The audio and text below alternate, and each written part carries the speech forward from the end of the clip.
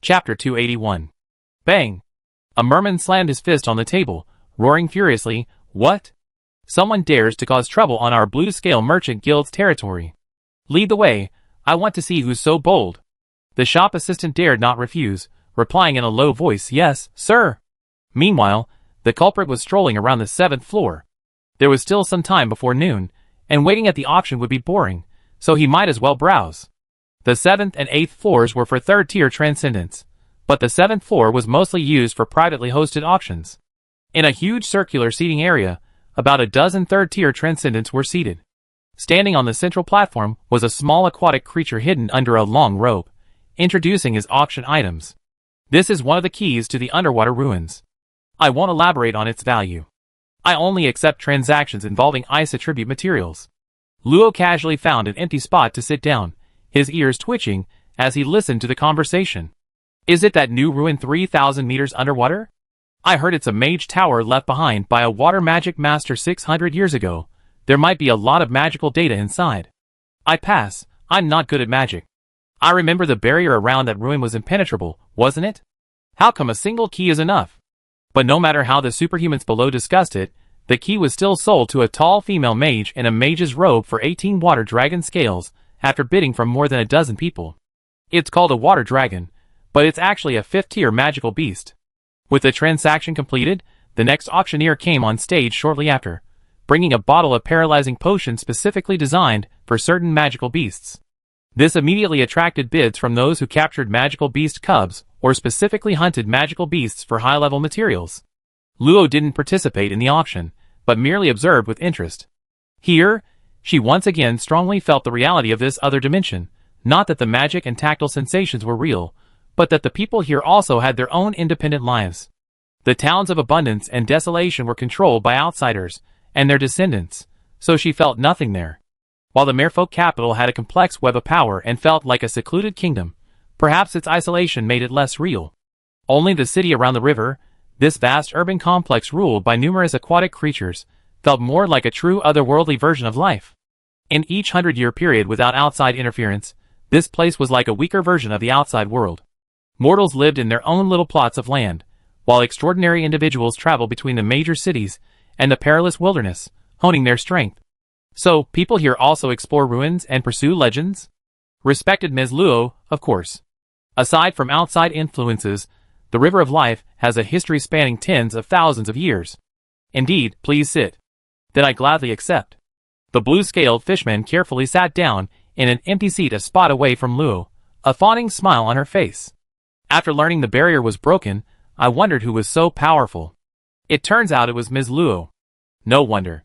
As the host, it was truly impolite of me not to greet you. So what do you wish to auction? I can decide, and there will be no handling fee. The shop assistant beside her was dumbfounded. How come her boss had been so furious before arriving, demanding the troublemakers pay the price? Then forget it. If I remember correctly, you're a sailor from the Mozen, aren't you? What are you doing here? The merman was somewhat surprised. Ms. Luo, I didn't expect you to remember. I'm truly flattered. It's like this, the captain recently went to sea, so we're currently on hiatus. I'm just a lowly auction administrator at headquarters. Compared to you, Ms. Luo, I'm nothing. Luo glanced at him and said calmly, "Forget the formalities. Haidem probably already knows I'm here. Tell him to come find me." The merman froze, a slimy trickle of fluid appearing on his slippery fish head. He had indeed secretly sent someone to inform the great chieftain as soon as he saw Luo and the kobold beside her, but now she seemed rather displeased. This? The merman's large eyes darted around, and he chuckled, suggesting, "Ms. Luo, there's another auction on the 8th floor. I think it's almost time. How about I take you to a VIP room? The view of the auction items is clearer there, and the experience is much better." At this moment, not only the shop assistants, but also some of the nearby auctioneers noticed this place. This was the headquarters of the Blue Scale Merchant Guild, and the Blue Scale Merman's status was not low. Even a first-tier merman dared to be neither servile nor arrogant in front of a third-tier transcendent. But this third-tier merman was being so respectful to a little girl. Could he be some important figure? Seeing more and more people staring at her, Luo felt slightly uncomfortable but nodded and, led by him, arrived at the 8th floor. Unlike the 7th floor, this floor had a ring of luxurious rooms at the back, specially provided for VIP guests. The high-altitude rooms allowed buyers inside to overlook the entire room. At the front of each room was a mirror that only allowed one-way visibility, shielding them from outside perception, but not hindering their observation of the auction items. Luo sat on the leather sofa in VIP room number 3, enjoying the softness beneath her. A huge mirror offered a panoramic view of the room. On the table were bidding paddles, and a plate of what looked like expensive fruit. Ms. Luo, if you require any service, simply activate the array here with your magic, and someone will come. There are still 14 minutes until the auction, so I won't disturb you any longer. With that, she hurriedly left, presumably to report to Hidamu personally. The vast VIP room became quiet, with only Luo and Bakwin remaining. Luo released her senses to ensure there were no signs of detection arrays before relaxing and standing up to look around. So this is what VIP rooms are like. I thought there would be more. But then again, it made sense. These rooms weren't assigned to any one person, each room might be different. He had chosen this room because he sensed Luo's preference for simple decor. As Luo, like a child, touched and looked around, time passed quickly. Many people arrived at the auction hall, most disguised to obscure their features. However, some arrogant individuals seemed completely unconcerned, such as a young master with a bruised and swollen face and his entourage. A sexy blonde woman stepped onto the stage and gently tapped her ear. The ethereal sound resonated throughout the hall, silencing most of the seated attendees. Welcome everyone to this auction hosted by the Blue Scale Merchant Guild. I am the auctioneer here. I imagine you all have items you're interested in, so I won't waste your time. Now, please welcome the first item. Yer stepped back slightly, and a pillar slowly rose from the center, displaying the first item from the auction catalog, a raw stone of deep sea essence. This deep sea essence comes from an extraordinary individual whose name cannot be revealed. It's of superior quality, and can be used to forge a high-grade silver-level shield. Imagine having such powerful armor when fighting magical beasts. Victory would be guaranteed. It really is deep sea essence. Such a large piece is rare. I must bid for it. I happen to know a blacksmith. I definitely get this. With Yer's introduction, most of the extraordinary individuals simultaneously released their senses. After confirming it was genuine, the hall erupted in excitement. Luoji muttered to himself, "Is this thing really that good?" Seeing the atmosphere had built up, Yer didn't waste any words and raised her gavel. Starting price: 3,000 Tier 1 magic crystals. Thump! The auction officially began. Chapter 282. On the other side, Pearl and Kagome were strolling around. The bustling, enormous shops were something the mermaid capital didn't have, because they weren't needed. It was the first time Pearl had ever seen such a lively place, and her eyes were glued to it. "Pearl, let's go back. Luo will worry." "No rush. You're here." But, after several encounters with enemies she couldn't handle at all, even Kagome, being a doll, couldn't help but feel a sense of bewilderment, wondering if she was really that weak. But Pearl didn't think that far ahead. Seeing what seemed like movement, she immediately took off running. Seeing this, Kagome had no choice but to follow. If they encountered enemies, escaping shouldn't be a problem, right? Get out of my way. What a joke. Bullying women and children is nothing. If you got the guts, try your hand at it. This isn't human territory. Want to be a hero? Let's see if you have the ability. Everyone, attack. Pearl squeezed her head through the crowd, and saw a human boy protecting a mother and daughter. In front of him were 4 tiger-headed men, wielding clubs, and about to attack the boy. What's going on? They're fighting? A bystander, a kind-hearted superhuman, explained, those 4 tiger men are local thugs. Because they're connected to the Blue Scale clan, they can cause trouble here and at worst get a few scoldings, but in a few days, they'd be back to normal. Moreover, they only attack humans. They're relatively benign towards other races. This area is mostly populated by orcs and fishmen, which has allowed the 4 tigers to roam freely for years. Just now, they encountered a mother and daughter. Seeing that the daughter was beautiful, they couldn't help but have lustful thoughts and deliberately went up to chat with her. However, since humans and beastmen have been at odds for many years, the girl naturally did not give them a friendly look. When persuasion failed, they resorted to force. Just as the 4 tigers were about to forcibly take them away, the human youth grabbed their wrists, stopping their violence. "They're so mean! Ha ha ha! But what does it have to do with me? I'm not human." The one explaining to Haijinju was a deer man, watching the fight between the one person and the 4 tigers with great interest, chewing on something, practically waving his hand in cheers. Haijinju looked at the youth and realized that although he was alone, his strength was not to be underestimated.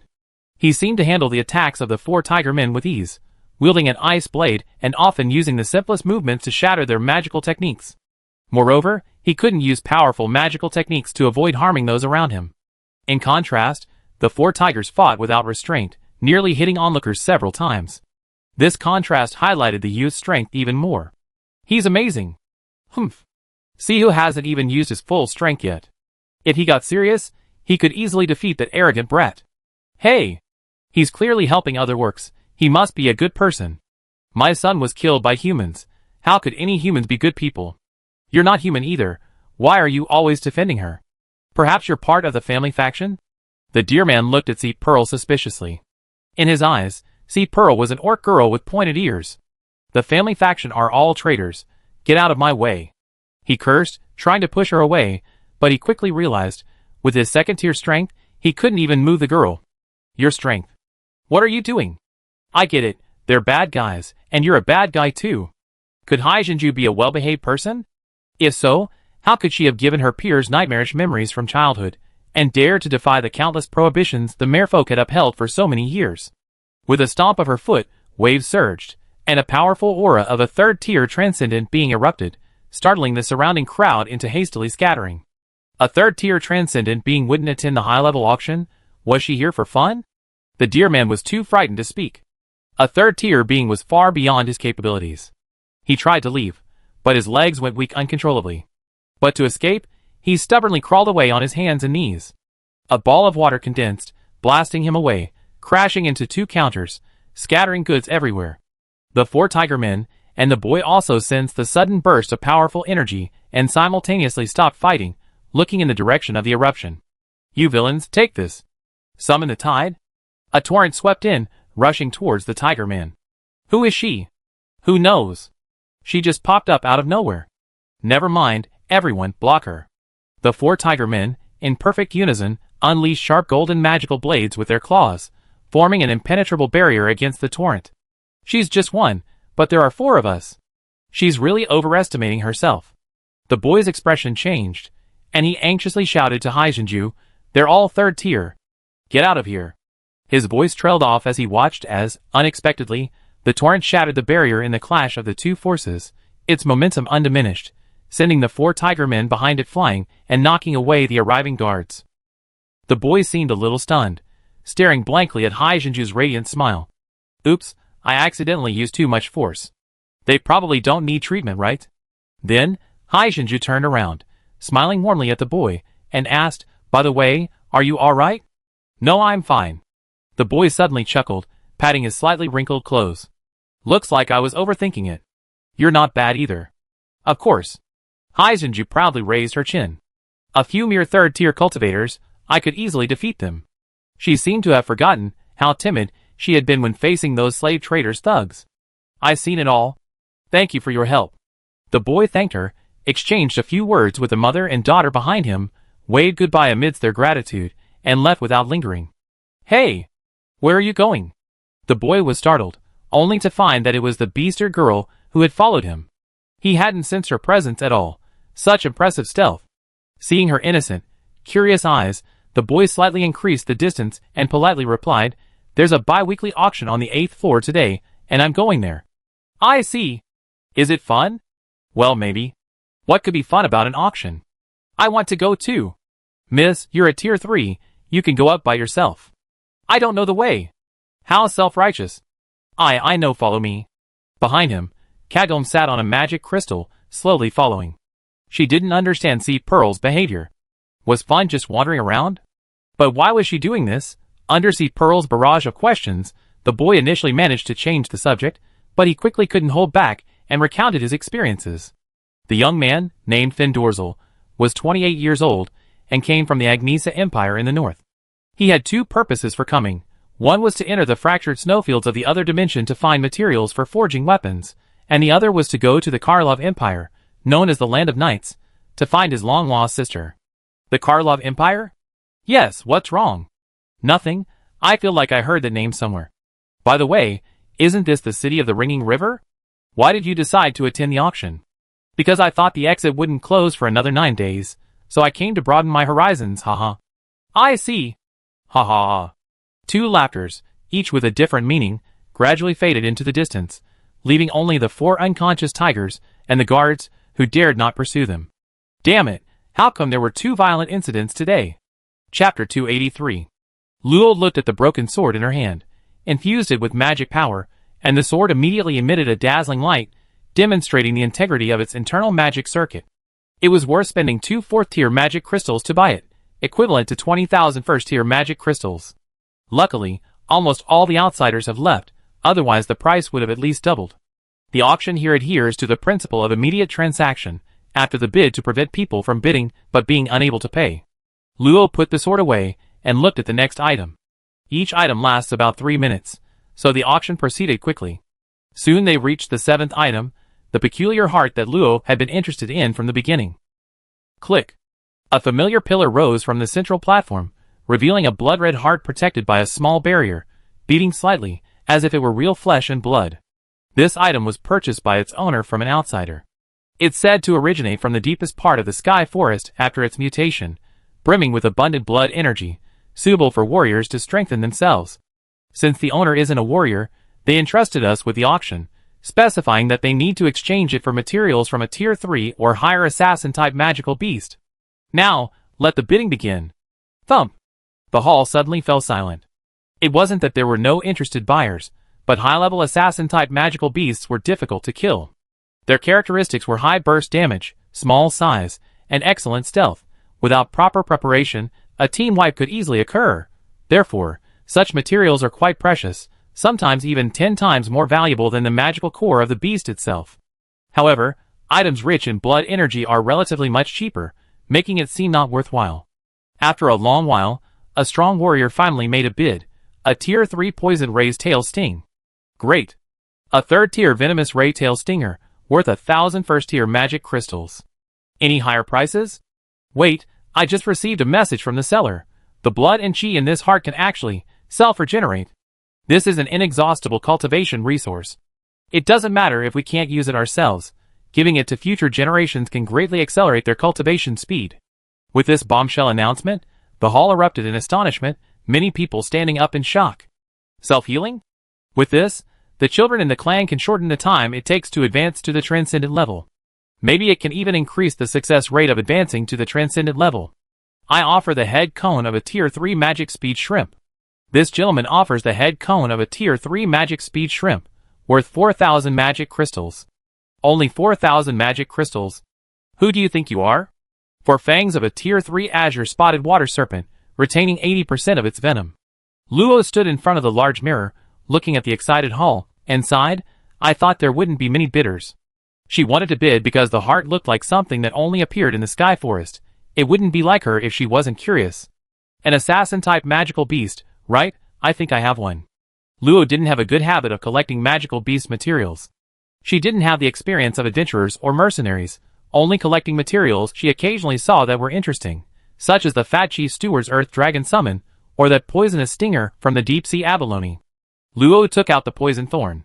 Even though it had been cut from its owner long ago, it still exuded a chilling aura and had a blue sheen, clearly indicating that it contained potent poison. I offer 5 pairs of the Draw River Lion Fangs. At this point, the bidding had reached 21,000 tier 1 magic crystals, and the number of bidders had decreased significantly. 5 pairs of the Draw River Lion Fangs. Any further bids? Thump!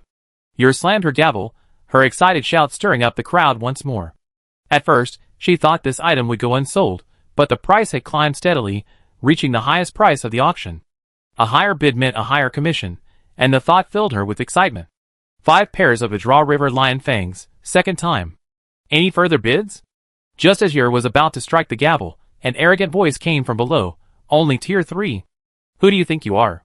Tier 4 ferocious rose root. Many buyers were enraged by this, but hearing it was a tier 4 magical beast, they couldn't argue. The higher price was justified. Yer's face lit up, and she lightly tapped her gavel. Since it's a tier 4 magical beast, we need to invite our appraiser, Elder High, up here. Soon, an old merman was respectfully invited up by the staff. The old merman appraiser tremblingly took a triangular pyramid-shaped plant root thorn from his assistant, examined it carefully for a while, and then nodded. It's definitely a 4th-tier assassin-type magical beast, valued at 60,000 1st-tier magic crystals. The hall erupted in an uproar. For most third-tier players, this was a huge fortune. Without exceptional strength, it would be difficult to hunt magical beasts of the same tier. If they were in a team, they would have to consider the distribution of spoils, significantly reducing their profits. However, everyone with discerning eyes knew that the person in the VIP room hadn't made a move yet, and the 60,000 price was definitely not the final price. Sure enough, after a moment of silence, a deep voice came from VIP room number 7. A set of sawtooth shark fangs worth 100,000. The hall erupted in commotion again. Isn't that the sawtooth shark, the so-called killing machine of the water? Once it reaches adulthood, it should be at least tier 5. But how can a deep-sea magical beast be hunted? No one could answer this question. Perhaps only the bidders in the VIP rooms knew. Damn it, I bid another pair of frosthorn python horns. The owner of that arrogant voice seemed determined to win, producing another set of materials for a tier 4 magical beast, valued at 50,000, immediately driving down the price in VIP room number 7. This young master wants to see who else dares to bid. Despite their dissatisfaction, the others knew this human from the outside world was probably incredibly wealthy. For them, the aquatic race who struggled to acquire high-tier magical beasts, it was a game-changer. VIP room number 7 seemed to have realized this as well, ceasing their bidding.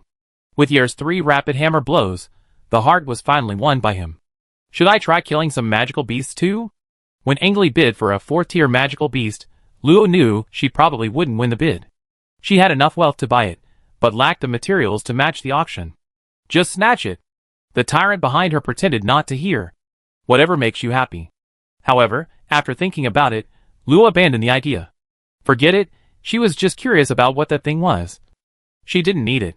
After this intense bidding, the subsequent items were much calmer. Luo won the 38th item, a piece of metal from the snowfield, radiating a persistent chill. Perfect for forging an ice attribute knight sword. Luo remembered that Viguria had an affinity for ice. She also had several high-purity ice magic crystals left by the snowman from the snowfield, as well as unmelting ice left from rescuing the sea pearl. Having someone forge a knight sword as a gift would be quite suitable. As for Manita, he inherited his family's affinity for water, and Luo has no shortage of water attribute materials. After all, the merman leader is incredibly generous. Next up is the 40th item, an indestructible black gem.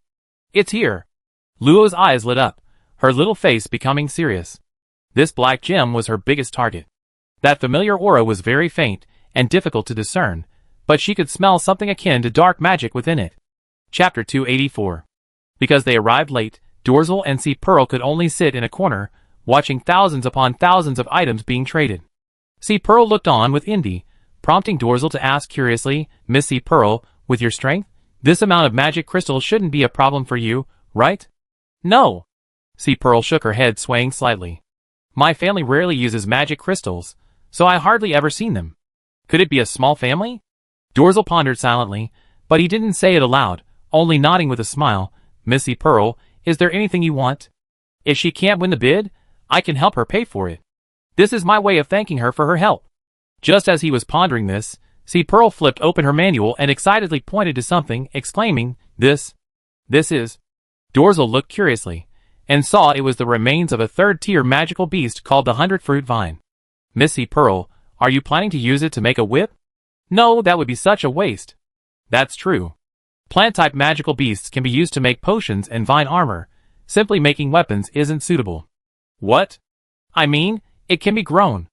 That way, we have 100 kinds of fruit to eat." Looking at Sea Pearl's earnest, envisioning the future, Dorzel's words caught in his throat. "That's a magical beast, not a demonized plant. Only tier 3? Who do you think you are?" The main root of a tier 4 fiend rose. The sudden arrogant voice drew his attention back to the auction. "It's the eldest son of the Dahomey family." He blurted out instinctively, then quickly covered his mouth. Seeing that no one was paying attention to him, he breathed a sigh of relief. But soon, 2 burning gazes from the side made his heart skip a beat.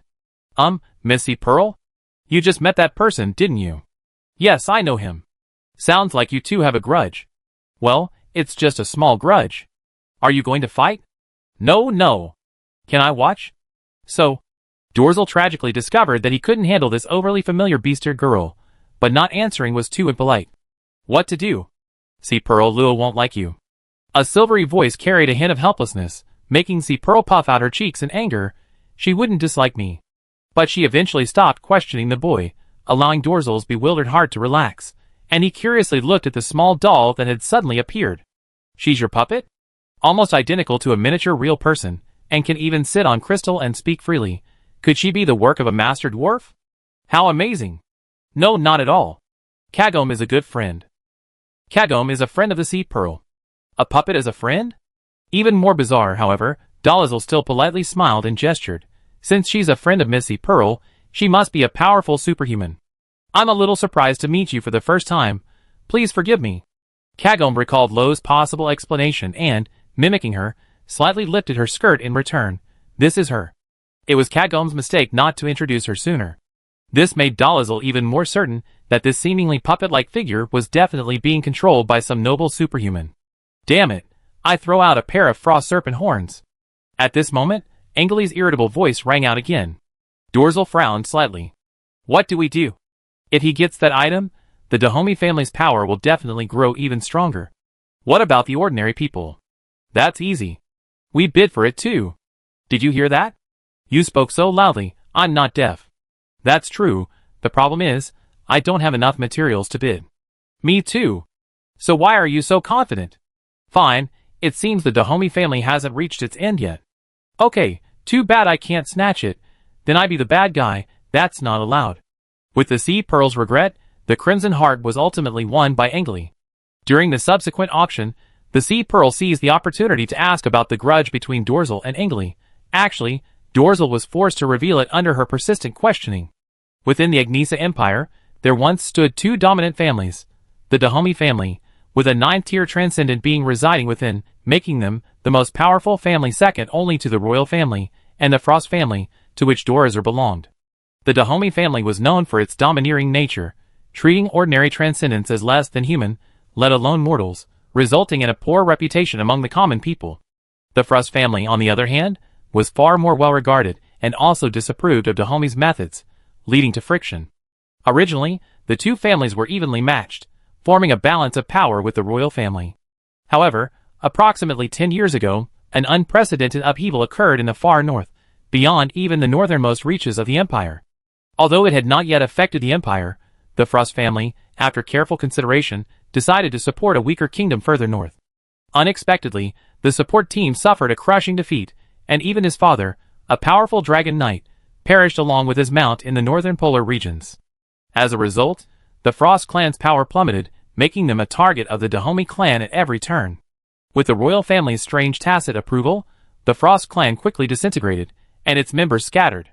He and his sister fled together during this turmoil, but were caught in a pursuit, and his sister became separated from him, her whereabouts unknown. Fortunately, through his relentless search, he finally learned that someone had seen a figure resembling his sister on the road to the Knight's Kingdom. Thus, he embarked on a journey. Speaking of this, Dorzel's eyes were filled with longing for his sister, which piqued Sea Pearl's curiosity. Don't you hate the Dahomey family? Hearing this, a shadow of darkness flashed in the boy's eyes. Of course I hate them, but we alone aren't enough. The Dahomey family is too powerful, far beyond what the fragmented Frost family can withstand. Rather than die, it's better to live happily. Perhaps one day in the future, when we have enough strength, we can take back what is rightfully ours. That's true. If I can help, I certainly will. Thank you, but this is a matter for my family. I don't want to involve you. Before Sea Pearl could say anything more, Kagome, mimicking Lo's gesture, tapped her on the forehead. Lo will be unhappy. Hey! Why do you always hit me like her? Watching the interaction between the two girls, one big and one small, Dorzel became somewhat curious about Lo, whom Sea Pearl and Kagome had mentioned many times. She must be a kind-hearted girl. Meanwhile, this kind-hearted girl was examining the black gem that had been presented to her. Aside from its hard texture and a faint, unpleasant aura, no one knew what its use was. So, aside from a few who tried to bid, Lo easily won it with 400 Tier 1 magic crystals.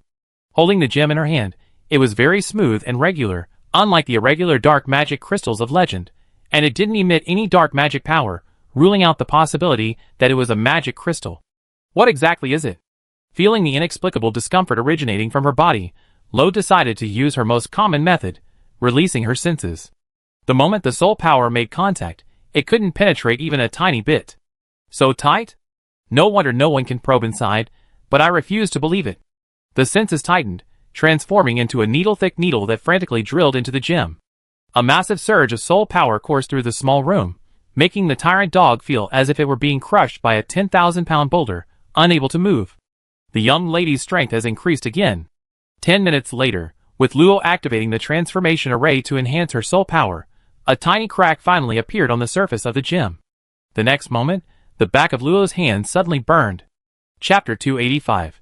The highlight of this auction is 50 Thunder Marks. These are the rarest marks. If you need to learn lightning attribute magic skills, these Thunder Marks will be of great help. Without further ado, the starting bid is 20,000 Tier 1 magic crystals. So expensive.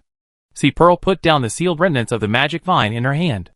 She didn't have a good grasp of the price, but the starting bid of 20,000 was the highest so far, comparable to the final price of other auction items. Dorazel smiled and explained, Thunder Marks are the rarest marks. In the outside world, the price would be several times higher. Each Thunder Mark is equivalent to 10 Tier 3 magic crystals. Wouldn't those with lightning affinity be at a disadvantage? Haha, not really. Marks only assist in the construction of runes. They are important, but there are other methods to assist without marks, and they aren't necessarily the best. Dorazel seemed quite knowledgeable about these things, and immediately gave an example. For example, I heard that thunderstorms in the world are. The self-construction of runes, if carefully perceived, can also benefit the cultivation of thunder demon techniques. I see. See, Pearl looked thoughtful, then nonchalantly swung her feet. Anyway, I'm not thunder affinity, it has nothing to do with me. That's true, haha, Miss C. Pearl is truly genuine. Only Kagom's eyes flashed with a red light. Thunderstorm? This batch of Thunder Marks was ultimately bought by the big shot in VIP room number 5 for 220,000 magic crystals, making C. Pearl click her tongue in amazement. At this moment, the auction reached its final item, the grand finale. Yer unexpectedly remained silent. The entire hall went dark, except for a beam of light that shone on the central platform. As a box protected by a barrier slowly rose, many extraordinary individuals couldn't help but hold their breath to investigate. Now, please welcome the final item of this auction. Dragon Blood Grass. It's here. Not only was Dorazel excited, but most of the extraordinary individuals couldn't help but widen their eyes. Most of them knew that such a treasure was beyond their reach, but it was good to broaden their horizons. Inside the barrier, the exquisite box slowly opened, emitting a chill that quickly swept through the entire auction hall. Soon, the contents were fully revealed. It was a pale blue grass, no more than the length of a palm, completely translucent, like ice crystals. It had 5 leaves and emitted a chill that penetrated to the very soul, causing everyone to shiver involuntarily. A drop of icy blue residue clung to the topmost leaf, emanating a faint but palpable pressure. Looking directly at it felt like carrying a heavy burden. Even their senses became hesitant, and they dared not approach. A demonized snow mist grass from the shattered snowfield, stained with dragon blood. It possesses a trace of dragon's might. If consumed, there's a certain probability of inheriting that might. Even if you're unlucky enough not to, it will greatly strengthen your body and enhance your ice affinity. I think its value is self-evident. The auction begins now, no reserve price. Thump! I bid 3,000. 5,000. 8,000. That's dragon's might. Even if it's not 100%, as long as there's even a slight probability, people will go crazy. With dragon's might, even a novice can suppress magical beasts. Even if chased by a high-level magical beast, dragon's might gives you a chance to escape, let alone in battles of the same level. So many people are bidding. Dorazel, who was pondering when to bid, asked curiously, Missy Pearl, that's something stained with dragon blood, don't you want it? But I only know one dragon. Although it doesn't have a body. Ha ha ha, Miss C. Pearl is quite humorous. Dorazel didn't believe this. Dragons had long since disappeared. So-called dragon knights rode flying dragons with dragon blood. Even though the dragon's might on this dragon blood grass was crystal clear, he couldn't be sure it was pure dragon blood. However, it should be enough for his own bloodline.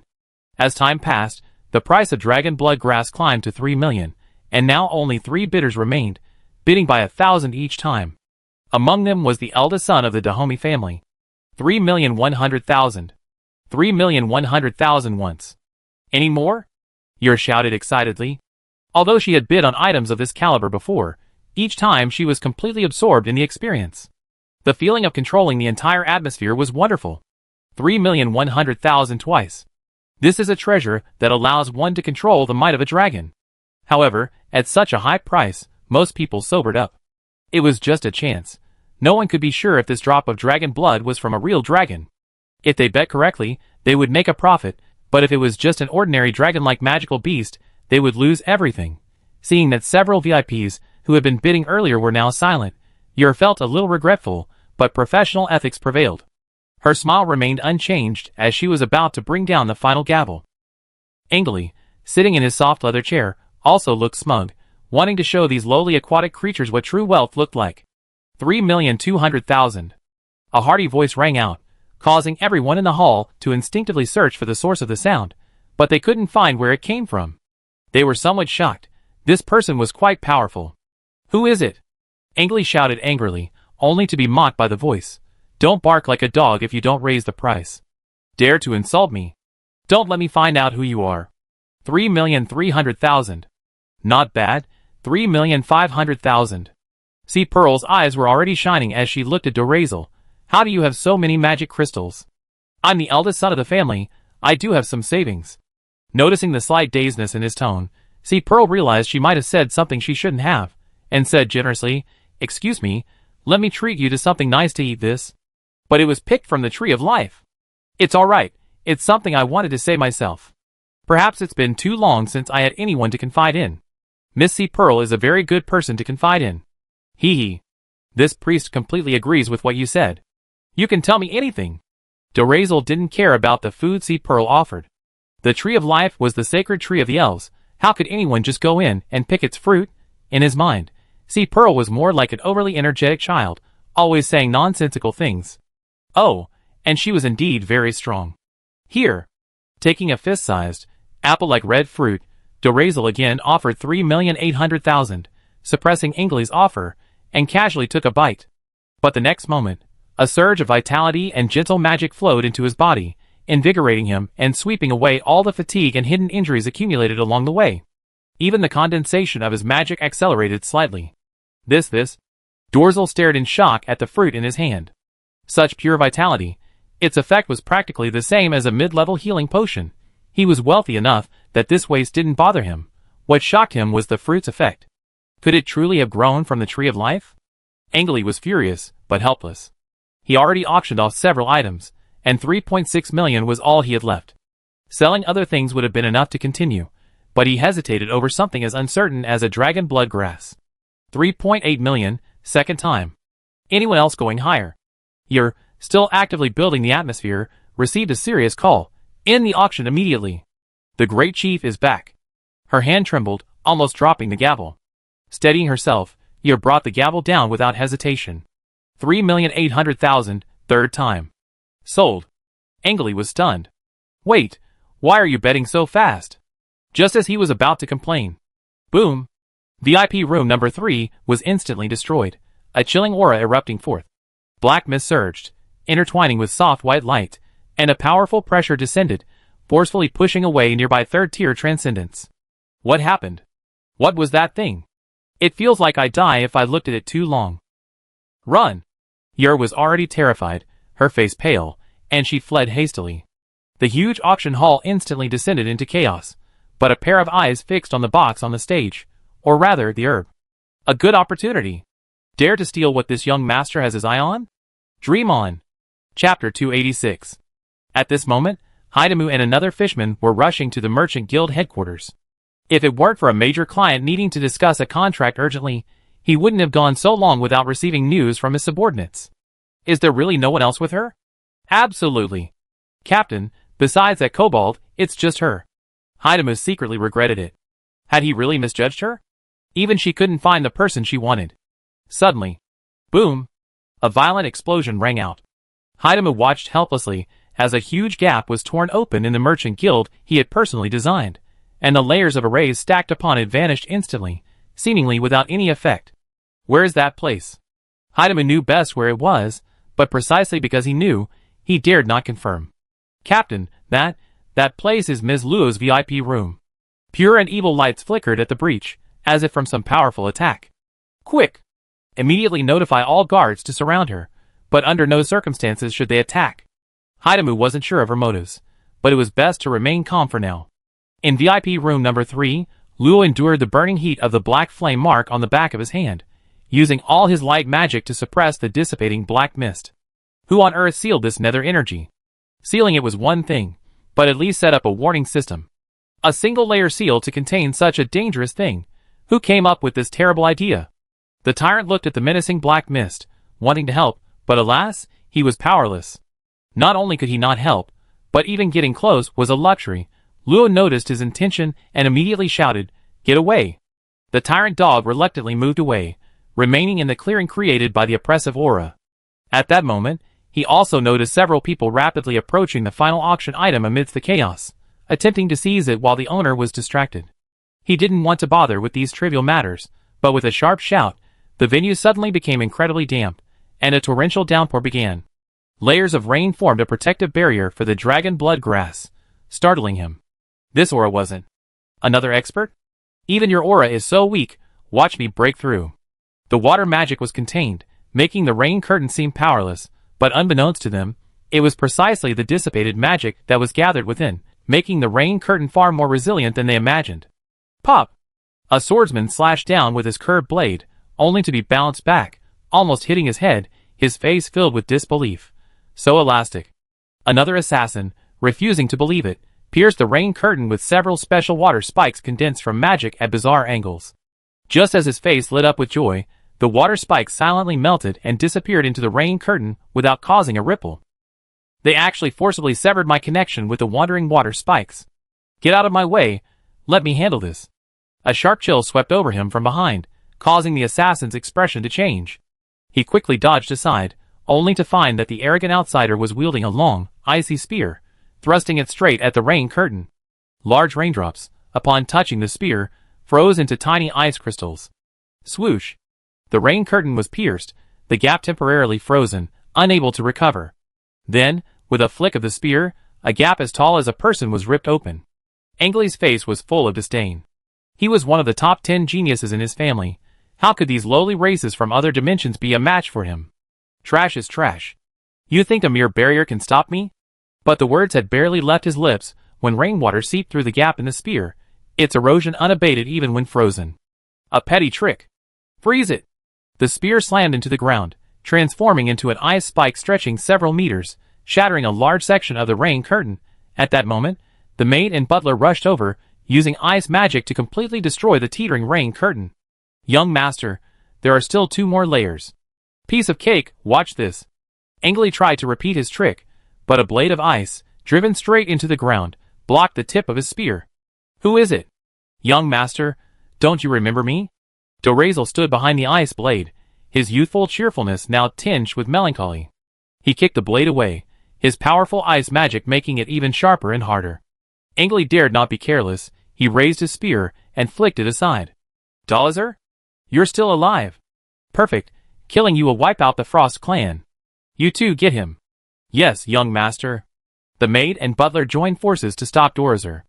Although they couldn't defeat him, letting Angley seize the dragon bloodgrass was enough.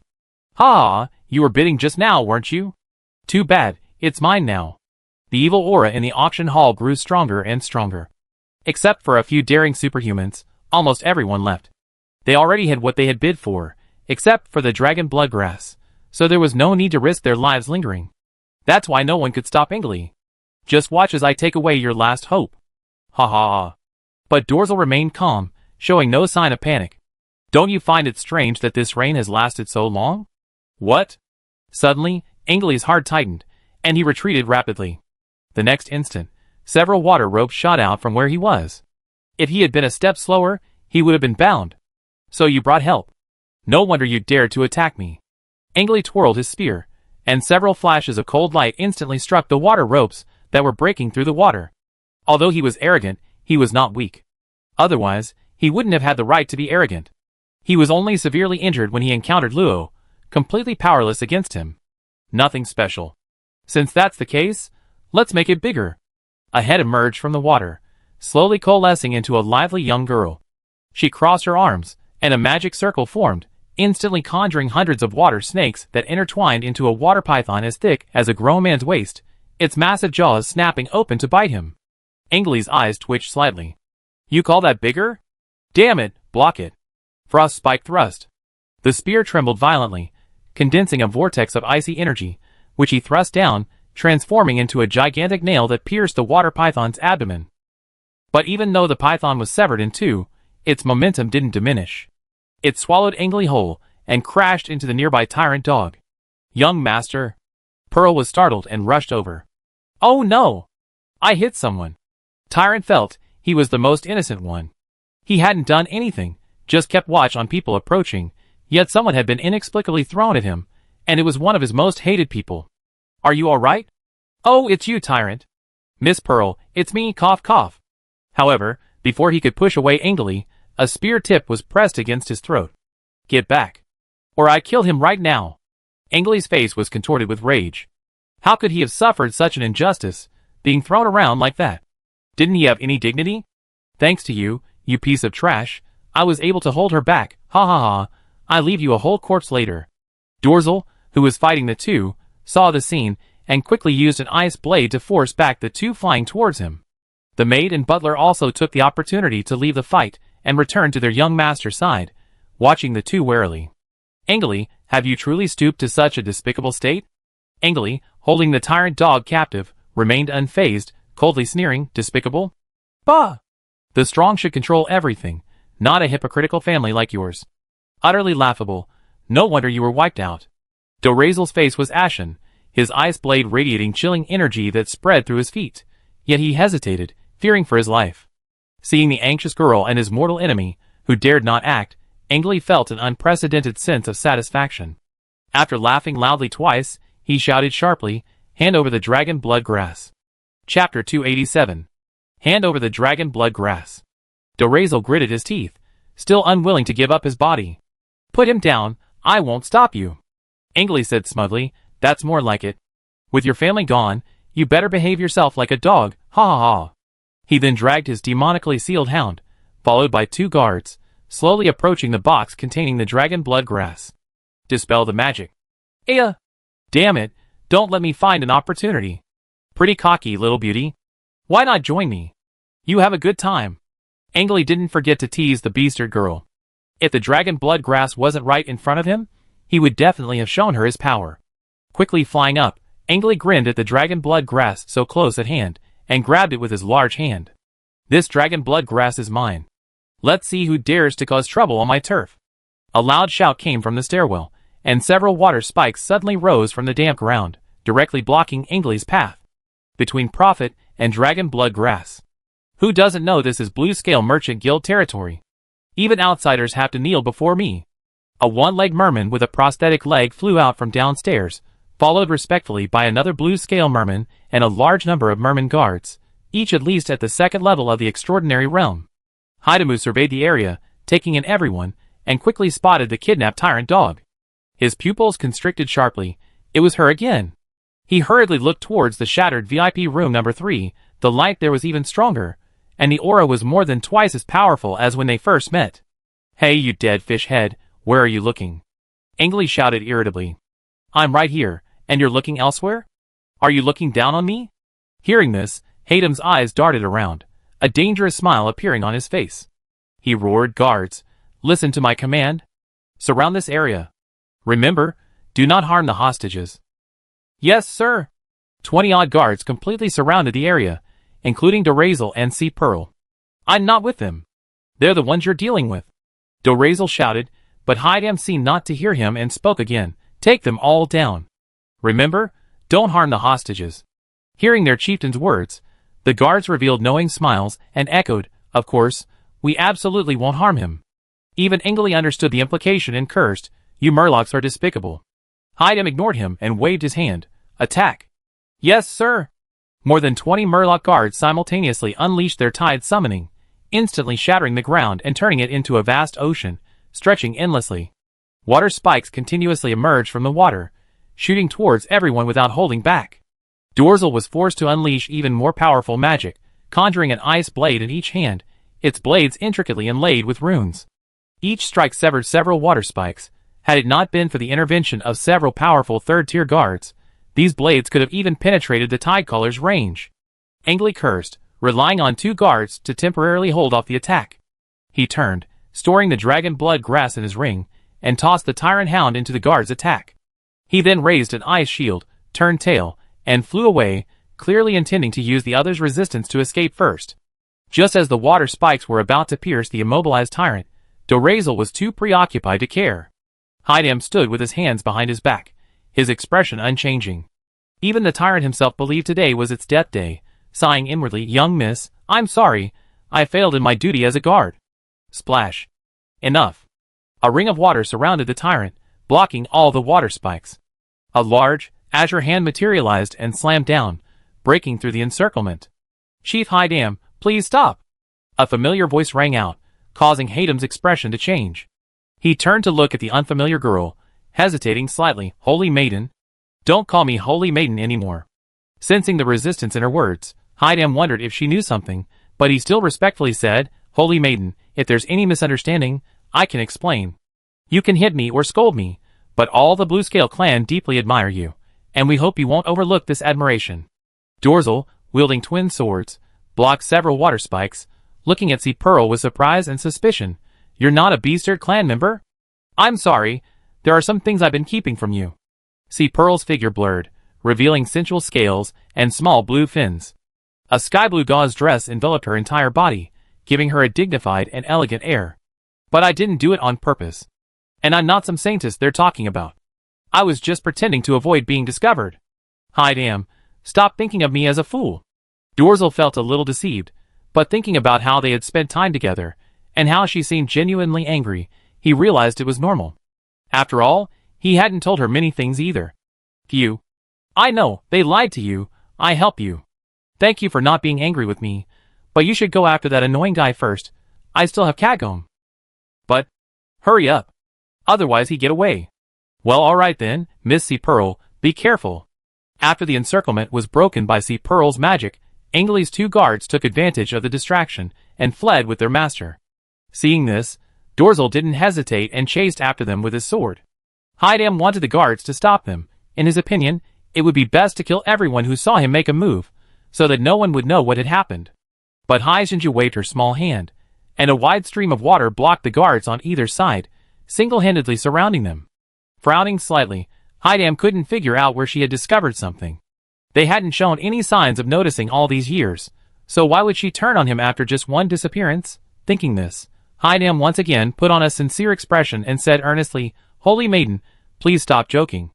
Did someone tell you something? I'm sure they're lying to you. We're all very worried about you. Without you, we can't even concentrate on our work. Stop joking. You want me to go back and have my blood drawn, right?" Having said that, Hydam understood. She truly knew everything. Her smile slowly vanished, and she said in a deep voice, "Holy Maiden, we rescued you from the Blackscale clan, we offered you food and shelter, we provided you with everything good, and we followed your every wish. Tell me, where have we wronged you? All we wanted was a little blood to prevent being bullied by the other two clans. What's wrong with that?" Pearl's voice suddenly softened. She knew this, which was why she couldn't hate them. Although she had ulterior motives, it was undeniable that during her time with the Bluescale clan, she had suffered almost no mistreatment and received much care.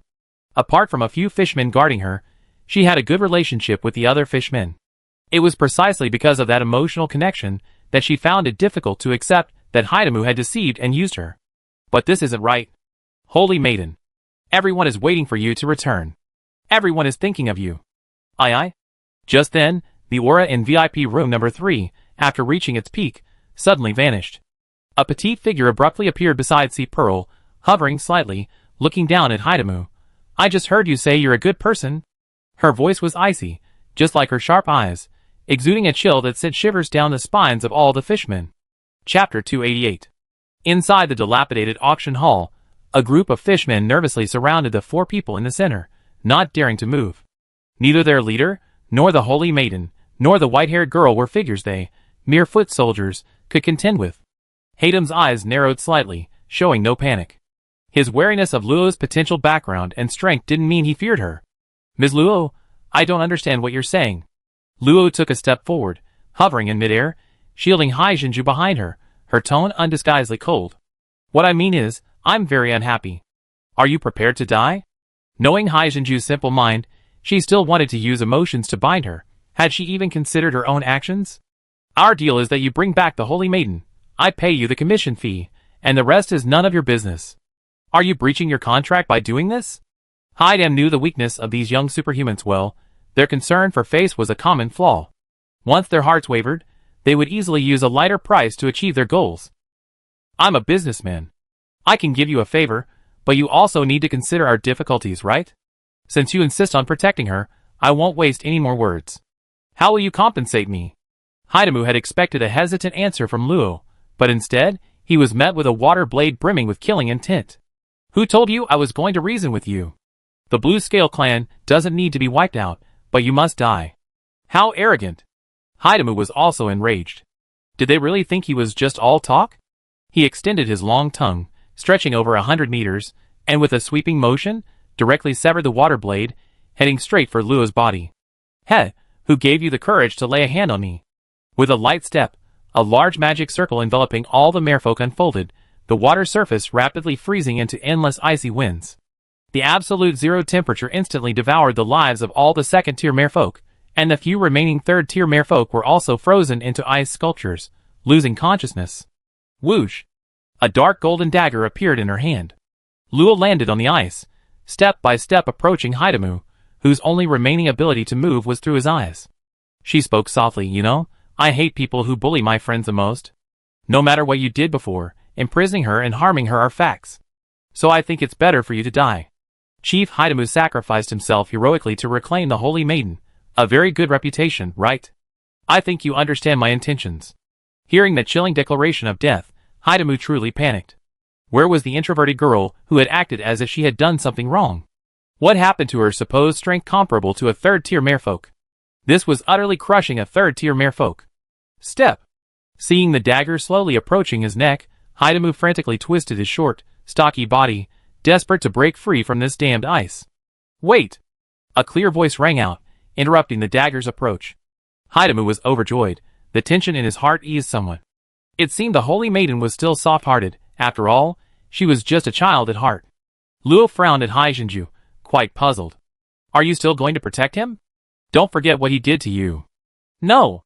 To everyone's surprise, Haijinju firmly shook her head, looked up at the great leader who had once pulled her out of darkness, lowered herself, and took the dagger from Luo's hand. You were so good to me. If it weren't for you, I would still be in that cage, dying alone. I'm grateful for the light you gave me, but please forgive my greed. I crave real sunlight, not fake artificial light. So I will miss you. Hidamu's face contorted with panic. He forcefully channeled his magic to create a gap, pale blue blood seeping from his scales. No! Holy Maiden. I promise I will treat you as the true Holy Maiden. I will serve you for generations. I am willing to be your servant. Don't kill me. Haijinju's dagger paused, but the next moment, without hesitation, it plunged into his chest. I'm sorry, I have to grow up now. I can't be that innocent child anymore. Please forgive me, please forgive me. Holy Maiden. Your Majesty. No.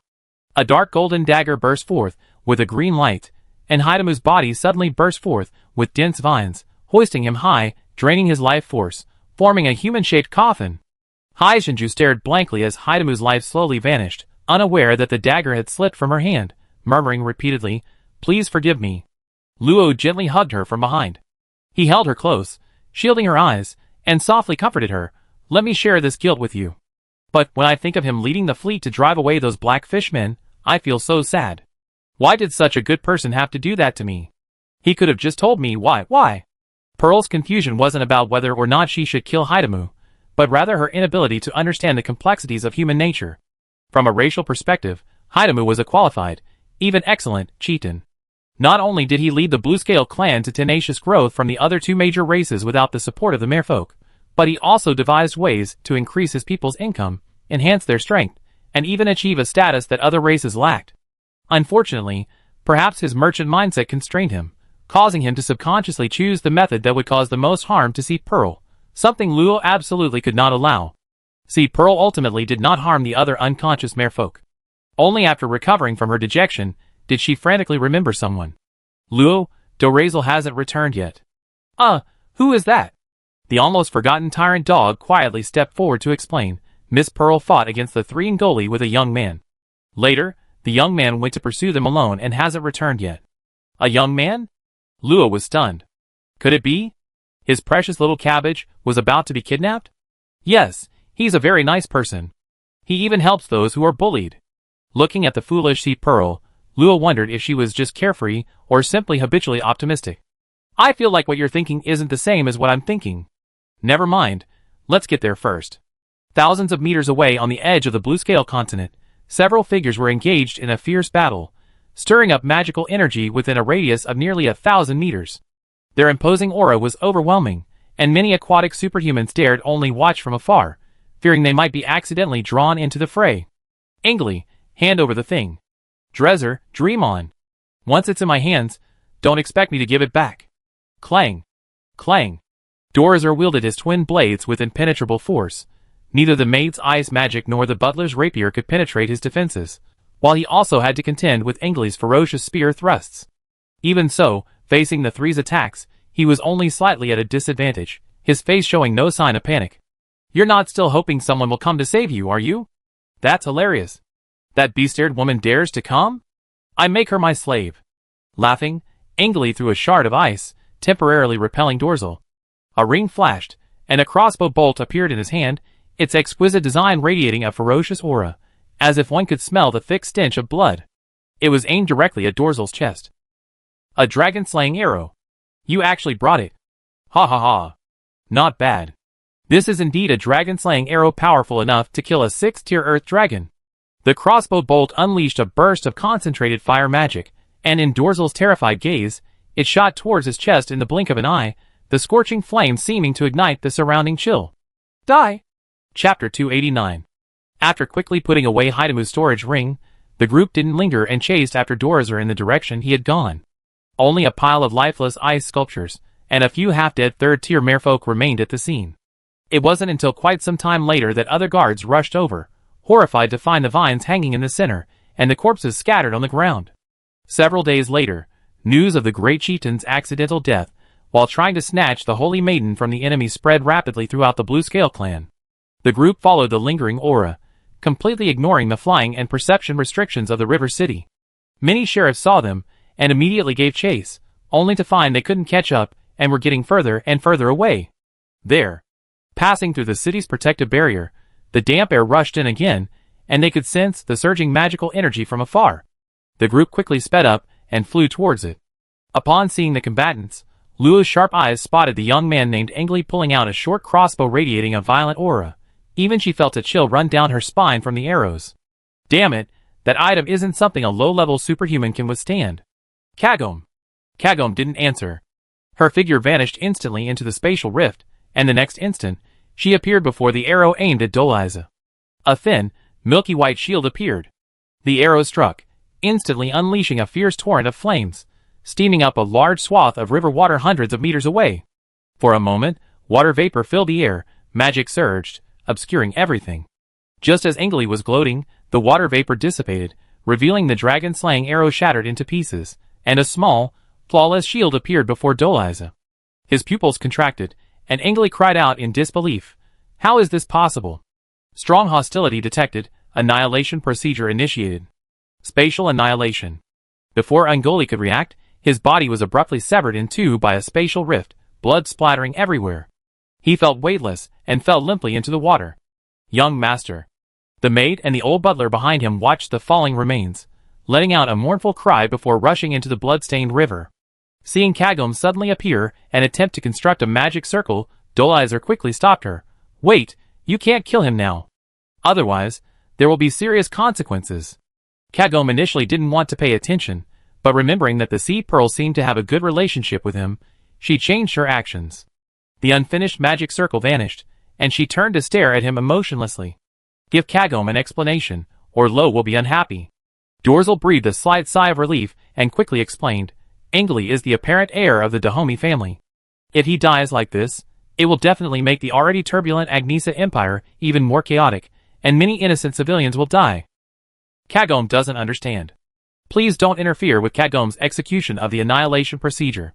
She didn't know what would happen if many civilians died, nor did she care, because she had never seen Lo show mercy to any enemy. Naturally, she also felt that one shouldn't show mercy to enemies. But Dorzel hesitated. His upbringing made it difficult for him to abandon the Empire's civilians, especially when he could have stopped them, but pretended not to know. It was as if he had allowed their deaths to occur, making him even more distressed. That's enough, Kagome. Okay, Lo. A pleasant, clear, and cool voice rang out, and Kagome immediately sat obediently back on her void crystal, floating back to the side of the approaching girl.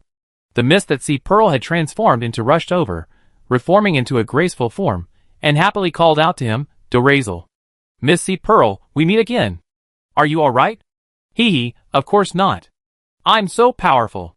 After a brief greeting, Dorzel turned his attention to the mysterious girl who had arrived first. She had flowing silver-white hair, blood-red eyes, and skin as white as the moon. Her exquisite beauty was like a creation of the gods, even more adorable than Sea Pearl when she revealed her true form. Her thin, pink lips were rosy and exuded a cool aura. Unlike Sea Pearl's liveliness, she seemed more like an angel to be observed but not approached, radiating a powerful aura that calmed the surging river, which seemed afraid to disobey her. Dorzel instinctively tensed up, and it took him a while to remember to greet her. This young lady must be the Luo that Miss Sea Pearl and Miss Kagome mentioned. Thank you so much for stopping them. Luo glanced at him. Short white hair, deep blue eyes. Wait, she looks familiar. But she has such a silly look on her face. I definitely don't know this kind of person. It must be my imagination. Seeing that the girl didn't speak, Dorzel awkwardly scratched the back of his head. Just as he was considering how to ease the slightly awkward situation, he was stunned to see Luo looking down at the water in the distance. Miss Luo, may I ask what this is? Then, he saw that as Luo reached out and gently grasped the water, a spray of water several meters high suddenly erupted from the distant surface, and a ball of water enveloped the three of them, flying back to them without stopping. The water sphere shattered, revealing three people bound by several water chains. Thanks to the extraordinary vitality of the superhumans and the aid of healing potions, Engeli's severed body had reconnected, growing new flesh, though his face was still extremely pale and his breath incredibly weak. In a daze, he saw a white-haired girl coldly staring at him. The scene of being severely injured by a slap flashed through his mind, instantly sending a chill down his spine. He jolted awake and exclaimed, "It's you. It's me. We meet again. I told you, next time it'd be death." The maid and the old butler struggled to say something, but were immediately silenced by Lo. Even though Engeli's head was spinning, he dared not truly lose consciousness. This girl's strength was too bizarre. A single slap had severely injured him, and now he was bound without even realizing it. She was far beyond his level to resist. "I didn't provoke you this time. You can't do this. Let me go, I give you everything." Dorzel, standing to the side, had been in shock since the beginning. He had effortlessly captured three people from such a distance, and it sounded like they had clashed before. But what could have made Engeli so terrified? Whoosh! Ignoring Engeli's pleas, Luo flicked his fingers, and a water blade severed his wrist at the root. The severed hand instantly froze, shattering into dust, leaving only the ring floating in Luo's hand. The excruciating pain from the severed hand made Engeli's already pale face even paler, making him look like a corpse. He almost fainted. The things are yours, but... Can you let me go now? It depends on my mood." The words had barely left his lips, when the water chain around the maid's neck tightened abruptly. Water magic invaded her body, controlling her moisture. Soon, before the horrified eyes of the two men and Dorzel, the maid was reduced to a dried-up corpse, swallowed by the river. The threat of death instantly enveloped the remaining two. The old butler broke out in a cold sweat, trembling as he pleaded, "I know this is not enough to quell your anger, but considering we haven't harmed you, I beg you to take my life and spare the young master." Luo coldly stared at Engeli, over 30 runes appearing at his fingertips, rapidly constructing a spell called Soul Tremor. The dead need not speak. A destructive soul force exploded in the old butler's sea of souls. The intense pain caused him to scream uncontrollably. As his head slumped limply, blood slowly flowed from his 7 orifices. The gruesome sight finally broke the already terrified Engeli. "Please! Don't kill me! No! Don't kill me!" Watching Engeli, who had just been clamoring to kill him, break down and beg for mercy, Dorzel felt a mix of emotions. He wanted to say something, but couldn't suppress his pounding heart. Lo, of course, saw through his thoughts but didn't say anything. A soul rune entered Engeli's mind. After a scream, he fainted and was carelessly tossed into the river of life along with the old butler. He's not dead, but he become an idiot, and will never be able to cultivate again. Hearing Luo's cold words, Dorzel snapped out of his daze, and stammered, Oh, he's not dead. That's good, thank you. Let me make it clear beforehand. It was simply them who provoked me. It has nothing to do with you. I understand. The sea pearl couldn't bear to watch any longer and patted him on the shoulder, which startled him. Oh, what are you afraid of? Luo is very gentle. Saying this, she floated in front of Luo, trying to pinch her cheek, but the result was predictable. Her cheek was pinched hard, and she was forced to drink a bellyful of water. Glug glug. Ugh. Having finally escaped Luo's clutches, Sea Pearl immediately knelt in the air and vomited wildly. Ugh. I'm almost full. Don't say such ambiguous things. Wow, you're finally not stern. You're asking for it. Don't hit my head, it'd make me stupid. Kagome gently swung her slender legs, expressionless as she watched Luo playfully fighting with Sea Pearl. The bully, as always, remained a background figure. As long as the young lady didn't speak, he would never do anything unnecessary. Only Dorzel stood somewhat awkwardly to the side, looking at the red-stained river below and the cheering girls above, his mind buzzing. Am I the only one who's abnormal? Chapter 290. The playful banter ended with Sea Pearl getting a large bump on her back. Why can't my magic stop your punches? Because your control is too weak. Hey! Grandpa clearly said my control has improved a lot. He's just lying, don't believe him. Oh, I see.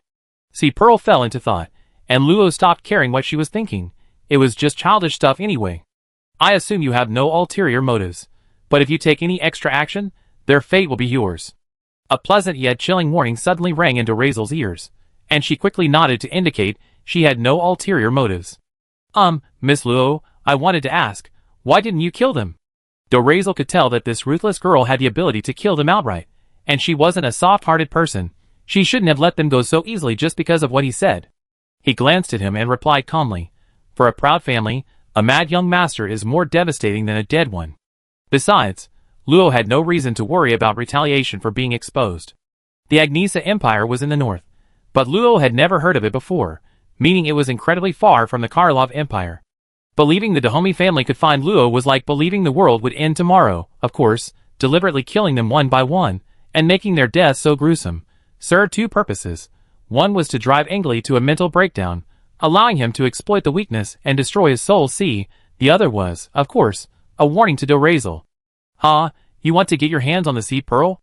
Ask me first. Why did you fight with him? Dorzel didn't think much of it. He already told the Sea Pearl, so one more person wouldn't make a difference. He recounted his feud with the Dahomey family, and how he'd been robbed of the dragon blood grass during the auction. Dragon blood grass? Luo glanced at Engli's ring. Besides the usual magic crystals and the local markings, there were only some miscellaneous items. He probably had other storage rings hidden inside. The most conspicuous items were a slightly beating heart and an open box containing a small herb that looked like it was made of ice crystal. Dorzel nodded, a hint of nervousness in his eyes. He desperately needed this herb containing dragon blood. It was crucial to his bloodline. But since Luo had it, he couldn't very well ask for it back. He's proud? A small, frost-covered blade of grass appeared in Luo's hand. This weed? Snow mist grass enchanted plant. A plant corrupted by prolonged exposure to high concentrations of ice magic. Its entire body is covered in ice crystals. In cold places, it absorbs cold air. In hot places, it actively releases it. Note 1. Cannot be grown in environments above 100 degrees Celsius. Note 2. It is stained with a drop of dragon's blood, giving it a faint dragon's might. A weed? It's a dragon blood grass stained with a drop of dragon's blood. The dragon's might on it is clearly visible.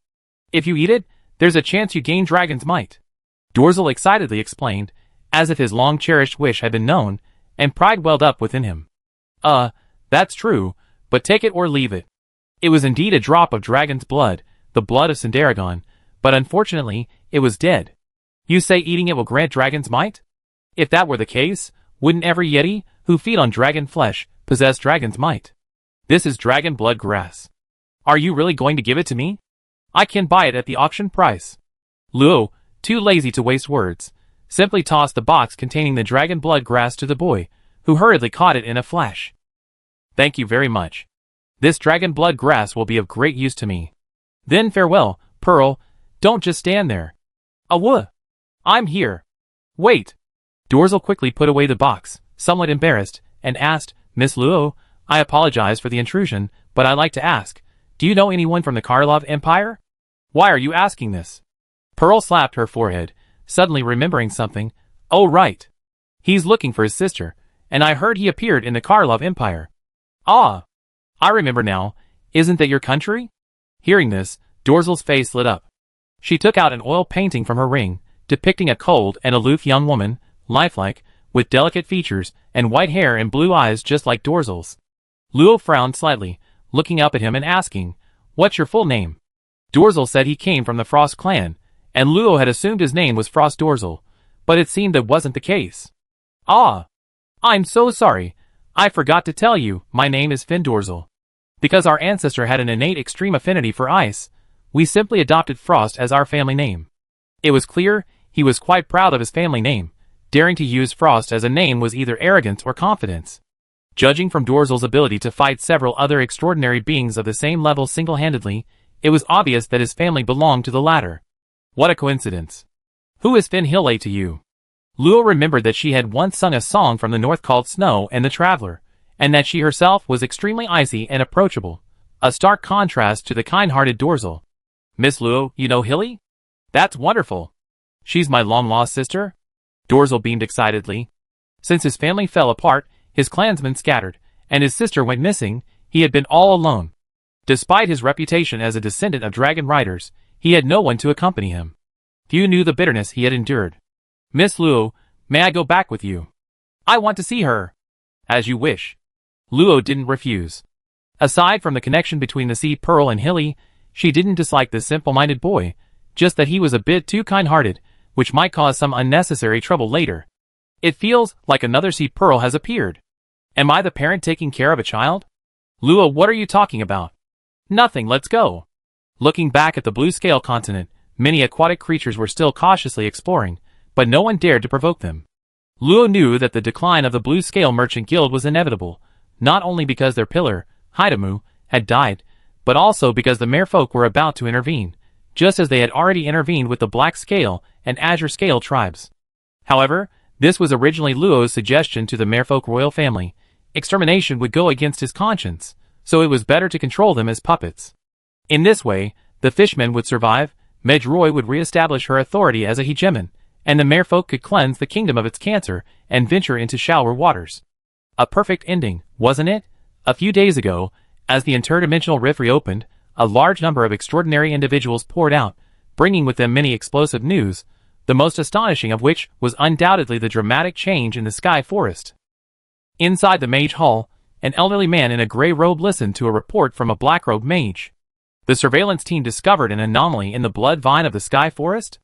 A warning would suffice, but a power far exceeding that of a high-level transcendent has appeared.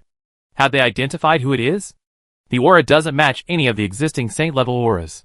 Could it be that a powerful being from another plane accidentally entered? As long as it doesn't affect the next opening, that's fine. What? The Grand Formation is reacting violently, the sealing power seems to have loosened? The gray-robed elder frowned deeply. He had presided over the opening of the interdimensional realm over 50 times, witnessing major events, like the movements of ring-level overlords, and the chaos caused by powerful beings from other planes passing by. Those were nothing compared to this. But the 100 Saints Grand Formation, buried deep beneath the boundless earth, is the foundation of the entire interdimensional realm. It not only stabilizes the 10 ring levels, but also seals the entrance to the realm of the dead. Its instability means a major event is about to occur throughout the entire realm. After closing the interdimensional realm, send in mages of the Red Robe rank or higher to search.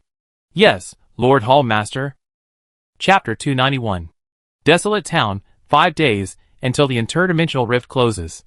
Inside a dilapidated fortress, several people were eating at a table, with a tyrant and a bruised leopard man standing nearby. The leopard man looked at the group who had usurped his place, wanting to say something, but was met with a stern warning glare from the tyrant. After their meal, the group split up and found their own rooms to rest. The leopard man growled angrily, "Tyrant, even if you're stronger than me, you should at least explain what this means." He was perfectly fine in his own home when this guy led his group and broke in, telling him to treat this place as his own. For the sake of being fellow beastmen, I advise you not to ask questions you don't understand, or you die without even knowing why. With that, 10 earthen marks were tossed into his hand. The leopard man's expression softened, and he turned to leave. Since he couldn't beat them anyway, and his power couldn't compare to the tyrant who had been operating here for years, he might as well admit defeat early and enjoy himself. A faint stench lingered in the room, but after being burned away by the fire magic, the air became much cleaner. With a flick of his wrist, Luo pulled out a gem the size of a pigeon's egg. The once jet-black gem was now transparent, its properties completely altered. Why did the gem sealed with nether energy become a magic-suppressing crystal? Another transparent crystal appeared in midair. Aside from their different shapes, the two were identical in all other properties, completely repelling magic and incredibly hard. The gem sealed with nether energy wasn't actually damaged, only the seal had been pierced by Luo's soul power, demonstrating the gem's inherent hardness. A delicate, white hand flipped over, revealing a black flame tattoo on the back of the hand, devoid of any excess fat. Far from detracting from its perfection, it possessed a peculiar charm. I think I can sense the netherworld energy on it now. Is it because I absorbed it?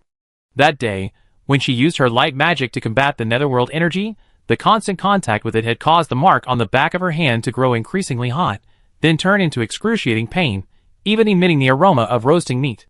Finally, as if something had been broken, the netherworld energy was suddenly drawn into the mark, and for the first time, Luo vaguely sensed the chilling power contained within it. Closing her eyes, Luo tried to trace the faint connection on the mark, blocking out all perception of magic and ignoring the sensations within her body. Her vision ultimately plunged into darkness. There was nothing there, as if the previous vague sensations had been merely an illusion. Was it really just an illusion? Luo didn't think so. The mark had protected her multiple times. It was clearly not just for decoration. Since she couldn't sense it, she let it come out on its own. Who? Luo opened her eyes, knowing that what she was about to do carried a certain degree of danger, but she trusted Galaga. After bestowing the mark upon her, it must have anticipated this possibility. Without hesitation, Luo's figure vanished from the spot, leaving only a bead hanging on a golden feather. Arriving inside the ruins, Luo glanced around briefly. Apart from the greenery being more lush, and the addition of many inexplicably scattered plant seedlings, there weren't many changes. Flying to the edge away from the sapling of the Tree of Life, Luo took out the pendant containing Moriarty, took a deep breath, and instantly a crack appeared before her, from which a cold, deathly black mist spread. Yes, she wanted to use Moriarty's nether energy to stimulate the mark, simulating her previous struggle against it. The reason for choosing this location was simple: to prevent others from accidentally coming into contact with the nether energy, an extremely dangerous force that Galaga described as deadly to touch. The moment the nether energy appeared, the flowers and plants beneath her feet withered and died.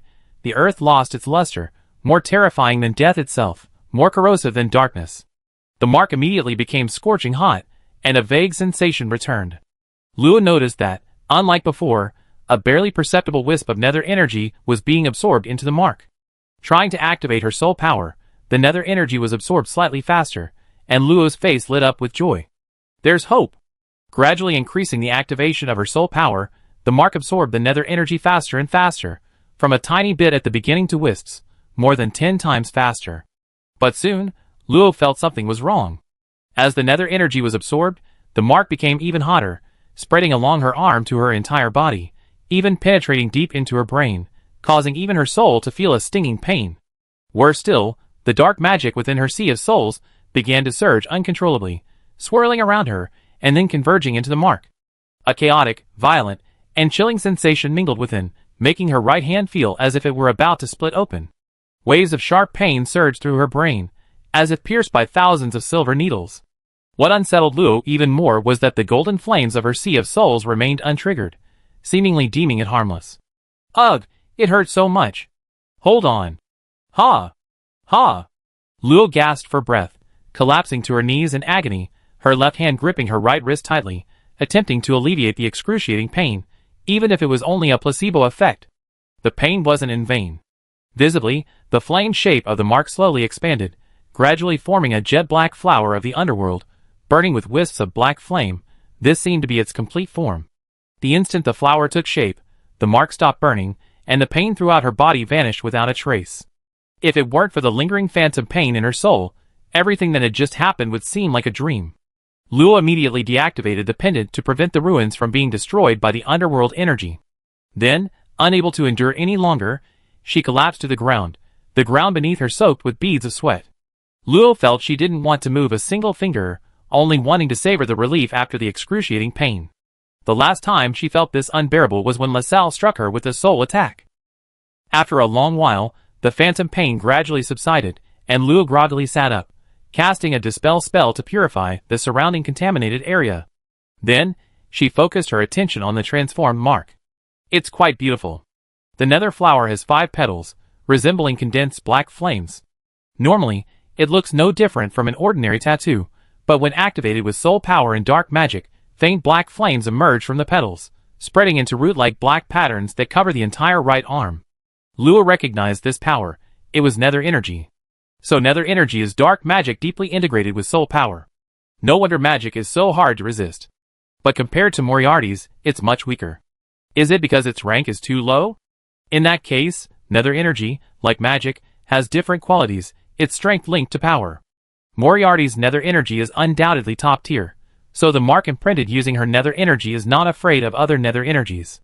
Understanding this, Luo controlled the nether energy to condense a pair of sharp claws in her hand. With a light slash, several cracks nearly 100 meters deep immediately appeared in the ground, their edges corroded, emanating an evil aura that made Luo feel uneasy. This is truly a dangerous power. It's best to use it sparingly.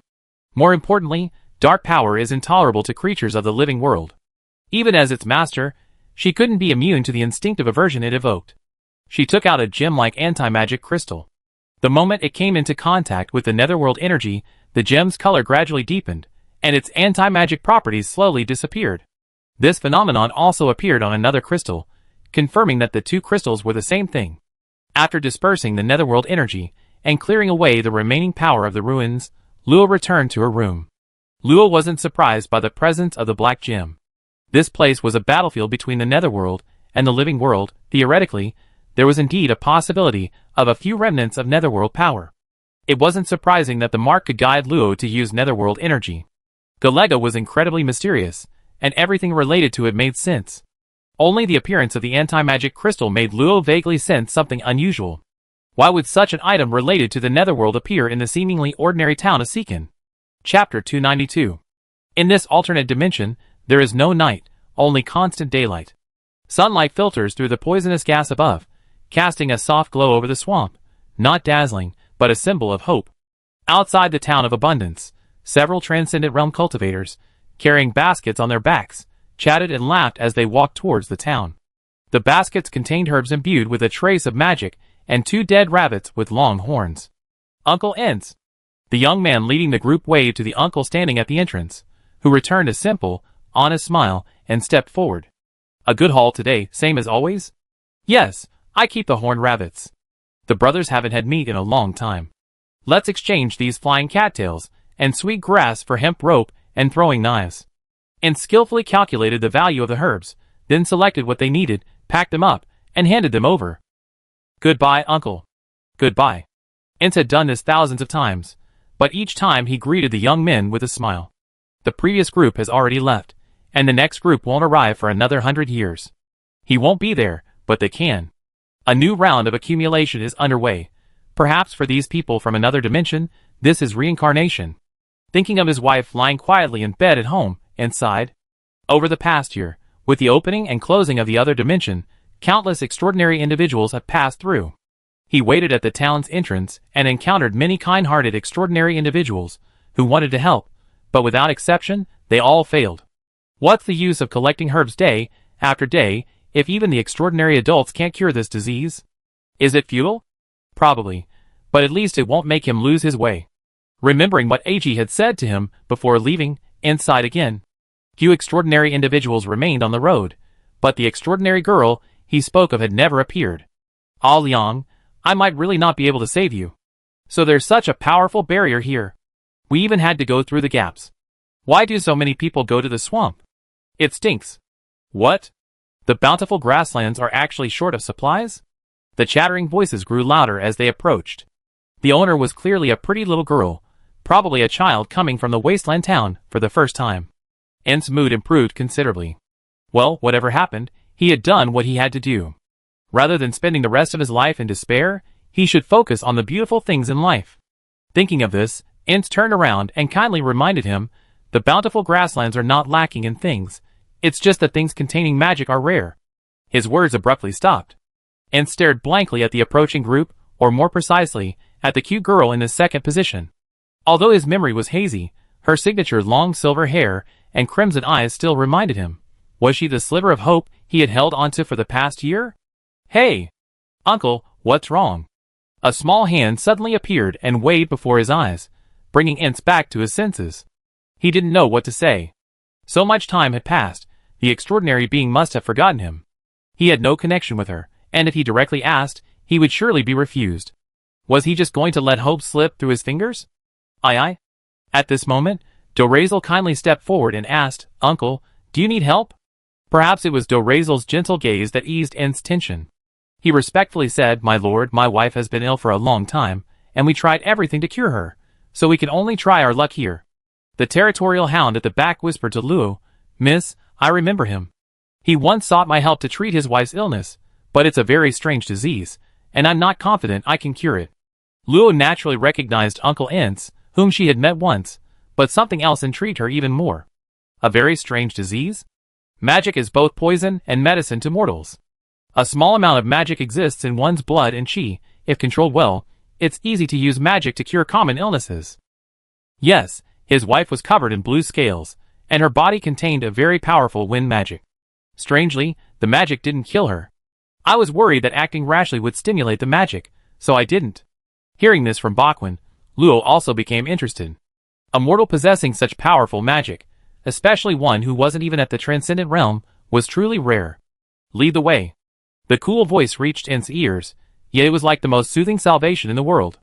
He quickly straightened his clothes and respectfully led the way. Ince's house wasn't far from Bakwin's former territory. After all, he controlled part of the town's herbal trade and had accumulated some wealth. The house was 2 stories high and fairly sturdy. As soon as you opened the door, you could smell a strong herbal aroma. The corridors and rooms were piled high with all kinds of herbs, some fresh, some processed. So many flowers and herbs. The smell is so strong. I'm so sorry, the place is a bit small. It's all right, where's your wife? Here, please come this way. In the innermost room, the group finally saw a young woman lying in bed, seemingly in her 30s, her face extremely pale. Just as the bully had described, her exposed skin was covered in strange, keratinous scales, making her appear exceptionally ferocious.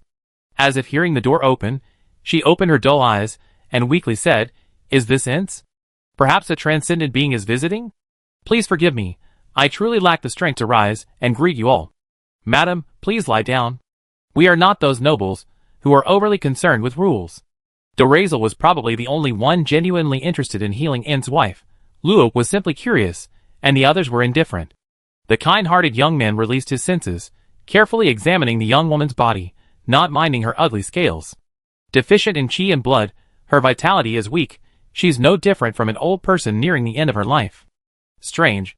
There's an extremely strong wind attribute magic gathering at her heart. What? What's going on? Ince was used to this. Every extraordinary person who came for a checkup would show this incomprehensible expression. He simply looked at the patient on the bed with deep affection, offering her as much comfort as possible. Wait a moment, let me try. Dorazel, as expected of a direct descendant of a great noble family, thought for a moment, and then took out more than a dozen extremely fine ice needles, each with an ice thread extending from its end, which he held in his hand. He then took out a blood-red crystal and placed it in the young woman's mouth. According to him, this was a blood crystal specially used by the family for those below the extraordinary level. It contained purified, gentle chi and blood, which could protect her from sudden death. The ice needles, inlaid with icy threads, were also tools used to assist the tribespeople in their cultivation, possessing the ability to guide chi and blood, and of course, also having some effect on magic power. Swish, swish, the ice needles precisely pierced near the young woman's heart, only the uneven ends protruding. With a slight flick of Dorzel's wrist, a peculiar fluctuation, carrying wisps of magic power, spread from the icy threads to the ice needles. Buzz, fine icy mist condensed around them, and the temperature plummeted. Under Ince's tense gaze, several minutes later, the ice needles began to tremble, and wisps of azure wind magic began to emerge from them, which Dorzel promptly dispelled. But before the group could even show any joy, the ice needles were instantly expelled from her body, turning to dust, and the young woman on the sickbed immediately fell into a coma. What happened? What happened? How did it shatter? Dorazel gave a bitter laugh, dispersing the surrounding magic, and explained to the panicked Ince she was a little shocked she'd wake up in a bit. I didn't expect that ball of magic to have its own consciousness, actually reflecting my ice needles back. Not conscious, but repulsive. Luo stepped forward from behind, looking at the young woman whose brows were still furrowed even after she fainted, his gaze seemingly piercing through her flesh to see the ball of wind magic at her heart. Mortal realm 5th rank. An ordinary human, extremely weak, her life hanging by a thread. Note 1. The scales dissolved into her flesh and gathered at her heart. Chapter 293. The greatest difficulty in treating mortals is ensuring that magic doesn't distort and corrode the patient's body. This severely tests the superhuman's control. However, this wasn't necessary for Luo. After letting the others leave first, Luo left the sea pearl behind. Although the others were puzzled, they complied. Luo, what do you need me to do? That's right, shield me from all auras. Is the area within this room okay? Hee, of course, no problem. With a few flashes of magical light, the small room was instantly enveloped by a barrier, making all sounds and magical auras undetectable. Preparations complete, Luo no longer hesitated and cast Dispel Magic. Gentle, warm light magic shone upon her, causing the young woman on the sickbed to relax her brow. As the magic entered her body, the abnormal blue color seemed to encounter its natural enemy, continuously emanating from her body, and the keratinous scales on her skin began to soften and fade away. This process lasted for over 3 hours, during which Luo had to maintain the dispelling spell to completely expel the magic from her body. As the last wisp of magic was forced out, the young woman's skin regained its fair complexion, and her pale face returned to a healthy pink, making her look much younger. Next, it's this thing. A wisp of azure wind appeared before Luo and Sea Pearl, constantly fluttering like a butterfly. After a few movements, it condensed into 3 palm-sized azure scales, each with a raised center, appearing quite thick, a stark contrast to the light, ethereal wind they remembered. The magic on it is so pure. Was it left behind by a high-level magical beast? Taking the scales, Luo was quite curious. After carefully sensing them, he was somewhat uncertain. It should be. There's the ferocious aura of a magical beast, but it's very weak. Let's ask the others. Squeak. As the magical barrier closed, the door opened again. Ince, who had been anxiously waiting, immediately stepped forward and asked, "My lord, how is the situation?" "She's all right." "Really? That's wonderful. Thank you so much, my lord." Ince hurriedly entered the room. Seeing his wife, now beautiful again, lying on the sickbed, he couldn't help but burst into tears. He knelt down with a thud and cowed out to Luo, "Thank you, my lord, for healing my wife. My life is yours." Luo gently raised his hand, and an invisible force made him stand up automatically. He said calmly. "Forget about those," said Luo. "I have a few questions for you." "Please ask, sir," Luo replied. "I will answer to the best of my knowledge." Luo produced the 3 scales. "Do you remember these?" Ince didn't dare to be evasive. He stepped forward and examined them carefully, then suddenly realized, 5 years ago, Liang and I, my wife, went hunting azure scale horses. We saw one guarded by an exceptionally strong azure scale horse. Liang thought it was something special and decided to take it home, but when we got back, we couldn't find it, and the matter was left unresolved. At this point, Ince's eyes widened suddenly. Could it be what caused this? Luo didn't hide anything and nodded. These are scales left behind by a powerful magical beast. Your wife must have been corroded after coming into contact with it. A high-level magical beast? No wonder I couldn't summon it. The fact that even scales could resist a third-tier transcendent being speaks volumes about the power of this magical beast's true form. Dorazel couldn't help but admire Luo's strength even more. Each one was stronger than the last. Unfortunately, no one knew what kind of magical beast the scales came from, only that they were left behind by at least a high-level magical beast. Too much time had passed, and Ince couldn't even remember where he and his wife had originally discovered them. Luo didn't take any reward. The value of these 3 scales alone was greater than 10 plenty towns. As for Liang's ability to endure for so long after being corrupted, this could only be attributed to her affinity with wind. Amidst Ince and Liang's profuse thanks, Luo and his group left Plenty Town and flew towards the interdimensional rift. Imperial Capital Academy, Magic Academy. 30-odd students were attentively listening to the teacher on the podium explaining the key points of inscribing magical puppet runes in a lecture hall. Among this group, only one beautiful girl was engrossed in drawing, completely ignoring the teacher's lesson. Every time Adam glanced at her, he felt both angry and helpless. He was angry because as a newly promoted transcendent being, she should first learn about the characteristics of transcendence, especially in a dangerous subject like alchemy. He was helpless because this student's teacher was someone he couldn't afford to offend. Oh well, he just pretend he didn't see her. Ding dong, ding dong. Class ended, and the students stretched lazily, still feeling a bit unsatisfied. They had all advanced to transcendence within the last 5 years, and their cultivation levels were all at the first level, the newbies. Most of the students were just ordinary noble children, naturally yearning for the mysterious yet widely known transcendent realm. Sigh, I feel like I gone back to when I was learning to read as a child. Runes are so hard to remember. Yeah, even the simplest tier 1 golem requires 13 runes, especially the enchanting rune. It gives me a headache just looking at it. Don't you guys think constructing runes consumes a lot of magic? I think shaping the golem's body is the hardest part. Why does Teacher Adam always say my golem is a pile of garbage? Hearing this, several friends unanimously retorted, don't you have any self-awareness? If you call it garbage, it's just scrap to me. Ugh. That's so discouraging. Such conversations were commonplace, but the purple-haired girl remained focused on the parts on her desk. This inevitably attracted the attention of the other students, and soon 3 boys approached. The smug boy at the front, his gaze towards the girl concealing a hidden admiration, coughed twice, and said with obvious pride, Bella, I heard you went to another dimension. You're really lucky. But don't get too cocky. You only advanced 3 months earlier than us. In the year you were in that other dimension, I successfully assembled a first-tier magical puppet. That's right. Young Master Dia was the fastest puppet maker in the class. Teacher Adam said young Master Dia is the most talented alchemist in recent years. Amazing, right? It was a classic case of the older brother and his underlings, but what annoyed them was that Bella didn't even look up, simply replying indifferently, oh, don't bother me if you have nothing to do. You, what's with your attitude? I've been watching you fiddling with these broken parts the whole time. You probably haven't even mastered the coupling and connection magic. None of your business. With a flick of her hand, she gathered the parts from the table and walked away expressionlessly from the 3 of them. Seeing her so disrespectful, Dia couldn't help but shout, Bella, do you dare bet with me? Let's bet on who ranks higher in the student competition. No interest. Bella waved casually, turning and leaving the classroom without looking back, leaving Dia with a grim expression and her 2 underlings behind. Bella was numb to this kind of trouble. Ultimately, it was because some extraordinary individuals of exceptional background were utterly disdainful of her origins. Then, the data is collected enough. We should be able to start crafting the next skill puppet. Just as she was planning what to do next, a petite girl with a dejected expression passed by. A faint smell of burning made Bella glance at her, and she was immediately startled, blurting out, Teacher Luna? Chapter 294.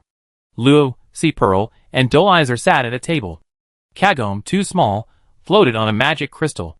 All of them, hands crossed and resting on their chins, looked grave. So that's how it is. Miss Luo, that's serious. It is indeed serious. Luo, what should we do? Kagome also thinks it's serious. Me too. I can't argue with that. Yes, yes. Conclusion is correct. That's indeed the case. Bang. Luo slammed her hand on the table, speechless. Don't repeat myself. So what should we do? Dolizer shrugged. Miss Luo, if you don't know, how would I know? C. Pearl nodded. Luo, you know, I just came out. Kagome, still with her hands crossed, said, Kagome doesn't have the relevant data. Sigh, I really can't count on you. Luo slumped helplessly onto the table. It was unexpected that the biggest problem after leaving the alternate dimension was the inability to return to the Empire. Ah, why isn't the long-distance teleportation array open to low-level transcendence? That's unfair. That's unfair. A diner eating nearby chimed in with a laugh. Actually, it's not entirely impossible, but you need a high-level transcendence guarantee. If you don't have one, you can follow a mid-level or higher transcendent, but don't say I'm misleading anyone. The cost of each teleportation isn't cheap. Because it's so expensive, no one would even consider making money this way. It's simply impossible to break even. The tyrant dog, acting as a waiter, was now carrying a tray of fragrant food. Smelling the aroma, Luo also perked up. Oh well, eating is the priority. Luo, who was taking small bites of a donut after finishing her meal, suddenly sensed a familiar presence. Instinctively, she turned towards the restaurant entrance, her pupils shrinking instantly. A tall, slender girl, whose face was obscured, walked slowly towards them. Strangely, no one around seemed to see or touch her. She was like a phantom, or an illusion existing outside the world. It's you? Seeing Luo suddenly stand up, the others also rose and looked around, only to be horrified to find a strange girl sitting beside them. She wore a star moon robe, her head covered by a blue-purple scarf, revealing only a sliver of her white chin. Her aura was erratic and weak, impossible to pinpoint. When did you appear? You startled me. Warning. Highly dangerous. The tyrant dog unleashed its battle aura, staring fiercely at the girl. If she showed the slightest hostility, it would pounce without hesitation. Fate is above. The silver star is first appearing. The gold star will rise. Time will guide you and me again. Encounter. What? Pearl C looked completely bewildered, a big question mark appearing above her head. Only Dorazel pondered carefully, asking uncertainly, You're a fortune teller? Oh, I see. I understand now. Nice to meet you. Then, somewhat excitedly, she said to the others, Fortune tellers are a magical profession, especially high-level ones. It's said they can know what will happen in the future. Kagome doesn't understand, but she knows she can help Lo. Understood, recorded as a friendly unit. The tyrant dog, with a fawning expression, stepped forward and rubbed its hands obsequiously. My esteemed fortune teller, is there anything you'd like to eat? Please feel free to order. Luo's veins bulged. He couldn't bear to watch any longer. He slammed his hand on the table and shouted, Enough. Stop playing around. A golden aura emanated, and a heavy pressure enveloped the surroundings. The group seemed to be transported to another world, shaking their heads in horror as they stared at Caravaggio, who sat silently. I felt a strange sense of familiarity with her just now. She seemed so much like a member of my family. What's going on? Kagome immediately released a protective shield to shield everyone, her voice tense. Unknown data tampering detected, re-identifying, now classified as a top-level threat. Luo, don't approach her. The terrified hound, regaining his senses, turned pale and trembled as he knelt at Luo's feet. What had he just done? He had actually submitted to a woman he didn't know. Young miss, I deserve to die. I actually had thoughts of loyalty to her. Please punish me. Only Pearl had 2 more question marks above her head. What just happened? The girl's chin twitched slightly, as if she were smiling. Don't be nervous, just kidding, I've known her for a long time. Luo frowned slightly, but sat back down, letting the others lower their guard. She still couldn't see through this self-proclaimed fortune teller, but for now, he seemed like a friend, not an enemy. Besides, even combined, they couldn't defeat him. I bet this isn't a treat for dessert, is it? You guessed right. I give you a chance. You treat me to dessert, and this fortune teller can give you a free divination. I didn't. Little girl, you must be confused, otherwise this great fortune teller wouldn't be here. Are you sure you want to save face? Luo was speechless for a moment. Are all fortune tellers this shrewd? Alright, to be honest, we're worried about how to get back. 10 cream-filled hibiscus-themed forest cakes. What's this? A secret menu item. Oh, I forgot, this information is free since it's your first time here. Caravaggio, like a shrewd merchant, had completely lost the ethereal purity she exuded upon her arrival, leaving Dorazel utterly bewildered. How could this person be so different from any fortune teller he met before? Are all fortune tellers like you, who like to charge? Caravaggio turned her head slightly. Even though there was a square scarf between them, Dorazel felt as if he himself had been completely exposed in an instant, laid bare before her, utterly without privacy. Little one from the land of ice, congratulations, you answered incorrectly. Ah! What kind of answer is that? However, stripped of her mysterious veil, she surprisingly got along quite well with Z Pearl. At least, when the restaurant manager personally brought out 10 cream-filled hibiscus-themed forest cakes, their laughter echoed throughout the entire restaurant. Who on earth have I met? Luo covered her face, a headache forming. The good news was that this great fortune teller was very kind. The bad news was that she was too kind, to the point that she'd been assimilated by the team's wise member. Can you tell me now? Caravaggio elegantly cut a tempting slice of creamy white cake with a spoon, feeding it to her mouth, which sparked much speculation. She calmly said, after you leave, go straight to the left for 300 meters, turn right, and go straight to the 3rd street, turn left, and go straight for 1,000 meters. You know the answer. Although her personality was a bit odd, the information she provided was quite reliable. Luo memorized the route. But why was this cunning fortune teller so agreeable this time, only asking for a little dessert? Had she changed her ways? The cakes weren't large, 10 of them combined wouldn't even equal a proper meal. Caravaggio finished them quickly, then suddenly clapped his hands, chuckled, and said, Oh right, I forgot to tell you, cakes aren't cheap. Goodbye, I look forward to our reunion under the guidance of fate. Like a magician's curtain falling, the girl vanished from the spot. The people around her continued chatting and laughing, completely unaware that a strange girl was missing. Or rather, ever since she entered the restaurant, the diners had chosen to selectively ignore this table. Dorazel, C. Pearl, and the others were shocked to realize that this approachable fortune teller was actually a saint-level being. Meanwhile, Luo was still pondering the meaning of her parting words. The cake isn't cheap? What does that mean? Oh no! Just then, the shopkeeper appeared at the table, handing over a bill and smiling slightly. Guest, the bill is 13,389 gold coins. How much? 13,389 gold coins. Is there a problem? Hey! Old man, you're not trying to rip us off, are you? I served the dishes myself. These dishes were all made with ordinary ingredients. How could it be so expensive? Luo stopped the enraged tyrant dog, asking weakly, just tell me how many gold coins those cakes cost. Dear guest, it's like this. The cream hibiscus filling forest-themed cake is our restaurant's hidden series, made with high-end magical beast ingredients, carefully selected by extraordinary chefs, and cooked with magic. The taste is exceptional, sold only to extraordinary individuals. No bargaining, 1,338 gold coins per serving. Watching the shopkeeper solemnly state the number, Luo's eyes completely lost their luster. That swindler. Chapter 295. On the rooftop of the Mage's Hall, an old man in gray robes looked helplessly at the girl not far away. Hey Helena, you waited here for a year just to tell her one thing? What do you think? If you don't want to tell me, you don't have to. I won't fall for your trick. The hall master waved his hand dismissively, then suddenly changed the subject, his expression turning serious. Can your divination still be used? Tell me, maybe I tell you if I'm in a good mood. You're still the same as always. I won't argue with you. I want to ask you to divine something about the demon plane for me. You know the situation.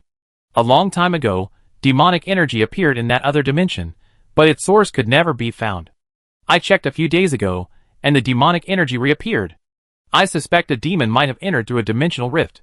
Caravaggio extended his pale hand, the meaning unspoken, making the temple master both amused and annoyed. He simply tossed her a ring. I know the rules, all right. Don't be angry. They will tell you this is absolutely worth it. Seemingly chuckling, Caravaggio continued to watch the group of young people who walked out of the restaurant looking dejected. Damn it! That swindler. Luo cursed as she walked out of the restaurant. If she hadn't recently picked up a few spatial rings, she wouldn't have been able to come up with 10,000 gold coins. Now, she only had a little over 1,000 gold coins left in the ring, and the feeling of suddenly being poor again was unpleasant. Fortunately, I have magic crystals. Let's exchange some. The Mage's Holy Land is definitely a strange place. Here, in addition to seeing various buildings and shops from different races, you will often see phantoms floating in the current space. You can see them, but you can't touch them. Without the corresponding key, you can't enter other spatial planes. Dolezal, you seem quite familiar with this place? Not really. I just heard about the various halls from my family when I broke through to the transcendent realm. See, Pearl, newly released from her cage, was full of curiosity, relentlessly bombarding Dorazer with questions, making the boy's head spin. Luo listened to the things he didn't understand while looking around with great interest. The Mage Tower complex remained the most magnificent sight here, endless mage towers floating in midair like stars in the sky, radiating flowing light, and shimmering brilliantly. Kagome gazed at a distant mage tower bearing signs of repair, then suddenly spoke. Kagome remembers. Kagome was created from here. Kagome has her own mission, and Kagome must complete her mission. These words startled the others. Luo quickly asked, what does mission mean? Kagome doesn't know. Kagome only knows she has a mission. See, Pearl squeezed in, her face pitiful, her voice trembling with tears. Kagome, are you leaving? But Kagome looked at her for a moment, a rare hint of confusion appearing in her ruby-made eyes. Kagome doesn't understand. Kagome only said that Kagome remembered some memories, not that she was leaving. You scared me to death. You didn't explain clearly. See, Pearl hugged the small Kagome tightly, holding her close. Luo also breathed a sigh of relief. It seemed the artificial soul's injuries had healed considerably, and the situation had triggered her memories. However, Luo felt a vague unease. Kagome was, after all, an artificial being, and had her own master. What would happen if she regained all her memories? The address Caravaggio mentioned wasn't far.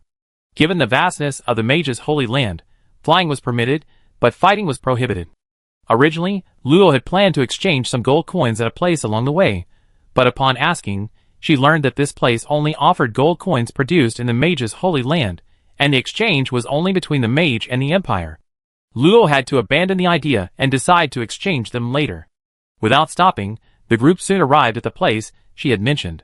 Seeing the familiar gate, Luo even wondered if she had been tricked. The sea pearl, holding Kagome, waved her hand to dispel the smell that had entered her nostrils, but found it wouldn't go away at all. These smells were like a persistent ailment, penetrating the magical barrier, leaving only an unforgettable memory. What's that smell? It stinks.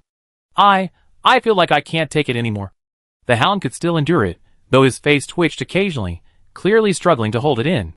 The weakest was Dorsal, who looked like he was about to faint. He quickly gulped down several bottles of antidote, and his complexion improved slightly. The most terrifying thing was that even Kagome, though a doll, could sense the pervasive, foul odor, and her usually expressionless face contorted in disgust. Looking at the crooked little wooden hut, Luo hesitated, unsure whether to knock on the door. This place held extremely unpleasant memories for her. Ultimately, the allure of returning home overcame her inner resistance. Amidst the admiring gazes of the others, Luo slowly walked forward, enduring the overwhelming smell, and approached the wooden door. Just as she was about to knock, the door suddenly opened. Creak! A faint yellow smoke billowed out, followed by a powerful, pungent stench of decay, causing Luo's expression to change drastically. In the blink of an eye, she retreated hundreds of meters. Is this old man poisoning people? How annoying. I already said I'm not selling. Why are people still coming? Get lost, get lost. A shrill voice cursed, and a hunchbacked old man emerged from the shadows, looking utterly terrifying, a veritable villain from a folktale. Wow! Someone's coming out. Hey, who are you? A bunch of brats. Don't you know it's a big no-no to disturb an alchemist? Bad luck. Get lost if you have nothing to do. The hunchbacked old man cursed, about to close the door, when a sweet voice stopped him. Actus, please wait. We need your help. Actus stopped in his tracks, only then noticing the cute girl behind the group of young men. He exclaimed in surprise, I thought it was someone else, but it's that old codger's people. Get out of here, you unlucky fellow. Last time they met, he'd been tricked out of a mage's soul, and then blamed himself for everything. He wouldn't make the same mistake again. Bang! The wooden door slammed shut, sending dust flying, leaving the group of embarrassed and uncomfortable people outside, bewildered. Lo, what do we do now? He seems difficult to talk to. Maybe we should leave first, and come back when he calms down. Compared to Sea Pearl, Dorsal was able to calmly analyze the situation, but looking at his bluish face, are you really not breathing? I try again. Lo pulled Dorsal back to prevent this visitor from the Ice Kingdom from being poisoned, and went to knock on the door again. Knock, knock, knock. We really need your help. Can you open the door? No, you don't need it. I can't hear anything. Don't waste my time. Go back where you came from. Old Dean Albert isn't here. I had no choice but to come to you. Whether he's here or not is none of my business. All of you get out of here. No one related to him is welcome. Okay, I was going to say I have a few soul crystals here. Creak. The door opened again, revealing a hideous, foul-smelling head. Say it again. What is it? Chapter 296. After mentioning soul crystals, the door to the wooden house opened again, revealing Actos's unpleasantly withered head. Say it again. What do you have? Luo held out her small hand, displaying a crystal-clear, transparent stone that emitted a faint soul fluctuation. Luo showed him with her actions, I have this. 6-tier quality is too low. 12. That's too much. 8. 10 or you're out. Fine, it's settled. Luo readily agreed, causing Actos to pause noticeably before realizing that the other party was merely testing the waters with bargaining. Humph. A little trick, come in. Extremely reluctant, Actos tossed out a sentence and slowly returned to the house. This attitude infuriated Sea Pearl, who wanted nothing more than to splash water in his face. What kind of attitude is that? He clearly wants the soul crystal himself. Alright, we asked for your help first, let's not cause trouble. Dorsal, however, was quite curious about the soul crystal that Luo had taken out. These things were rare in this world, only someone of his extraordinary birth had ever encountered them. Ordinary extraordinary nobles never had the chance to see them. The wooden hut was as dirty and messy as ever, covered in unidentified colors and liquids. There wasn't even a place to step. After quite a while, they finally arrived at a relatively large room, which looked like a storage room. Inside, Actos was rummaging through something. Sensing their arrival, he took 2 dry grass stems from a cabinet, crushed them, and instantly the air became fresh. All the stench seemed to be wiped away, allowing Dorzel to finally catch his breath, and his complexion improved considerably. Where's the soul crystal? Agree to our conditions first, and the soul crystal will be yours. Kid, you're pretty arrogant. Fine, for the sake of this old codger, I hear your demands first. Actos sat down on the ground, his hunched back making him look even more menacing. Luo didn't mince words, stating his request directly. I need you to help us use the long-distance teleportation array to return to the Karlov Empire. Just this little thing? To everyone's surprise, Actos seemed quite angry, shrieking, wasting precious soul crystals just to borrow a teleportation array? Are you kidding me? The group exchanged glances, before Luo cautiously explained, Actos, we don't have the ability to return to the Karlov Empire on our own, so we have to seek your help. If you think this is too cheap, then I have a few more questions I'd like to ask you. How about it? TSK, troublesome brat. Can't you just do one thing at a time? Fine, but let me make this clear beforehand. There are some things I won't tell you. Actos agreed reluctantly. In his view, answering questions was more troublesome than making potions. Why couldn't they just be straightforward and exchange soul crystals for alchemical tools? How simple. With a slight thought, 2 things appeared before Luo. 3 thick scales and a beating, blood-red heart. I heard you're the chief alchemist of the Mage Hall. Do you know what these things are? Humph. You do have some discernment. Let me see. Actos was visibly pleased, his tone softening as he rambled on about child's play, no problem, and simple materials. He reached out and grabbed the scales, sniffed them carefully, touched them, and then clicked his tongue in surprise. Where did you get these, little girl? Wind dragon scales. Without high-level strength, you can't even get close to it, let alone pluck the scales. This is from. I have no interest in your story. Actos interrupted Luo irritably, throwing the scale back and picking up the root-like heart, muttering, What is this thing? What's going on in the other dimension lately? Never mind, what does it have to do with me? Let that old guy in the Mage Hall worry about it. How is it? See, Pearl stared wide-eyed at him, waiting for his answer. Actos glanced at her, annoyed, and said, Are you doubting my abilities? This is a blood source fruit that grows from a high-level blood vine after it's been injured. It's useful, but not much to humans. Mermaid blood, however, is quite precious. You're not allowed to lay a finger on my friend. Seeing Luo suddenly and forcefully shield see Pearl behind him, Actos couldn't help but scoff disdainfully. Just you little brats, if I really wanted to. They were in trouble. They died the moment they entered the house. Hurry up, is there anything else you want to ask? Seeing that he showed no sign of wanting to attack, Luo finally breathed a sigh of relief and asked his last question seriously. What exactly is a mage's soul? Hearing this familiar name, Actos, unusually guilty, looked away, his voice lowered, and his tone became somewhat unnatural. It's just a special soul entity created by the Mage's Hall using soul fragments collected from soul runes. It carries the fragments' understanding of the runes from their previous life, similar to the principle of imprints in other dimensions. It doesn't pose any danger. Ahem, in short, it's a material that can permanently enhance soul aptitude. The higher the quality, the better the effect. However, a person can only use it once in their lifetime, otherwise it will cause the soul to shatter. Alright, if you don't have any more questions, hurry up and get going, I'm very busy. Without waiting for their surprised expressions, he stood up and walked towards the door, clearly not intending to wait any longer. Seeing this, the others didn't bother to investigate his words further, and quickly followed. After 2 hours of flight, Actos led the group to a vast circular plaza high in the sky. Hundreds of people stood at the edge, their auras varying in strength, but all were stronger than Luo and his companions. Seeing a disheveled, hunchbacked old man approach, many hurriedly moved aside. It's him. He stinks. That old guy actually went out. Of course, most of the superhumans didn't recognize Actos, they simply disliked the lingering, strange odor emanating from him. A mage in a red robe flew down and respectfully gestured for Actos to come forward. Lord Actos, this way please. Get out of the way, don't bother me. The red-robed mage gave a wry smile, not daring to provoke him. He bowed and withdrew. Those around, seeing this, understood that this disheveled old man must have an extraordinary identity. Several people who had wanted to teach him a lesson because of the stench broke out in a cold sweat, secretly glad they hadn't acted so quickly. Arriving at a waiting room, a blue-robed mage was registering people who wanted to use the teleportation array. He wasn't surprised to see Actos. All sorts of people came here anyway, and he just needed to behave himself and treat everyone equally. Don't worry about the fee, where's the stuff? Luo tossed him the agreed-upon 10 soul crystals.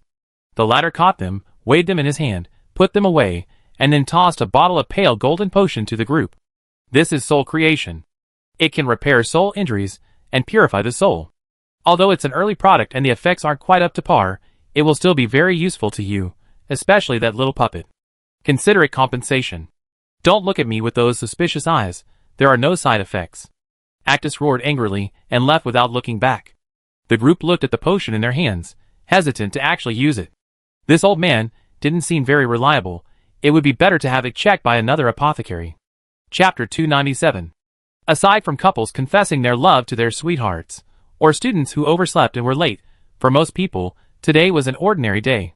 The sun shone brightly, the magic concentration was stable, and the streets and alleys were filled with the atmosphere of everyday life. However, for one person, today was destined to be a long-awaited sunny day. In the center of the vast square was a sprawling teleportation array. Occasionally, people would enter and exit, undergoing a simple check by the guards before leaving. There were many ways for extraordinary individuals to leave the Empire. Using the expensive long-distance teleportation array was a last resort. Many more would fly directly, or find a summoner teammate to ride a summoned beast. In addition, the use of magical puppets had gradually become more common in the last 100 years. So when the guards saw the petite girl standing day after day at the edge of the square, they couldn't help but wonder, was she waiting for visitors from a distant land? Buzz! A silver light flashed from the teleportation array, and the girl in the dark red dress waiting at the edge brightened for a moment. But the light dimmed again when she saw that it was 2 boys who had appeared. Are you really going to keep waiting? A childish voice rang out, and a chubby little girl appeared beside the girl, holding a lollipop in her cute hand. She seemed quite indignant about the girl's behavior, but the girl was unmoved by her appearance, as if it were nothing out of the ordinary. Good afternoon, teacher. You don't seem busy today. The little girl, whom the girl called teacher, leaned against the void and tossed her a new lollipop. Here you go. Thank you. It brings back memories. The last time I had one of these was over 30 years ago. The girl unwrapped the candy and placed it in her red lips. A hint of nostalgia flickered in her fiery red eyes, dimming her expression slightly. She sighed softly. We've been investigating, and we made some progress, Luna. This isn't just about you anymore, it concerns the Empire. Don't shoulder this alone. The girl's words touched a nerve with Luna, causing her to tremble slightly. But she quickly feigned nonchalance and said, I'd be more than happy to have someone help me. Teacher, it's up to you now. TSK, seeing you like this makes me unhappy. Let's not talk about that. How's it being a teacher? It's alright. 20 years in, and it's not as easy as I imagined. I say it's not bad. Break through to the 5th rank as soon as possible. I agreed to let you graduate early, even though you're willing to be bound by your student status, but only if you break through to the 6th rank and reach the high-level transcendent before you turn 150. Only then will you have a chance to advance to the saint rank. You haven't forgotten, have you? At this, Luna finally showed a genuine smile. Don't worry, I haven't forgotten. The 5th rank isn't far off. It's a pity that soul cultivation is the focus of the intermediate level, and our human race has very little information on this. But 4 figures appeared again in the square, 2 women and 2 men. Luna's eyes lit up, but the silver light disappeared, revealing unfamiliar figures, causing the light in her eyes to dim again. Teacher, I can wait here by myself. But Darius was immediately displeased upon hearing this. He waved his little hand, pointing a lollipop directly at Luna's nose, his face full of displeasure. She's still my grand disciple. What's wrong with me checking on her? Is she bothering you, or are you worried I treat her badly? No. Okay, teacher, whatever you like. Luna sighed. She knew this little girl had a bad temper. It was best not to anger her. But thinking back, her memories of being with her teacher were a bit hazy. How many years ago was the last time they were alone together? Buzz! A flash of silver light appeared, and 4 figures slowly materialized. Lost in her memories, Luna felt as if she saw a silvery luster, and smooth strands of hair, flowing in the wind, seemed to brush against her nose, captivating her heart. The baby fat on her youthful face had completely disappeared. The former laziness and naivety were replaced by determination. Her blood-red pupils shone with a lively and nostalgic light. Wearing a simple, standard-issue mage's hat, a little white dress that only revealed her slender, fair wrists and calves, and a pair of small, short leather boots, She gave an impression of innocent romance and vibrant energy. Little girl. A slightly trembling voice rang out, oblivious even to the dropped lollipop. Darius, standing nearby, raised an eyebrow, gave the group a deep look, and vanished in a flash. How exciting! What were those things we saw during the teleportation? Missy Pearl, what we saw were chaotic images of another dimension. Without the protection of an array, it's easy to fall in and never return. That's so dangerous. Listening to see Pearl's chatter was a bit noisy, but her mood inexplicably lightened. This must be what it feels like to have someone by your side. Feeling an undisguised gaze fall upon her, Luo subconsciously turned her head, her pupils slightly contracting. The large, pointed magic hat was gone, replaced by flowing, fiery red waves. Her burning mage robes had transformed into a dark red long dress, and a black veil draped over her right arm, swaying gently in the breeze. Her delicate face remained, but now bore a hint of weariness and loneliness. The once unrestrained and arrogant flame was gone, replaced by a gently burning ember. Yet, the gaze directed at her was still full of tenderness. No matter how long you've been gone, when you return, my eyes will still hold all the affection I have for you. Not for any other reason than that you are my disciple. Teacher. Hai Shinju was the first to notice Luo's pause, turning around in confusion to ask, "What teacher?" Looking around, she quickly followed her gaze to the petite girl in the distance. "Is she someone you know?" Luo's heart choked with emotion. Looking at the girl, her eyes held a mixture of grievance, reluctance, and gratitude, but above all, longing. Her eyes seemed to well up with tears, yet a radiant smile graced her face. Of course. The time she spent with her hadn't been long, but perhaps from that initial, awkward, accidental encounter, she was destined to have a special connection with her. "She's my teacher." A gentle breeze blew, ruffling the girl's hair and carrying her voice to the distant girl's ears. She smiled slightly. "As expected, it's just a little girl." Bang! The door opened, a plume of smoke billowed out, and Bella, her face dark and sporting an afro, yawned as she emerged. Yawn. Failed again. Was the magic flow circuit too small? Ignoring the mess in the alchemy workshop, Bella yawned again, deciding she should just take a nap. Otherwise, her senior would definitely nag, and if the teacher heard, it would be really annoying. Noticing the sky was already slightly dark, Bella paused, muttering, "I wonder how Luna-sensei and Luo are doing. They should be back soon." Yawn. So sleepy. Muttering to herself, Bella walked to her bedroom, plopped down on the soft bed, and smiled contentedly. Chapter 298. Something seemed to have happened to Luna. She was completely different from the fiery girl she had been before. Only loneliness and a dazed look could be seen in her eyes. The only good news was that after seeing Luo, her smiles became much brighter, and her somber aura dissipated considerably. Hai Shinju and the others, understanding the situation, didn't disturb the two's time together. After receiving permission, they strolled around Sky City together. In a room within the Sky City Palace, Luo and Luna sat facing each other. He selectively recounted his experiences, being taken away by the old headmaster, absorbing the mage's soul, but being unexpectedly attacked by a strange soul entity, then inexplicably advancing to the transcendent level, accidentally entering another dimension, and then his encounters with many friends. Except for some rather difficult to explain experiences, such as those concerning the underworld and divine power, Luo told Luna almost everything that happened in the other dimension, including soul magic and his intrusion into the realm of the dead. Luna listened, her emotions shifting from heartache to astonishment to stunned silence, until she felt her brain couldn't keep up. "Little girl, your experience." Luna hesitated for a long time before finally managing to utter 4 words, "Quite peculiar." "Hee, I think it's alright. There were several times I almost thought I wouldn't make it." Facing Luna, Luo felt completely relaxed. She didn't need to think too much. It was as if having Luna around brought her peace of mind. Subconsciously, Luna was like a protective elder, someone who would always stand by her. Seeing Luo able to smile again, Luna smiled back, patting her head. Her long, smooth hair felt like the finest silk. "You must have suffered a lot during this time. It's good to be back." Luo blushed slightly, a little uncomfortable being touched. "I made some new friends, and thanks to them, things haven't been so hard." "Then you should introduce them to your teacher properly." "Of course." Luna suppressed Luo's restless advances, her expression slightly serious. "Little girl, let me see your magic. I remember you had an affinity for both water and fire attributes before. Has that changed?" Because the crystal ball couldn't measure Luo's attribute affinity, Luna was worried about potential changes after her advancement to the transcendent realm, hence her question. Upon hearing this, Lua obediently stretched out her hand, releasing 8 intertwined streams of magic. She innocently said, "Would you believe me if I said I awakened other attributes while in another dimension?" Luna stared at the 8-colored magic flowing in her hand, and fell silent. She needed to process this.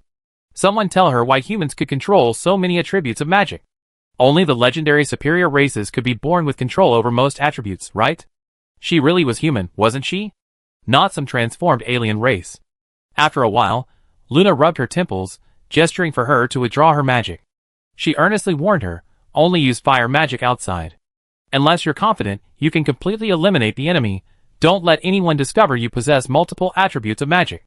Lua nodded vigorously. Of course, she understood this. Only 4 people knew she controlled multiple attributes. Dorzel might find out later that Luo possessed 3 types of magic, but he was easygoing. A reminder would suffice. At worst, she'd get a beating. That's good. You're growing much faster than your teacher imagined. I heard you say you don't have any suitable high-level fire magic. Lua nodded again. Although she initially controlled fire magic, she didn't have any magic to match it, so she started using other attributes more often later. Teacher, are you going to teach me fire magic? Seeing Lua's expectant eyes, Luna smiled slightly but shook her head. You haven't taken classes before, so you don't know how magic skills are passed down. Since the Hall of Professions has controlled the extraordinary knowledge of most races, learning magic skills is generally only possible through skill books or by going to the Hall of Professions. You can try teaching me a spell here. So, wouldn't races with inherited bloodlines have a stronger competitive advantage?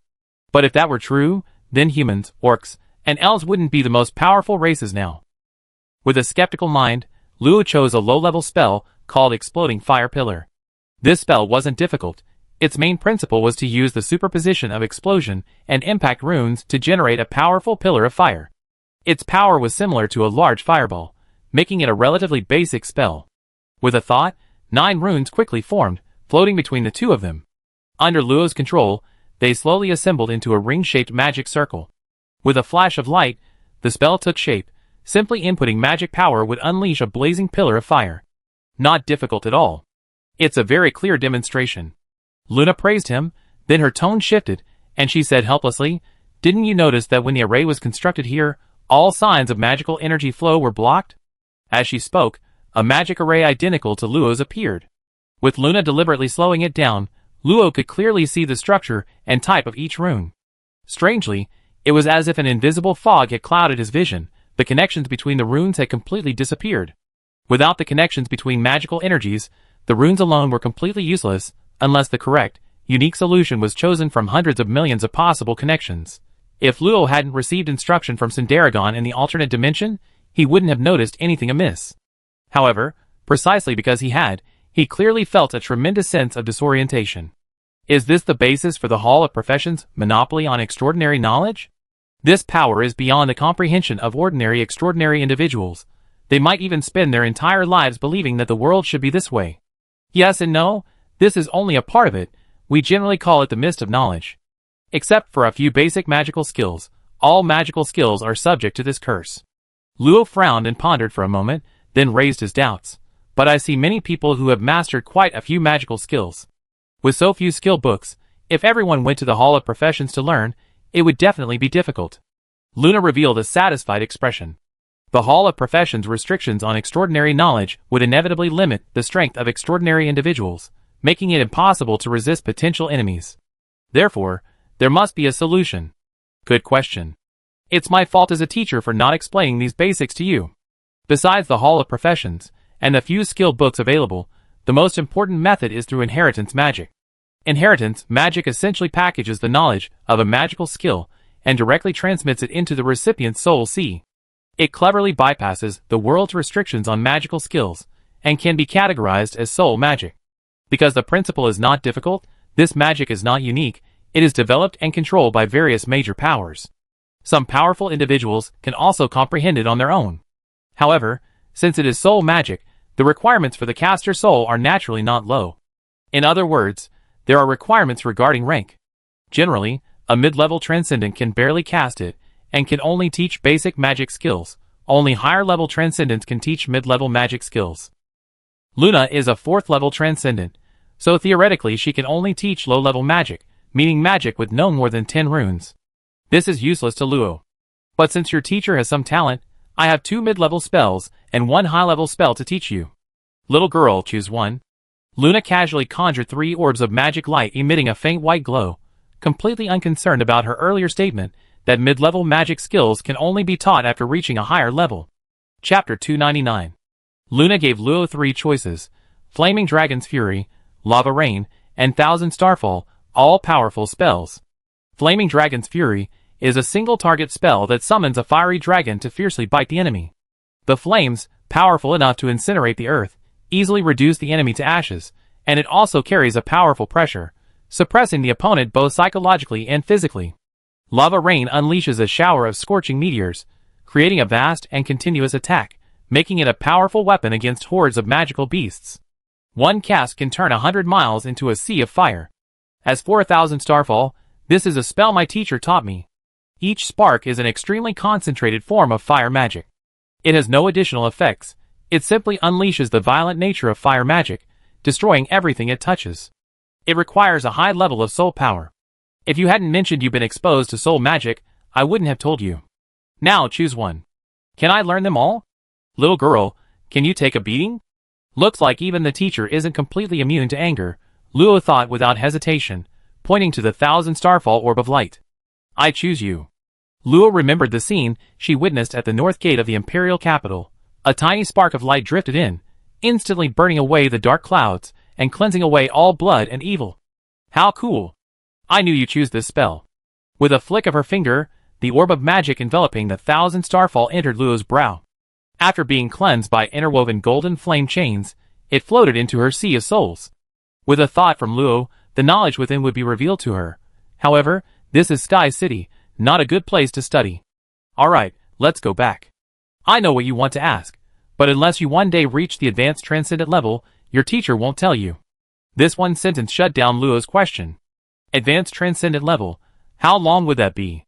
After staring at the black veil on Luna's arm for a while, Luo pursed her pink lips and didn't press the matter. Okay, I listened to my teacher. Outside Sky City, the 9 planets continue to slowly rotate, their various colors illuminating the city walls, giving the group of people seeing them for the first time a strong sense of awe. When Luo found them, Pearl was trying to ingratiate herself with the guards, but they completely ignored her. Dorzel could only stand by, smiling and apologizing repeatedly. Fortunately, Luna had the necessary identification, preventing them from being mistaken for troublemakers. Without the old headmaster's help, it would take half a day to fly back to the Imperial Academy from Sky City. Including the distance to the no-fly zone, Luo and her group finally arrived at the Imperial Academy as night fell, and then dawn broke. Thanks to Luna's guarantee, the others were also allowed to enter, but only for 5 days. After that, they would have to leave, especially since the Hound was an orc. Lingering there too long would definitely cause unnecessary trouble. Using the contract, Luo gave orders to the other 3 under his control. The reason there were only 3 was that contact with 2 of the orcs had been completely severed, presumably due to their deaths. Only the bearman from before was still alive, and he was in the western part of the empire, not far from the Del territory. He sent the Hound home with a letter, and summoned Fia and the Ano sisters back. However, they were very far away, seemingly having gone elsewhere via teleportation. It was unknown when they would return, but fortunately, their vital signs were stable, so there was no immediate concern. Originally, Dorzel wanted to take her to find Hilly, but after inquiring, she learned that Hilly was preparing for the competition a year and a half later, and had already gone out to train after advancing to the extraordinary level. So Dorzel decided to follow the path Hilly had taken. Sighed, Dorzel's gone. One less person to chat with. Pearl sat in a chair, kicking her legs. Her obvious alien features attracted the attention of many students, but they quickly noticed the even cuter Luo beside her, and stopped to steal glances. Who's this little girl? She's so cute. I never seen her before. Because Luo hadn't passed the test a month after enrollment, her temporary student ID had expired, preventing her from using the short-range teleportation array on campus. Luna was applying for a temporary identity card, so they waited there for a while. Instead of Luna, they were greeted by a smiling, kind old man, holding a steaming teacup, a typical retired gentleman. We meet again. Grandpa Headmaster, what brings you here? Having learned of the formation of the mage's soul, Luo knew the fault wasn't theirs. It was simply bad luck that he encountered that 1 in a billion chance. His resentment towards Albert had largely subsided. Have you forgotten? Pearl needs to enroll, but it's not enrollment time now. If I don't come out, she can't stay. That seems to be true. Can I live with Luo? Forget about that. The Alien Academy has its own dormitories, and living with humans is forbidden. I take Pearl with me for now. Hearing that she couldn't live with Luo, Pearl's expression darkened considerably. However, the thought of freely visiting each other's rooms excited her again, and she skipped and hopped after Albert, radiating youthful energy. Before leaving, Albert gave Luo a deep look, his lips barely moving. Before reaching the higher level, don't pry into your teacher's affairs. When your strength reaches that point, you naturally know. With that, he vanished abruptly, leaving the surrounding students stunned. Am I seeing things? Where did those two big guys go? High-level transcendent. Luo pondered for a moment, realizing they meant to protect her, which meant things weren't simple. Even they couldn't easily resolve the situation. Sigh, Cinderagon also needs strength, but the level increase is so slow. She hadn't stopped refining her soul power in magic, but this required a slow and steady process, and could only be completed over time. After routinely checking for his heart and Moriarty, and finding nothing amiss, Luo quietly waited for Luna's return, ignoring the surrounding gazes. About 3 hours later, Luna finally returned, tossing Luo a card and telling her that a strength test was needed in 5 days to make up for the missed initial entrance exam. However, she also said it would be no problem for Luo, and told her not to worry. 2 years later, Luo finally returned to her dormitory after a long absence. But upon opening the dusty door, she found the lawn overgrown with weeds and the room covered in a layer of dust, as if it hadn't been lived in for a long time. Only a letter remained on the table in the living room on the first floor. Opening the envelope, she found words written in elegant handwriting. Little Luo, when you open this letter, Manita and I will be advancing to the transcendent level in the Knight's Hall, so don't worry about us. Ugh, why did he go in 3 days before me? But I definitely come out faster than him. Kelef is a little slower than us, but he should also advance within 3 months. If you had come back earlier, you could have chatted with him for a bit. Thinking about it makes me a little unhappy. Time flies so fast, it's already the 3rd year. I know you're still here, just unfortunately in a very, very far place. I can't come back for now, but once I advance to the extraordinary level, I can enter the extraordinary class and stay at the academy longer. If you still haven't returned after graduation, I still come back to see you often. This is the 2nd letter I've written to you. You didn't see the first one, which is a pity. So Xiao Luo, you absolutely must see this letter, or I'd be angry, very, very angry. The ink on the envelope had long since dried, leaving only a few damp, dried spots that blurred the words. Running fingers over it, one could almost still feel the lingering fragrance of the chestnut-haired girl from years past. I saw it, so you can't be angry anymore. Chapter 300. Kagome was a quiet doll. Aside from constantly watching Luo and observing her behavior, she rarely spoke. For the past 2 days, Luo hadn't used her magic. She personally cleaned the apartment, tidied the messy lawn and backyard, cleared away withered flowers, and replanted grass seeds from the night elves. Wiping imaginary sweat from her forehead, Luo let out a long sigh of relief. Seeing the tidy yard, she felt a great sense of accomplishment. Okay, next I go see Senior Ape. I wonder what Senior Karen and Senior Vargana are doing. Luo had Ape's dorm room, but unfortunately, Ape told her that Karen and Vargana had broken through to the Mage Temple more than half a year ago. Their magic affinity was lower than Bagheera and Manita's, so it was normal that they had been at the Transcendent Realm for many years before advancing. Ape was also happy to see Luo again. The two had a big meal outside before going back, agreeing to meet again after the others came out. Not seeing the person he wanted to see left Luo somewhat disappointed. Kelef was a possible candidate, but Luo wasn't very familiar with him, and going there abruptly would be intrusive. Besides, he lived so close yet had never seen him before. He was probably at the Knight's Hall.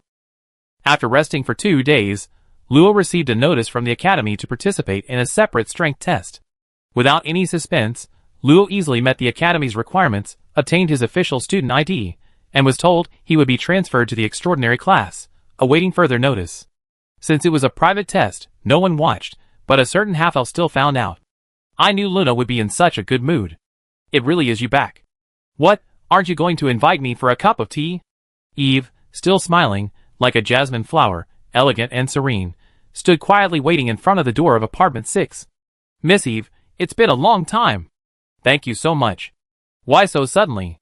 Eve was taken aback, her eyes widening slightly. She couldn't understand what Luo meant. Why thank me? It's nothing.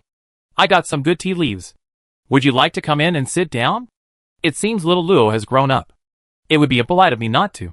After Luo took out a small cloth bag, Eve's face showed surprise for the first time, making Luo secretly pleased.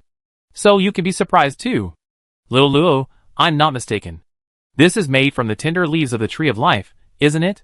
Oh my, as expected of the experienced Miss Eve, you even know about the forest journey. Luo even clapped at the opportune moment, making Eve's face darken.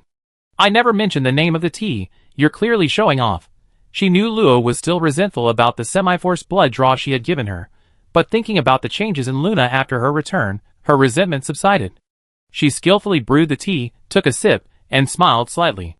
This is the best tea I ever had, Luo, thank you. Seeing Eve's sudden formality, Luo couldn't help but mutter, is this tea really that good? Of course it's good, and so are you.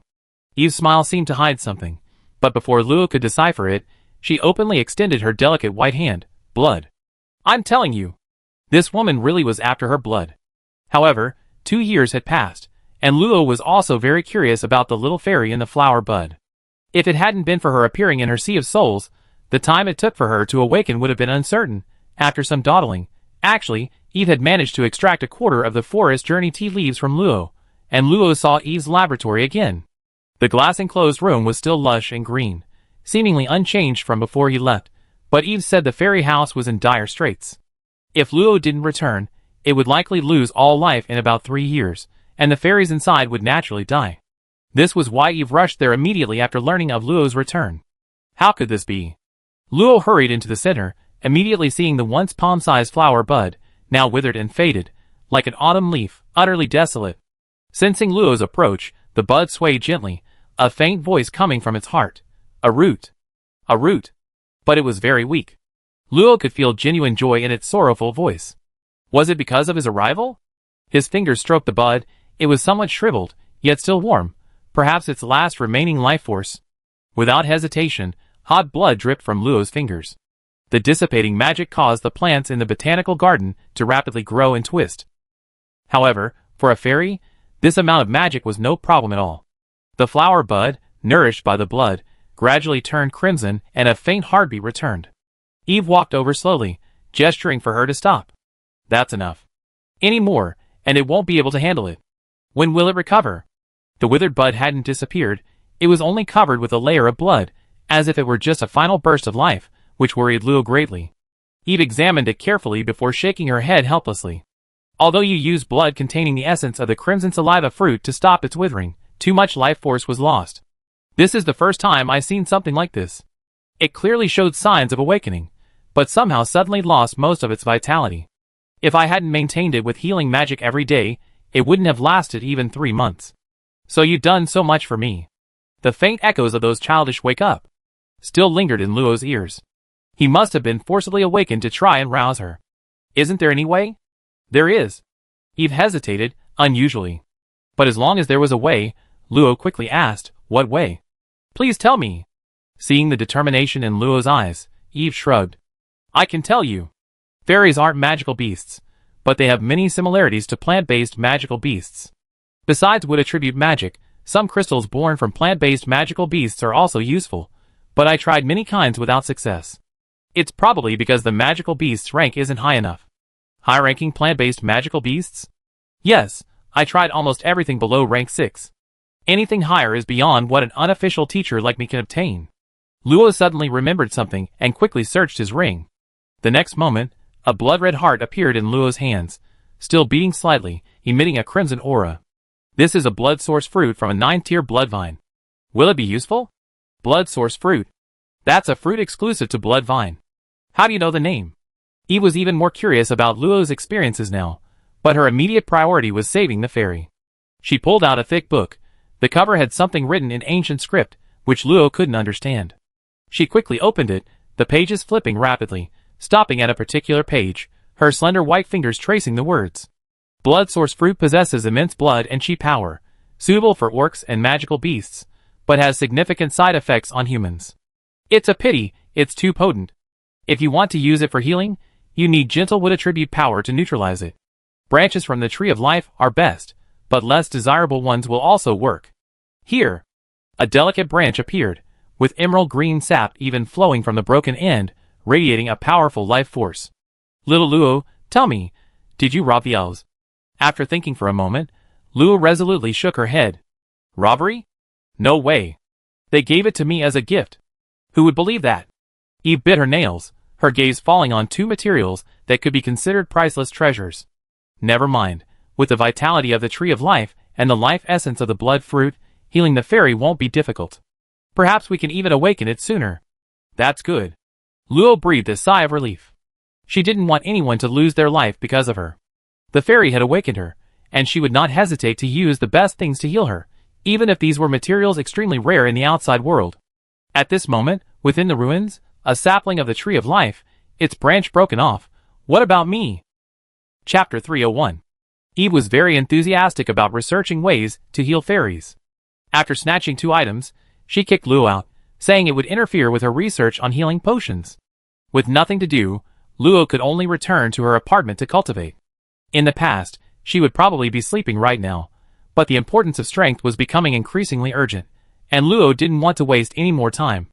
A week later, Luo received a notice from the academy to report to the extraordinary class. She had heard of the extraordinary class long ago, but didn't know the specifics. Now she learned that the Imperial Academy was divided into 2 hidden layers. The surface layer consisted of students in the mortal realm and transcendent realm, with a 5-year system.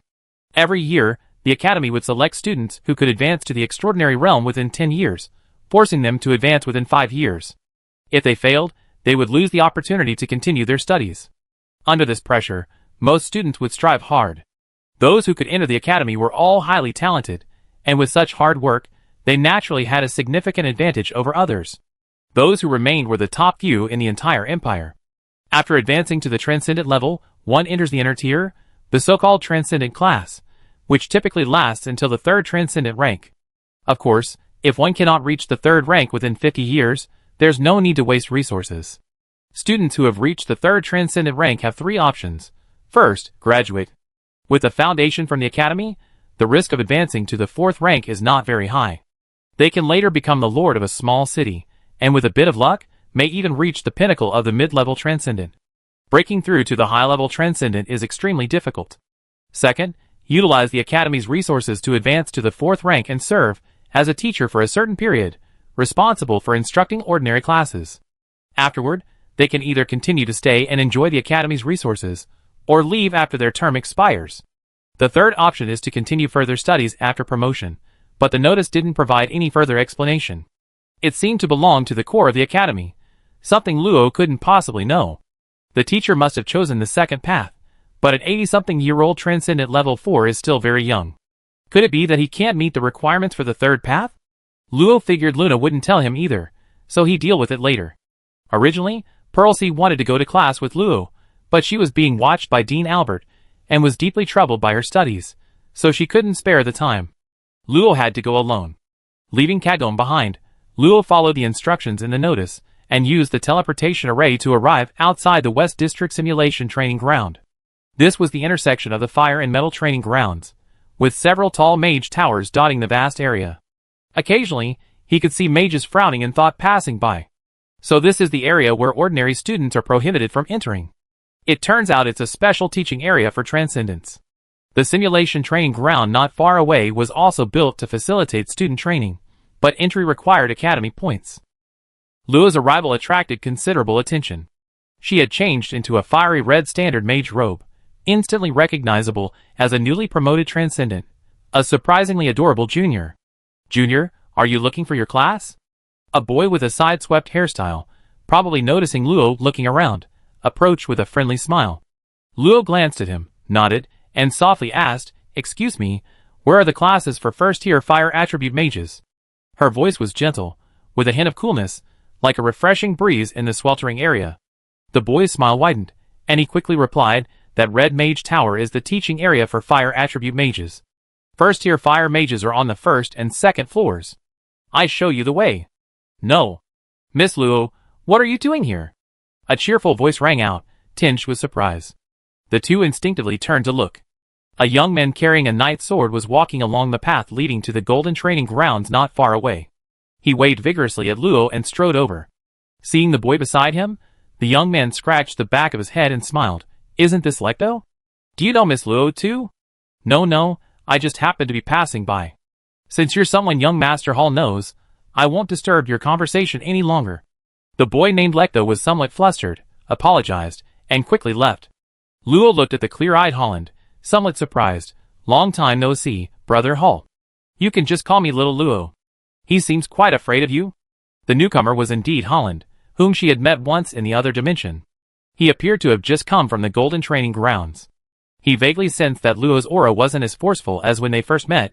It was much gentler. Before, she probably would have just given him a cold nod. Since Miss Luo puts it that way, I use Oppe's connection to call you Little Luo. He then turned to the boy who was quickly leaving, giving a slightly embarrassed smile. I guess it's because I always sought out people to spar with. There are many mages here, so it's a good opportunity to practice my methods for dealing with ranged attacks. Apparently, he was afraid of being beaten up. By the way, Little Luo, haven't you been to the Fire Mage Tower before? Fire Mage Tower?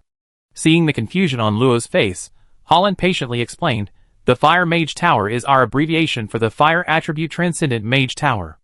The 9 mage towers in that area are the core of the Magic Academy. Students who haven't reached the Transcendent level aren't allowed to enter. By the way, the Alchemy Academy is in the North District, the East District is the Alien Academy, and the Night Academy is quite large, so it's in the Central District. After briefly explaining the distribution of extraordinary students, Holland volunteered to take Luo to the first-tier magic class. Because the Academy only trains lower-level extraordinary students, there are 3 grades for each attribute, which is easy to remember. Each grade usually has 10 to 20 classes, but as you know, Knights are the most numerous in the Academy, so the Knight class has over 40 classes per grade. Along the way, Holland explained in detail to Luo things that ordinary students couldn't access, so she finally didn't have to learn everything on her own. This is the first-tier fire magic class. By the way, Luo, aren't you a second-tier water mage? Why do you need to come to the fire magic class? However, after asking, Holland immediately added, of course, if Luo doesn't want to tell me, you don't have to. It's nothing. Luo shook his head and casually said, my fire affinity is pretty good, so the teacher suggested I learn fire magic too. I see. Holland didn't suspect anything. There was no point in doubting anyway, so he might as well believe it. Before leaving, he reminded Luo, except when I'm carrying out missions, I'm usually at the gold training ground. If you have any questions, you're welcome to come anytime. Thank you, Brother Holland. See you next time. The big boy revealed a set of white teeth, looking incredibly sunny. Despite being a sharp gold, he was as warm as fire.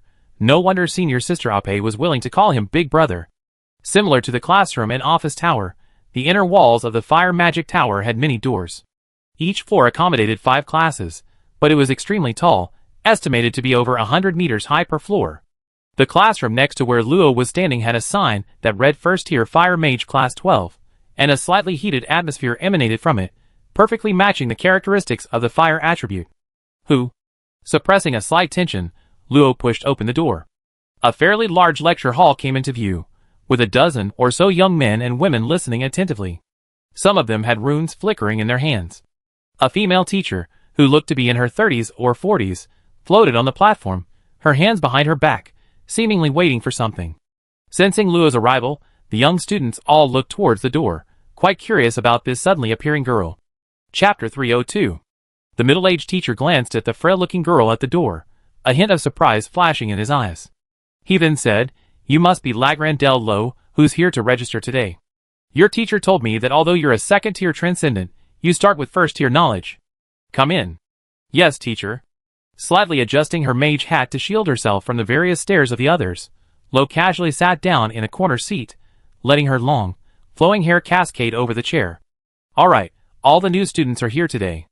Let me introduce myself. The middle-aged teacher gestured for all the students to look at him.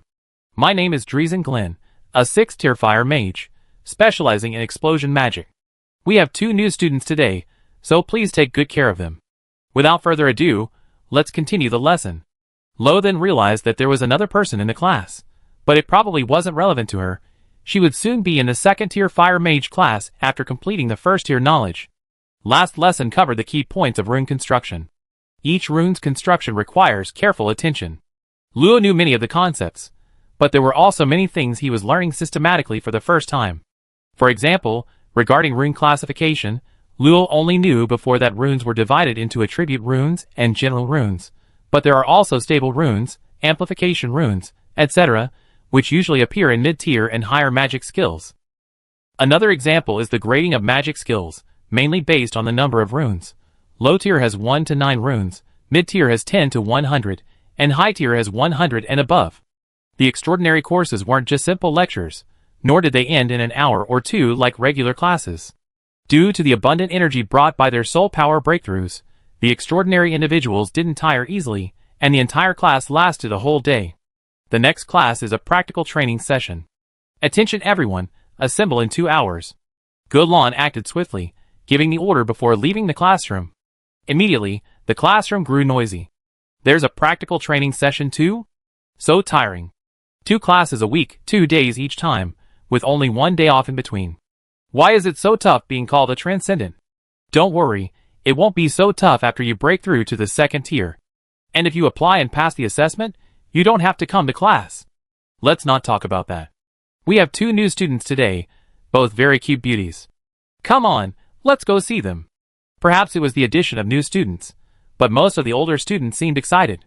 Luo's ears twitched, and he couldn't help but look at the person surrounded by 4 or 5 students in the middle. It was a rather pretty young woman. Her age was hard to tell, but she was probably no more than 30, and considered quite talented. She was chatting with the others with a slight smile. She's quite popular, huh? Luo wasn't sure if it was just his imagination, but he felt her gaze on him out of the corner of her eye, occasionally glancing at him subtly. However, the movements were too quick for Luo to be sure. Judging from the conversations of others, her name was Punicadia Rielna, and she seemed to be from a high-ranking noble family in the capital. She was here to make friends, and that was probably true. Many students had initially wanted to get close to Luo, but after hearing Instructor Gran mention 2nd tier, they dared not approach. 2nd tier strength was not something these mediocre 1st tier superhumans could possibly challenge. Even a random person like her would be a minor genius outside. After 2 boys bravely tried to strike up a conversation and were rebuffed, no one dared to approach her anymore. Anyway, the other one is pretty good too. That's the only way they could console themselves. Time passed quickly. While Luo was simulating Thousand Starfall with his eyes closed, Glenn reappeared in the classroom. The practical training class will be held outside the Fire Attribute Arena. Noticing Luo and another girl, he added, entering the training arena during class doesn't require points. It's one of the Academy's perks. That makes sense. Newly promoted extraordinary beings usually don't have extra points. If this had to be charged, the class couldn't even proceed. Led by Glenn, the group arrived outside the Fire Attribute Arena. The surrounding area was barren vegetation, but strangely, this seemingly dead plant still possessed a vibrant life force. Before Glenn stood a distorted wall of air, like a giant dome covering the earth. Through the distorted air wall, a faint crimson glow could be seen in the distance, as if something was burning fiercely. As a card appeared in her hand, a section of the invisible wall vanished, releasing a surge of heat that instantly raised the surrounding temperature above 100 degrees Celsius, causing the vegetation to sway. However, the temperature quickly dropped. The dissipated fire magic was absorbed by the surrounding plants. Come in, stay close to me, don't go to other areas. Luo silently followed her in. The temperature inside the training ground was even higher, approaching 200 degrees Celsius. The fire magic was unusually active. Its concentration more than doubled, giving her the feeling of being back in another dimension. Luo deeply suspected that the Academy had arranged these training grounds according to the characteristics of another dimension. Only those at the Transcendent Realm and above could survive here. Those below the Transcendent Realm couldn't even perform normal activities, which gave an idea of the harshness of the other training grounds. Rielna seemed quite sociable, quickly becoming friends with most of the group during the short 2-hour break. She chatted and laughed as she followed Instructor Gran, though she seemed to be subtly observing the girl at the back, her smile cleverly masking her true thoughts. Half an hour later, Gran led the group to a plain with charred marks below, suggesting bombardment. About 200 meters away were other students, presumably from other classes, practicing magic with their instructor. Descending to the ground, Gran calmly asked, hands behind his back, "Any of today's new students who don't know how to cast Fireball?" "Instructor Gran, I already learned it." Rielna spoke first, her voice pleasant yet steady, confident yet not arrogant, instantly improving the student's impression of her. Gran nodded slightly, glancing at Luo at the back of the group, but then, as if remembering something, turned away abruptly, causing Luo to swallow her words. Now that you all learned it, things are easier. Today we learn how to quickly construct a magic circle. You should know that besides the basic use of magic, constructing a magic circle is a prerequisite for casting spells. The faster you construct the magic circle, the faster you can cast it. With that, 3 runes instantly formed a palm-sized magic circle, shimmering with light. A blazing fireball floated on top of it. With a wave of his hand, the fireball shot out, blasting a large crater in the ground 100 meters away. Fireball is one of the basic spells. If you can construct it in 1 second, you pass. Now practice freely, but be careful not to cross the boundary and disturb other classes. Luo, come with me. Under the curious gazes of the other students, Luo remained unmoved and followed Gran to an open space. Your teacher told me that having you attend practical combat classes is a waste of time. Gulan suddenly turned around, her expression serious. Logically, as her disciple, I shouldn't interfere. However, as the instructor of the fire magic class, I still need to test your strength. If you meet the standard, you don't need to attend future practical combat classes. A hint of surprise flashed in Luo's eyes. Her teacher had actually considered this for her. Indeed, Luo was missing some systematic learning, and it involved multiple attributes. If she wasted time in practical combat classes, it would delay her advancement to the second-tier class for a long time. Thinking of this, Luo looked directly at Gulan and said earnestly, I won't let you down. She didn't want to disappoint her either. Chapter 303. In a corner of the fire training ground, Gran and Luo stood facing each other, one composed, the other serious. You can begin. Be careful, strength isn't the standard, I acknowledge. So, it's the details that matter? Please instruct me. As soon as the words left his mouth, Luo mobilized the surrounding fire magic, instantly constructing 3 fist-sized fireballs, which shot towards Gran. At the same time, he rapidly retreated, giving himself more time to cast. Instantaneous magic, huh? Not bad. Gran flicked his wrist, detonating the fireballs. With a slight thought, a wall of blazing fire instantly appeared around Luo. Considering the difference in their cultivation levels, the firewall Gran released wasn't very powerful. The most severely injured by a direct hit from a second-tier transcendent were only minor injuries. Instinctively, Luo tried to seize control of the firewall. Caught off guard, Gran's firewall fluctuated violently. Despite her urgent reinforcement, 2 walls of fire dissipated, allowing Luo to easily escape through the gap, causing Gran to show surprise for the first time. Sizzle! The ground suddenly turned crimson, and a pillar of fire erupted from the earth. However, Gran used her soul power to gently manipulate a node on the magic circle, causing the about-to-erupt pillar of fire to collapse instantly. This was the first time Luo had encountered such a countermethod. Wasn't this exactly the kind of combat technique she had imagined? As expected of a 6th-tier cultivator, but my magic isn't so easily countered. The dissipating magic suddenly reformed, the remaining runes merging with the newly formed parts, splitting into 5 fireballs that attacked Gran from all directions. Alright. Gran swatted away all the fireballs, calming the turbulent fire magic nearby. Her expression was somewhat complicated. She had taught first-tier extraordinary classes for over 300 years, and even with just a few basic spells, she could see that Luo was exceptionally excellent in magic control, magic quality, rune construction, and soul power stability, far surpassing the average 3rd-tier extraordinary cultivator. Luo, who was about to rebuild his magic, stopped, somewhat bewildered. So I passed? With a sigh, Gran said softly, if this isn't enough, then no student can graduate.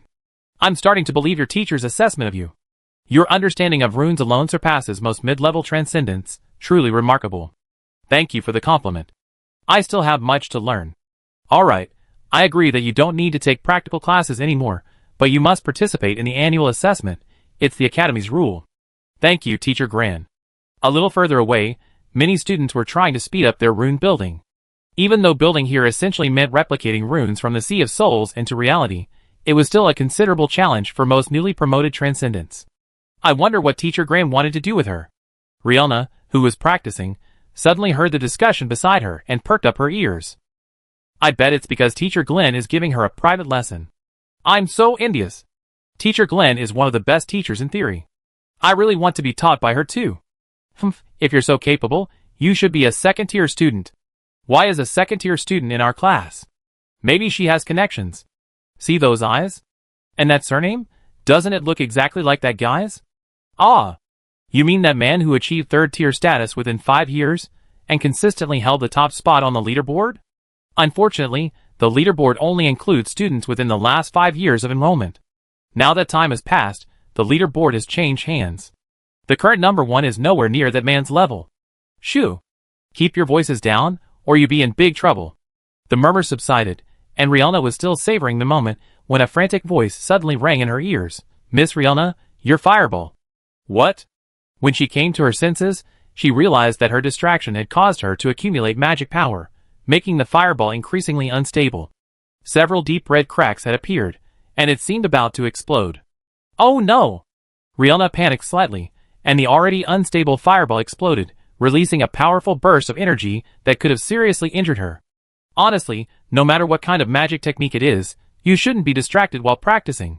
At the critical moment, Grant instantly appeared in front of Rielna, grabbing the exploding energy and crushing it into nothingness. Rielna, scolded, didn't dare to utter a sound, whispering yes, and patted her chest in relief. Several students immediately stepped forward to comfort her, but most were more concerned about Luo, who hadn't returned. Gran knew exactly what they wanted to ask and casually said, she doesn't need practical lessons. You all need to pay attention. Fireball is just the most basic spell. Your goal is to be able to complete most low-level spells within 1 second. Upon hearing this, many students couldn't help but let out a groan of despair. They were only at level 1. Only Rielna showed a determined look. I will absolutely not lose to that woman. Each level of Fire Mage class had many classes, and the course progressed at different times to accommodate students advancing at different times. Audio auditing was allowed between different classes, greatly facilitating cross-learning among students, and allowing some bright students to learn later knowledge points in advance without wasting time. Regardless, this allowed Luo to make better use of her spare time. Time passed slowly, and 2 months quickly went by. Luo gradually got used to studying here. The Fire Mage class also knew that an exceptionally beautiful girl had recently arrived, dressed in a simple mage robe, moving between the various first-tier Fire Mage classes. Her swaying figure could be seen almost every day. Unfortunately, this girl didn't like to interact with people. Many people who tried to strike up a conversation were politely turned away, and fearing her strength, no one dared to provoke her. More importantly, someone found out her name and discovered she shared the same surname as the man who had become famous in recent years, and also possessed a rare eye color. This made it almost impossible for anyone to use force. Luo didn't deliberately inquire about such trivial matters. During these 2 months, she immersed herself in the joy of filling in the gaps in her knowledge and consolidating her theoretical understanding. Perhaps because she had been too lazy before, being diligent had its own unique pleasure. It was just that Haijinju often used the excuse of rest to sneak out to play with her, but actually, she mostly went into the ruins to pick fruit to eat. She possesses the ability to transform into water, making her impossible for other teachers to catch. Only Albert, with his superior strength, can easily detect her, resulting in a fish and an old man drinking tea becoming permanent residents of Luo's dormitory living room every so often. Luna also frequently visits, claiming it's to test Luo's magical learning. However, after witnessing Luo master 1000 Starfall in less than 3 days, she falls silent on the topic. If she knew Luo learned it in just half an hour, she'd probably question her existence. The soul creation potion given to her by Actos remains in Luo's possession. Eve and Albert's tests show the potion has no side effects, but its effects remain uncertain. Actos only reveals its healing properties for soul injuries, without guaranteeing other special effects. After all, its name suggests it's not a simple potion. Luo wanted Kagome to use it to quickly heal her artificial soul, but Kagome stated that with the divine power emanating from Luo, her injuries were improving, and she preferred a slower, safer method to a risky attempt. Days passed by, until one day, Luo suddenly received a letter. Chapter 304. Little Luo, you don't seem very welcoming. Obviously. Too bad, I wanted to tell you something about you, but since you don't welcome me, I just have to pretend I don't know. Luo clenched her fist, looking at the smiling, confident Eve, a vein popping on her forehead. This girl hadn't been heard from for 2 months, and every time she tried to contact her, she was dismissed with "Don't disturb my research." She was also forbidden from observing the fairy house, saying that Luo's presence would affect its recovery. No wonder Luo wasn't going to give her a friendly look. After a while, Luo finally relaxed her fist and stepped aside. Come in. What a good girl. Eve, like the owner of the apartment, unceremoniously flew in, sat in the living room, and, ignoring Luo's surprise, took a bunch of purple fruit from her hand, then poured herself a cup of black tea. The Bohemia grapes are quite good. I keep the seeds. Nice to meet you. You can call me Eve, but don't bother me unless it's absolutely necessary. Huh? Oh, okay. Wait, who are you?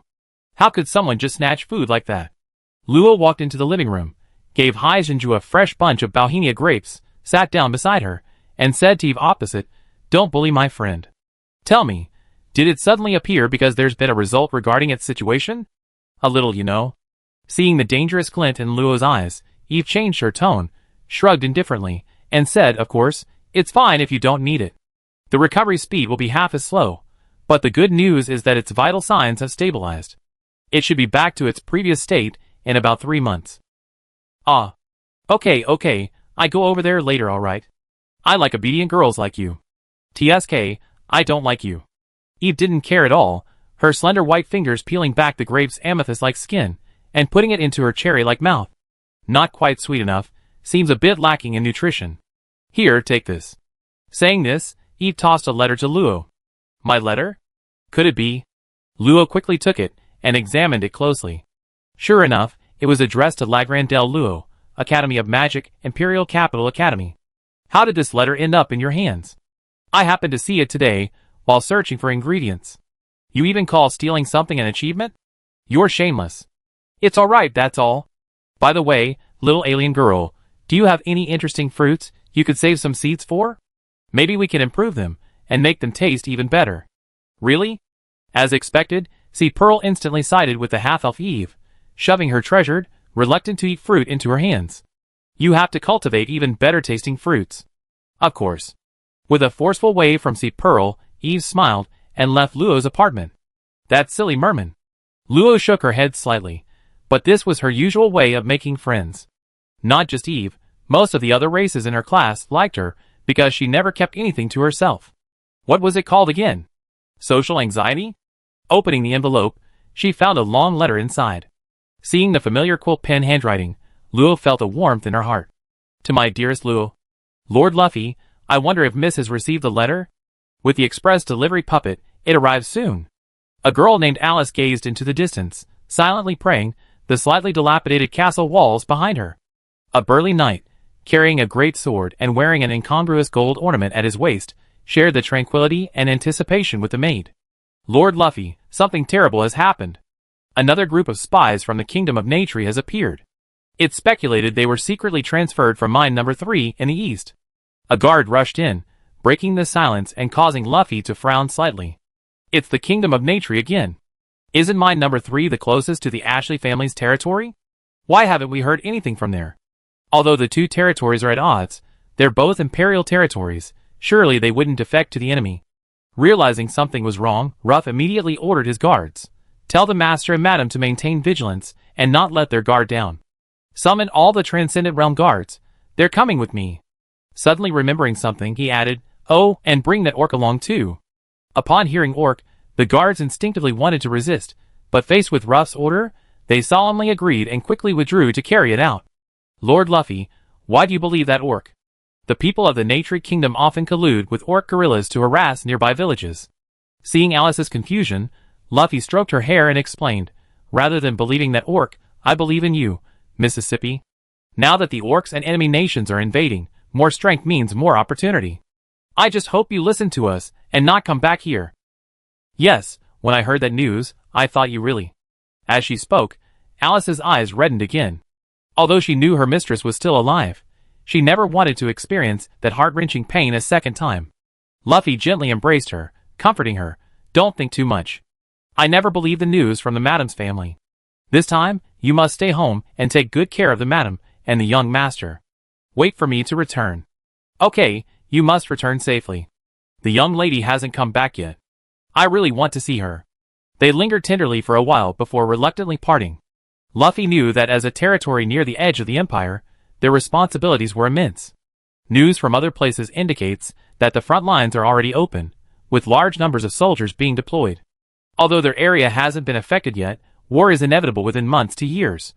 Even with a 4th-tier transcendent expert stationed there, it's extremely dangerous. Keep in touch with home, make more friends, don't stay home all the time. Everything's fine at home. Don't come back until you made 10 friends. It's embarrassing. Wait, huh? Luo's initial letters home naturally didn't mention any danger he encountered. He only mentioned he was safe and sound, making up a reason for not writing home, since his family shouldn't know he disappeared at the academy. Alright, I was thinking of going back to visit sometime, but I wait until Viguria and the others advance before going back. Humph, how dare they underestimate me? She talks like she has no friends. She, Lagrandelle Lo, is no longer the little brat she used to be. Speaking of which, why don't we find a blacksmith to forge weapons for them? Stonehammer's shopkeeper should still be there. Reflecting on the fact that she hadn't been out for over 2 months, Lo decided to discuss weapon forging with Senior Ape, and also to clear her head. Chapter 305. See, Pearl was in the 3rd tier extraordinary class at the Alien Academy. The students there came from various races, aquatic, terrestrial, winged, and even non-humanoid, and had various attribute affinities, making it impossible to categorize them like in other academies. Therefore, they were uniformly divided into classes based on attribute and categorized by development direction. After all, these alien races weren't in their own territories, but had traveled thousands of miles to the human empire, mostly to learn knowledge unavailable to their own races. The Alien Academy was located in the Eastern District, close to the Water Attribute Training Grounds, which was convenient for Sea Pearl. A flash of silver light appeared, and Luo's figure appeared in the Eastern District. Following the signs, Luo searched for several tens of minutes before finally finding a particularly enormous castle. The castle grounds were vast, containing a continuous complex of buildings. Calling it a castle was a stretch, but it resembled more of a walled town. What made it unique was that this castle sat atop a large lake. The expansive, azure water rippled gently, with fish occasionally leaping out. Upon closer inspection, it was discovered that beneath this castle lay another castle, an upside-down castle. How amazing! Looking at the high walls connecting the two castles, like twins, or reflections of day and night, one felt as if their reflection followed them into the academy. Was this a castle inhabited by shadows? However, this question was soon answered. Upon entering the academy, the streets, wide enough for 2 carriages to pass side by side, were lined with neat residences. It seemed that excessive use of their own tribal style was prohibited here, presumably for ease of management. Few people were on the streets. Only occasionally did 3 students with dark reddish skin pass by. They clearly paused upon seeing Luo, then lowered their heads and hurried past. Those guys look like fire demons. Why are they afraid of people? The fire demons are a humanoid race living on the edge of volcanoes. They look similar to humans, but research suggests they may have evolved from an ancient race of lava behemoths. They are naturally drawn to fire magic and hate water, which makes them quite irritable. It's said they hold an annual arena tournament to vent their inner turmoil. So it's quite strange that they avoid Luo. Could it be that they feel uncomfortable in human territory? Luo shook her head, dismissing the thought. Who cares? Given Haijinju's personality, she would naturally repeat her address over and over, so Luo easily found her place. Yeah, right. Where exactly is apartment 8, Mirror Road 8? Luo stared blankly at the sign for Mirror Road 8, completely bewildered. She had been all around, from the outer perimeter to Road 13, then to Water Road 13, but she still couldn't find the address Haijinju had mentioned. Could I have misspoken, mistaking outside the mirror for inside the mirror? Thinking of her silly, smiling face, it wasn't impossible. Excuse me, are you Miss Luo? Just as she was wondering, a timid, childish voice came from behind her. Luo turned around and met a pair of large, bright blue eyes. Who are you? The owner of the eyes was a little boy who looked no more than 7 or 8 years old, with blue hair and blue eyes, a soft face, and the childishness in his eyes hadn't faded. If he wasn't acting, then his mental age was truly very young. Water Sprite, 1st tier extraordinary, Water, Mage, Water Attribute Mage, a Water Sprite, who had only recently taken human form. He seemed easy to fool. Perhaps if you gave him a cup of magic-rich water, he would fall in love with you. Aye, big sister, you can call me Say. Are you Sister Luo? Yes, but how did you know my name? Is she that famous? Well, this is what the big sister said. She said everyone should remember what Sister Luo looks like. The big sister? A sense of unease flashed through Luo's mind, but unexpectedly, Say's eyes lit up, her tone full of admiration. Yes. The big sister is amazing. She can take on all the 3rd tier students single-handedly. And if we get bullied, she stand up for us. We all like her very much. Just wondering, is your big sister new? Yes. How did you know Sister Luo? A vein throbbed on Luo's forehead. Does she often giggle and like to chat with people? Wow. Sister Luo, you know all that. Luo clenched her fists. One last question, doesn't she look like a mermaid? Absolutely. Big sister even has a long tail. I'm so envious, I want to grow a tail too. Okay, it's pretty obvious who it is. Hee hee, take me to meet this big sister, I think she'd be very happy to see me. Say nodded, Sister Luo, you must be very good friends, right? Come with me, the mirror world is on the other side. The mirror world? Luo didn't react for a moment, and when Say grabbed her hand, she stumbled and fell to the ground, but instantly turned around and landed on her right side. We're here. Huh? The road was still there, the buildings were still there, but the sign read Mirror World 8th Route Army. The air was incredibly humid, a light drizzle was falling, and moss had grown on the buildings. The blue sky and white clouds overhead had been replaced by the azure water, tinged with a layer of turquoise. Could this be the other side of the alien academy? Say nodded vigorously, her short, light blue hair trembling as she pulled Luo's hand and floated lightly towards a house not far away. The academy is divided into two sides, inside and outside the mirror. This side is where students with the attributes of ice, water, wood, and metal live. The other side is where other students live. What a coincidence, it's raining. I love rain. In the misty rain, Say's figure seemed to have grown a few inches, transforming into a boy of about 10 years old, quite magical. Luo followed him, looking around as she went. There were no obvious spatial fluctuations here. Rather than a mirror world, it seemed more like she had been transported to another side through a water mirror spell. In other words, Luo was walking upside down on the street. An application of gravity magic? I don't feel anything unusual at all. We're here, Sister Luo. Did you say something just now? No, just talking to myself. This is your eldest sister's house? Before Luo was a small villa covering over 300 square meters. The gate was wide open, offering no obstruction.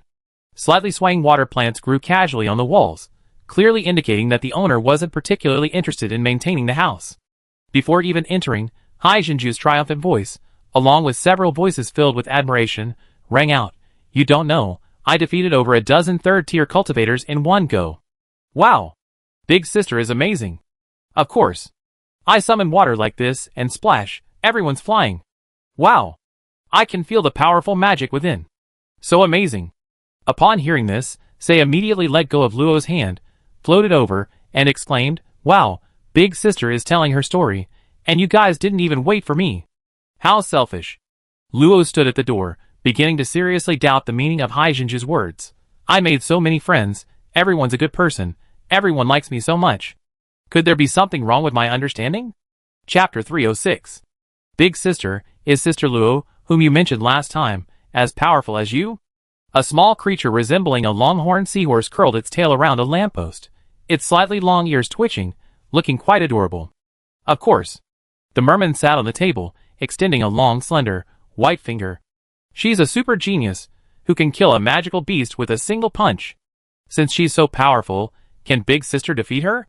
The one who asked this was a girl with a human body and octopus tentacles, a slippery claw sucking on a green fruit with a notch. Ahem. Pearl suddenly coughed twice, her face slightly unnatural. Of course, I'm determined to defeat all the students at the Imperial Academy. Even if she's a once-in-a-millennium genius, she wouldn't last three moves, 30 minutes against me. But she's my very good friend, so I definitely hold back. As expected of the boss.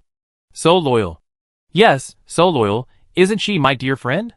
A clear, cold voice suddenly rang out. The octopus girl was still nodding wildly in admiration, completely unaware that her boss had shuddered. She then scratched her head, feigning ignorance, and chuckled, "Haha, no, just kidding." Then, she was tightly bound by several water ropes, her hands tied behind her back, her delicate, fair legs pressed tightly together, turning her into a mermaid writhing on the table. Hey, I was wrong. Ah!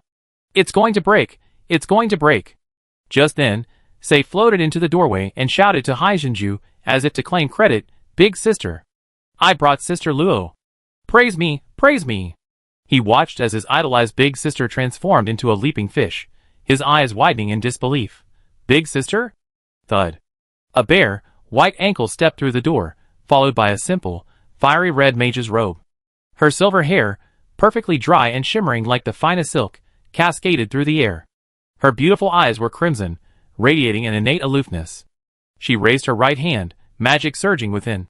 A golden feather ornament adorned her pale wrist, and a black petal tattoo on the back of her hand further accentuated the flawless beauty of her skin. I just heard you say you wanted to defeat all the students. How about I be your opponent? We haven't fought before, have we? This is a good opportunity to see Big Sister's strength. She emphasized Big Sister, and as she spoke, a ball of flame condensed, its intense heat drying out the surrounding area, turning even the cool, damp air into a stifling heat. No, no, no. Luo, calm down. See, Pearl jumped even more wildly, gradually moving to the other side of the table, terrified that Luo would actually fire a fireball and turn her into a grilled fish. I never call myself Big Sister again. It was really just a joke. TCH. Luo sighed helplessly, extinguishing the fireball in her hand. She wasn't angry at Pearl's smugness, nor at her calling herself Big Sister, but rather at her for publicizing her name. The Alien Academy was a place where various races gathered, and the conflicts were bound to be much more intense than in other academies, or even between academies themselves. It was conceivable that her calling herself Big Sister would displease most of the students, and since she was fine now, something must have happened to others. The fire demons he encountered before were likely terrified, so much so that seeing him reminded them of what Haijinju had done to them. Luo didn't want to become a plague, someone every student feared. Although Haijinju hadn't even considered this possibility.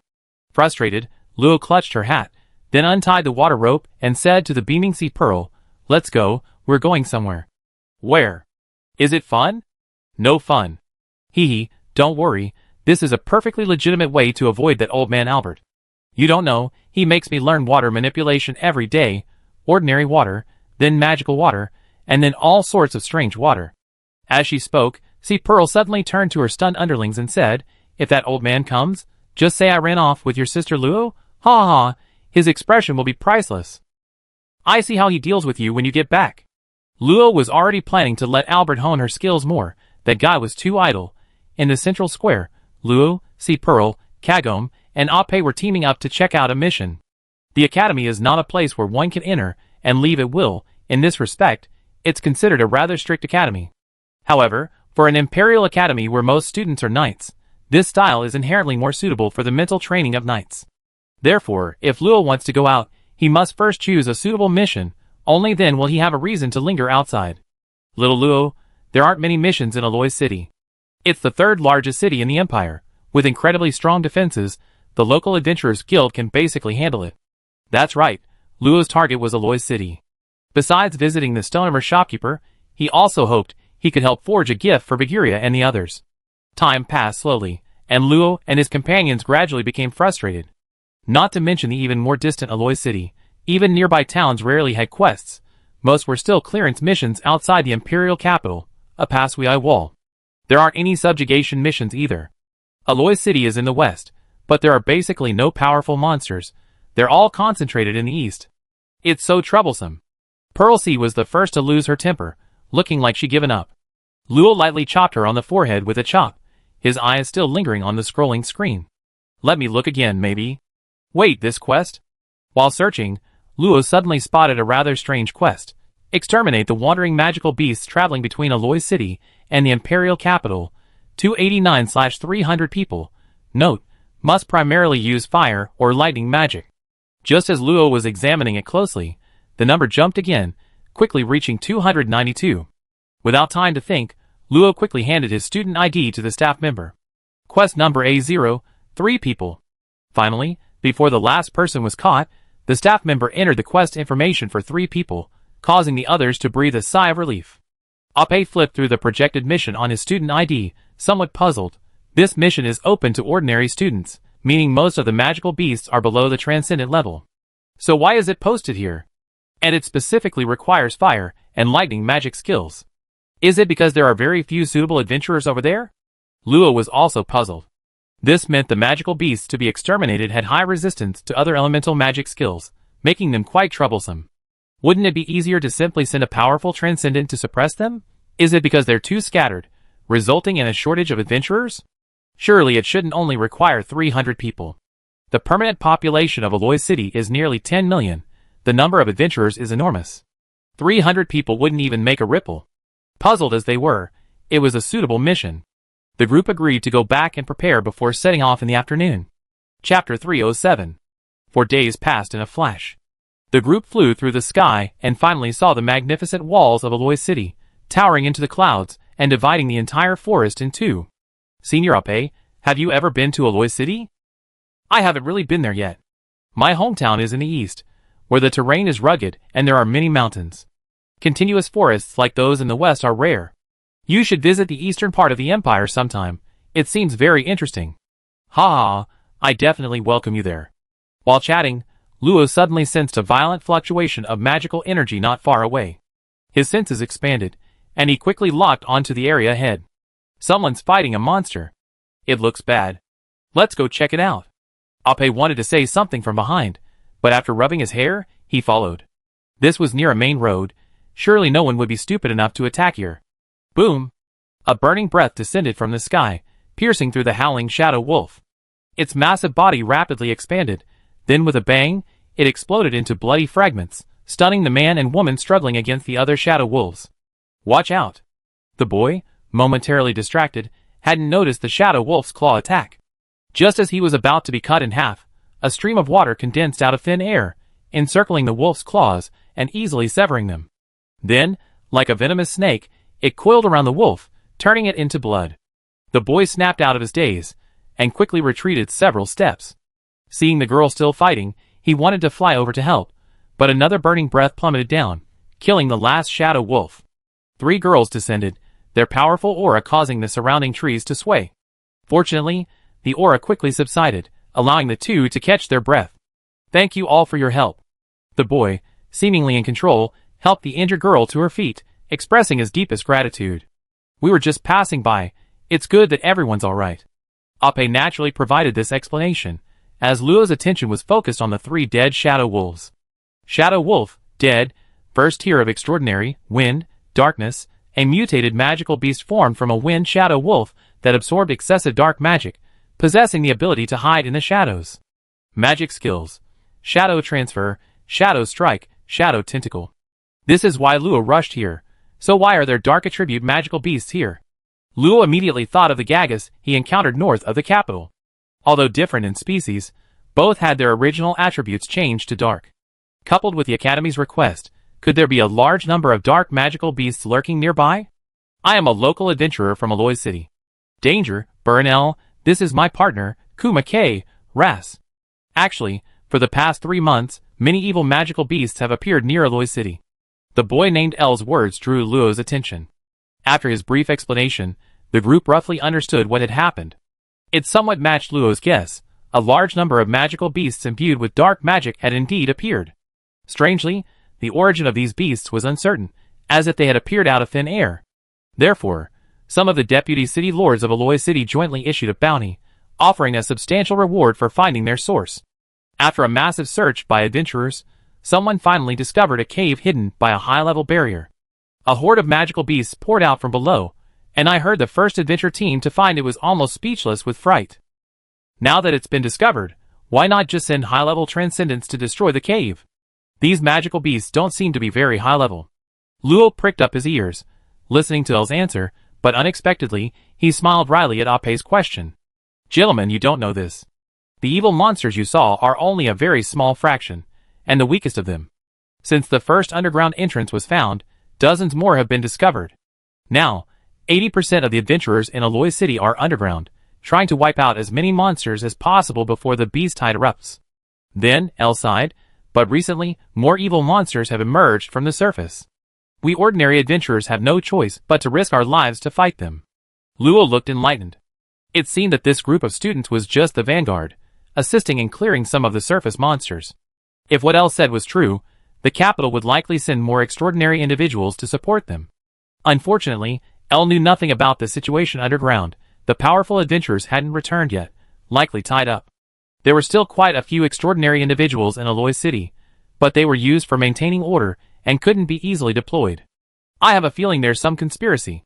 Many knowledgeable adventurers think so, but there's nothing we can do. If the beast tide breaks out, the losses will be much greater than that. After thinking for a while, they still couldn't figure it out. After saying goodbye to the 2, Luo, and the others continued their journey towards Aloy City. Perhaps due to the rampant monster infestation, only 2 city gates remain open, and the number of caravans and people has drastically decreased. The former prosperity is now quite desolate, with soldiers occasionally patrolling the city walls. However, once inside the city, the pre-storm oppressive atmosphere vanishes completely. The outer area remains bustling, but the residents coming and going show no signs of tension or excessive fear, even though most of them are merely mortals. Is this the sense of security that Aloy City provides? Even with danger lurking outside, being within the city of war eliminates any need for panic. Several hours later, the group reached the middle level and quickly arrived at District 31, finding the property in the Dell territory, the place where Luo had once lived. The old servant was visibly surprised to see Luo. Fortunately, he was accustomed to cleaning the house regularly, so even with the young lady's sudden visit, a little tidying up was all it took for her to move in. Luo, I never knew you had such a big house. This is a prime mid-level apartment. Luo, your family is incredibly wealthy.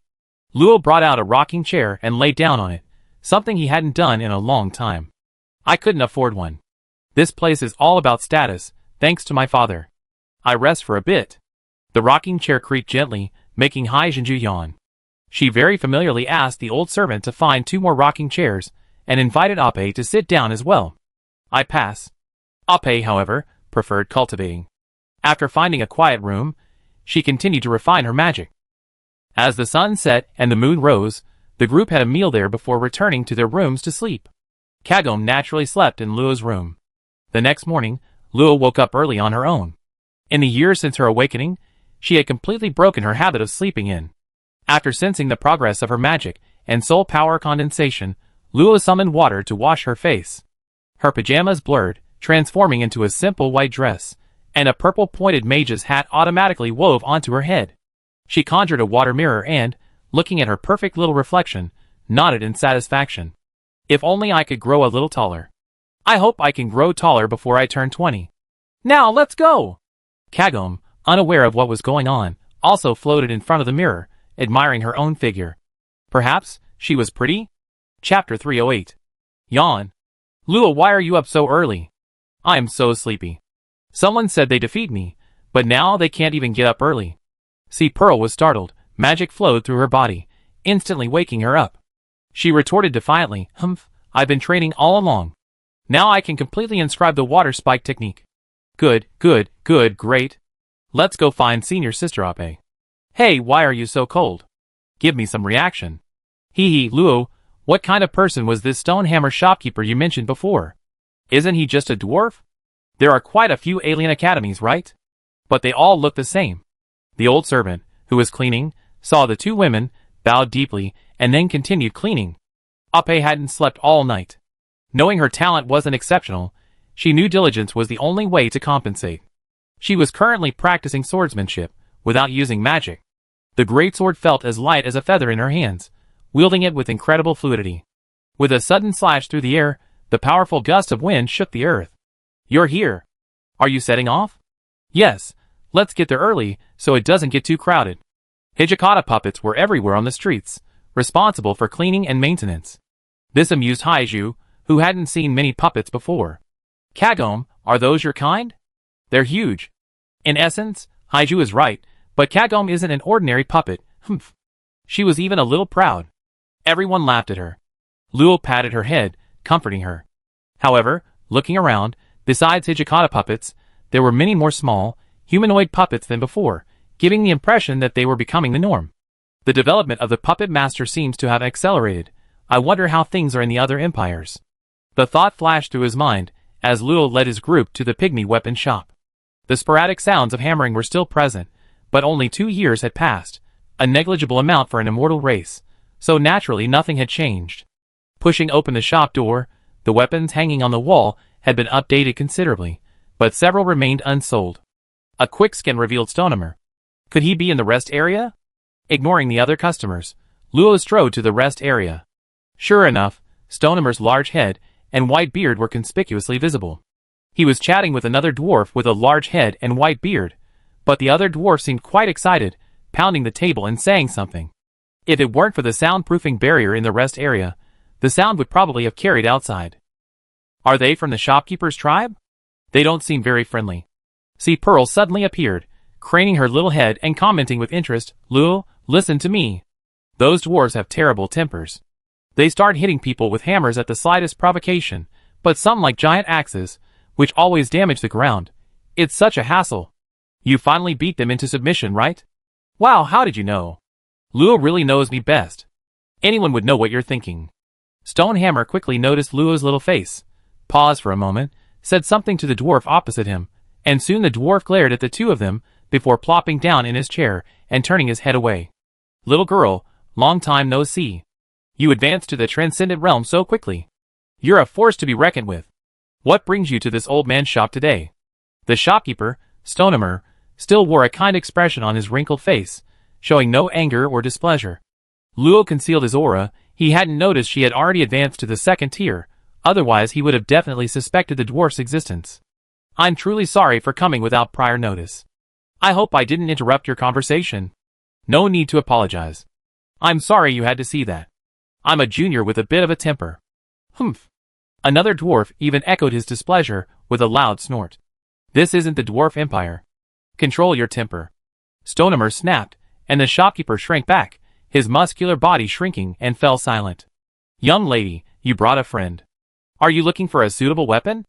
I can recommend one for you, shopkeeper."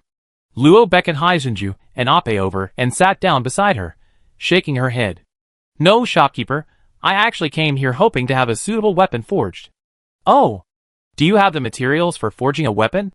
Hearing Shichue's words, Luo and Ape nodded, about to take them out, but he stopped them. "There's a rule in the shop. Weapon forging requires discussion in the forging room." Fearing Luo and the others might not understand, Shichue added, "This is to protect the privacy of our customers. The rest area doesn't have any view-blocking features." With that explained, the group followed Shichue deeper into the shop, to a stuffy large room. The faint sound of hammering became incredibly clear here. Two humans at the transcendent realm were swinging hammers, striking something, each heavy blow sending sparks flying. In a small room to the side of the forge, a few people sat down, and the dwarf unexpectedly followed, leaning against the door frame watching the two blacksmiths with a look of disdain on his face. "Tell me, what are your requirements?" Ape's ring lit up, and as pure wood energy dissipated, a soft, jade-like emerald crystal appeared on the table. Stonehammer couldn't help but show astonishment. "A Treant heart? Such a high-grade Treant heart is rare. Shopkeeper, you have a good eye. I like to use these two pieces of Treant heart to forge two staves, one long and one thin. They need to be usable up to at least tier 6. The long stave needs more support abilities, while the thin stave should primarily enhance magical effects." Ape looked at Stonehammer somewhat nervously. Her original plan was to forge the staves using a portion of the Treant heart, and then forge more suitable staves after Karen and Vargana advanced. This method would definitely waste a lot of materials, but that's the limitation of human blacksmiths. Besides, Tier 2 weapons can be used by Tier 1 to 3 transcendents. It's just a matter of compatibility. Given that it would be a century or two before a normal upgrade from Tier 1 to Tier 3, the weapon might not even last that long. So, it wouldn't really be considered a waste. I heard that dwarven blacksmiths have a way to circumvent the limitation that weapons cannot be used by superhumans with a significant difference in rank. Not only the dwarf leaning against the doorframe, but even Stonehammer was somewhat moved. He looked closely at Ape before saying with some uncertainty and surprise, "Descendants of the mountain people? No wonder, you had a good relationship with the goblins tens of thousands of years ago, so it's not surprising that you know this." Besides their greed, the goblins were also known for their exquisite forging techniques, making them one of the most powerful forging races alongside the dwarves. The fact that the two races didn't see eye to eye didn't hinder their technological exchange. Stonehammer's surprise subsided after learning this. Chapter 309. Under the control of magic, the heart of the Treant floated slowly, radiating an emerald glow. A rich life force swirled around it, enough to instantly heal a severely injured high-level transcendent. Let me think. The heart of the Treant, as the main material, might lack magical conductivity. I use mithril. No, mithril gold, as an auxiliary material. The long staff also needs white quartz as a carrier. Let's use earth mica as the fusion agent, and adjust the compatibility slightly. He quickly scribbled something on a piece of parchment. After a while, Stonehammer paused, pondered for a moment, and reminded him, the remaining materials for making the staff are enough to cover the labor and auxiliary material costs, but we still need to provide magic crystals. We need at least one wood magic crystal from tier 1 to 6, otherwise, it'd be considered a defective product. You're Xiao Luo's friend, so I can waive the low-tier magic crystals, but I still need you to provide the mid-tier ones. Mid-tier magic crystals. Ape hesitated. Even fourth-tier magic crystals were difficult for her to afford. She didn't have extraordinary strength. At most, she could hunt one magical beast of the same tier at a time. She didn't know when she would be able to accumulate enough fourth-tier magic crystals. Fourth to sixth tier would magic crystals? Luo's voice interrupted from the side, her small hand outstretched, revealing 3 magic crystals of varying sizes, emanating the auras of the 3 tiers Shui had mentioned. Little Luo, this is... Ape's personality meant she didn't particularly like accepting favors, but Luo had a plan. She smiled slightly. These are gifts for the senior students. I have to do my part too. But those? Alright, shopkeeper, here you go. How long will it take to make them? Luo didn't give Ape a chance to speak, forcefully changing the subject. Seeing this, Ape could only purse her lips and remain silent. Once forged, it will be at least a blue cobalt grade weapon. 2 of them will take about 6 months. It was a bit longer than Bai Luo had anticipated, but there was nothing he could do. Stone Hammer was quite powerful, possessing the strength of a 6th-tier extraordinary realm cultivator. Since he had said so, it was that way. Now that her senior's matter was resolved, it was her turn to handle things. Shopkeeper, this is a weapon fragment I found in another dimension. Do you see if you can use it? With a wave of her hand, a silver-white half-staff appeared and gently landed on the table. Another dimension. The remains of an ancient weapon, TSK, and so well preserved. Little girl, I'm a little envious of your luck. Teased by the shopkeeper, Luo blushed slightly. Not at all, there's also a broken sword here. I thought it might be helpful to you, shopkeeper. A broken long sword appeared. Even though only half remained, the blade was still incredibly sharp, easily piercing the table. The other dwarf, who had been observing from the shadows, couldn't help but widen his eyes upon seeing the 2 remains, especially when he saw the radiance that erupted when Stone Hammer tested it with magic. Indy alone couldn't express his feelings. There must be at least 100 magic circuits in there. No way, I'm not envious. I'm not looking anymore. Her eyes, however, remained fixed on the 2 wrecked weapons. Stone Hammer glanced at them slightly, smiled, and didn't pay them any mind. She carefully sensed the magic circuits within the wreckage, but the more she sensed, the more astonished she became, finally exclaiming in shock, This design, such an efficient magic conversion structure. The magic changes instantaneously here, how is this possible? And this? A circuit I never seen before, isn't this the solution to that old problem? Ah, sorry, I lost my composure, young lady, these 2 weapons are no ordinary weapons. I guarantee that in their complete state, they are at least at the level of holy artifacts. By the end, Stone Hammer had become serious. If it weren't for his friendship with Luo's father, he would have stolen the 2 fragments for the sake of the artifacts. Before Luo and the others could react to the appearance of the sacred artifact, the other dwarf couldn't stand it any longer and exclaimed, How is this possible? Third grandfather, you must be mistaken. Third grandfather? Luo and the others looked at the 2 men with strange expressions. So the 2 were related by blood? Yes, this little guy is my 3rd brother's grandson, Gang. His father entrusted me to take care of him. He has some talent, but he's a bit arrogant. Just pretend he doesn't exist. Distracted by Gang, Stone Hammer's expression softened. He solemnly put away the 2 weapon fragments. Although it was a bit embarrassing, he was really craving them. No blacksmith could resist the temptation of such top-quality fragments. Didn't you see Gang almost had eyes red with envy? Are you sick? To be honest, these 2 pieces of debris have been a great help to me. The ideas on them can also be used in the staff your friend needs. From now on, I give you a 90% discount on all your equipment forging fees. The group's faces lit up with joy. Gaining the friendship of a blacksmith is no easy feat, especially from a dwarf blacksmith. This meant their future equipment was secured. Shopkeeper, actually, I have 2 more swords I'd like you to forge. Stone Hammer replied without hesitation, of course, no problem. Just name your requirements. He had previously said he would try to accommodate them out of respect for Luo's father, but now, he was treating Luo as a truly equal and important client. They're both knight swords, one a water attribute male sword, and one an ice attribute female sword. As for the effects, I don't know much about them. Could you give me some advice, shopkeeper? Of course, happy to help. Do you have any materials prepared? Luo nodded. I have some samples of materials. Is it alright to put them here? Of course, no problem. Good, but there are quite a lot. Stonehammer looked nonchalant. He could attribute the quality of a single material to luck, but without the time and effort required, he didn't believe she could produce many top-grade materials. The next moment, Stonehammer's gaze froze. With a wave of Luo's hand, the table was once again piled high. The dense water magic filled the small room with moisture, instantly making the walls incredibly damp. There were over 30 kinds of ores, large and small, ranging in color from light blue to cyan. Each one contained powerful water magic. Some were rough, others gleamed with a metallic sheen. With Stonehammer's keen eye, it was easy to see that these ores all came from the deep sea, inaccessible to ordinary extraordinary beings. Having withstood immense water pressure, their hardness alone surpassed most metals. Little Luo, please allow me to choose. Stonehammer was now treating Luo as a major customer. These water attribute materials were rare, some he never even heard of. Gang, disregarding his pride, squeezed in, pulling out a pair of complex monocles. Several lenses made of special materials overlapped, reflecting the properties of the ores, while he exclaimed from time to time, "So pure! And never seen anything like this before!" After a long while, Stonehammer finally selected 14 ores, albeit with some hesitation. A knight's sword needs toughness, hardness, and sharpness. These materials fit the bill well, but since they're raw ores, the refined material might not be enough, potentially affecting the sword's length.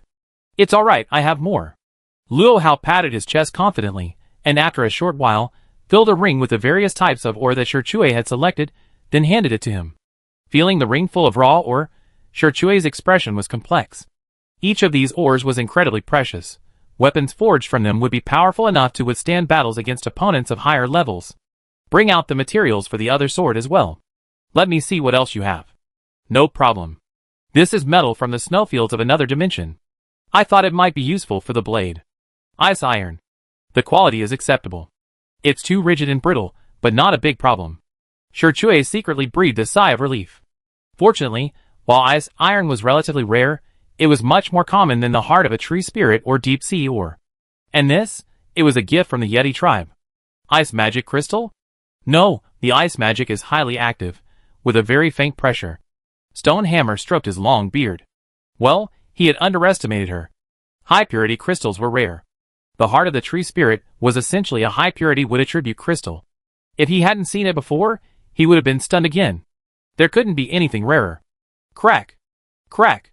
A block of solid ice appeared on the ground, instantly freezing the surrounding moisture and bringing a frost that made Ape and Shirgang shiver. Stonehammer jumped to his feet, abandoning all decorum, staring intently at the chilling ice. The unmelting ice of the far north. Ah, so it really is called unmelting ice. Chapter 310. See, Pearl cautiously touched the icy block that emitted a chilling aura. The moment she touched it, a layer of yellow light obscured her fingers, a seal placed by Stonehammer. The icy aura of the unmelting ice was too intense. Ape and Shirgang's strength was too low to withstand prolonged contact. "Shopkeeper, you mean you're looking for this kind of ice?" "That's right. The conflict between Shirgang and me before was also due to the unmelting ice." With Stonehammer's explanation, Luo finally understood the reason. Shirgang's full name was Yodel Tashin Shirgang. Like Stonehammer, he came from the Tashin tribe, which had maintained friendly relations with the giant mountain tribe for generations. A year ago, a prominent figure in the giant mountain tribe needed to forge a staff, and one of the key ingredients was unmelting ice. However, just as the forging was nearing its end, the unmelting ice was running out. This strange, solid ice from the northern polar regions was scarce, controlled by a mysterious snowfield tribe, and only the Ice Kingdom, the Agnia Empire, possessed a very limited supply. The Dwarven Empire was powerful, and should have been able to trade easily, but several years ago, the Agnia Empire experienced turmoil, and was now nearly closed off. Coupled with frequent wars in its production area, the northern polar regions, the unmelting ice was in short supply. Shirgang, having heard at the academy that northern refugees had entered the Karlov Empire, discussed with Stonehammer the possibility of finding them and trying to trade. Stonehammer deemed the operation too dangerous and refused. As expected, given the dwarven nature, the two immediately started arguing, but unexpectedly, the needed unmelting ice suddenly appeared. "Miss Luo, we don't need that much unmelting ice to make the knight's sword. Please give me some." Shirgang had completely lost his previous toughness and arrogance. His face practically screamed, "I'm begging you." Luo ignored him. Who Shirgang was none of her concern. She pushed the unmelting ice toward Shirchui, If the shopkeeper needs it, I have even more unmelting ice. You gave me the long sword before, which helped me a lot. This ice is just ordinary ice in my hands. Let's make the most of it. Shichui, unusually, remained silent, seemingly considering something. Gang wished he could be a super great grandfather, and immediately agree. Tap, tap, tap. Shichui's stubby fingers unconsciously tapped the table. Looking at the unmelting ice and the ore on the table, a plan gradually formed in his mind. The tapping stopped abruptly, and he slowly spoke. Little Luo, how much unmelting ice do you have left? Luo quickly handed the remaining unmelting ice to Shichui. 2 large chunks and some fragments. That's enough, little Luo. I have 2 suggestions for you.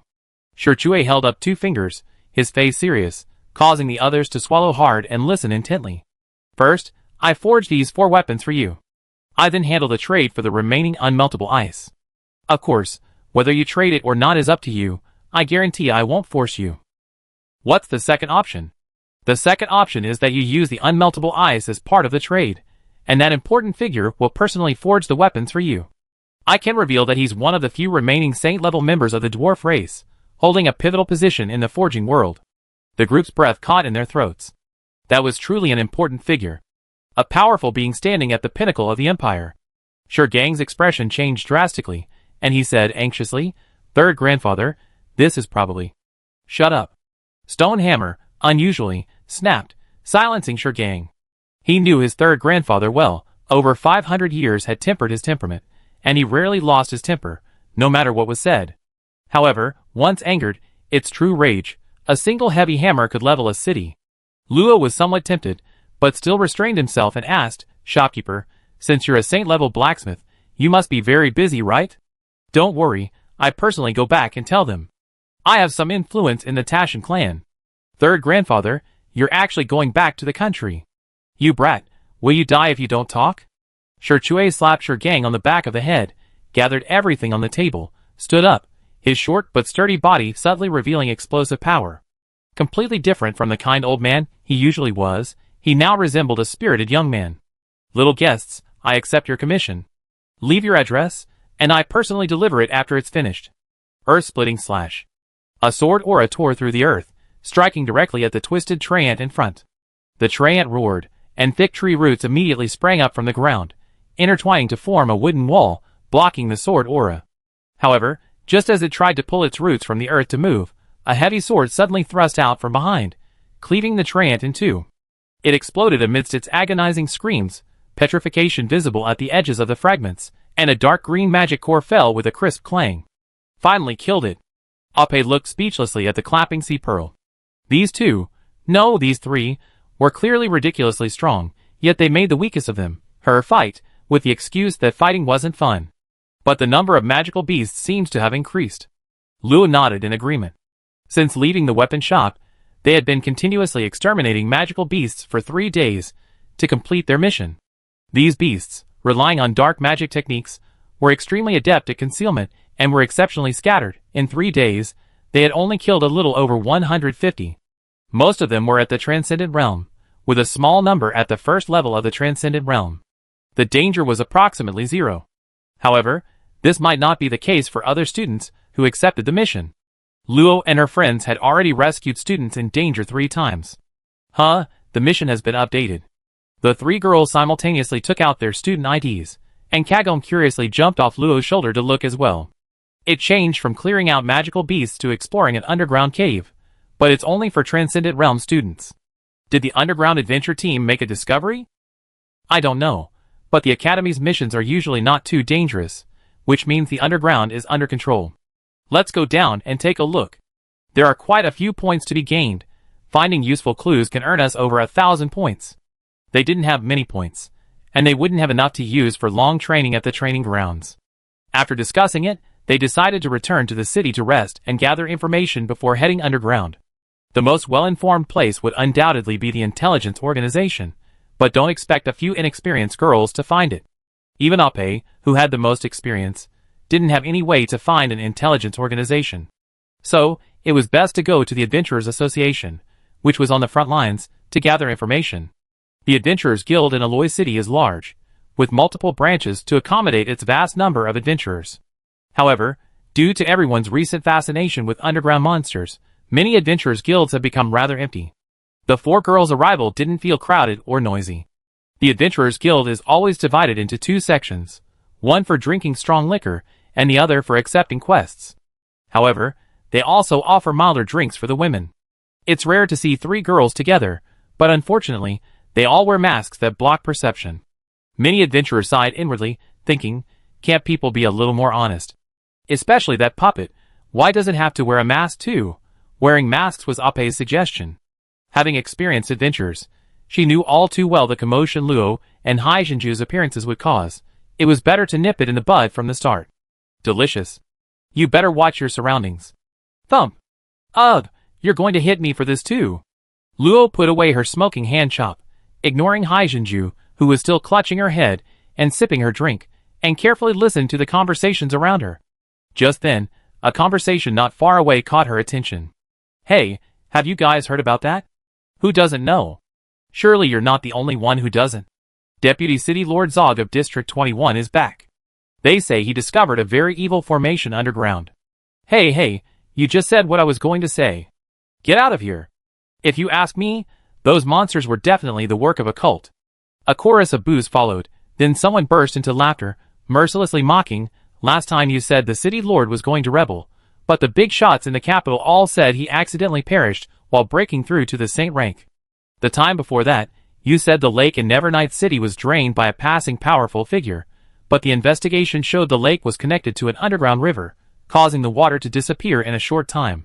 And the time before that, the person who had spoken earlier seemed to realize his words were unbelievable, grunted, and then fell silent, downing his drink to vent his resentment. Suddenly, a clear, pleasant voice rang out. Could you describe the formation from earlier? Before he could react, a sweet fragrance wafted over, pleasant but not cloying, instantly sobering him up considerably. He instinctively turned around and was surprised to find a petite, pretty girl standing behind him. Gulp. Chapter 311. Mazak swore she was the girl with the best skin he ever seen as an adventurer, fair and delicate with a hint of pink, exuding a youthful tenderness that even he, who barely touched a girl twice, was momentarily flustered. Okay, array, right, magic array. I heard there's an evil magic array underground. Seeing his discomfiture, his teammates quickly pushed past him, eager to claim credit, adding, 2 days ago, the army led by Deputy City Lord Zog returned from underground. But of the 3,000 extraordinary beings they led, only 1 in 10 survived, the rest were all severely injured. I have a friend. You talk too much, let me speak. Another bearded man shoved him aside. They encountered a sacrificial array set up by cultists underground, so some people speculate that those magical beasts were summoned by the cultists to cover the sacrificial array. Cultists? Yes, I heard it's the infamous Shadow Order. Although they only existed for a little over 400 years, their strength has developed very rapidly, and they are extremely skilled at relocation and concealment. Since their inception, they have orchestrated at least 100 massacres. They only went into hiding for the last 200 years. I never expected them to resurface. The women exchanged glances, all indicating they had never heard of this cult. Just as they were about to ask further, the man who had been pushed aside couldn't help but speak up. Isn't the shadow cult something you made up? I told you to read fewer stories, ladies. Don't listen to his nonsense. Their status as cultists hasn't been officially confirmed, but they do resemble the shadow cult, which is rumored to have orchestrated numerous massacres. Ape leaned in and whispered, the shadow cult was an evil cult active 400 years ago. It wasn't powerful, and they took pleasure in inciting bloodshed. They disappeared under the suppression of major powers, and theoretically, they shouldn't reappear. Shall we go to the city lord's mansion and ask? If we could find out, everyone else would probably already know. Let's just go underground. After leaving a Tier 1 magic crystal as payment, the group arrived outside the city. The main road was still bustling with people, but the mercenaries and adventurers who had requested escorts were much stronger. Those below Tier 1 Transcendent dared not accept the commissions. It seems the appearance of the magical beasts has had a significant impact on everyone. That's right. Hopefully, the people at the City Lord's mansion will resolve this incident soon. The immediate priority was to find an underground entrance. Fortunately, there were quite a few. After searching carefully for half a day, they found a hidden cave about 400 miles north of Aloy City. There were obvious remnants of a broken barrier at the cave entrance, from which wisps of grayish-black evil energy emanated, quickly dissolving in the air. A centipede the length of an arm tentatively crawled out, only to be crushed by Ape's foot. Lightning crackled, scattering the evil energy emanating from it. Looks like this is it. Just as Luo was about to go down, Ape called out to her, "Little Luo, I'm not going down there." Huh? Why? Ape pointed to the mission on the student ID and said helplessly, "There are definitely monsters of level 2 or higher down there. My strength will only be a burden to you. Besides, we already achieved our goal this time, so I won't participate in the next mission." Hai Jinju grabbed her hands, her face full of displeasure. "This priest can protect you. How can you leave halfway through? Look, I'm not like you guys. I still have a lot of first-level courses. If I drag this out for a few more days, my teacher will scold me. I beat them up for you. She's a 5th-tier transcendent, are you sure?" "Ahem, I didn't say anything just now." "I understand." "Then, senior sister Ape, please be careful." Luo understood that Ape had deliberately left the group to avoid burdening her friends, otherwise, she could have easily followed and gained a lot of points with minimal effort. After saying goodbye to Ape, the remaining 3 didn't hesitate. They erected magic shields, jumped into the cave entrance, and descended hundreds of meters down the long tunnel before vaguely spotting a faint light below. "It's a light magic crystal placed by someone before us." A small light magic crystal, about the size of a thumb, was embedded above the underground tunnel. The dark aura emanating from the depths of the tunnel immediately cowered upon encountering the light magic, hesitating to proceed. However, this light magic crystal was nearly exhausted, its light flickering intermittently. Sizzle! Luo conjured a fireball, reducing its high temperature and releasing more light. The darkness vanished instantly, receding several meters, and everyone could see the path beneath their feet. "Let's go!" The passageway sloped downwards, barely wide enough for 2 people to walk side by side. Dim shadows appeared intermittently along the way, quickly retreating when illuminated by the firelight, clearly afraid of the light. These were magical creatures known as shadow boys, usually spawning alongside dark beasts. They were harmless, but their appearance generally indicated the presence of a large number of dark creatures. The passageway was utterly silent. Not even the rustling of insects could be heard, only the soft sound of 2 footsteps. Meanwhile, Luo also noticed occasional traces of blackened blood and residual magical energy along the way. Judging from the aura, they weren't strong, at most only at the first level of the transcendent realm. It seemed this passage was harmless. After several hours of travel, the situation finally changed. The passage widened and branched, with frequent landslides caused by the battle, making the path increasingly complex. A large amount of ferocious aura, reminiscent of a first-tier transcendent, remained, indicating that the monsters were being intercepted in large numbers from this point. "Be careful," See Pearl wisely cast a blessing on the 3. The current lack of danger didn't mean it would remain so. Following the strongest remaining aura, the footprints on the path gradually became chaotic, and the remains of monsters began to appear. Several hours later, a corpse with a hole pierced through the chest lay on the ground, a long sword broken nearby. Any casualties?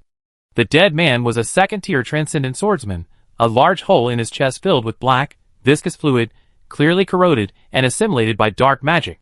His small ornaments were taken, indicating his companions had won the battle. But how long could this state last?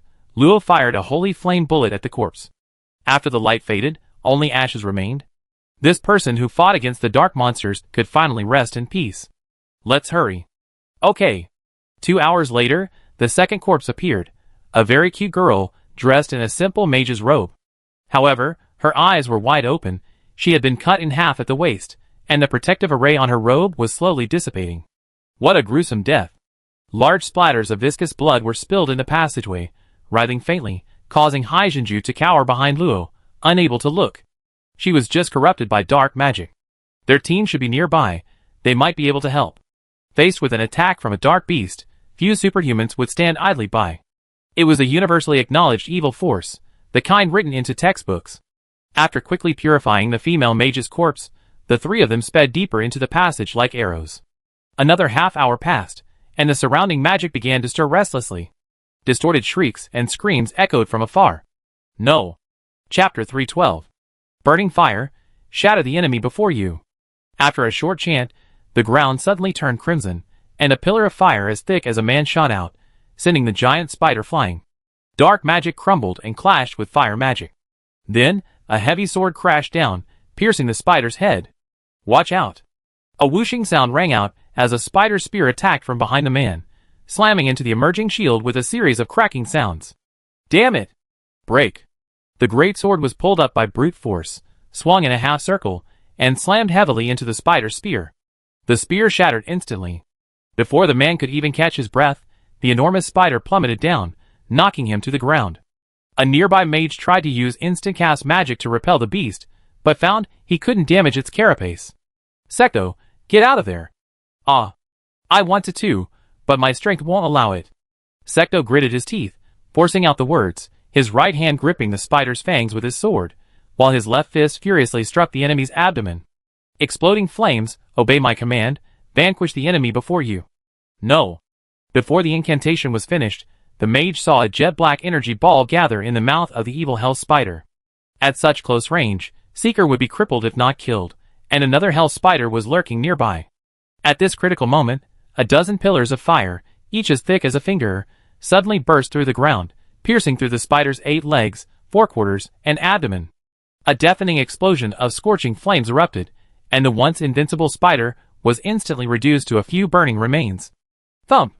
The mage, however, suffered a backlash and collapsed to the ground, gasping for breath. Sector, having narrowly escaped death, had no time to feel relieved. He shook off the magic that had splashed onto him and rushed forward to check on the mage. Are you all right? 2 petite figures emerged from the darkness. A muscular young man was seen administering a potion to a female mage. A few seconds later, the mage's listless expression improved slightly. Only then did Secto have time to pay attention to the two who had suddenly appeared. Looking up, he saw 2 masked girls, one wearing a pig mask and the other a fish mask. Their auras were incredibly powerful. No wonder they had easily dealt with the hell spider. I'm sorry, my companion is seriously injured. I neglected you both. I'm truly sorry. It's all right, let me see. A clear voice, like the tinkling of sea bells, was full of vitality. The girl in the fish mask with long, wavy, azure hair walked lightly to the female mage's side, a sea blue magic circle appearing in her hand, and a damp mist surrounding her. Secto instinctively wanted to stop her, but reason told him that this girl was healing her companion. He made way slightly, carefully observing the girl's actions.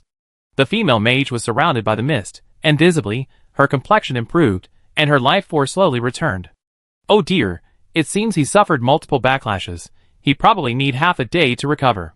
The girl's voice sounded slightly regretful, but for Secto, it was already an unexpectedly good outcome. Thank you both so much for your help. Otherwise, my companion might have needed 3 days to recover. Enough with the small talk. What's the situation? The other girl in the pig mask spoke, her voice cold and clear, like a gentle spring, pure yet chilling. Seeker, a seasoned adventurer, immediately suggested, Gentlemen, there's a nest of hell spiders nearby, and at least one spider is still roaming around. Let's retreat to a safe area first. Alright, your companion needs to rest. After quickly digging out the spider fangs, spears, venom glands, and magic cores from the 2 spiders, Seeker, carrying the female mage, led them to a recessed area concealed by a small, simple barrier. These are the most valuable parts of the hell spiders.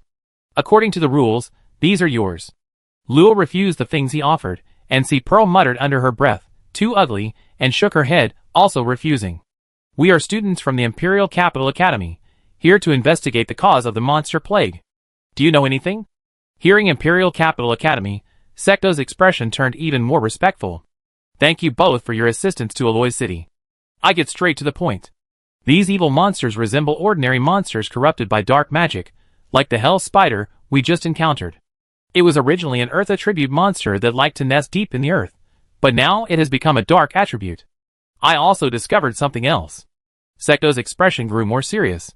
From the entrance all the way here, the stronger the monsters I encountered, the less noticeable the degree of corruption by dark magic they showed. You mean these monsters might have been deliberately released? I'm not sure, just a guess. Luo stroked his chin. The origin of the monsters was a crucial question.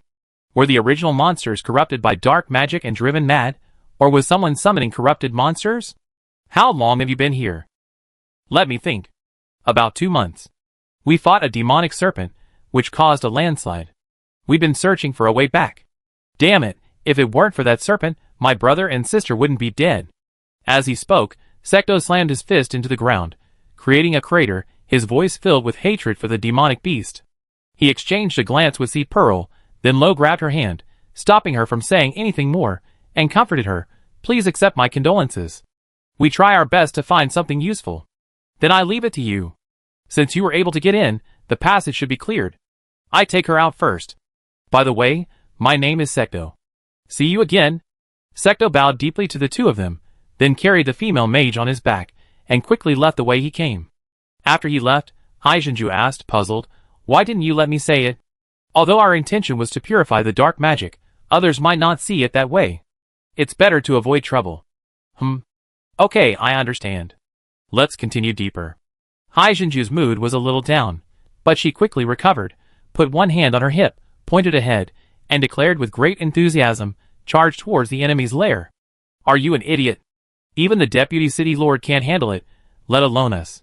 Anyway, let's wipe out the monsters along the way first. They're all points. Money-grubbing Luo. Big idiot, Pearl. Kagome, sitting on her shoulder, watched the two bickering expressionlessly. After learning, she was now a mature little doll, and wouldn't be so childish anymore. Chapter 313. Deep underground, in a distorted cave. Rip! Like the slippery sound of a cicada's shell splitting open, the boy's bronze back was torn open, yet not a drop of blood flowed. A pale arm emerged from the wound, followed by a naked, lithe body covered in a transparent, sticky fluid. Thud! As perfect feet touched the ground, the girl's figure blurred, transforming into a handsome young man. His eyes, with golden vertical lines, resembled snake eyes against his somber face, sinister and cunning. A magnificent robe appeared, concealing his perfect physique. The young man clenched his fist, a satisfied smile appearing on his face. This body is not bad. You can go back now. A strange thing happened. The bronze-colored boy, whose back should have been torn open, scrambled to his feet, his wounds instantly healing, except for a black symbol below his navel. He then dressed as if nothing had happened and walked out of the cave. 2,000 meters underground, the air was unusually normal, almost identical to that 200 meters below, except for the dense dark magic. After cleanly and efficiently incinerating a thorny dragon rhinoceros, Luo collected the fallen magic core. At this depth, the magical beast had risen to the third level of the extraordinary realm, and the intricate path showed no sign of ending. No wonder even a deputy city lord level expert struggled to deal with them. Luo, why do I feel like these magical beasts only attack when we get close? You're right. This is unusual. Dark magical beasts are inherently more destructive than other types. Their lurking here is likely on the orders of someone behind the scenes. It would be good if there were any traces left behind. Unfortunately, there wasn't a trace of human intervention, not even a remnant of magic. Despite the complaints, Luo continued forward into the increasingly empty underground cavern.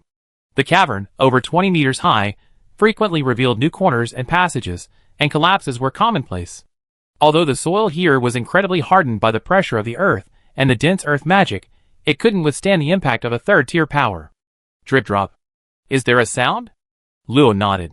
It sounds like water dripping from somewhere. Could it be an underground river? But it's so dry here. I can't sense any moisture. Yeah, I can't sense anything either. Be careful. The two maximized their senses, wary of any potential attackers lurking behind the earthen walls. Drip, drip.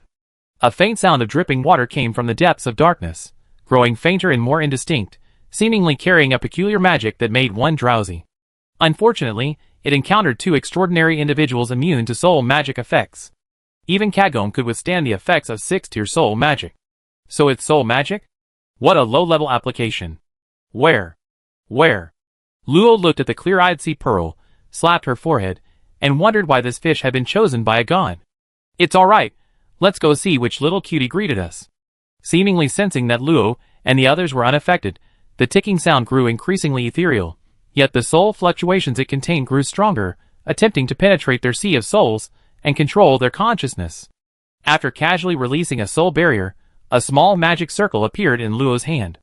Your concealment skills are impressive, but you're too arrogant.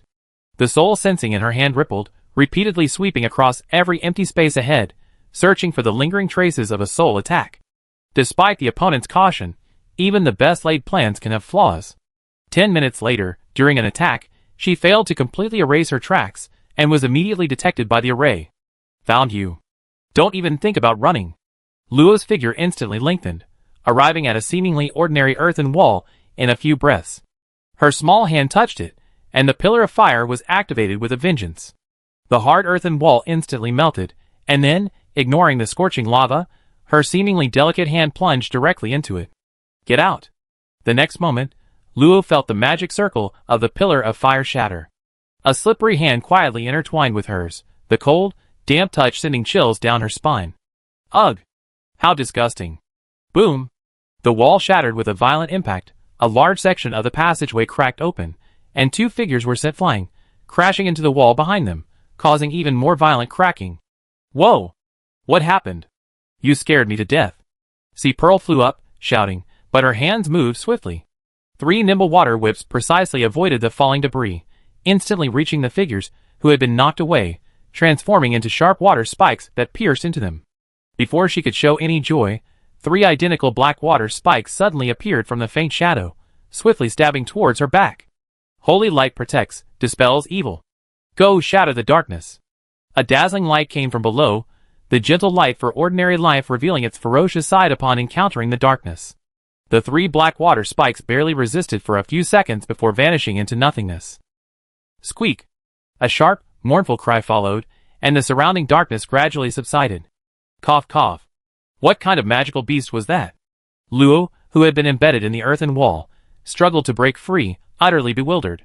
It was clearly a magical beast that unleashed soul attacks, yet it could unleash such immense power. Something was wrong.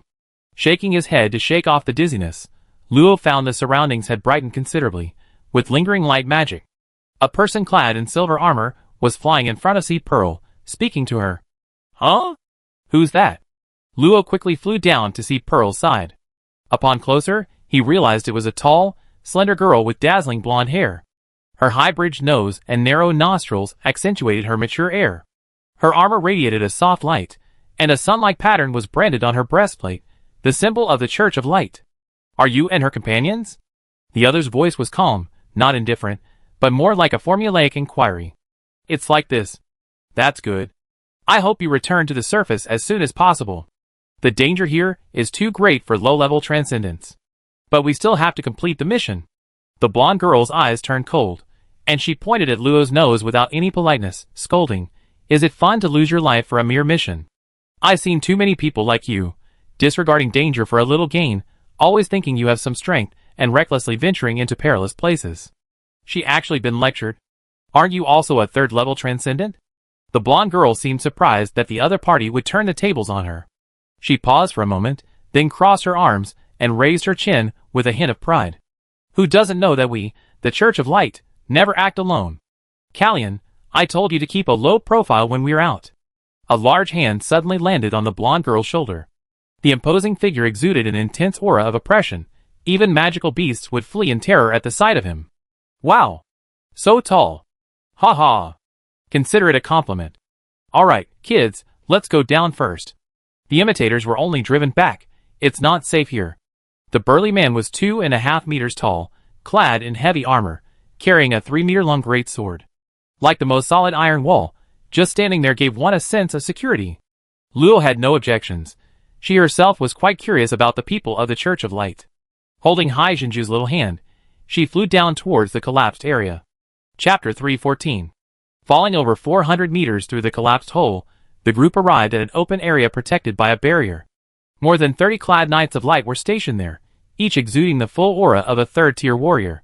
The burly, heavily armored knight leading Luo and his companions possessed the formidable strength of a fifth-tier extraordinary warrior. Seeing strangers enter the barrier, the other knights remained silent, continuing their quiet meditation.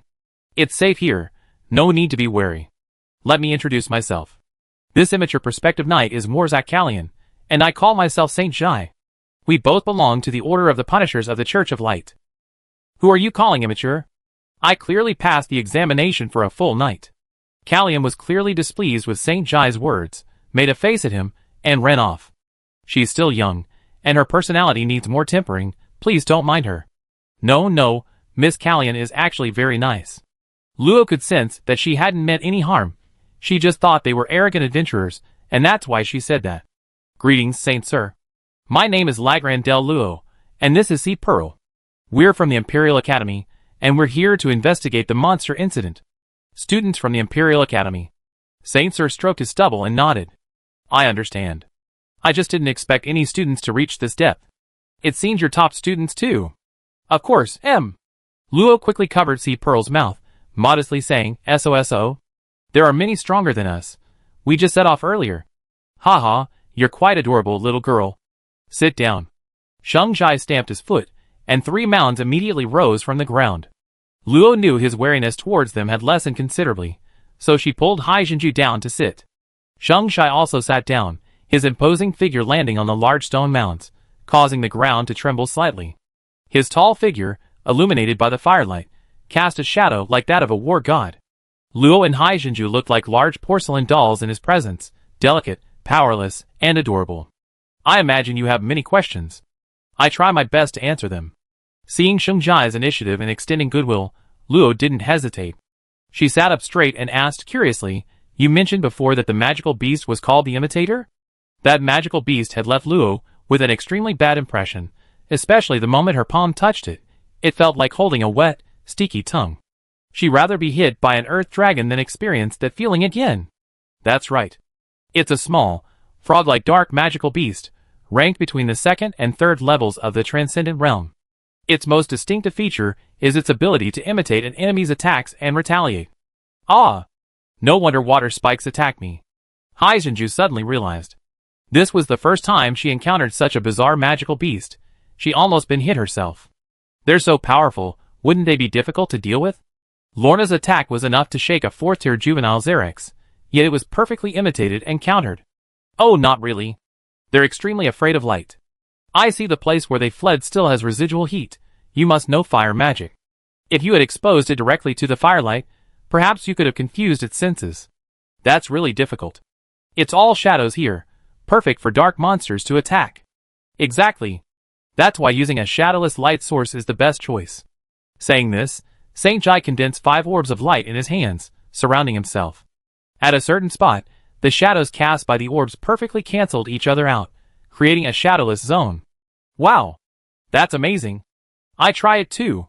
See, Pearl eagerly tried, and with skillful control, the faint light emitted by the water orb successfully created a shadowless zone.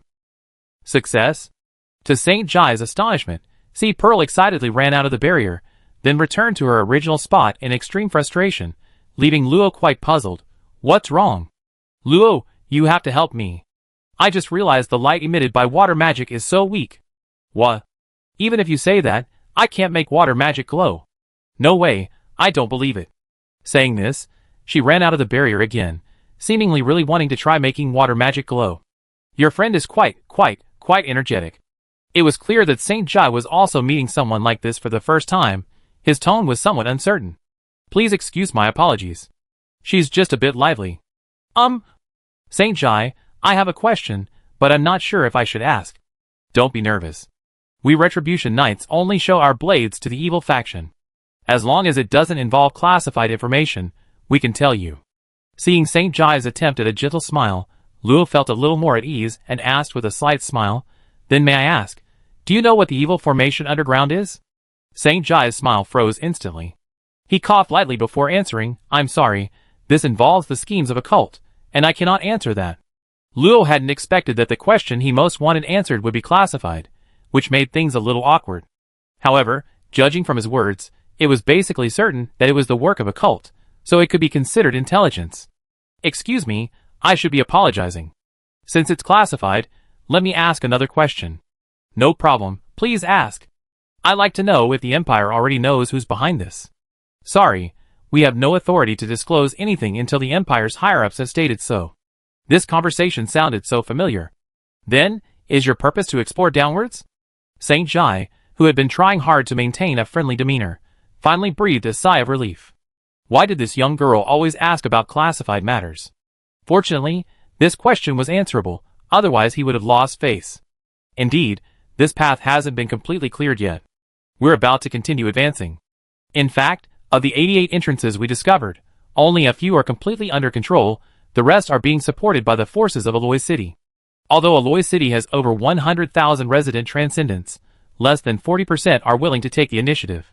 Even with the Vice City Lords issuing bounties, that number only increases to 60%, which, when spread across the various entrances, amounts to less than 700 people. It seems like a lot, but most of them are low-level transcendents. Facing the more ferocious and elusive dark magical beasts, the transcendents don't have the advantage. So currently, the ground advantage is ours, but the underground is already at a stalemate. Saint Jai didn't deny it, his face showing worry. If we continue deeper, even 4th-tier transcendent magical beasts will appear. It's very dangerous for you. Rest well, and leave as soon as possible. I understand.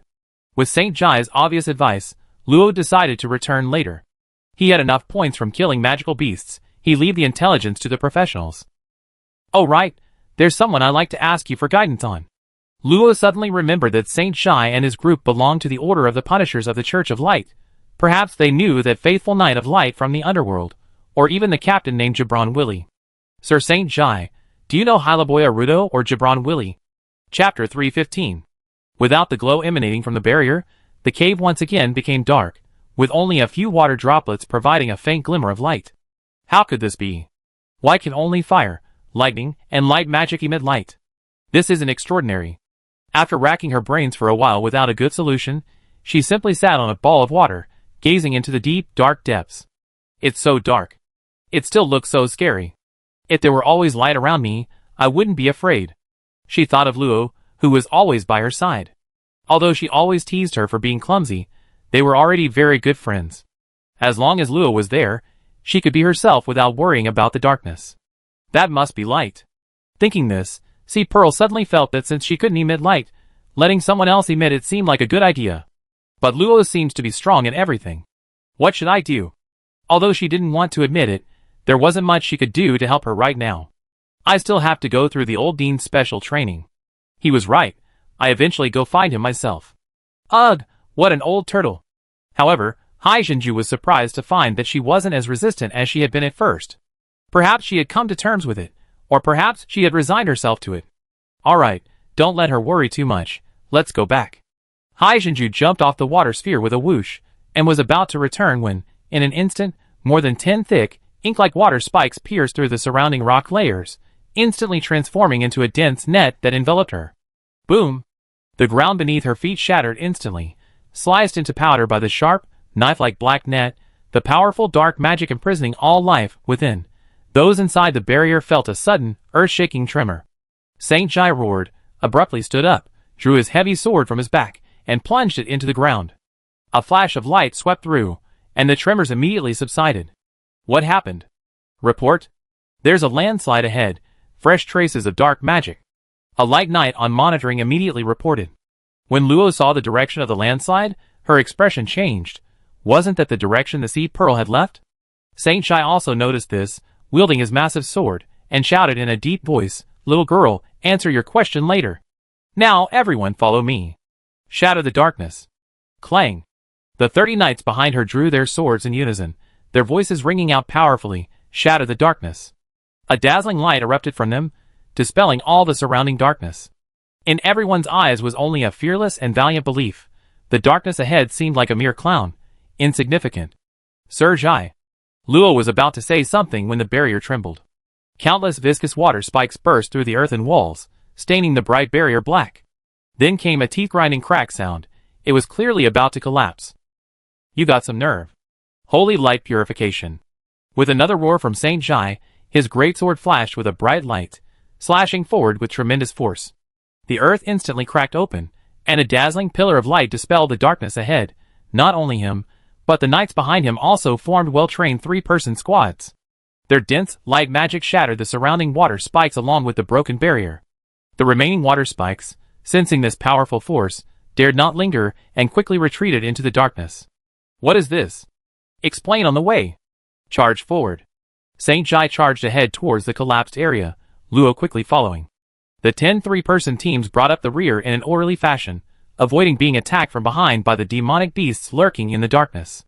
Beneath the collapse lay a network of interconnected passages, seemingly recently dug, almost entirely filled with dense dark magic, making it difficult to pinpoint the route the Sea Pearl had taken. This is troublesome. This way.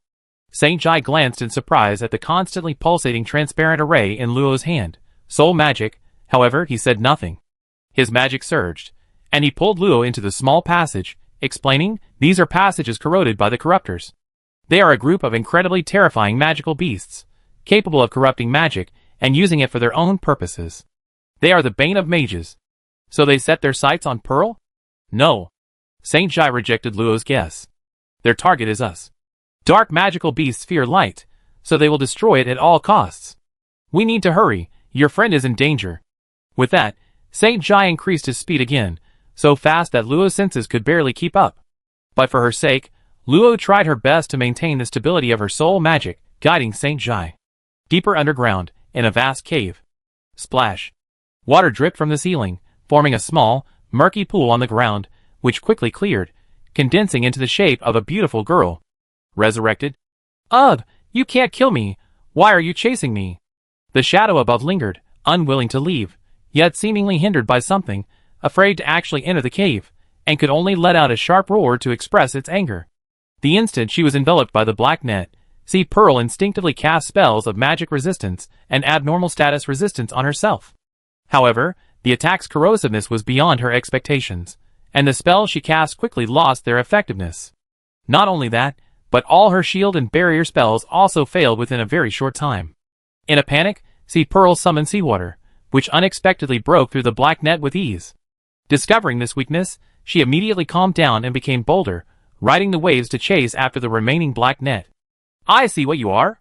Then she was pierced through by dozens of black metal spikes that suddenly appeared in the passage. Her watery body was stained black, turning her into a black person. Get out of here, bye-bye. Seeing that she couldn't win, See Pearl decisively ran away, dispersing into water vapor and seeping into the cracks. Unexpectedly, the metal spikes also turned into shadows and pursued her.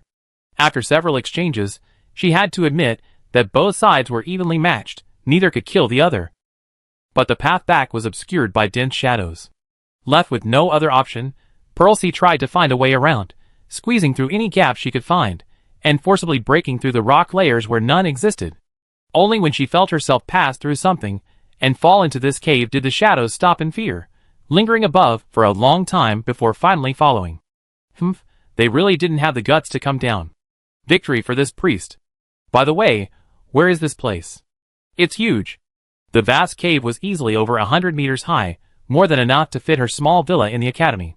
Crimson and black rune chains crisscrossed the walls, appearing twisted and chaotic. The ground was covered in a thin, dark red mist, so thin that even her magic-formed shoes couldn't penetrate it. Most noticeable were the dozens of obsidian pillars standing around, glowing red, emanating a vast but slow flow of magic. As Hai Jinju soared into the sky, she discovered that each obsidian pillar was a perfect pentagon, 10 meters tall, and inlaid with 25 fifth-tier dark magic crystals, forming a black and red pentagram. She counted 49 obsidian pillars in total, forming 7 concentric heptas, complex, massive, and clearly visible. This grand formation was in operation. How can a pentagram appear here? Isn't that an evil formation? Hai Jinju murmured, when suddenly she heard a soft clapping sound. Clap.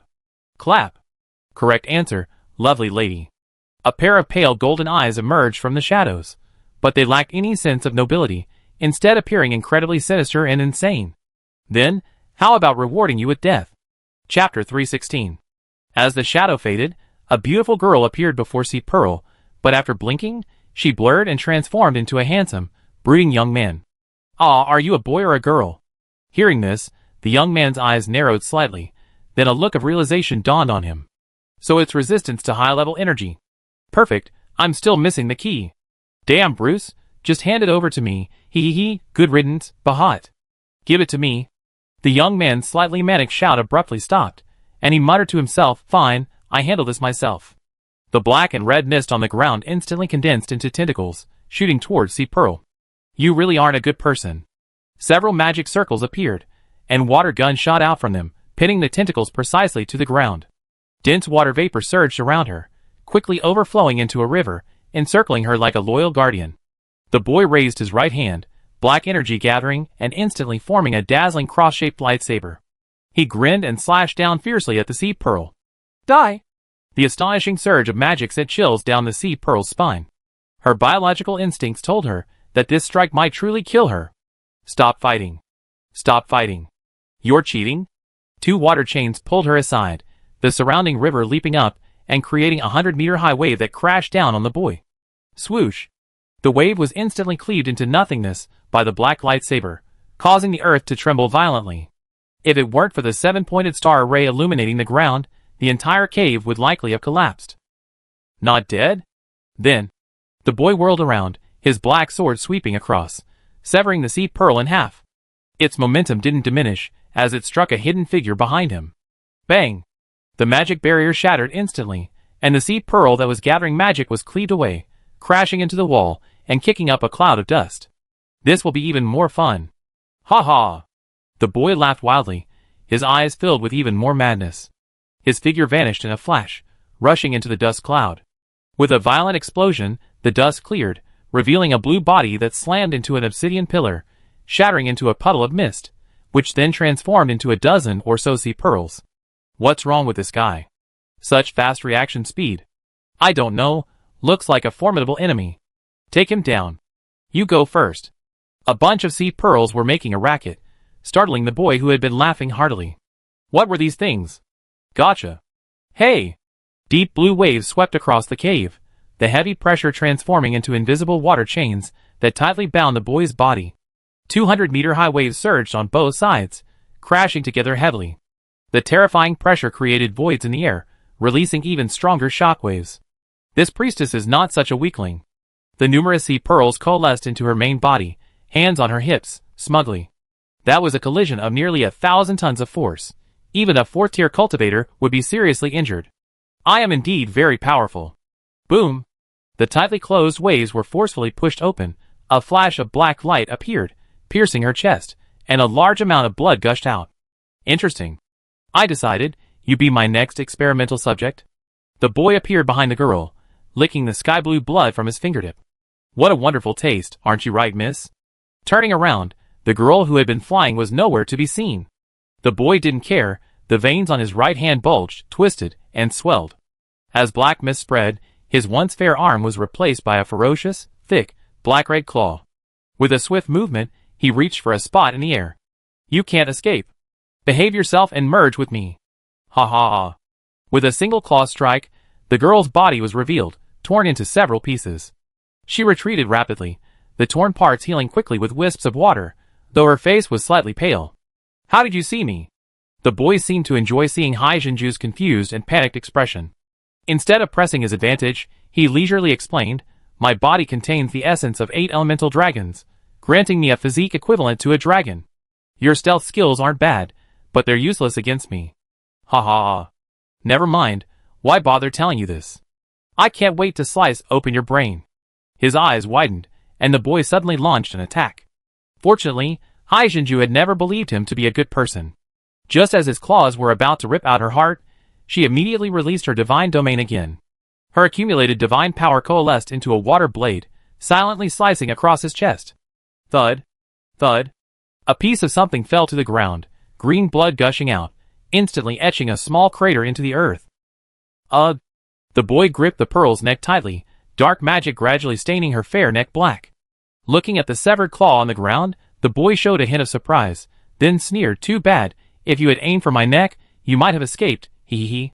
With a sinister laugh, the two figures vanished into the darkness. Minutes later, the entire cave suddenly trembled violently, and the large swath of black shadows that had been lingering vanished amid screams. Holy light impact. Crack. As if something shattered, a large hole was violently torn open in the ceiling, and two figures, one large and one small, fell in. Pearl. Where are you? Their senses swept across the area, but they only detected the lingering smell of blood and the fluctuations of magical energy. Am I too late? Calm down. There might be a clue here. Saint Jai immediately noticed the complex array on the ground. It's a type of dark summoning. If it's not shut down, magical beasts will appear continuously. A 5th-tier magic crystal means that a 5th-tier magical beast could appear. Roar! Sure enough, what he said came true. As soon as Saint Jai finished speaking, roars echoed from the 4 passages of the cave. Soon, 4 powerful magical beasts appeared before the two of them. Cerberus 5th-tier Transcendent, Dark, Fire, a powerful magical beast rumored to originate from Hell, possessing the bloodline of Cerberus. Its body is incredibly strong, and its 3 heads can wield fire, dark, and soul magic respectively, posing a threat even to 6th-tier magical beasts. Note, all 3 heads possess complete consciousness and can seize control of the body. Dark Practitioner 5th Tier Transcendent, Dark, Water, a giant serpentine magical beast born from the twisted power of darkness, possessing extremely strong water control abilities. Its slippery scales can negate most damage. Note 1. Fire can overcome its scales. Note 2. The Wave Rider's talent still applies. Hell Spider Transcendent Tier 5, Dark, Earth, a mutated Hell Spider. Its body is stronger than its kin, and its rank cap is broken through to Transcendent Tier 6. Its back is covered in hard armor, and the poison it releases can corrode any soul below Tier 4. Note 1. The hard armor on its abdomen is relatively thin. Note 2. Its eye defense is weak, but the Hell Spider will pay more attention to protecting it. Hook Scorpion Transcendent Tier 5, Dark, Lightning. Its tail is side-shaped, extremely sharp, and can easily cut through the hard armor of magical beasts of the same rank. It can release potent venom, and its pincers can unleash powerful pincer attacks and lightning magic. Note, venom is its weapon, and also its life source. Chapter 317. Whoosh. The side-like tail hook, along with its master, was cleaved in two. The spatial blade tore through everything, slicing a deep trench in the passage. Around it were three-headed ghouls, their heads severed, a dark practitioner broken into dozens of pieces, and a giant spider with its 8 spears gone, now in 2 halves. However, as the 7-pointed star array on the ground flickered, the 4 demonic beasts that should have died melted into shadows and reformed. Their spears pierced towards Luo, but Saint Jai blocked them first. A burst of scorching holy flames cleaved through them, severing the spears once more. You guys catch up with her first. We handle this. The knights behind them had arrived, forming 3-man formations, 3 formations in total. Although they weren't yet at the 5th rank, the advantage of light over darkness, coupled with Callian and 2 other stronger knights forming the final squad to support them across the 3 battlefields, was enough to hold them off for a while. We'd be there as quickly as possible. Without hesitation, Luo and Kagome broke through the dark magic-filled passage, following the lingering scent of the sea pearl deeper into the darkness. Saint Jai watched their disappearing figures, raised his greatsword high, and roared, "Divine Retribution." Centered on him, a circle of light suddenly spread across the ground, a complex array rapidly forming, rising a massive barrier 100 meters high, granting all the Retribution Knights enhanced power and perception. Follow me to shatter the darkness. Kill! With the roar of the crowd, the barrier was instantly filled with intense heat and light, charging towards the 4 magical beasts. Under the corrosive power of dark magic, the sea pearl's aura quickly dissipated. Luo had already had Kagome carry him away at breakneck speed. So fast! If it weren't for the soul sensing indicating the aura was less than 10 minutes old, Luo would have suspected he was going in circles. Even with Kagome's speed, she hadn't been able to catch up quickly enough. Where had she been taken? A milky white light streaked through the deep passage, the leaping lightning instantly destroying the life force of all the magical beasts along the way, before they could even see who had killed them. 10 minutes later, the space opened up, revealing another empty cave. Kagome swung a spatial blade, shattering the invisible barrier outside the cave. 98.4% similarity to the previous cave. There's a possibility of more similar locations. Inside, the black and red array remained, with taller and thicker obsidian pillars topped with 6-tier dark magic crystals, meaning this array could summon up to 6-tier magical beasts. Sensing the intruders, the array suddenly lit up, a turbid vortex emerging from the center of the 7-pointed star. A scaly claw crawled out, and a faint roar pierced through the teleportation vortex, instilling unease. Over there. Don't get entangled with it. Kagome understands. Before the magical beast emerged, the two tore open the barrier again and entered the next passage. But the deeper Luo went, the more alarmed he became. Just as Kagome had guessed, these passages all led to caves containing the 7-pointed star array. After passing through 12 caves, the magic crystals embedded in them reached the 8th tier, emanating a powerful aura that made the cave air incredibly viscous.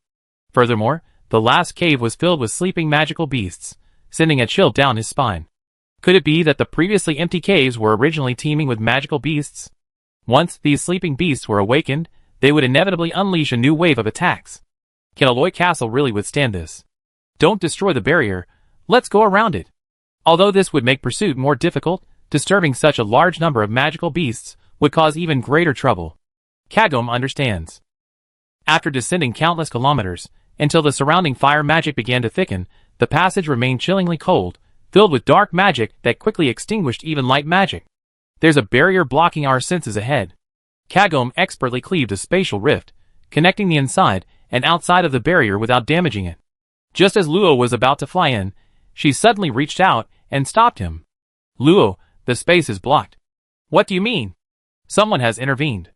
In Kagom's perception, the rift, which should have been unobstructed, had been transformed into an invisible wall, like some kind of barrier. I was wondering which little mouse had such a keen sense of smell to find this place. Turns out it's that cute girl's companion. The barrier slowly materialized, revealing a dark purple base covered in dense, twisted runes that swam like tadpoles. A giant red hand, also covered in black runes, grew from the barrier, followed by a head with 2 horns and a rounded body that was only half its original size. The giant hand slowly opened, revealing a defiant young man sitting atop it, his gloomy eyes extremely unsettling, as if he were eyeing prey, devoid of any humanity. It's you? Luo's pupils contracted. How could this boy be here? Oh! You know me? How rare. The boy seemed not to recognize Luo, or rather, who would remember the appearance of a tiny ant. In the end, we're just 2 grasshoppers. Demon spirit, kill her, and that little piece of trash too. The red half-giant gave a gruff yes, respectfully escorting the boy into the barrier. Turning around, he roared, destroy. And everything. A gigantic hand, disproportionate to its body, arrived before them in an instant, defying instinct. Bang! A milky white spherical shell was slammed into the passage, penetrating nearly 100 meters into the solid wall. The opponent's strength is between the 7th and 8th tier, Luo. Killing it will probably take at least half an hour. Having repaired the damaged shield, Kagom presented a rather pessimistic picture.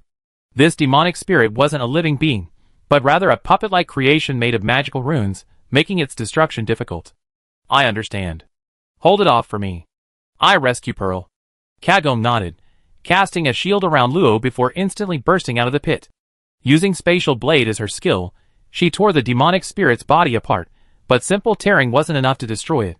The demonic spirit was like a red cloud, each tear only destroyed a small portion, quickly reforming. Conversely, its giant hand possessed immense power. The passage was narrow. A slight misstep would send Kagom slamming into the wall, severely depleting her holy power reserves. You must all be alright. Luo didn't delay any longer. Her golden magic transformed into a giant drill, carving a path directly to the barrier. Sizzle! Soon, the golden magic encountered something indestructible and crumbled. Luo knew she had arrived. Once she crossed the barrier, she could face the unsettling boy. Whatever barrier you are, there's no wall I can't break. Golden light enveloped her arm as she slashed down.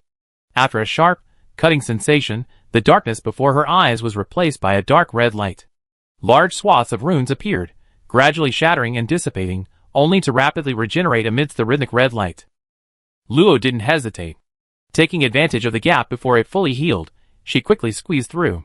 The next moment, she felt as if her body was bound by shackles, plummeting straight to the ground. Boom! A deep crater was created by the impact. Thanks to his superior physical abilities, Luo was unharmed. He tried to stand up. The inexplicable shackles on his body had disappeared, but any attempt to fly using magic would immediately freeze him in place. An anti-flying barrier? Without time to think, Luo looked around and immediately spotted a circular altar not far away. A stunningly beautiful merman girl floated silently on it, bound by several intertwined black and red rune chains. It was none other than the captured seed Pearl. Chapter 318. Seeing Haijinju imprisoned on the altar, Luo rushed forward to check on her, but unexpectedly.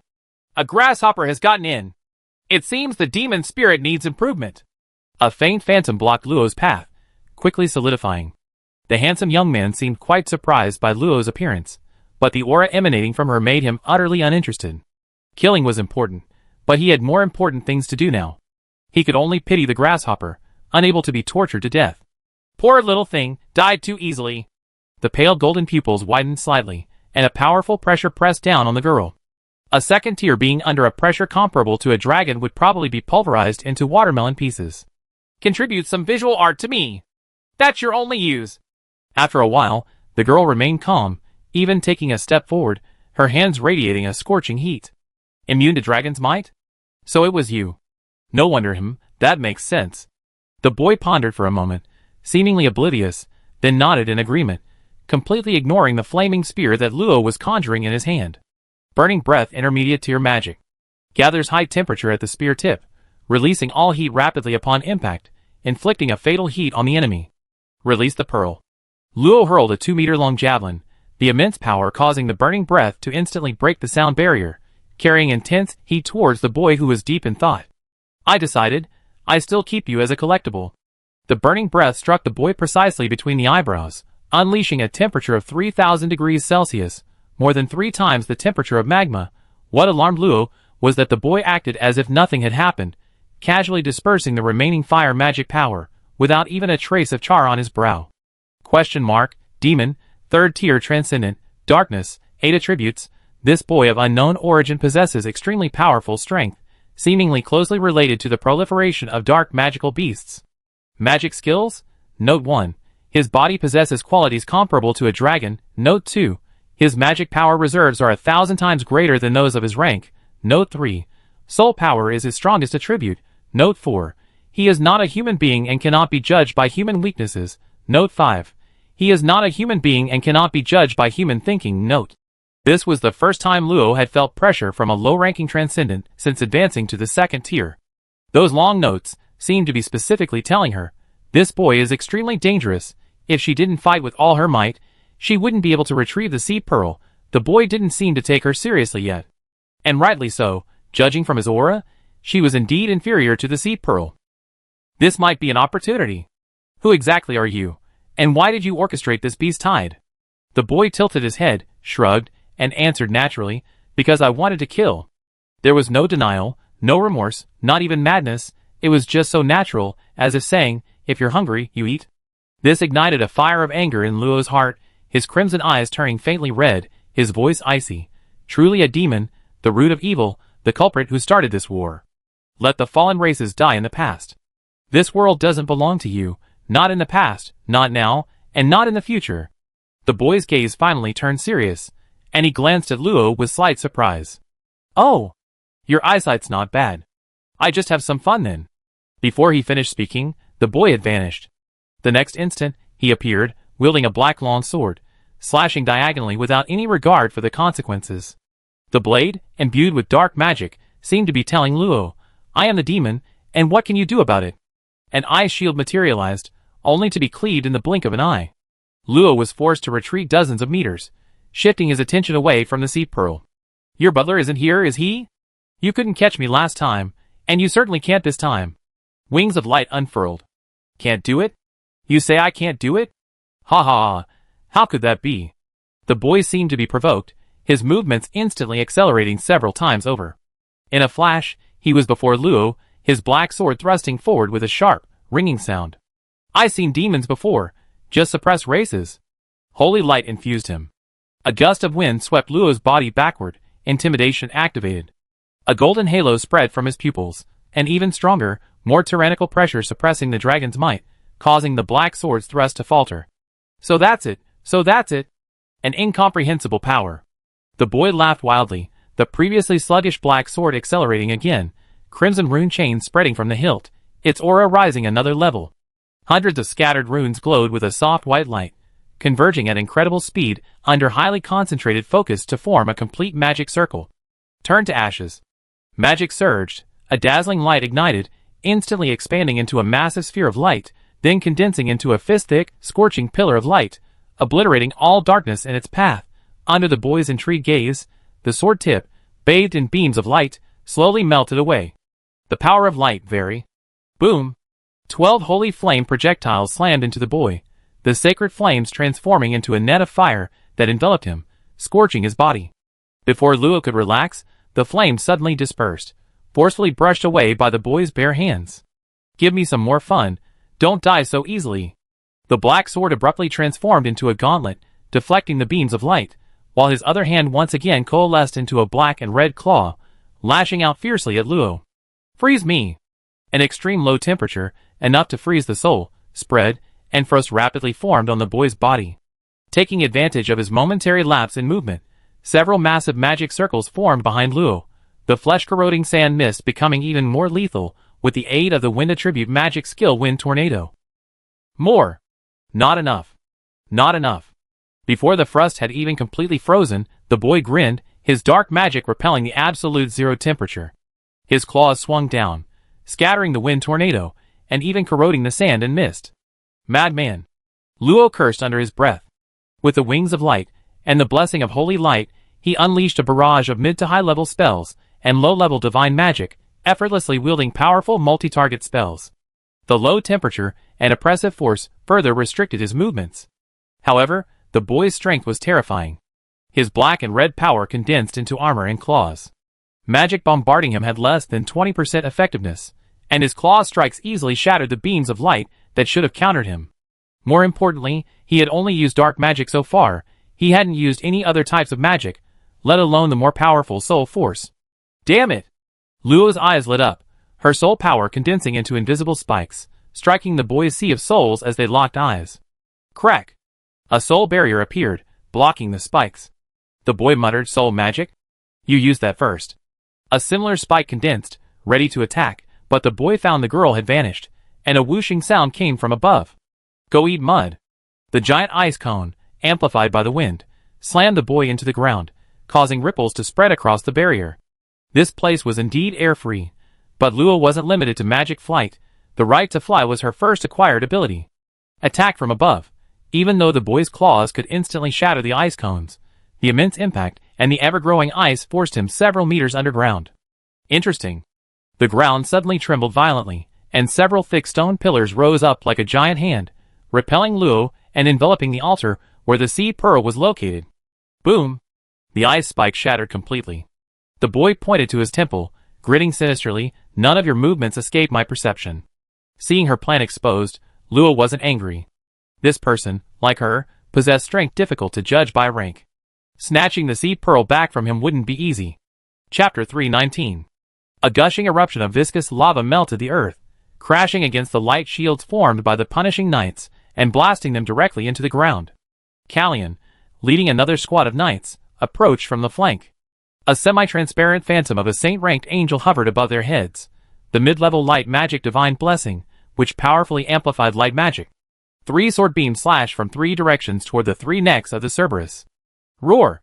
The monstrous head on the right opened its maw, unleashing hundreds of black tentacles that shattered the sword beams.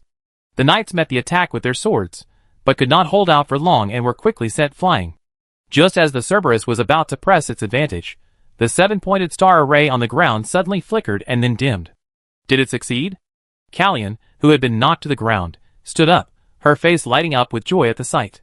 Sure enough, St. Jai's tall figure rose from the core of the array. Though slightly tired, his composure was still evident. "The dark formation has failed, they are no threat. Attack with all your might." All squads, including those fighting the other magical beasts, immediately retreated, regrouping into squads of 30. The 4 magical beasts attempted to attack, but St. Jai tore open a scroll, and a massive barrier of light rose, barely managing to block the beast's attack amidst a tremor.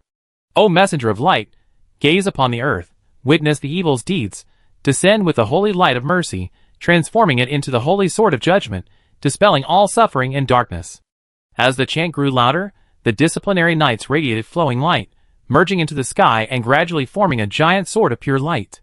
Though the light was gentle, it exuded a chilling aura. The more intelligent Cerberus, in its astonishment, already subtly hinted at its intention to leave. Divine judgment. Fall. Callian, struggling to control the combined magical spells unleashed by the 30 knights, let out a delicate shout. Her great sword, seemingly wielded slowly, swept across with incredible speed, instantly reducing the spider, giant scorpion, serpent, and even the 3-headed dog to ashes. The remaining power slammed into the earth, shattering all the obsidian pillars, and penetrating hundreds of meters into the ground. All the hidden magical beasts along the way died inexplicably under this single strike. When the dust settled, seeing that the magical beasts hadn't revived, the group finally showed expressions of relief. However, their good manners allowed them to quickly regroup, taking out magic crystals to restore their magic power in preparation for the next battle. Finally done, Captain St. Jai, what do we do now? Even though that sword strike had annihilated the magical beasts, it had also destroyed the passage.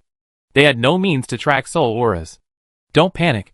Let everyone rest where they are and try to recover. Then, St. Jai took out a bluish jade stone and handed it to Callian, saying seriously, "This is a recording crystal. Lead 3 teams back to the surface as quickly as possible, and give it to the city lord of the 2nd district of Aloy City." Callian didn't take it, instead taking a step back and complaining, "Are you trying to get rid of me, so you can go to a dangerous place yourself. Don't be silly, this is important intelligence. Seeing St. Jai's serious expression, Callion, though hesitant, chose to obey and took the recording crystal. I know, but be careful. You brat, hurry up and leave, who can hurt me here? With a laugh, St. Jai urged Callion to leave, only sitting down heavily after he could no longer sense their presence, wiping the sweat from his brow. The appearance of the dark summoning array must have been discovered by the deputy city lords. Hopefully, that girl will deliver the solution to them soon. Power struggles, power struggles. Are the lives of an entire city less important than the position of a city lord? St. Jai spat fiercely at the self-serving deputy city lords, but he was helpless. He was merely a knight of light stationed in Aloy, and this unit of punitive knights was his only fighting force. The Church of Light's influence here was far too weak, otherwise, those things wouldn't have chosen this place to begin their breakthrough. After a short rest, St. Jai led the remaining knights to break through the blocked passage and continue downwards. The appearance of one dark array meant at least 10 more were hidden. As a knight of the Church of Light, purifying the darkness was his duty. Within the dark red barrier, 2 figures, one white and one black, clashed. Magic flowed like a torrent, constantly constructing and exchanging blows behind them. The dissipating magic transformed into magical energy, filling the space, and then being recondensed in different ways, attacking each other. A jet-black fist, encased in black and red armor, slammed down, striking Luo, who had only managed to cross his arms, against the barrier. A cloud of blood mist erupted, and in the next instant, the boy was pierced through the back by a scorching breath that appeared behind him. Before his magic could erupt, the boy grabbed his spear, pulled it out, and threw it aside. Luo, taking advantage of the moment, dodged to the other side. His injured hands and back had already healed under the influence of light magic. Very good, very good. You're the person who has made me happiest so far. The thrill of battle, exhilarating. The boy seemed to thoroughly enjoy the fight, and possessed immense combat experience. If Luo hadn't noticed the weakness in his defense, he would have been completely overwhelmed. If you like it, go fight in the underworld. They love you demons. More than 3 hours had passed since entering the barrier, and Kagome hadn't appeared. Luo had to consider the possibility of multiple demonic spirits present. This endless battle couldn't drag on any longer. The girl's aura suddenly surged, a ring of runes rapidly spinning around her wrist, exchanging magic power for a temporary boost to her soul power, before unleashing absolute power to kill the enemy. Repent properly in the underworld. This guy kidnapped the Seed Pearl and secretly created so many dark demonic beasts. His heart is despicable, and Luo would never forgive him. With the soul power she had accumulated for so long, Luo's aura easily broke through to the 5th rank. She also gained some control over the essence of low-level divine magic. The beam was no longer released as a scorching beam. Its temperature had noticeably decreased, transforming into a brighter spiral pillar of light.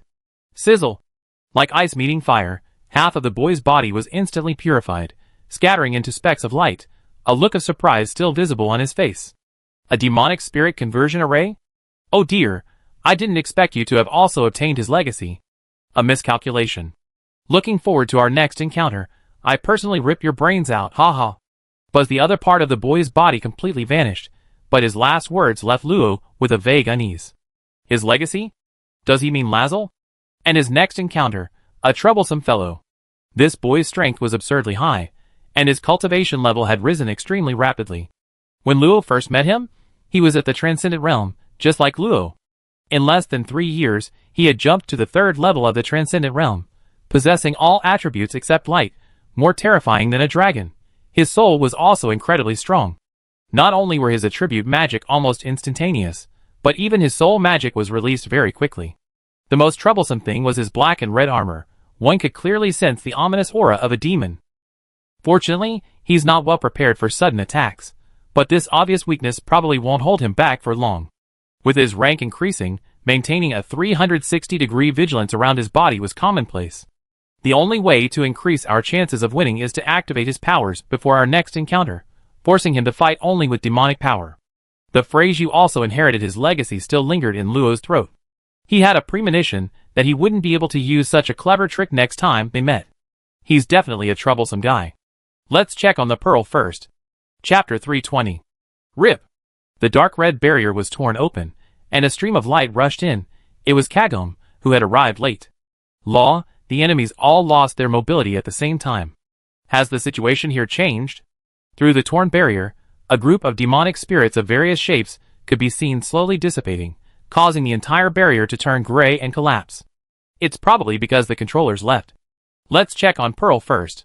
Breaking through the altar surrounded by stone pillars, the intertwined chains on Pearl's body gradually disappeared. Her face was fair with a rosy glow, and her breathing was long and gentle. She seemed unharmed. Wake up! Wake up! After a flurry of frantic attempts to help, including but not limited to healing magic, pinching her philtrum, patting her cheeks, and other methods to awaken Pearl, the girl on the altar finally awoke, stretching lazily. Then, suddenly remembering something, she quickly retreated, summoning a layer of water to protect herself. Don't come any closer. I'm not afraid of you. Wait, it's Luo. Where's that awful guy? You still have the nerve to say that? I told you to leave the protective barrier. Luo took a step closer to her, pinching her cheeks with both hands and pulling them apart. No. It hurts. Let go of me. Before she could struggle free, Luo pulled her into her arms and whispered, Next time, I won't take care of you. See, Pearl was stunned, feeling the heartbeat on her chest and smelling the faint sweet fragrance of her silver hair. She stopped struggling and gently hugged Luo back. I'm sorry, I made you worry. Luo didn't speak, just tightened her embrace slightly. Kagome circled around her head a few times, finally landing on the two girls' heads, spreading her arms and lying on top of them. Kagome was so worried. All right, it's my fault for making Kagome worry. See, Pearl reached out and stroked her hair, and the three of them embraced. The warm moment passed slowly until... What are you doing, rubbing against me? Luo shoved the chuckling merman girl to the ground, slapping her hands angrily before noticing the shimmering spots on the ground. That looks like something he dropped before he left. Luo didn't say the boy was dead. Both her intuition and his words and expression before disappearing suggested a very high probability of his return. Wha, so sad, Luo, you're so heartless. What are you looking at? Let me see. See, Pearl covered her head, pulled herself out of the pit, and came to Luo's side, seeing the two shimmering blood beads on the ground with great curiosity. What is this? Why does it feel like there's a very subtle magical fluctuation? How did you even come up with the word subtle? But just as C. Pearl said, the two blood beads were warm and smooth like jade, with a faint sweet and bloody smell, and emanating a weak but pure magical fluctuation. In his perception, one blood bead seemed to be burning, while the other was floating with yellow dust, but upon closer inspection, it was as if he were looking at thin air, gaining nothing, and it didn't match anything in Luo's knowledge. Let's go back and show it to teacher. Luo put them away, brushed off C. Pearl's outstretched hand that tried to hug them, looked at the completely collapsed barrier, and after confirming that nothing was missing, returned along the passage they had come from. A dozen minutes later, Luo and his group encountered Saint Jai fighting 3 fifth-tier dark magical beasts in another cave. With Kagome's help, Saint Jai dispelled the ground's array in less than half an hour. The 3 magical beasts, without support, were quickly cut to pieces. I'm so glad you're all alright. Saint Jai's joy was genuine. For him, no one being injured was the best outcome.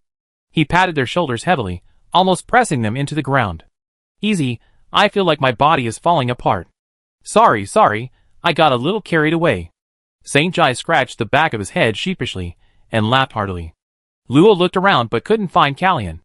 Curious, she asked, where's Miss Callian? I sent her to deliver a message. By the way, did you encounter anything down there? Don't worry, giving this information won't conflict with completing your Academy's mission. Saint Jai seemed to know something about the Imperial Academy's mission, explaining simply that information obtained from large-scale, multi-person missions wouldn't be invalidated by informing the Church of Light and the City Lord's Mansion. Of course, in exchange, Saint Jai also promised Luo and the others a recording crystal that could preserve images, a special magical material engraved with recording magic. Upon hearing Luo's description of at least 12 underground caves, each inlaid with dark magic crystals of at least the 8th rank, Saint Jai's expression turned grave. Thank you for the information. I must report to the church personally. With Saint Jai's help, Luo successfully recorded the black and red evil formations and the slumbering monsters within the underground caves. They had originally intended to return to the lowest cave, but unfortunately, during a tremor, the cave, no longer protected by the barrier, collapsed completely under the immense pressure of the earth, leaving no trace. Luo had no way of knowing what the altar was originally intended for. Luo and her companions had wanted to assist Saint Jai in exterminating the monsters, but this was politely declined. The empty monsters were nowhere to be found, they had likely scattered, and encountering even one would easily wipe out their less than 30-strong disciplinary night order. Therefore, they planned to take the message back and let higher-ups handle it. As for the political issues between the Church of Light and the City Lord's mansion of Aloy, that was no longer their concern. After bidding farewell to Saint Jai and the others, Luo and his companions decided it was best to return and report. The monster calamity was just the beginning. In the coming days, more forces would swarm in, and then it would be more than just a battle between humans and beasts. After a short rest in Aloy City, the three set off back to the Imperial Academy amidst Pearl's shouts of "We need to have a big meal to recover from this shock." In a room writhing with densely packed runes, sat a pool of viscous blood, slowly boiling. At a certain moment, the blood pool surged, and a figure slowly emerged. As the blood receded, a naked, gloomy youth stepped out, his magical power coalescing into a magnificent dark gold robe. The butler, wearing monocles, suddenly appeared, bowing slightly. "Young master, welcome back." The young man flicked his sleeve, and a circle of transparent runes appeared on his wrist. "What a surprise! I really look forward to our next meeting, hee hee. Bahat, find someone more approachable. I hope you like the grand gift I brought, otherwise it would be such a waste." As the young man spoke meaningfully, a blood moon hung high in the sky outside, and the surroundings were a dark mass. Countless enormous magical beasts were kneeling in worship. Chapter 321. Originally, Luo planned to go home to visit his family, but after thinking it over, he wrote a letter instead, telling them to be careful and sending back some things he didn't need. He then headed back to the academy to inform his teachers about the demon's appearance. Nothing happened along the way, except he encountered many students in academy uniforms, from the Imperial Capital Academy, the ornately dressed Box Academy, and some students from ordinary academies whose auras were noticeably weaker. Furthermore, enormous flying magical beasts began to frequently appear in the sky, carrying high-ranking transcendents towards Aloy City. Back at the academy, the students didn't seem to know much about what was happening there, only paying more attention due to the increased number of related requests. When Luo found Luna, she was rummaging through something in her office. Seeing Luo arrive, she immediately stopped what she was doing and asked curiously, "Little Luo, is it a problem with the runes, or have you mastered all the magic I taught you last time?" "I mastered it." "No, this isn't the time for that." "Teacher, do you know anything about demons?" Hearing this, Luna's eyes narrowed. She gestured for a chair to sit down. "Little Luo, why would you ask that? You should have learned in history class that demons, angels, and dragons are ancient legendary races, and there aren't any living individuals left. You didn't run into any cultists, did you?" Luna thought only cultists would preach the doctrines of demons. Talking about demons was far less popular than talking about angels and dragons. If someone mentioned demons, they were most likely a cultist. "No." Luo stamped his foot, then remembered the image crystal. "Teacher, look, isn't this style of array the work of demons?" After Luna finished examining the towering obsidian pillars, and the twisted array of black and red, her beautiful brows furrowed deeply. "This is undoubtedly the work of cultists from the Shadow Cult. Luo, did you encounter them?" Luna shook her head, somewhat puzzled. "No, what is the Shadow Cult?" Luna's expression brightened, and she reached for a book on the study shelf. Speaking of which, Xiao Luo hasn't learned about this yet. Actually, in the eyes of non-zealous believers, cults usually refer to sects that worship evil creatures. Demons are the greatest evil, so it also refers to sects that worship demons. In this plane, 3 powerful demons have been coveting it: shadow, flesh, and war. Since they cannot directly come to our world, they lure those with weak wills to establish cults, helping them gather faith power. You can take a look at this book, but be careful not to circulate it. If an ordinary person sees it, they are very likely to be targeted by cult members. "Thank you, teacher." Luo took the book. It wasn't thick, and the cover read a person's notebook. He flipped through it. It did indeed seem to be a diary. Closing the book, Luo decided to go back and read it more carefully. He asked Luna, who was still pondering, "Teacher, can't demons really appear in this world?" "Of course not. They are powerful beings on par with angels. It would take more than 10 extraordinary beings of the same level to resist them. If they really appeared, our plane would most likely be destroyed." Luna assumed Luo was just curious. After all, the curiosity in her eyes was too easy to understand. Then, teacher, if I said I saw a demon, would you believe me? You encountered a demon? Are you alright?" To Luo's surprise, Luna showed no suspicion whatsoever. Instead, she immediately stepped forward to check Luo's condition. Teacher, I'm fine. I'm standing right here." After a thorough check, Luna finally released the slightly flushed Luo, her expression serious. Tell me everything about him. Don't leave out any details. Luo didn't dare to be negligent and recounted in detail her first encounter with him and her defeat of him, omitting the details about light magic and even using magic to depict the boy's appearance. You mean the person who almost killed you last time was his butler? That's bad. Don't leave the academy for a while. You're right, demons don't die so easily. That butler is definitely a saint-level expert. If he targets you, it will be very dangerous even in the capital. Okay, I understand. By the way, teacher, these 2 blood beads fell before he disappeared. I think they must be something special to have survived. Seeing the 2 crystal clear, jade-like blood beads in Luo's hand, Luna's eyes flashed with an unusually intense killing intent. The air suddenly thickened, and the killing intent even overflowed the office's protective barrier, chilling the entire office building.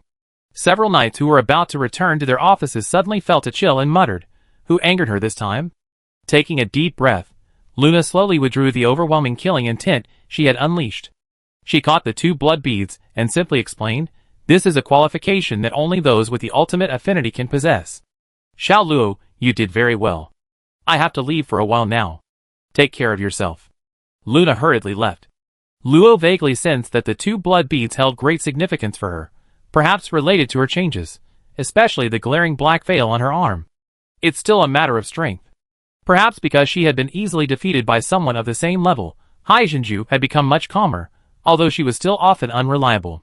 However, Luo noticed that the questions she discussed each time she came over were gradually shifting towards cultivation. Luo was also very happy about her change, and naturally did his best to help her. After submitting the commission, Luo and Hai Jinju's points reached 50,000, finally giving them enough to use the training ground. The training ground there had artificially created stronger magical pressure, which greatly promoted the condensation of magical power and soul power.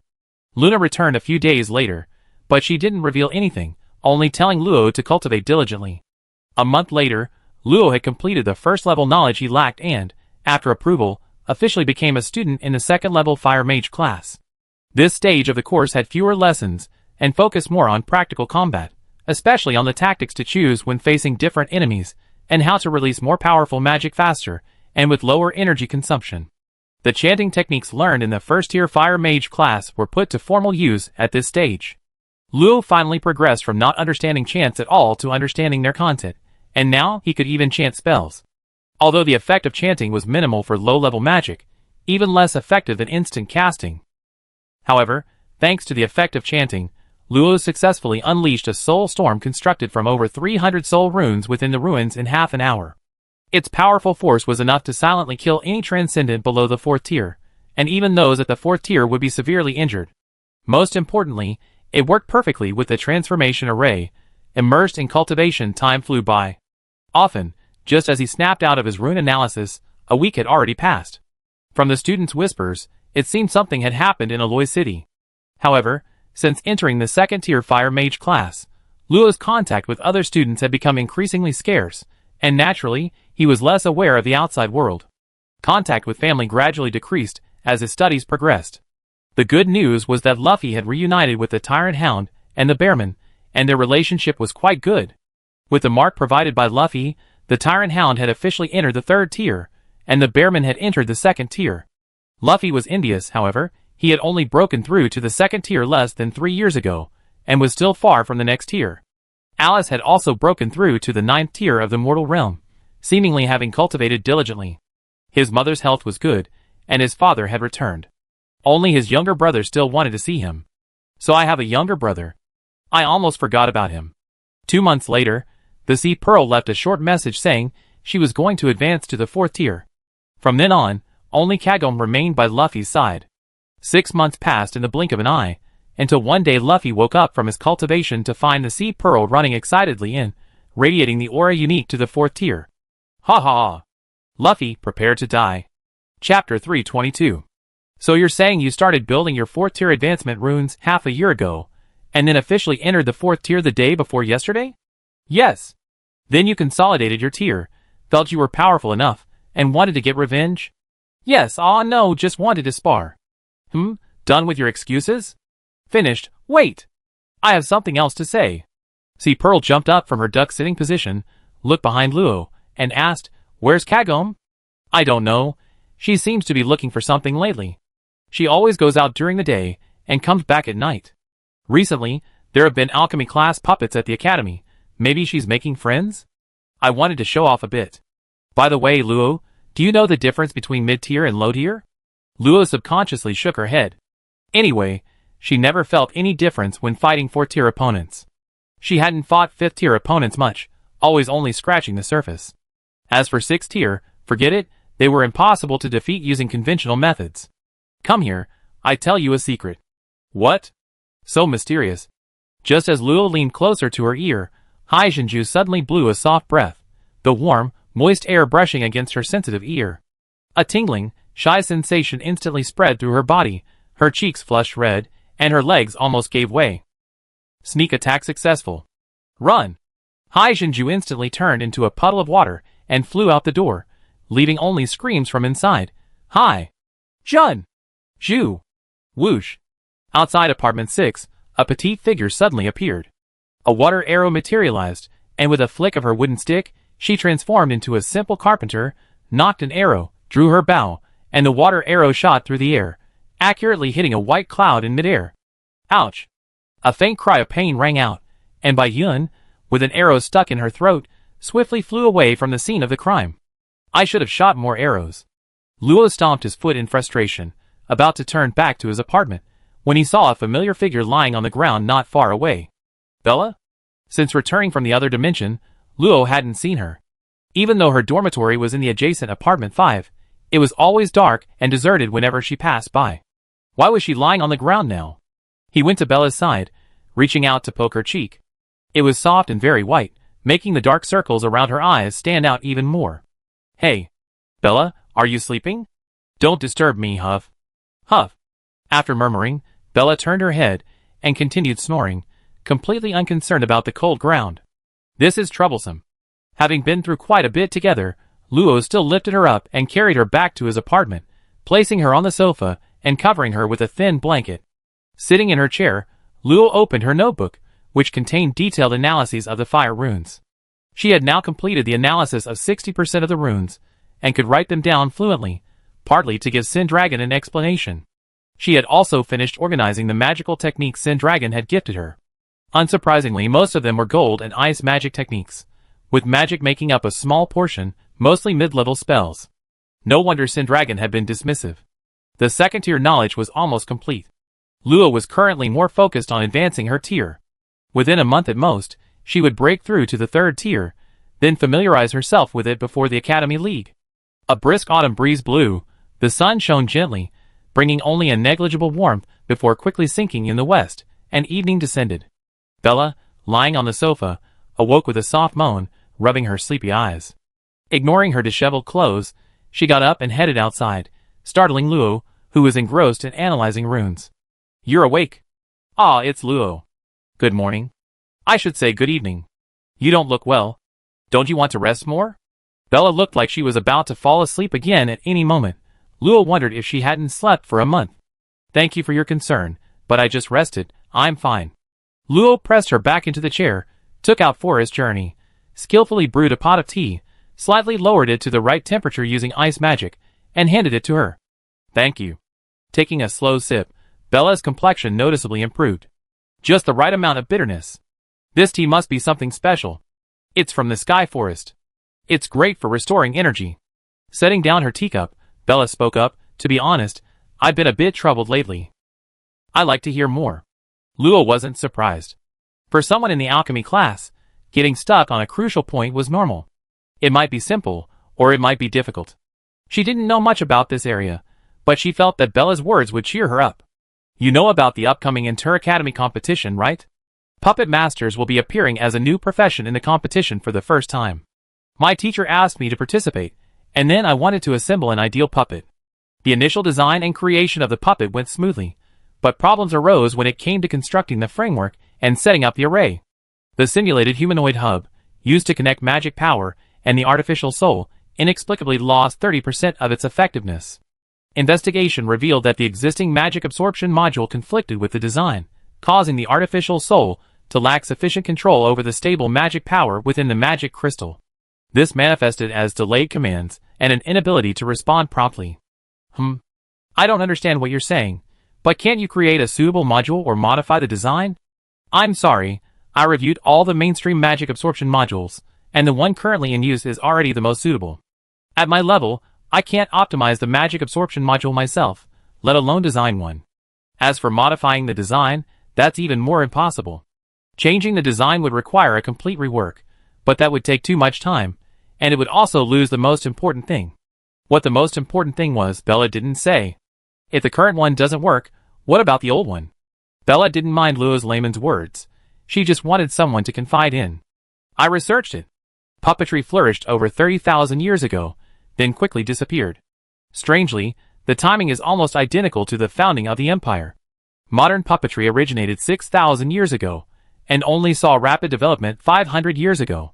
Therefore, finding ancient puppets is extremely difficult. I see.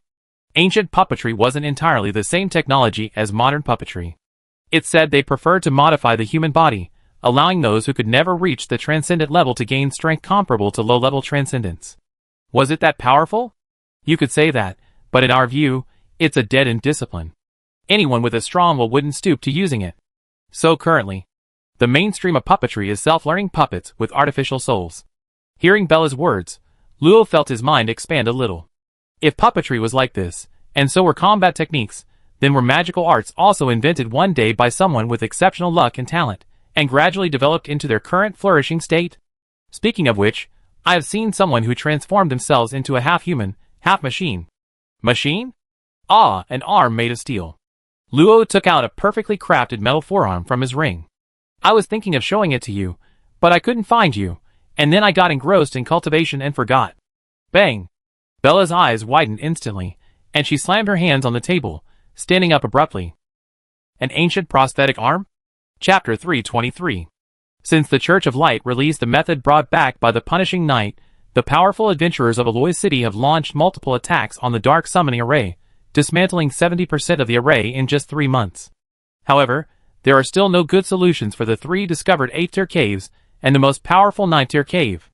The most powerful forces currently existing in Aloy City are a 9th-tier Deputy City Lord and 12 8th-tier Deputy City Lords. Until the capital sends reinforcements, they can only delay and prevent them from appearing on the surface. 8,000 meters underground. A meticulously dressed woman sat boldly within the barrier, beside her a refined young man and a drunken, burly man. What's the news from the capital? Only 3 9-tier experts can be mobilized for now. The other high-level transcendents must remain on the battlefield, and some are in other empires, and won't be back for a while. The Holy Archmage must be quite free. Why didn't she send her? Aren't you afraid she overhear you? I heard something unusual has appeared, and she's gone to investigate in other planes. We won't be able to consider it for a while. TSK? At this time of year. The woman, completely unconcerned about discussing a saint-level expert, sensed the movement emanating from the array she had placed. A slender knight's sword appeared in her hand, dark purple lightning crackling on its surface, containing terrifying power. They awakened again. Let's go! The refined young man beside her shrugged. Don't push yourself too hard. We've known each other for 600 years. I don't want to be your corpse collector. He also kicked the drunken burly man. Wake up! Don't sleep. Huh? Ah! Oh, drunk again. The burly man seemed to snap out of a daze, grabbing the heavy sword stuck in the ground beside him, his body clad in earthen yellow heavy armor. The usual, right? You take the beating, big sister takes the backstab, and I provide support. Can't you use a nicer word? The woman kicked them both hard. Instead of arguing, you should save your energy for killing. You're over 1,000 years old, acting like children. Remember, don't cause trouble for the 2nd District's Deputy City Lord. Never miss a shot. Thinking of the ruthless man in the 2nd District, the young man and the burly man fell silent. The stability of Aloy City currently depended entirely on the 2nd District's man's defense. Their task was simply to prevent the 8th-tier magical beasts from interfering with him. The reinforcements from the capital wouldn't arrive for some time. Hopefully, nothing unexpected would happen to the city during that period. An ancient prosthetic arm? I heard that person mention it too.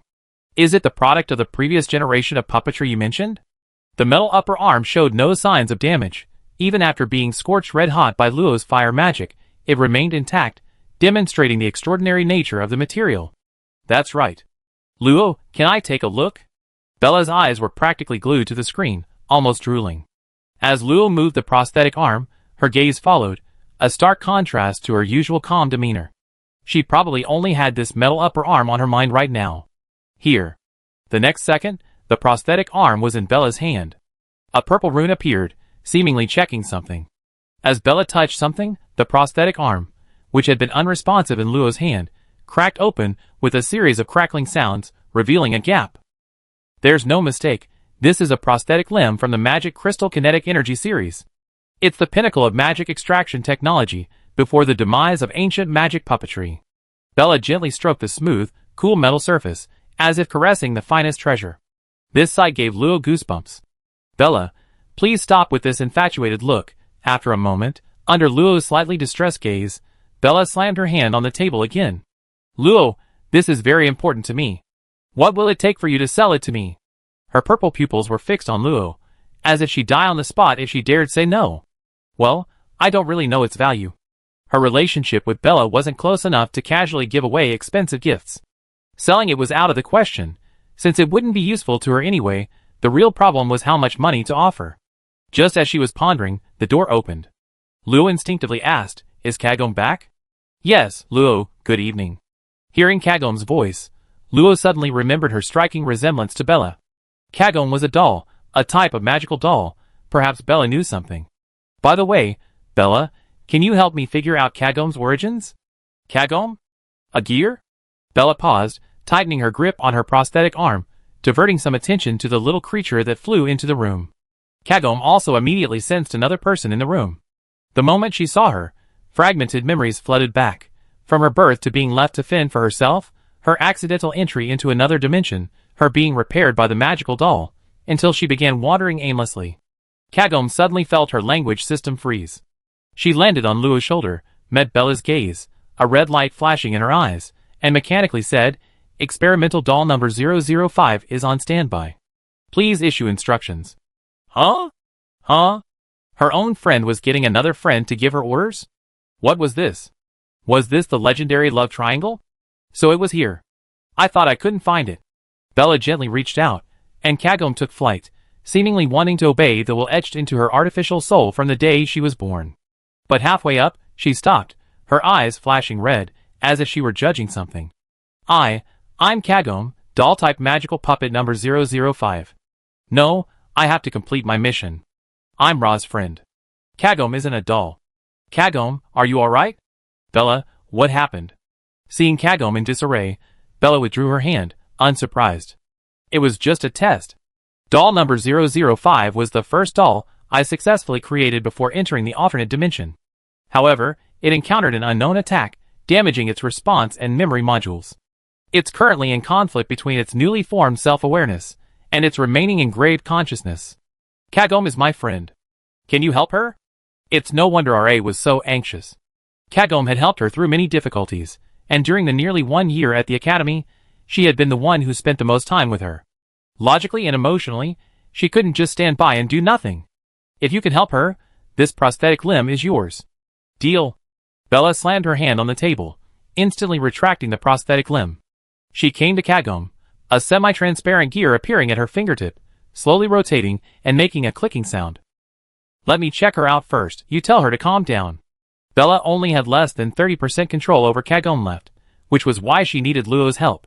After Luo's brief explanation, Kagome stopped worrying and floated quietly in the air. The two girls, one big and one small, looked exactly alike, like Bella interacting with her doll. It was truly strange. After a while, Bella lowered her hand, the gears at her fingertips disappearing. She sat down in a chair, wanting to take a sip of tea, but then realized the table had been crushed by her own outburst, so she gave up. How was it? Not difficult, quite simple. Hearing her say that, Luo finally breathed a sigh of relief. Hearing her calm tone, he understood what a research-oriented scholar truly meant. However, before he could fully relax, Luo saw Bella pointing her finger straight at her right eye. Hey! What are you doing? Chapter 324. A bloody eyeball was forcibly gouged out, completely shocking Luo. He quickly cast a healing spell to stop the bleeding. What are you doing? Was this guy trying to scam me? It's nothing, just a necessary procedure. Bella acted as if nothing had happened. Her amethyst-like eyeball gradually solidified into a crystal, and slowly weathered away, revealing a deep purple gear inside. Part of the artificial soul of number 005 is in my eye. Returning control to this part will make her a truly complete creation. But then you only have one eye. It won't hinder my research. Luo pulled out a bead the size of a thumb, the essence of condensed life sap. Sindar gave each person 5 of these. One was enough to regenerate a severed hand, so repairing an eyeball was naturally a piece of cake. Eat it. Bella couldn't even put up a proper resistance before being forcibly shoved in. As a green glow enveloped her, flesh rapidly grew from her empty right eye socket, forming a perfectly intact eyeball, instantly washing away all her exhaustion. Sweet, thank you. Her name is Kagome, right? With you here, I feel safe entrusting her to you. Bella gently placed the gear between Kagome's eyebrows.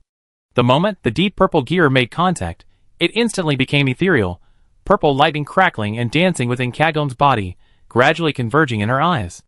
When she opened her eyes again, the ruby unique to puppets was now covered in purple. She was now truly a sculpted copy of Bella. Luo was about to step forward when his vision blurred, and a blue panel suddenly appeared.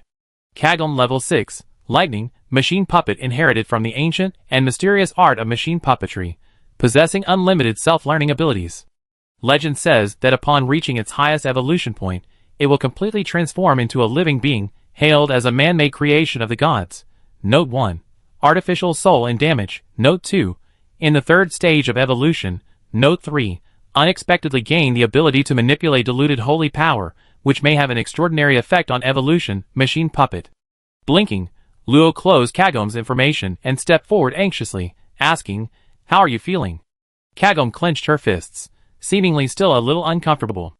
Looking at Bella, she saw her stroking the metal forearm with a lewd expression, and immediately felt her eyes were being tainted, quickly turning away. "It feels great. I think I see a lot of glowing things, a tingling, comfortable sensation." Bella's voice came from the side. Her ability to control lightning magic has returned. She should have reached the point where she can cultivate on her own. Alright, I need to go back and study this prosthetic limb. See you next time, Luo. With that, she hurriedly left, leaving Luo no time to ask her questions. Why does she seem more concerned about the newly created puppet? I can answer that for Luo. Kagome sat back on Luo's shoulder. In her complete state, she was even more like a person. Apart from her physical structure, her tone of voice and demeanor were exactly like a living person. I am a creation called a mechanical puppet, born with the ability to adapt, but I was not perfect when I was created. You could say I was an imperfect product. From Kagome's words, Law learned that the machine doll is a creation different from the Hijikata doll. It can evolve on its own and develop its own unique self-awareness.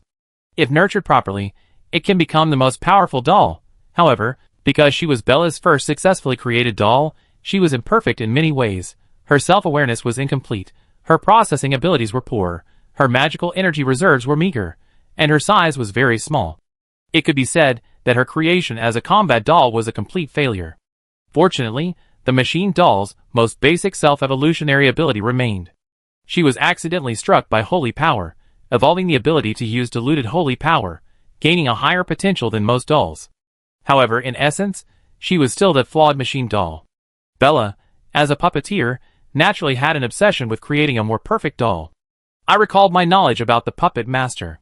She probably used me as a template to create a new generation of mechanical puppets, which is why she's so anxious about that arm. Lo, I want to ask you a favor. Lo hadn't expected Kagome to make a request. As a friend, she was naturally delighted. It meant Kagome's feelings had truly taken a big step forward. Of course, no problem. I hope to learn about puppets as Master Bella's assistant. I want to understand myself better. Kagome had left the apartment recently because her soul injuries had almost healed, leading to a period of confusion, very similar to her state when she wandered the fertile grasslands. Lo naturally wouldn't refuse Kagome's request. Staying in the apartment was too boring, she couldn't cultivate, had no entertainment, and Lo also needed to cultivate, so she couldn't chat with Kagome often. Now that she had something to do, Lo was overjoyed for her. Bella readily agreed to Kagome's suggestion. Just like when Luo asked her about puppetry, Bella wasn't one to keep secrets. She was happy to share her knowledge of puppetry with someone willing to discuss its creation. Life returned to normal. After advancing to the 4th rank, C. Pearl resumed her visits to the 2 academies, only this time with Bella to bother her. The result was predictable. Bella locked her out, citing her interference with ordinary student studies as the reason. A month later, on an ordinary day, Luo advanced to the 3rd rank. After giving C. Pearl a sound beating at the Alien Academy, she began preparing for her advancement to the mid-rank Transcendent. 5 months later, less than 4 months remained until the Academy League. That day, Luo finished her training and prepared to accept some commissions. Training in the training ground could accelerate the speed of magic power condensation. Although Luo's magic power condensation speed was tens or even hundreds of times faster than other students, she needed to condense 10 different types of magic power, each of higher quality and larger quantity, requiring more time. All things considered, she was slower than C. Pearl, who had obtained a shattered divine spark. So, Luo usually honed his magic power in the training grounds. Naturally, his points plummeted. Over the past 6 months, Luo and C. Pearl had gone on numerous trips to barely maintain their points. Luo! Come help me test my puppet. Through Kagome and Bella's time together, Luo and Bella's relationship had grown much closer, no longer as reserved as ordinary friends. Looking at the time, Luo murmured, after the test, I might as well drag Bella along to take on a quest. Tap tap tap, a series of rapid footsteps burst into the house, then slammed against the door with a thud. Luo calmly threw back the covers, revealing her fair, delicate shoulders, woven with magical threads to form a comfortable, soft white vest. After being broken into by C. Pearl and Bella several times, Luo had learned her lesson. Before going to sleep, she would cast a hardening spell on the door, and it seemed to be working quite well. Tiny, rosy white feet, exposed to the sunlight, stretched out contentedly, each one full and round like a pearl. She lightly leaped off the bed, and before she even touched the ground, her feet were already encased in adorable white shoes. As soon as she steadied herself, a fiery red mage's robe was complete, completely shrouding her petite figure beneath it. Here she comes! Chapter 325. Inside the lightning attribute training ground. The sky was filled with thick, dark, leaden clouds, with streaks of purple lightning dancing within them. The air was thick with lightning magic. Upon entering, one's hair inevitably stood on end, looking somewhat comical. Whoosh! A bolt of lightning twisted and shot towards her, tracking Luo's figure. She shattered it with a fireball, but the scattered bolts formed a 6-pointed star array, outlining the magic circle for the lightning summoning technique. Crack! The thunderclouds in the sky rapidly converged, transforming into a thick bolt of lightning that crashed down. After a violent flash, Luo was unharmed, hovering in midair, a bolt of lightning constantly fleeing in her hand. With a gentle squeeze, the lightning instantly disintegrated. This method doesn't work where lightning magic is insufficient, does it? Luo landed on the ground, followed by a faceless, minimalist puppet. Only its limbs were discernible, its body was merely a ring. It flew blankly to Bella's side. That's nothing. This was just a test of the secondary use of magic. You know, without strong soul power, it's impossible to use magic a second time. I was thinking about whether I could preset pseudo-double magic through the connection between runes. This might be applicable to combine spellcasting between multiple magic puppets. Looking at Bella's excited face, Luo couldn't help but take a step back. Every time these topics were discussed, Bella's energy seemed to be ignited, completely dispelling her usual fatigue. I understand. Good luck. I definitely will. Bella, as if injected with adrenaline, tossed Luo a ring, then turned and muttered something while still checking the condition of the simple magic puppet. Bella? Bella? Bella? After calling her several times without response, Luo knew she was lost in her own world again. He glanced at the ring. Unsurprisingly, it contained the magic crystals from this time. Not a lot, but Bella never forgot. She said it was the rule, so Luo didn't dwell on it. Speaking of which, alchemists must be very wealthy, right? There were quite a few students in the training ground, but to avoid disturbing others, they were mostly spaced far apart. Without using their senses, it was impossible to know where anyone was. After waiting a while, Bella put away the puppet and noticed Luo gazing at the thunderclouds in the sky. Hey Luo, you haven't gone back yet. You should at least say that before the summary. But the summary is a very important procedure. It can't be delayed. Bella explained earnestly, trying to prove her point. Okay, I got it. I'm going to do a few quests. Do you want to come along? Quests. Bella pondered for a moment, then suddenly remembered something and nodded. I heard that steel rock slimes appear in the rugged mountains. Their cores are excellent materials for guiding magic. I'm planning to try my luck. I remember steel rock slimes are a variant of earth slimes, right? Why not just exchange them with points? Bella replied matter-of-factly, the quality doesn't match. You really are meticulous. The rugged mountains, huh? That's a branch of the dark mountains, right? The highest ranking monsters there are only at Transcendent rank 3. Won't that be a bit dangerous for you? Please, Luo, those kinds of monsters only appear in the central area. The highest ranking monsters in the outer areas are only Transcendent rank 1. Is that so? Luo hadn't really noticed. She was always issuing the highest threat warnings. However, this meant Bella would be fine. As a tier 3 student, she'd get fewer points for simpler tasks, but with more, the speed would be about the same. Calling Kagome and Pearl, the girls arrived at the Points Plaza. The rankings had changed considerably. Many students who had been enrolled for over 5 years had disappeared, making room for new students. Luo was unremarkably ranked 30th, which was quite low for a tier 3 Transcendent. However, she always adhered to the principle of enough is enough and hadn't deliberately tried to boost her points. Some students, seeing the girls' appearances, were immediately struck by their beauty and wanted to approach them, but found that the surrounding students kept their distance. Even their friends quickly pulled them aside, seemingly unwilling to get close to the girls. Alan, you seem afraid of them? Shoo! Stay away from them if you see them. Why? Who are they? Don't ask if you don't want trouble. Just pretend you didn't see them. Similar words echoed around her. Luo sighed. She hadn't expected that stopping the Pearls' propaganda at the Alien Academy would backfire on her teacher. That's right.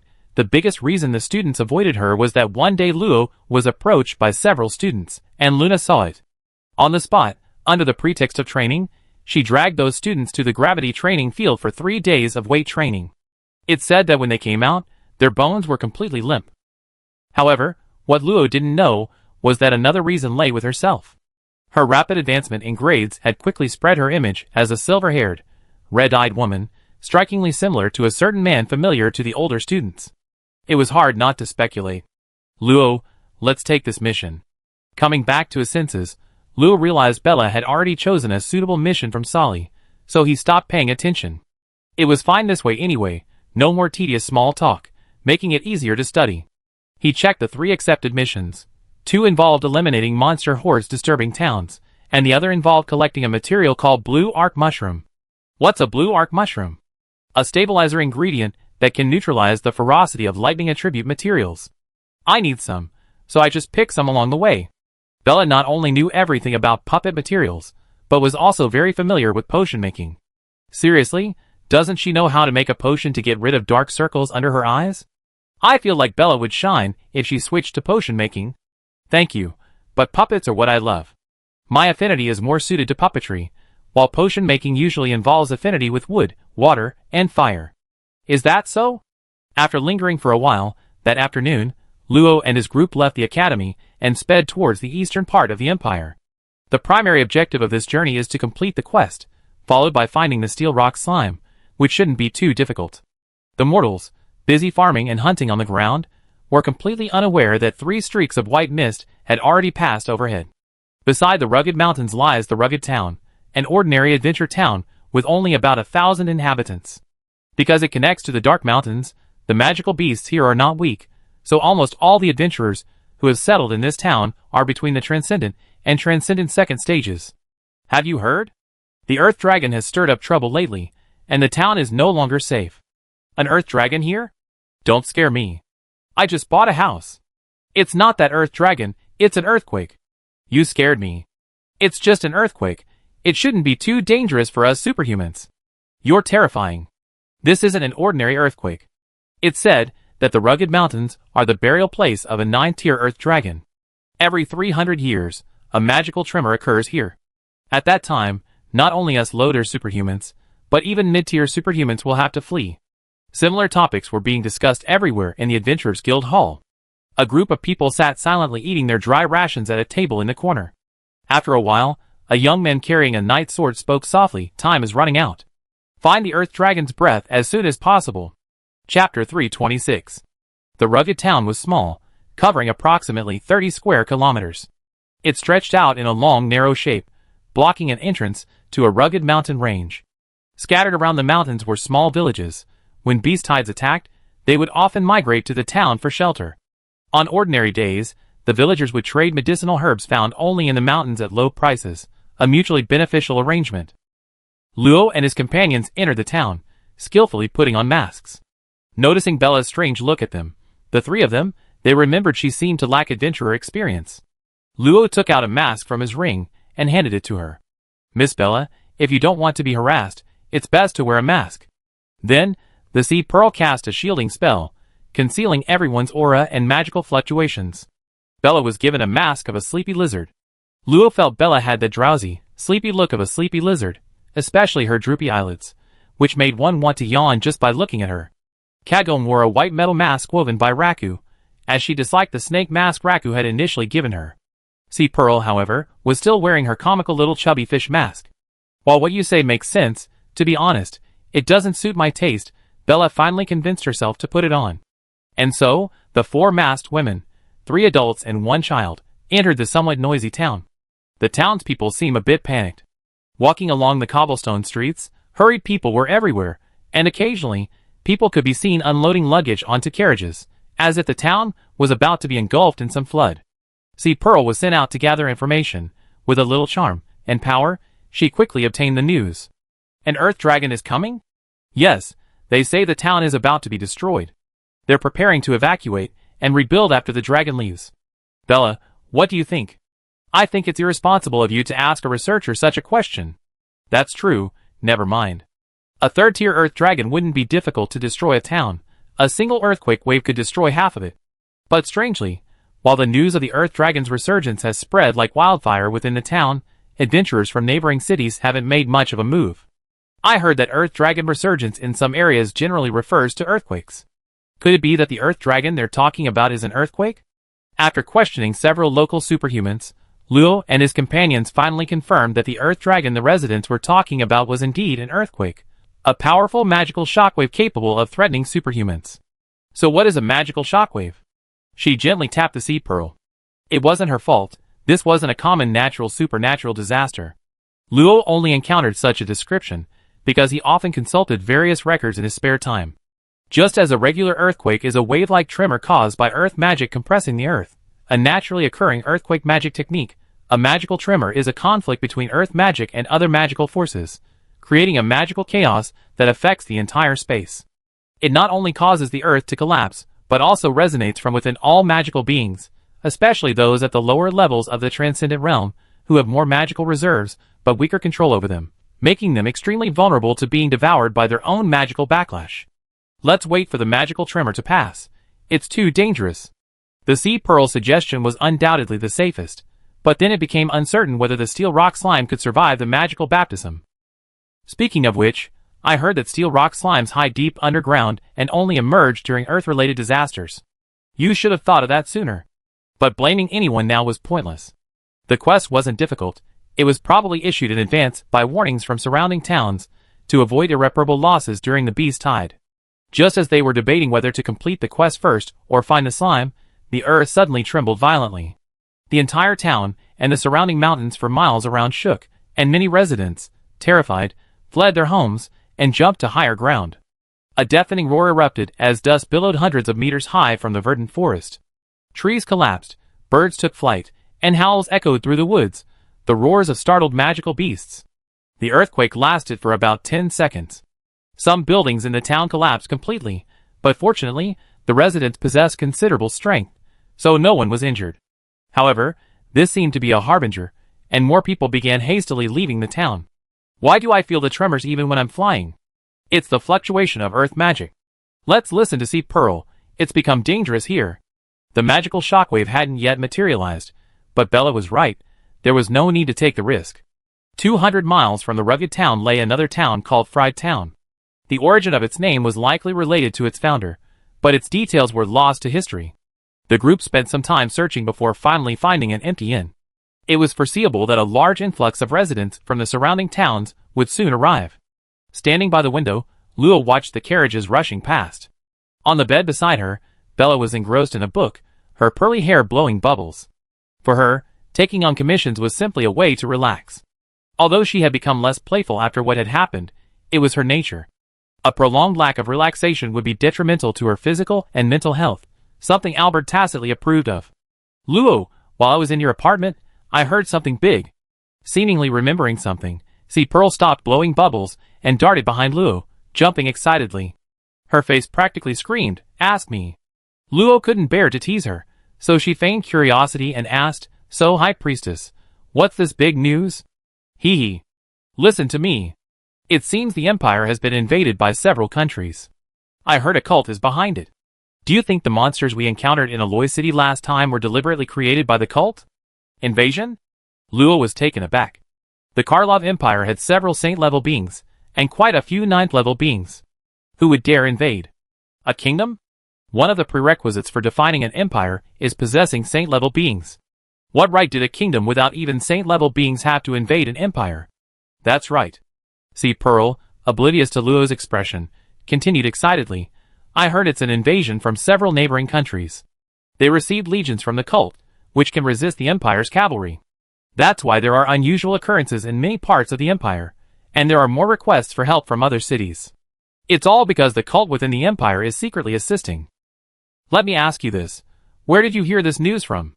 It sounded plausible, but upon closer inspection, it didn't make sense. Strength is the prerequisite for everything. Unless the cult has several Saint-level members, they can't possibly shake the Empire. But if that were the case, they could simply establish their own nation. Why would they need to be beholden to the Empire? Of course, I heard it from my friends. I have a friend from the Sea Otter clan, and their clan has a good relationship with the Frog clan. Her frog person friend got the information from a bear person they're on good terms with. The source is absolutely authentic. Luo stared blankly at the blue bird flying past, suddenly realizing she shouldn't have asked that question. Oh well, let the wind blow. It's such a beautiful day. In the distance, a sandstorm raged, turning the green landscape yellow, like a greedy beast slowly devouring the forest. What a terrible day. Chapter 327. Squad 27 follow? Quick! Their magic is about to run out. Where's the magic crystal cannon? Buzz? Boom! Hundreds of giant purple beams of light suddenly erupted, shooting towards the massive, dark red spaceship in the sky. Lightning magic is undoubtedly the fastest attribute under light. In the blink of an eye, the spaceship was hit, bursting into clusters of thunderclouds, forcibly interrupting the operation of the array above. The massive spaceship lost power, slowly plummeting, crashing through the clouds, and turning into a giant fireball. Alright. Prepare for a new round of reloading. Whoosh! Where the clouds were torn apart, several spaceships suddenly appeared. Multiple magic arrays constructed powerful anti-city artillery emplacements. Several corrosive light bullets fell, piercing through the thick border defense wall, melting the soldiers inside into nothingness. Damn it! It's those war cult bastards again. Squads 28 to 31, on orders, infiltrate the enemy ship. Immediately, 400 extraordinary beings took to the air, scattering in midair, dodging magical missiles as they approached the ship. Meanwhile, a countermeasure was already in place. Unsettling arrays lit up around the ship, and a dark mass of flying magical beasts emerged. Screech! Ah! I found it!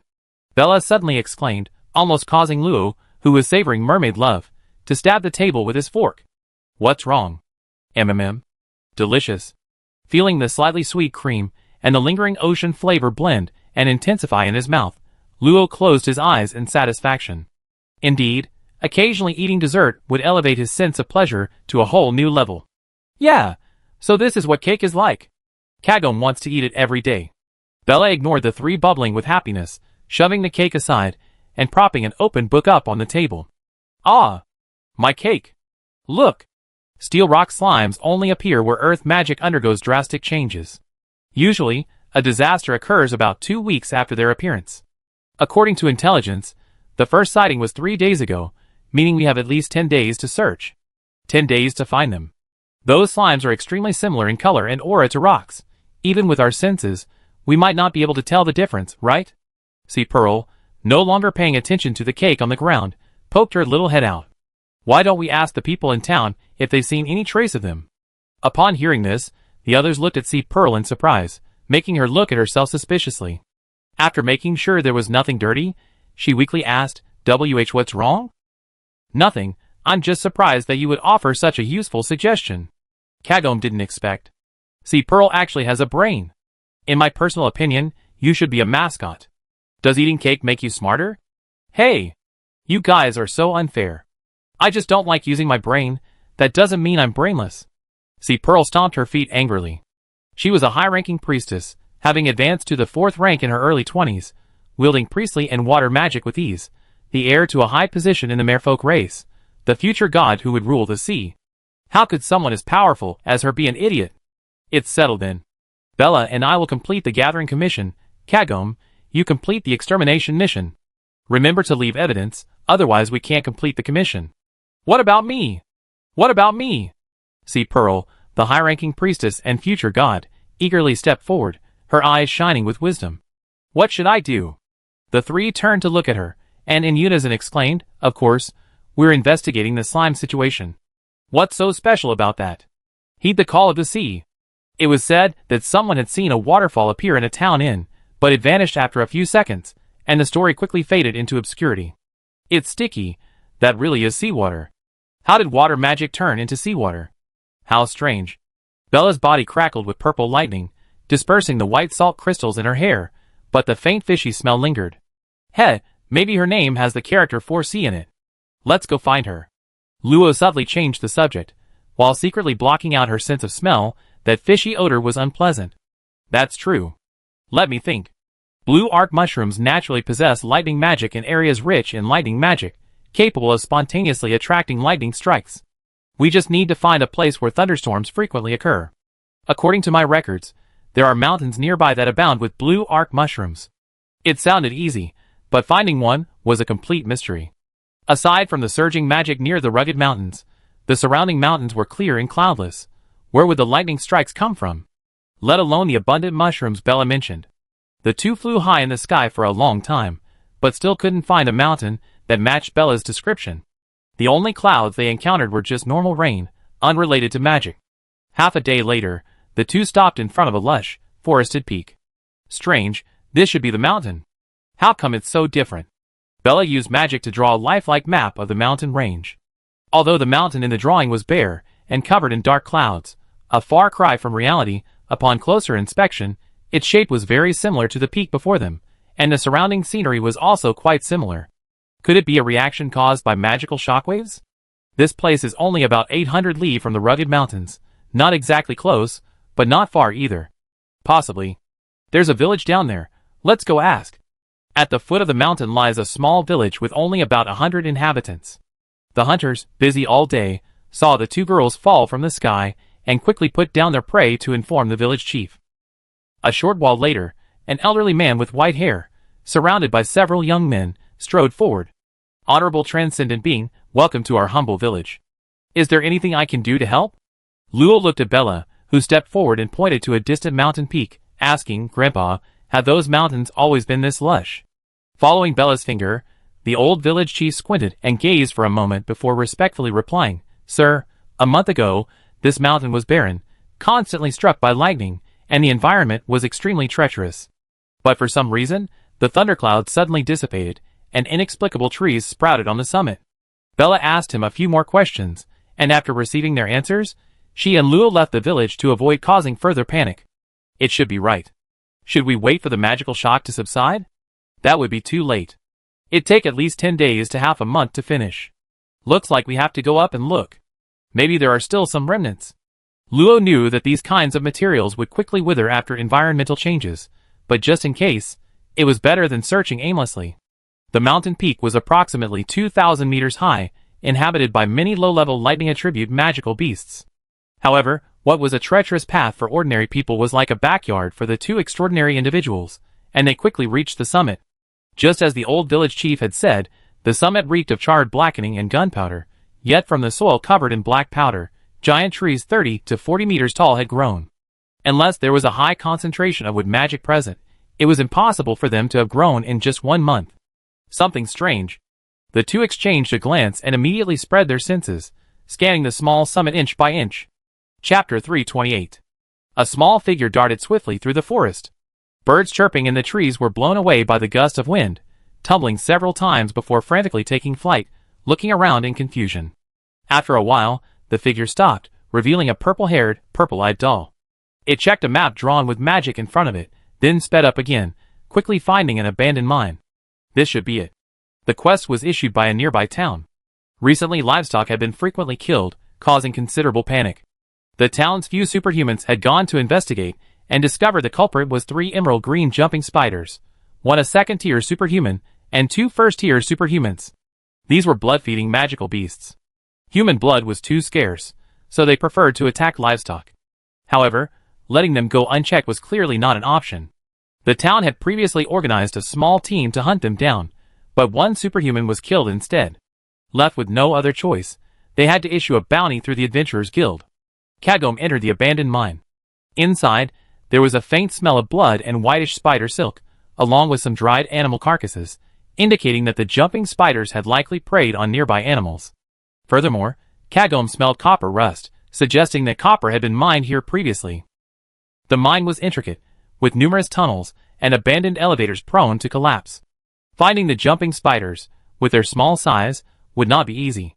Maintaining her wide-ranging senses, Kagome meticulously explored every corner. After more than half an hour, an unusual fluctuation of magical energy caught her attention. There. Her slow, leisurely figure suddenly accelerated, appearing in front of a vibrant green jumping spider in an instant. Purple lighting condensed from a magic circle, piercing the spider in the blink of an eye, leaving only a charred corpse. Not difficult at all. Kagome landed beside the jumping spider corpse 5 times her size, secretly praising herself before realizing she hadn't asked Luo for a spatial ring. Carrying it would be a hassle, wouldn't it? Maybe I should just leave it here? If you ask what socially awkward people fear most, it's probably overly familiar people. Unfortunately, Nia saw a completely unfamiliar alien girl enthusiastically pulling at her neighbor's auntie on her way home, asking her something. I already told you. I don't know what you mean by slime. I need to pack my things, please, stop dragging me.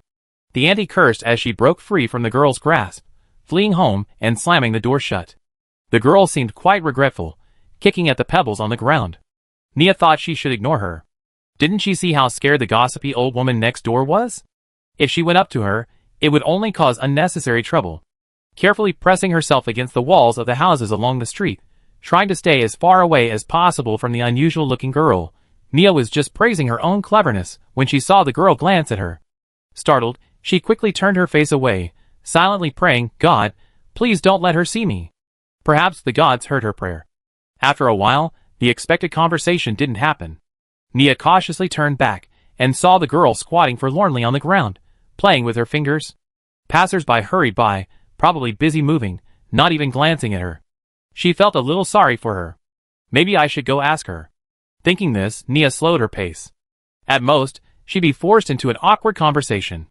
What if the girl was in a hurry? She might be able to help her. At some point, Nia stopped, took a deep breath, and exhaled sharply.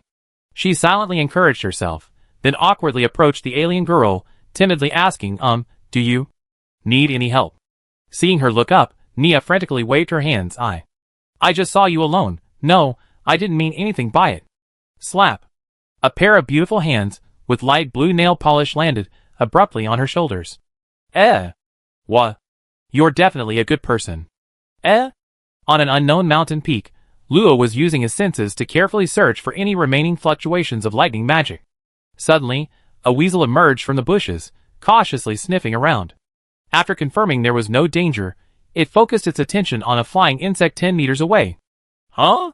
What puzzled Luo was that this weasel, though an ordinary animal, had tiny arcs of electricity flickering between its fur, and a thin layer of lightning magic dancing across it. This gave it greater explosive power and speed than its kind before its mind was corrupted. He grabbed the little guy from a distance, releasing a tiny bit of his aura to prevent it from moving, but unexpectedly, it immediately froze in fear. Poor little thing, I didn't mean to. Luo gathered the lightning magic from it, gave it some light magic to dispel the corrosive side effects, and watched it flee before reaching the bushes. Under the control of wood magic, the surrounding trees and bushes parted on their own, revealing a small hole built of rubble. It seemed the original black ash had been hollowed out. With a gentle stomp, the hard stones instantly turned into fine sand, blown aside by the wind, revealing another trembling little head and an even deeper cavity. Looks like it's not a good husband either, abandoning its own wife. After scolding the smaller weasel for its own escape, Luo completely forgot he was the culprit. He shoved it aside, and continued using his weathering spell to corrode the solid rock beneath his feet. Luo, did you find anything? Bella, having found nothing, flew back and saw 2 piles of sand rising higher and higher, with a large pit in the middle, and a cute little girl at the bottom. A little bit, I'm not sure. The small hole was deep, heaven knows how long the 2 weasels had dug it. As they went deeper, a faint trace of lightning magic gradually appeared, making both of them jump. Was there hope? Sh. As the bottom of the pit suddenly turned into a large hole, sand rustled down, revealing a 2-meter-wide underground cavern before Luo and Bella. Inlaid on both sides were low-quality fire magic cores, emitting a warm, weak glow. There are signs of human intervention. Could we have stumbled upon someone's home? That's unlikely. There's no sense of reinforced barriers. Could it be a tunnel dug by an ordinary person? Traversing mountains would be even more tiring. In this world where ordinary people also have vital energy, digging a tunnel for easier travel is quite normal. But we're only halfway up the mountain. Who would dig a tunnel halfway up a mountain? That's true. Looking up, the light at the entrance was faint, but the depth was only about 500 meters, a shallow layer compared to the entire mountain. Let's go check ahead. The lighting magic here is quite concentrated. There might be something different here. Chapter 329. In the mine, filled with strange smells and mineral dust, spiderwebs were everywhere. A half-meter-tall spider lay motionless on the ground, its legs curled up, surrounded by large piles of broken eggshells, but the baby spiders inside were nowhere to be seen. Deepest in the mine, seemingly haphazardly piled slag subtly reflected discordant ripples in her senses. Kagome tentatively released a lightning strike. The lightning passed through the ripples without hindrance, creating concentric circles. A concealment barrier? Judging from the traces, the last second-tier jumping spider should be nearby, but her senses had yielded nothing. Had it escaped behind a barrier? Erecting a protective shield, Kagome rushed behind it. A blur appeared before her eyes, revealing a simple passageway. Scattered spider silk lay along the way, the jumping spider's means of detecting enemies from a distance. Even the slightest fluctuation in magic or air would be detected by the spiders, allowing them to escape. However, as a small doll, Kagome could easily move without touching the spider webs, and these sensory abilities actually became clues for her tracking. After flying several hundred meters, the originally simple passage began to expand and become more orderly, with magic cores, exhausted of their magical power, appearing one after another on the walls. At the same time, a thin layer of golden magical power began to appear within the passage, and its concentration increased rapidly as she went deeper. Kagome recorded this anomaly as she flew further in. After advancing about a kilometer, the straight, sloping passage came to an end where a large ironwood door stood. However, something had smashed a large hole in the sturdy door, leaving a layer of fine, emerald green fuzz, from which concentrated golden magical power overflowed. Is there a magic crystal mine inside? She quickly passed through the gap in the gate, finding herself in an unusually neat, square passageway.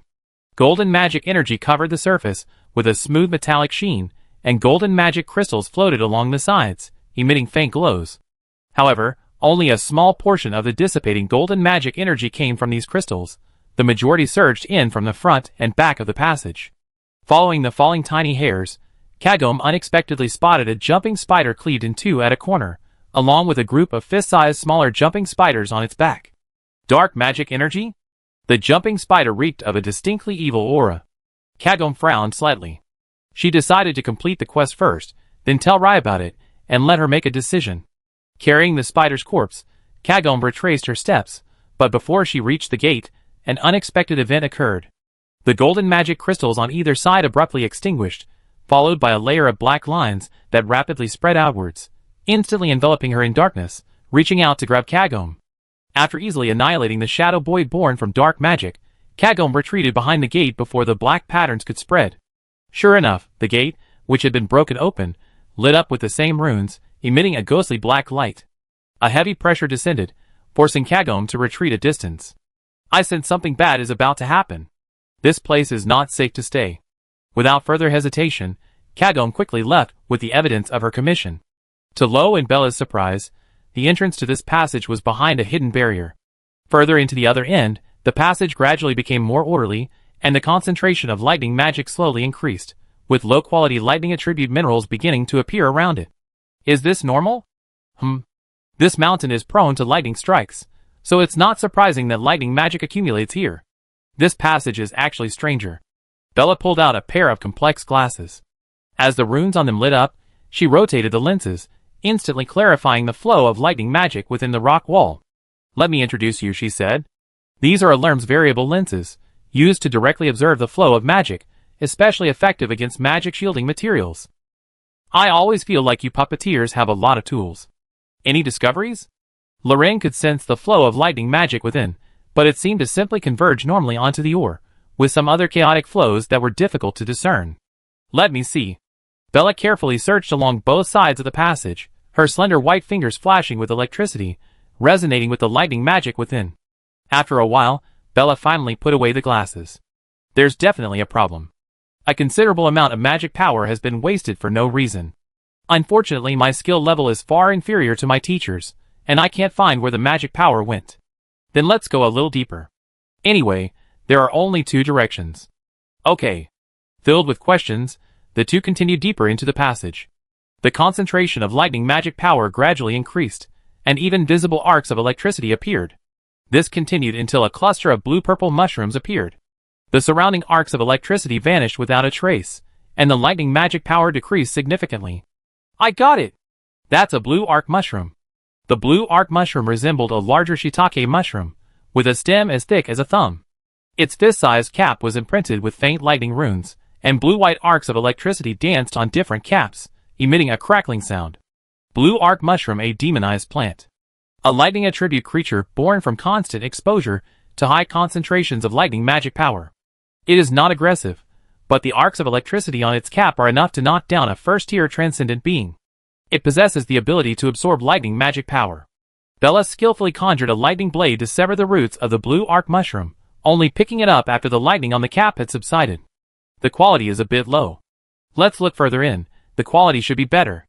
As Bella said, more abundant and bluish mushrooms appeared inside.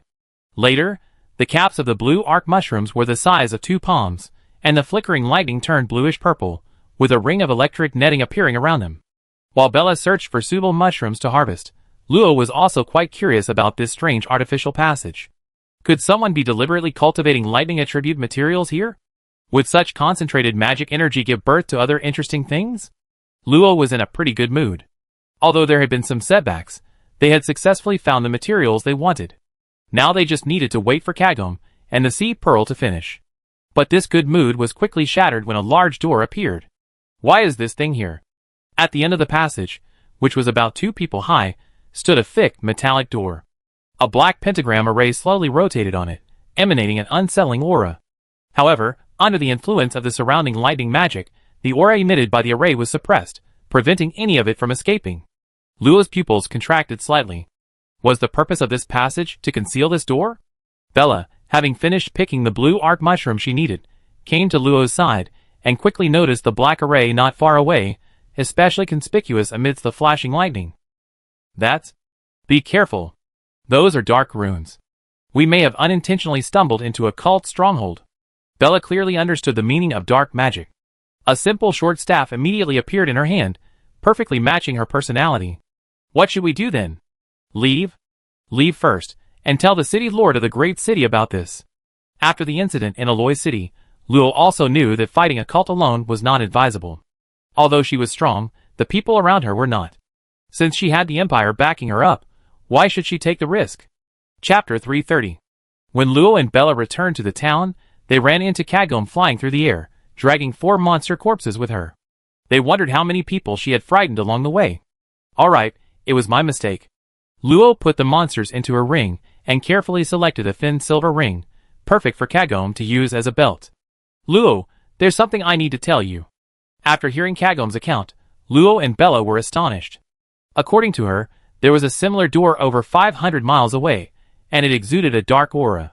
After exchanging information, the three felt that things weren't so simple. Had the cult's influence infiltrated to this extent? Without further delay, Luo decided to go to a nearby city to inform the city lord's mansion, while Kagome and Bella went to meet up with the Sea Pearl. After some investigation, it was learned that a medium-sized city called City of Edbao controlled the nearby mountain villages and towns. It had a population of approximately 500,000, with over 20,000 being extraordinary individuals. Due to its proximity to the mountains, it was rich in metal minerals, and had a relatively developed stone and metal trading industry. Several hours later, Luo could see the bustling city gates in the distance. It was a typical castle-like city, with 6 thick walls over 300 meters high standing on its 5,000 square kilometers of land. A massive city-level barrier was faintly visible, permanently protecting Edbao's city from attacks by magical beasts. I hope the city lord is easy to talk to. Non-residents needed to pay a gold coin to enter the city, a measure that severely restricted the entry of the poor. Therefore, many dilapidated villages existed around the city, inhabited by impoverished people seeking refuge. Lacking strength and money, they could only hope that the man-eating magical beasts would fear the defenses of Edbao's city. After paying a gold coin, Luo entered the city smoothly. Looking at the wide, bustling streets, Luo's heart began to race uncontrollably again. Help! So many people. Suppressing his slight unease, Luo found an ordinary inn. The innkeeper, a kind-looking middle-aged woman, noticed Luo's magic hat and quickly approached, asking, "Honorable guest, do you need lodging or food?" Luo shook his head and placed a few silver coins on the counter. "I need to ask you something." "Don't worry, it's common knowledge that everyone here knows." Okay, please ask, sir." "Which direction is the city lord's mansion?" "How strong is the city lord?" The shopkeeper tilted her head and thought for a moment, then pointed in a certain direction within the city and said, "Sir, the city lord's mansion is to the right of the central square. The central square is where the stone sculpture stands in the middle. As for the city lord's strength, I only know he's at the mid-level transcendent level. His exact strength is probably only known to those powerful figures." "I apologize." "That's enough, here's a tip." Leaving the silver coins, Luo left the inn and, following the direction the shopkeeper had pointed, indeed found a large open space behind a cluster of red brick rooftops. That must be the central square. Strange, why isn't the city lord's mansion in the center of the city? Probably a local custom. Luo could only think that. He lowered his head and quickly walked through the large buildings, easily shaking off several ordinary people who were following him. Really, there are petty thieves everywhere. Are they seeing a new face? With no-fly zones in the city, walking was indeed taking a while. Several hours later, Luo finally arrived at the central square. On the pristine white marble, a statue over 30 meters tall stood in the center, hands gripping a sword, its face dignified. Judging from its attire, the statue belonged to a knight. Many residents were praying before the statue, and several sheriffs were hidden nearby to prevent any disturbances. "Young lady, is this your first time meeting Lord Edbao?" An aged voice suddenly came from behind. Luo turned around and saw an elderly man, around 50 years old, with strength at the 4th level of the extraordinary realm. He stood out starkly among the ordinary people, making her instinctively wary. After a quick glance, Luo feigned surprise and said, "Grandpa's right, this is my first time in this city. Is this statue modeled after Lord Edbao?" He, that's right. Lord Edbao was the first lord of this city. 8,000 years ago, he suppressed no fewer than 100 beast tides with just his sword, allowing the Empire's territory to advance thousands of miles towards the Dark Mountains. Although he never fought on the battlefield, his contributions to the Empire were no less than any general's. To commemorate him, people built a central square on what should have been the Lord's mansion and erected a statue in his honor, which is maintained every year. Luo looked up at the weathered stone sculpture. The resolute face seemed to tell the heroic story of a man thousands of years ago who bravely fought against the monsters, annihilating the endless beast tides. So that's why this city is named after him?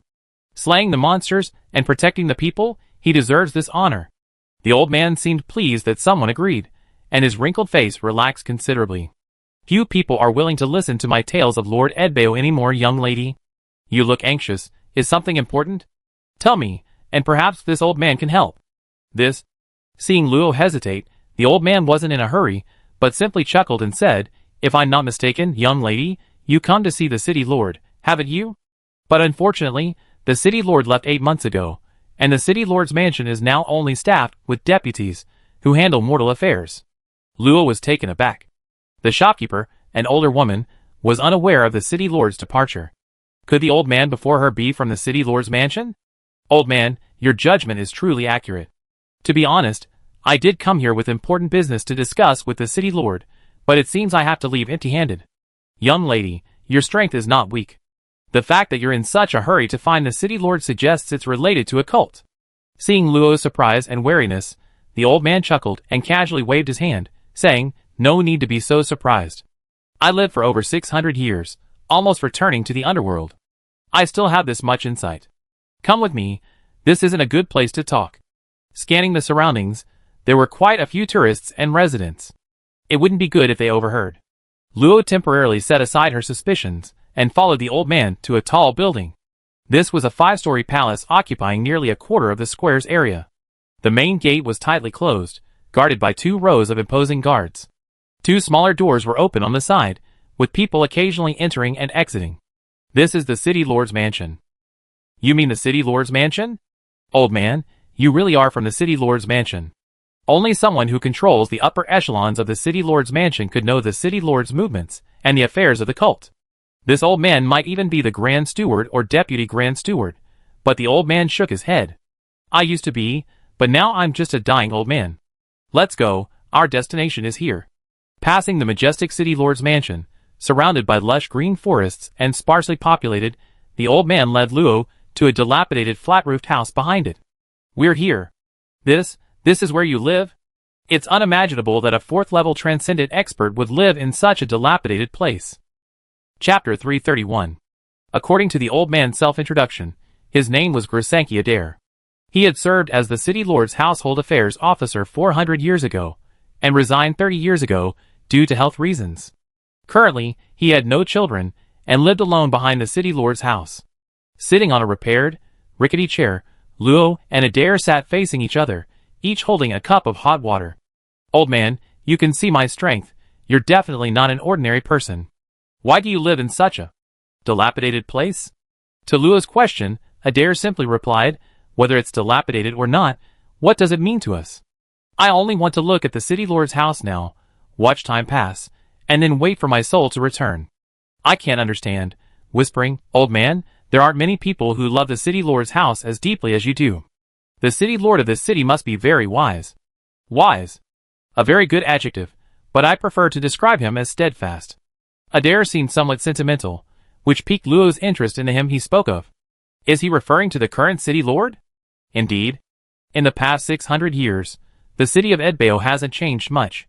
Compared to previous city lords, Lord Lori's achievements are unremarkable, but he hasn't made any major mistakes either. It fits the stability the Empire needs. To be honest, I really like the atmosphere of this city. Perhaps it's a common trait of the elderly. Adair talked a lot about the current city lord. Luo also learned that the current city lord, James Lori, came from a small town near the Dark Mountains. He was exceptionally talented from a young age, reaching the 6th rank at the age of 300. He stood out from other candidates and forcefully assumed the position of City Lord. Now, 400 years have passed, and he's almost at the end of his term. Sorry, old people tend to ramble on. Young lady, you're probably here for the cult, aren't you? Hearing this, Luo immediately perked up. That's right, sir. You know about cults, so why don't you report them? Before answering your question, I'd like to ask you a question first. Luo was puzzled, but obediently agreed. Please ask, sir. Adair extended an old finger and slowly said, if someone enjoys harming the innocent, but you've beaten them into submission, and they claim they can help you quickly increase your strength, how would you deal with them? This? I don't believe someone who harms the innocent would be willing to help others. You mean? He can help me improve my strength, but it's not strength I earn through hard work. I'd rather not have it. I'd rather bury him in the ground. The truly good are the dead villains. Ha ha ha, an interesting answer. I asked many people, and most of them think the benefits he creates are more important. They want to subdue him, restrain him, and make him act according to their ideas, thinking that this will ensure everything goes smoothly. Adair scoffed, clearly disdainful of those people. Lord Lori thinks the same way you do. He believes that kind of person can't change his nature, so he did it too. Doing it means? Adair slowly recounted an old story about the city of Edbao. Before Lord Lori took office, the city of Edbao was booming, but no one knew that this came at a price. Several city lords at the time secretly colluded with a branch of the flesh cult, or rather, subjugated them. The cult that called itself the Cult of Immortality was planning a massive sacrificial ritual. They spent centuries constructing a colossal combined array beneath several mountains, attempting to summon the avatar of the Flesh and Blood Lord at the cost of the flesh and blood of millions. However, a certain city lord learned of this and thwarted the plan, subduing the cult. The sacrificial array, yet to be activated, was modified to serve as the energy source for the city's barrier. This was initially a good thing, but people began noticing an increase in missing persons, and reports quickly surfaced. Strangely, all reports vanished without a trace, and the city lord's response was merely that they would investigate as soon as possible. This situation persisted for over 1,000 years. Later, Lori, not yet the city lord, inadvertently learned that the city lord had been colluding with the remaining cult members, sacrificing wandering adventurers and the poor in exchange for power. Knowing he couldn't single-handedly confront the behemoth that was the city lord's mansion, he secretly amassed power, and after successfully seizing control, swiftly purged all cult forces. Old man, does this mean the city of Edbao has nothing to do with the cult? Why then do I still see traces of dark runes? Hee, don't rush, the story isn't over yet. Adair told Lo to calm down, recounting the subsequent events of Lord Lorry's life in a calm and infectious tone. After wiping out the cult members, he naturally discovered many relics filled with dark magic, including a colossal combined array that provided energy for the barrier. If destroyed, the safety of the entire city would be uncertain. Therefore, after much deliberation, Lorry decided to destroy the more dangerous parts of the relics, leaving the modified, harmless ones. Actually, every now and then, adventurers accidentally see dark runes in the wild. The city lord's mansion always steps in to explain. Of course, as someone with inside knowledge, seeing someone like you looking so hurried, I also approach and ask to avoid unnecessary conflict. The old man's eyesight is truly remarkable. He saw right through me. Luo's doubts were answered, and a weight was lifted from his heart. All the tension turned out to be a false alarm. However, Adal's tone shifted, lowering her voice. After all, it's a dark force. If exposed, it will inevitably bring many complications. I hope the young girl keeps this to herself and doesn't spread it around. Don't worry, my mouth is sealed tight. Luo smiled slightly. This was normal. It's often said, the danger isn't the power itself, but the person wielding it, but people are always wary of dangerous forces. I protect the secret of this city. Then this old man must thank you. I truly hope that every day I live, the city of Edbao can remain this peaceful. Luo nodded with deep feeling. Chaos is the beginning of evil. If major cities can maintain stability, then the empire can also maintain stability. Having experienced the other dimension, she now only wants to live peacefully, improve her strength, rescue Sindaragon, and finally beat the demon and his steward to death. As for the rest, she can leave it to the empire's higher-ups. Thank you for your explanation, sir. I still need to gather more materials, so I take my leave now. Setting down her now cold teacup, Lu rose and gave a slight bow in thanks. It's good that young people are so energetic. I won't see you off any further. You're welcome to visit Edbao City anytime. Adair's voice was somewhat ethereal.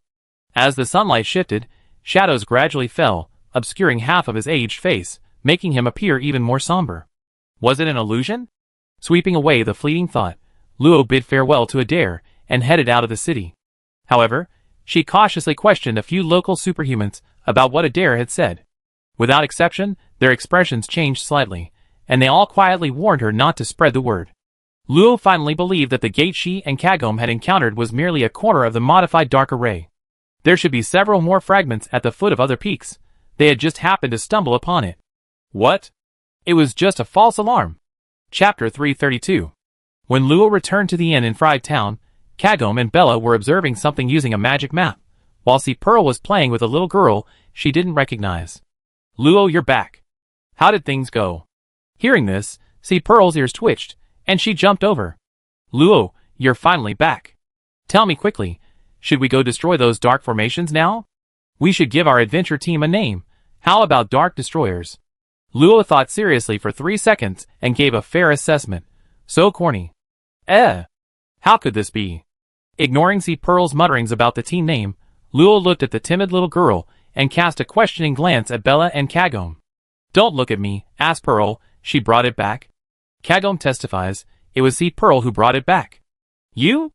Didn't we say we brought it back? You two traitors. Looking at the little girl who was about to shrink off the bed, Luo sighed softly. Why do I feel like the bad guy? Pearl, does she have the information we need? Yes. Her name is Nia. It's quite a coincidence. Her deceased mother was quite knowledgeable about underground monsters and collected a lot of information on rare monsters, including the locations and characteristics of steel rock slimes. As she spoke, Si Pearl lifted Nia high, proudly boasting amidst Nia's blushing face. This is information that she and I worked hard for an hour to find. Sister Pearl, no, I'm so shy. Her voice was barely audible, and although she covered her face with her hands, Luo could still see that Nia's ears were completely red. Is she a particularly shy child? Don't scare the child. Now that we found a clue, let's go look for it. A water bullet hit Si Pearl's forehead. Crying in pain, Si Pearl instinctively covered her head, allowing Nia to escape the clutches and hide behind Luo. Ouch. Aren't we going to look for the dark array? What about the 4 Holy Warriors team I just came up with? What kind of weird name is that? Luo enveloped Nia's ears in a layer of soul power, briefly recounting what Adair had said. Anyway, it's a controllable device, so let's not meddle. How could that be? Compared to see Pearl's dejection, Bella seemed much more indifferent, continuing to draw something on the magic map. Only Kagome seemed lost in thought. Kagome, did you find something? No, it just feels a little strange, but logically there's no conflict. Maybe I'm overthinking it. Kagome quickly gave up thinking, and returned to Bella's shoulder to assist her. Lokinia, sensing the danger, curiously leaned closer. You've been looking at the map since earlier. What are you doing? The information provided by Pearl was incomplete, so we combined it with the range of this magical fluctuation to reconfirm the possible locations. We narrowed it down to 42 possible areas, but that's still a bit too many. We might not find it in 10 days. The range of perception is vast, but the wider the range, the lower the accuracy, especially when searching for magical beasts adept at concealment. Only by compressing perception can one detect subtle fluctuations. Therefore, searching for a fist-sized slime in a continuous mountain range is incredibly time-consuming. Good luck to you too. Nia stroked the sea pearl to comfort her. The two seemed to get along quite well, though given the sea pearl's personality, it was easy for people to lower their guard. Is it alright that she's not going home? Don't worry. The announcement about the magical trimmer in the rugged town has been released. She and her father have moved out. They live right across the street. Speaking of which, her father seemed quite happy to see me playing with her, saying that his daughter had finally found a friend, a rather strange old man. Nia nodded shyly beside her, her blush still lingering. What a shy girl. Was he really that shy before? How could he be? He was incredibly courageous. Secretly praising himself, Luo's mood improved. He wondered when Biguria and the others would finish their advancement. Hopefully, they could return before the Academy League. That old, stinky headmaster wanted him to participate. He should have known better than to agree in the first place. It was such a hassle. As dusk fell, Nia returned. After 2 hours of hard work, Bella and Kagome finally narrowed down the search area to 26 regions. But they couldn't narrow it down any further. So Luo and the others decided to set off for the marked location early the next morning. In the darkness, a figure leisurely sipped strong liquor. Suddenly, a murky voice rang out. Had their suspicions dissipated? Don't worry, I never made a mistake in judging people over the years. Just focus on doing your job. I don't need your words. At this juncture, I won't allow any mistakes. The voice faded, and only the figure remained in the darkness. Moonlight fell, revealing withered fingers gripping the liquor glass. They're all the same. Early in the morning, the group dressed up and discreetly left Fried Town, arriving at the rugged town. Perhaps due to the previous earthquake and sandstorm, the town was even sparsely populated, with only about 10 households remaining, and they were all packing up. The desolate town was deserted, with only the loudspeaker's voice echoing, "The Earth Dragon is about to rise." All residents are urged to evacuate the town as soon as possible. They really ran away cleanly. There's no other way. This is a natural disaster that even superhumans can't withstand. We better hurry. If we don't find them within 9 days, we have to retreat. Slime Squad, move out. So how did they come up with this name? Based on the map drawn by Bella and Kagome, the four quickly arrived at a steep peak in the rugged mountains. According to the information, this peak used to be called Distant View Peak, and its shape was quite fitting. It's just a mystery who would be so bored as to come to such a steep place to gaze into the distance. The four unleashed their senses, searching from the bottom of the mountain upwards. Steel rock slimes, originating from underground, typically bury themselves beneath rocks and soil, making the search even more difficult. Fortunately, each of them possessed their own unique abilities. Kagome's soul power was the strongest, as was her perception. Sea Pearl, possessing a shattered divine core, and after Albert's guidance, had extremely refined senses, easily detecting even the slightest traces. Bella was the scholar most familiar with this creature, able to quickly determine its presence through the environment. And of course, Lo was unparalleled. No hidden monster could escape the detection of her skills. After more than 2 hours, the four reunited, all shaking their heads to indicate they had found nothing. Don't be discouraged. This was expected.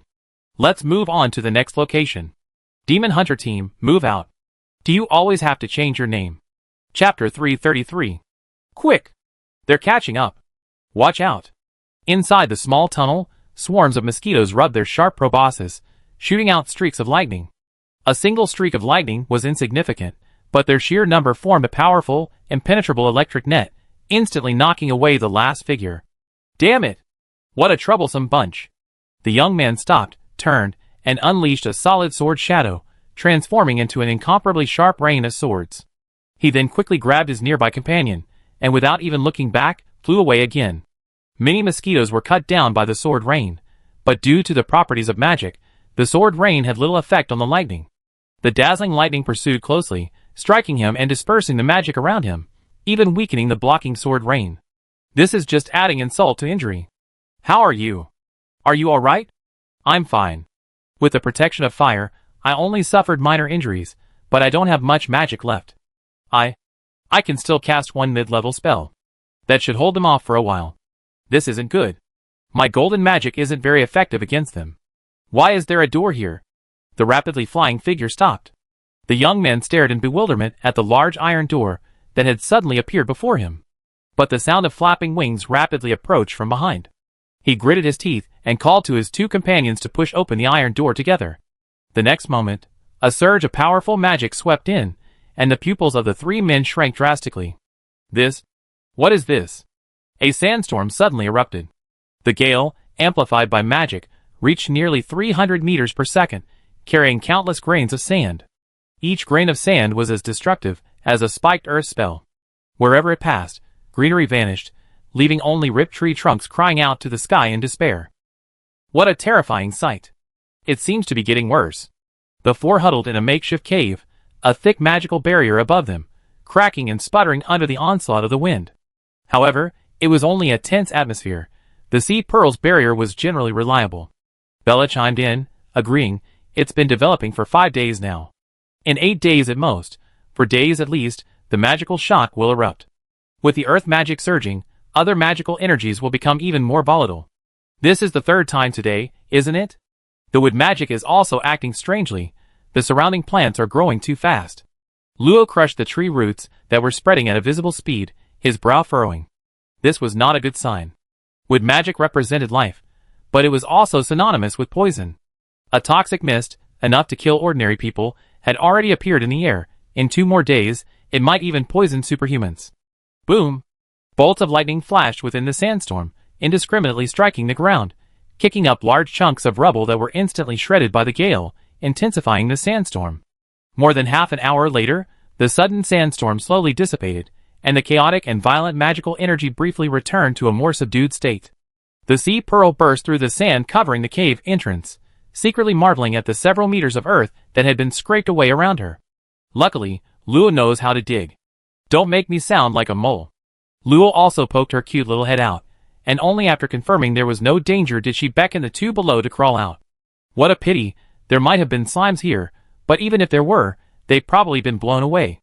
Bella dusted off her trousers, her tone tinged with regret. She then unfolded the map again. Most of the 26 locations had been crossed out, leaving only 6. Our luck can't be that bad, can it? We almost searched everything, and there's not a trace. Sorry for taking up so much of everyone's time. If these 6 locations still don't have it, let's go back. Bella felt a pang of guilt. The steel rock slime was something she needed, but she had delayed everyone's time because of her, making her almost want to give up. Don't say that. I was just complaining. Our magic team doesn't give up easily. Sea Pearl patted her chest confidently, encouraging Bella. It was hard to believe she had developed such an optimistic personality. A gentle breeze smoothed Bella's slightly disheveled hair. Luo said nonchalantly, it's just for relaxation anyway. If I hadn't come here, I wouldn't have witnessed this natural disaster of magical shockwaves. Speaking of which, I should thank you. Even Kagome chimed in, with a convincing consolation. That's right. Kagome also believes that broadening one's horizons helps accelerate research. Bella felt a warmth in her heart, then regained her confidence, pointing her finger to an unexplored spot. I don't believe my calculations are wrong. The next location is Mount Vanham, 600 miles away. Next place, let's go! Pearl was still the most enthusiastic, her energy seemingly inexhaustible. She darted off first, and the remaining 3 quickly followed, flying towards their destination. Mount Vanham, as its name suggests, is rich in a type of wood called vanham, a superior building material highly prized by the wealthy. However, for Luo and his companions, the vanilla wood trees had another important characteristic. Their root systems gathered earth magic, and steel rock slimes thrived in areas rich in earth magic. Therefore, it was highly likely that steel rock slimes were attracted to this area. Shortly afterward, the four landed on a lush, low peak. Vannawood Peak was less than 600 meters high, yet it stretched for over 10 miles, covered with thick, towering trees, each hundreds of meters tall. Every tree was perfectly straight, almost without branches, except for the dense foliage near the crown, making it feel like being surrounded by a dense mass of logs. Strange, why hasn't anyone come to cut it down? All this timber must be up to standard. Who knows? It's convenient for our search. Seeing that no one was guarding it, the four decided to seize the time and split up to search. Luo searched upwards from the northern foot of the mountain, scanning deep underground with his senses. The bottom layer, 300 meters below, was immediately clear. Anyone with even a little strength would be visible. As expected, the earth magic is very concentrated. If a magical shockwave erupts here, it will definitely be violent. He carefully examined every corner of the ground, stopping to sharpen his senses at any hollow spots to avoid missing any potential slimes. Not here either. Casually swatting away a lurking snake, Luo's confidence in the presence of a target slime in this area waned. Over an hour later, Luo looked at the mountain peak, now almost within reach, with a sense of helplessness. Another fruitless location? I guess I just have to see how the others fare. But just as Luo was about to reach the summit, a sea pearl's excited shout came from afar. There's a strange puddle of slime here. Is it slime? In an instant, Luo's figure vanished from the spot, reappearing beside the sea pearl in less than a few minutes. Even faster was Kagome, who was examining a pool of unidentified, transparent slime brimming with earth magic on the withered leaves. How is it? Is this what we're looking for? Testing. Earth magic content 64.5%, metallic component 28.3%, unknown component 6.2%. Most likely a trace left by a slime. Although it wasn't yet confirmed to be a steel rock slime, it was enough to excite Luo and Kagome. After searching for so long, they finally saw hope. Shortly afterward, Bella arrived from the other side of the mountain. Seeing the slime on the withered leaves, a look of relief appeared on her face.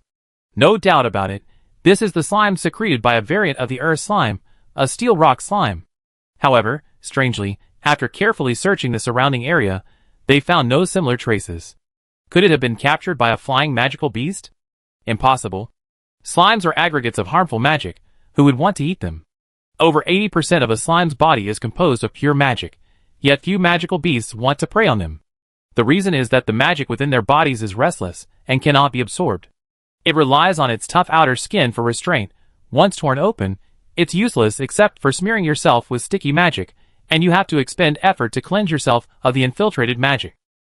Returning to the spot where they found the slime, after a more detailed investigation, the group finally vaguely discovered that there seemed to be unusual magic active beneath the earth. Could this slime have been washed out by earth magic? Perhaps. Should we dig it up and see? Let's dig it up and see. I just don't feel like giving up. Without further ado, several giant trees nearby were instantly cut down, clearing a space.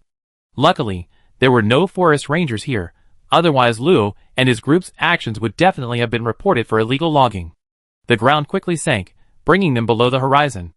Luo's earth affinity is quite high too. Bella was a little surprised.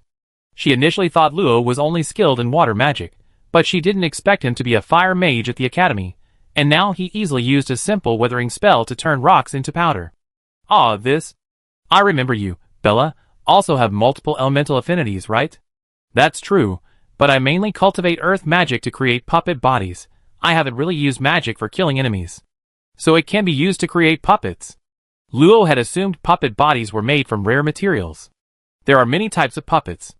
Puppet bodies, like Kagome's, can't be created solely with magic power.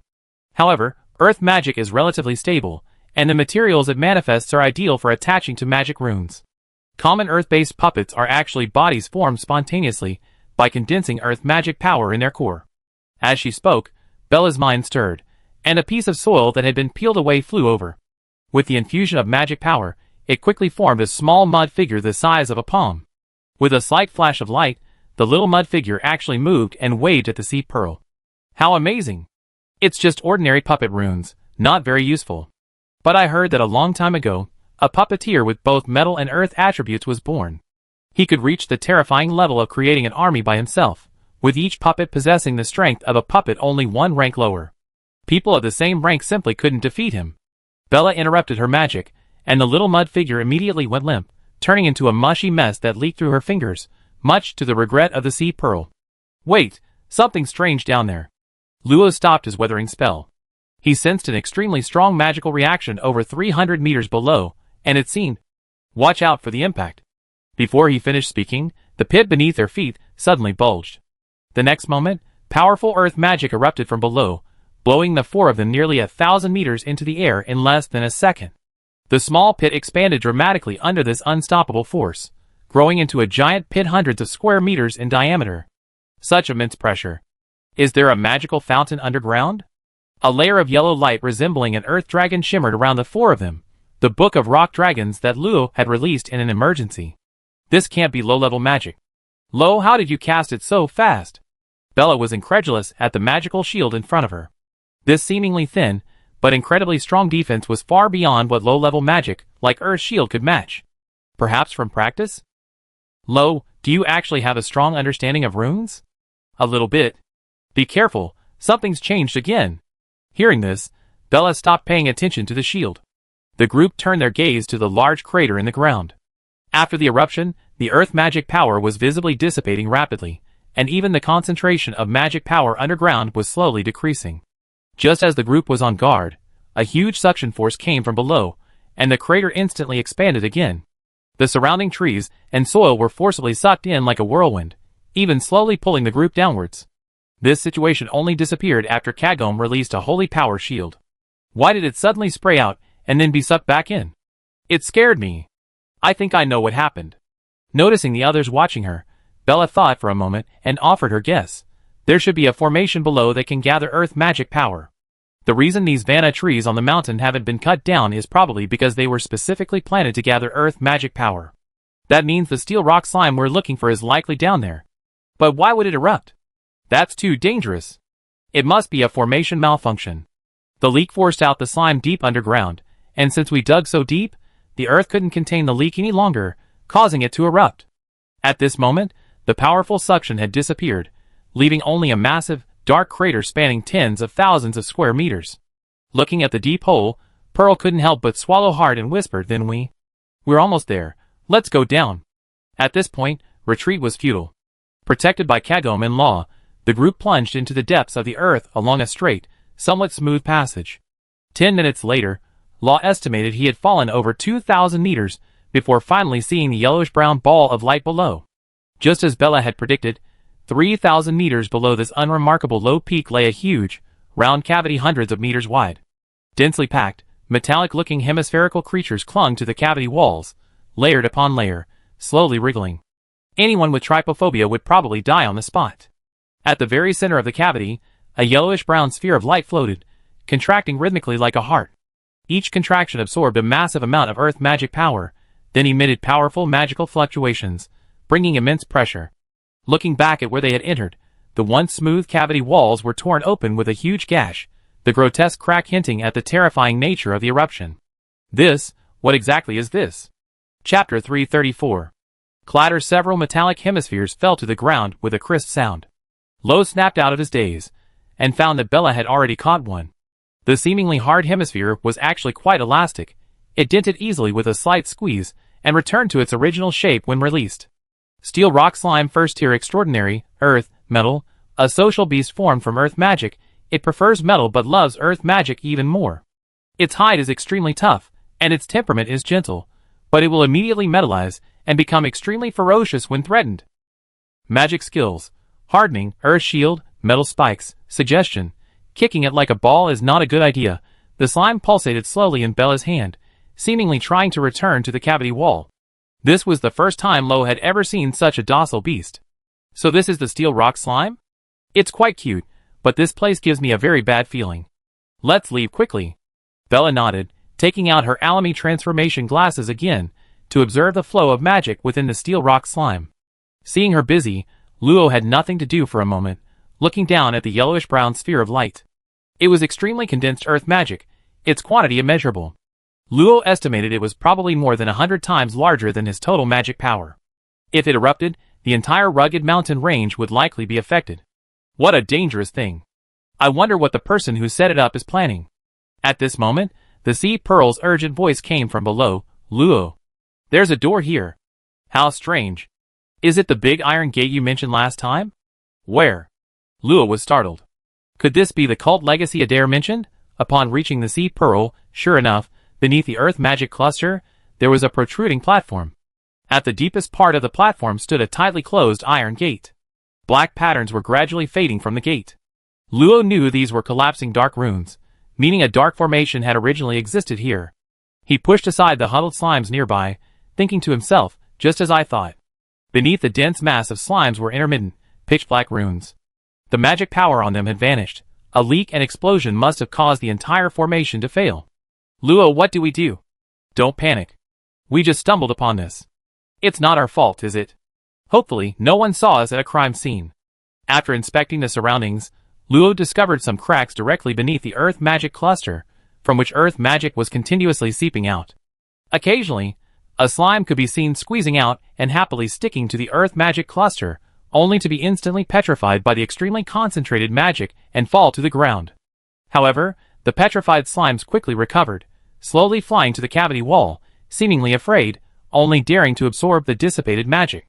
It seems the slimes from other places have been attracted by the Earth Magic. No wonder we couldn't find them.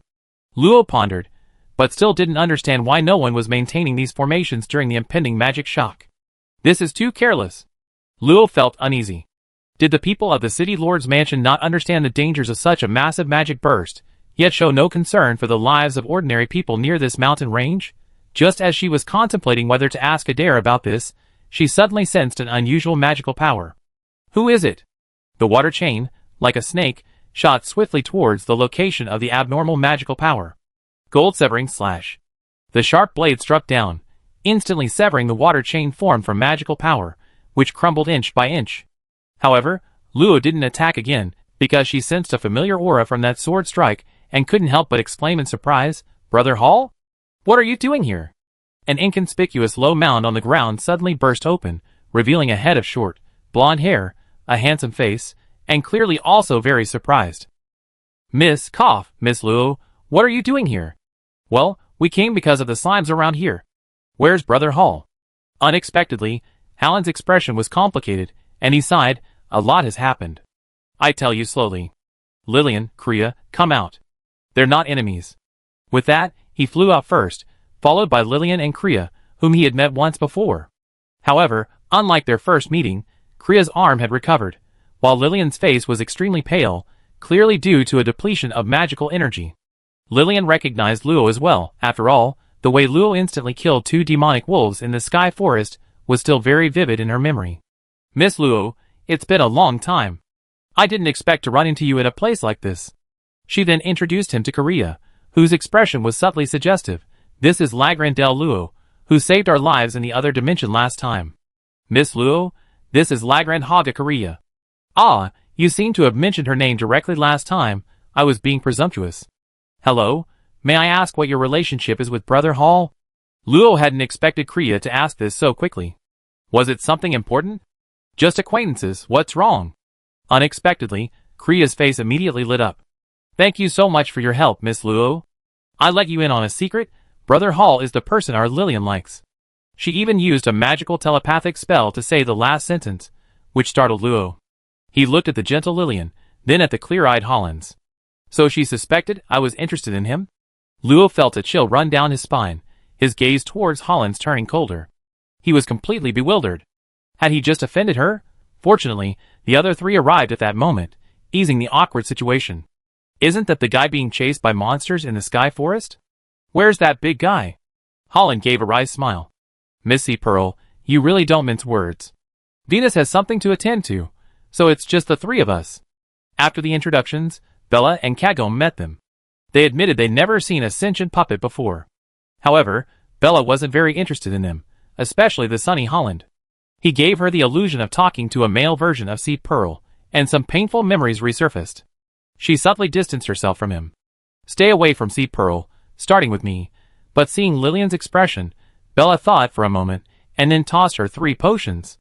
"These are mana-restoring potions I made in my spare time. They're still somewhat useful for low-level transcendence." "This, thank you." I pay with magic crystals. No need, it's worthless. Lillian hesitated for a moment, but didn't refuse. She understood she couldn't hold others back because of herself. Seeing Lillian's complexion regain its rosy hue, Holland looked at the pulsating orb of light, his expression turning serious. Miss Luo, you just asked us why we're here. Actually, we're searching for something called the Breath of the Earth Dragon. Chapter 335. Earth Dragon's Breath? Luo asked, somewhat puzzled. Is it the aura of an Earth Dragon? No. Before Holland could answer, Bella explained with familiarity, Earth Dragon's breath is a power that exists only in high-ranking Earth Dragons. It's generally believed to originate from the combination of magic and Earth Dragon blood. It's a precious material required for many high-level alchemy techniques. If I remember correctly, it can also be used to enchant weapons and forging to obtain the effect of Earth Dragon power. Miss Bella is truly knowledgeable. Indeed, Earth Dragon's breath is an extremely precious enchanting material. We discovered a clue about it, which is why we secretly investigated. A little over a month ago, Holland and his companions were completing a quest in the city of Edbao when they were spotted by a suspicious person. After luring him out of the city, the three quickly subdued him. It turned out that he saw they were strangers with clear eyes, clearly young and inexperienced, and thus decided to steal their valuables, but he underestimated their strength. During the interrogation, Holland unexpectedly found a tattered notebook on the thief's person, containing images and runes. According to the thief, it was stolen from someone else, but Holland couldn't understand it and assumed it might be a treasure map, which was why it hadn't been lost. After studying it, the three discovered that the runes were actually a kind of coded language used among the nobility. Combining this with the images, they deciphered the location of the Earth Dragon's breath in the rugged mountains. No one would refuse valuable material obtained for free, and the three immediately decided to set off to search for the Earth Dragon's breath. However, after searching for more than half a month, they found nothing. Worse still, in the rugged town, they heard about the Earth Dragon's resurrection, meaning their time was running out. Fortunately, while gathering intelligence, they inadvertently learned of an unusual magical phenomenon in a certain area recently. On a whim, the three went to the location, only to find it teeming with magical beasts called electric mosquitoes. Hundreds upon hundreds of electric mosquitoes forced them to hastily flee, stumbling into a cave entrance concealed by a barrier, where they discovered a large iron gate. Threatened by the threat, they had no choice but to risk opening the gate, only to see a constantly pulsating core in the air and countless slimes all around. Without time to be shocked, they quickly slammed the gate shut. Strangely, the electric mosquitoes didn't continue their attack. It seemed the overwhelming magical energy had alerted them to the danger. Thinking they had escaped unscathed, the three sensed someone had been there and immediately hid. Soon after, they heard several people talking.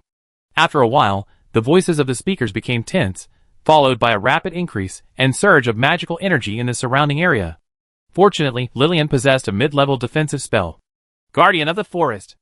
After exhausting all her magical power, she finally withstood the impact. Then, Lo suddenly appeared. Holland, hearing of Lo and the others' ordeal, was also filled with lingering fear. Luckily, the force of the impact was mainly from above, otherwise we would definitely have been corrupted by the magic.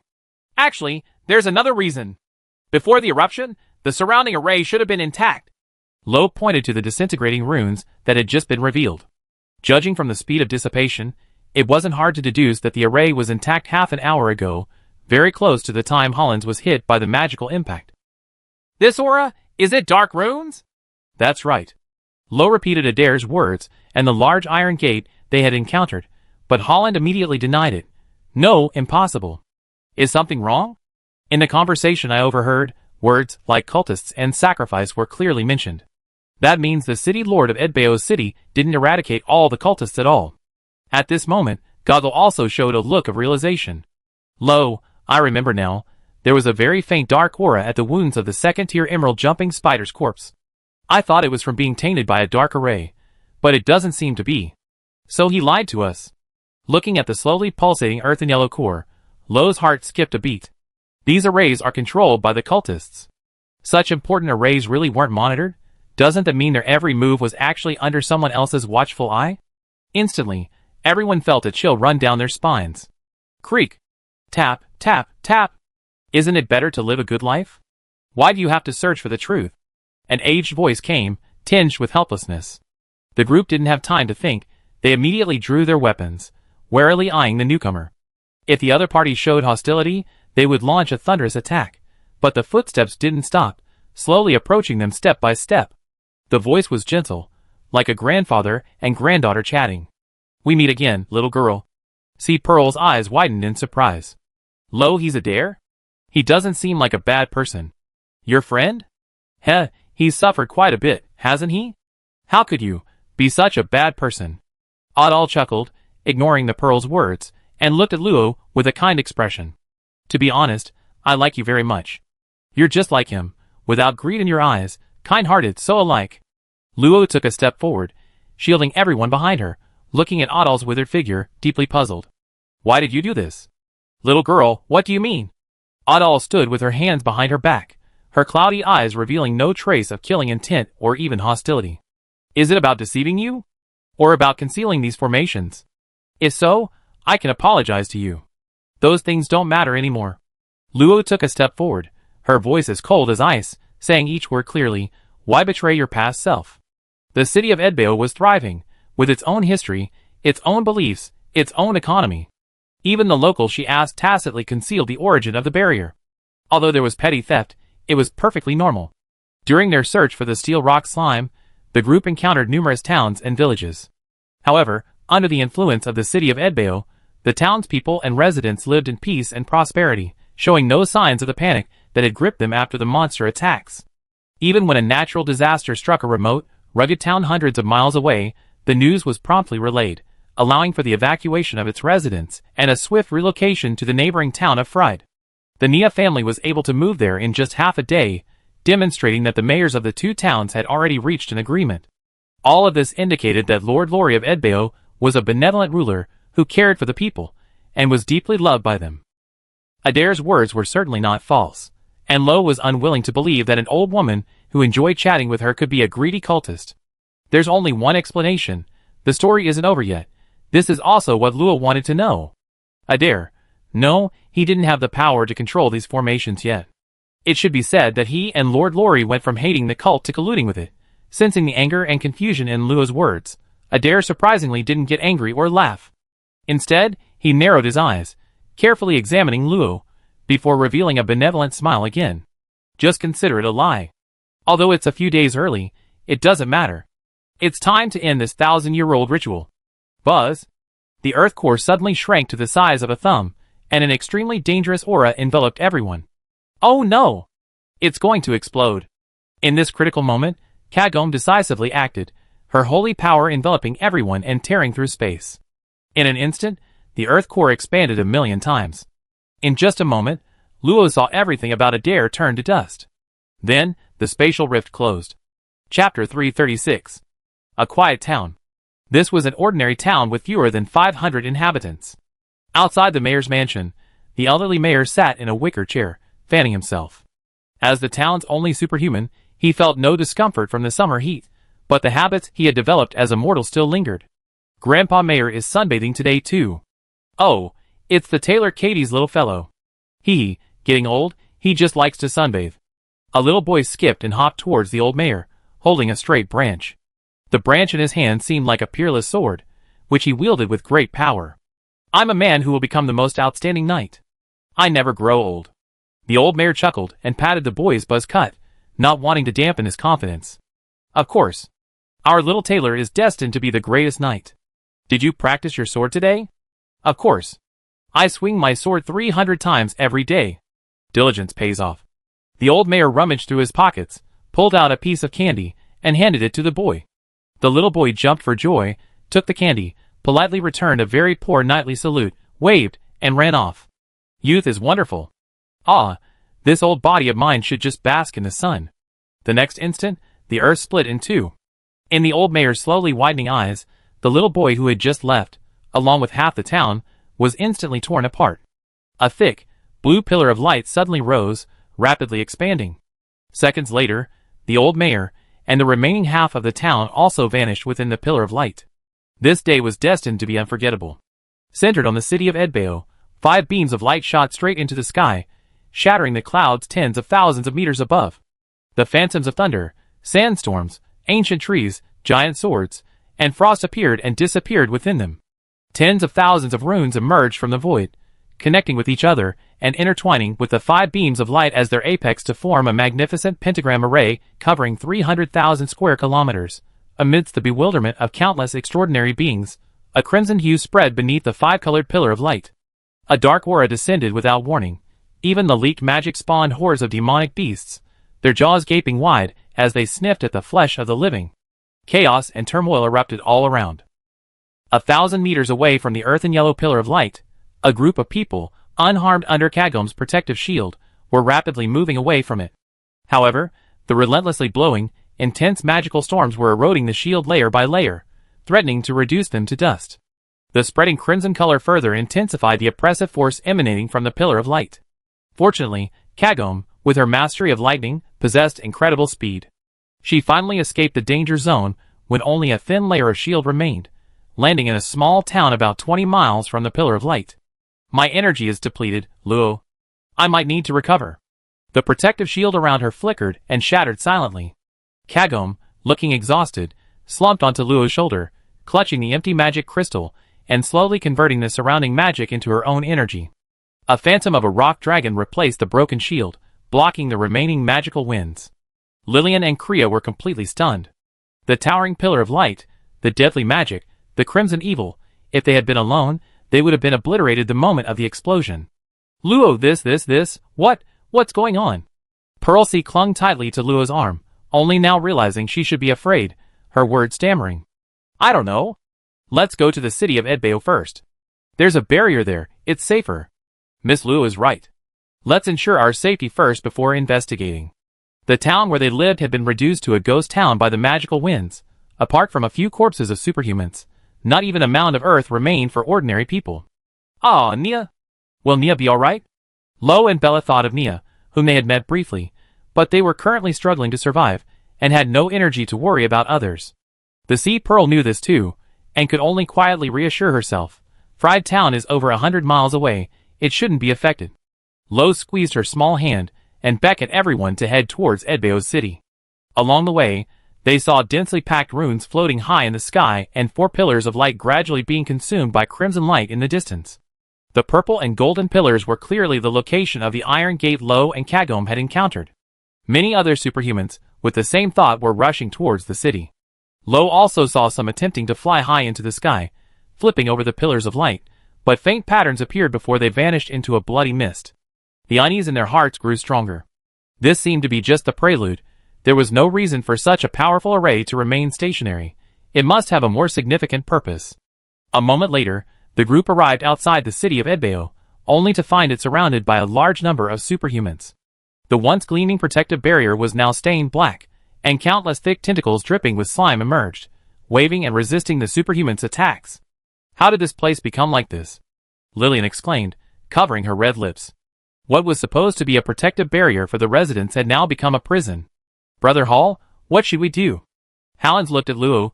Miss Luo, what do you think we should do? He understood that with their combined strength, they would be utterly useless in this situation, so relinquishing leadership was the only way to have a chance of escaping. Luo didn't stand on ceremony. After a moment's thought, he suggested, let's gather some information first, figure out what happened here.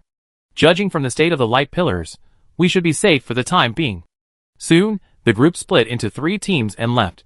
Since Kagom was temporarily unable to fight, Pearl and Bella were in one team, while Holland's group of 3 remained in another. Several miles outside the city, groups of varying sizes had gathered. These were all extraordinary individuals from nearby towns, mostly arguing about something, but judging from their expressions, they were almost all deeply mired in anxiety and fear. Excuse me, has something happened in Edbao City? Several people dressed as adventurers were discussing how to leave, when they saw an exceptionally cute little girl standing not far away. Normally, they would have teased her, but who had the mind for that now? Little kid? Get out of here. We don't have time for you right now.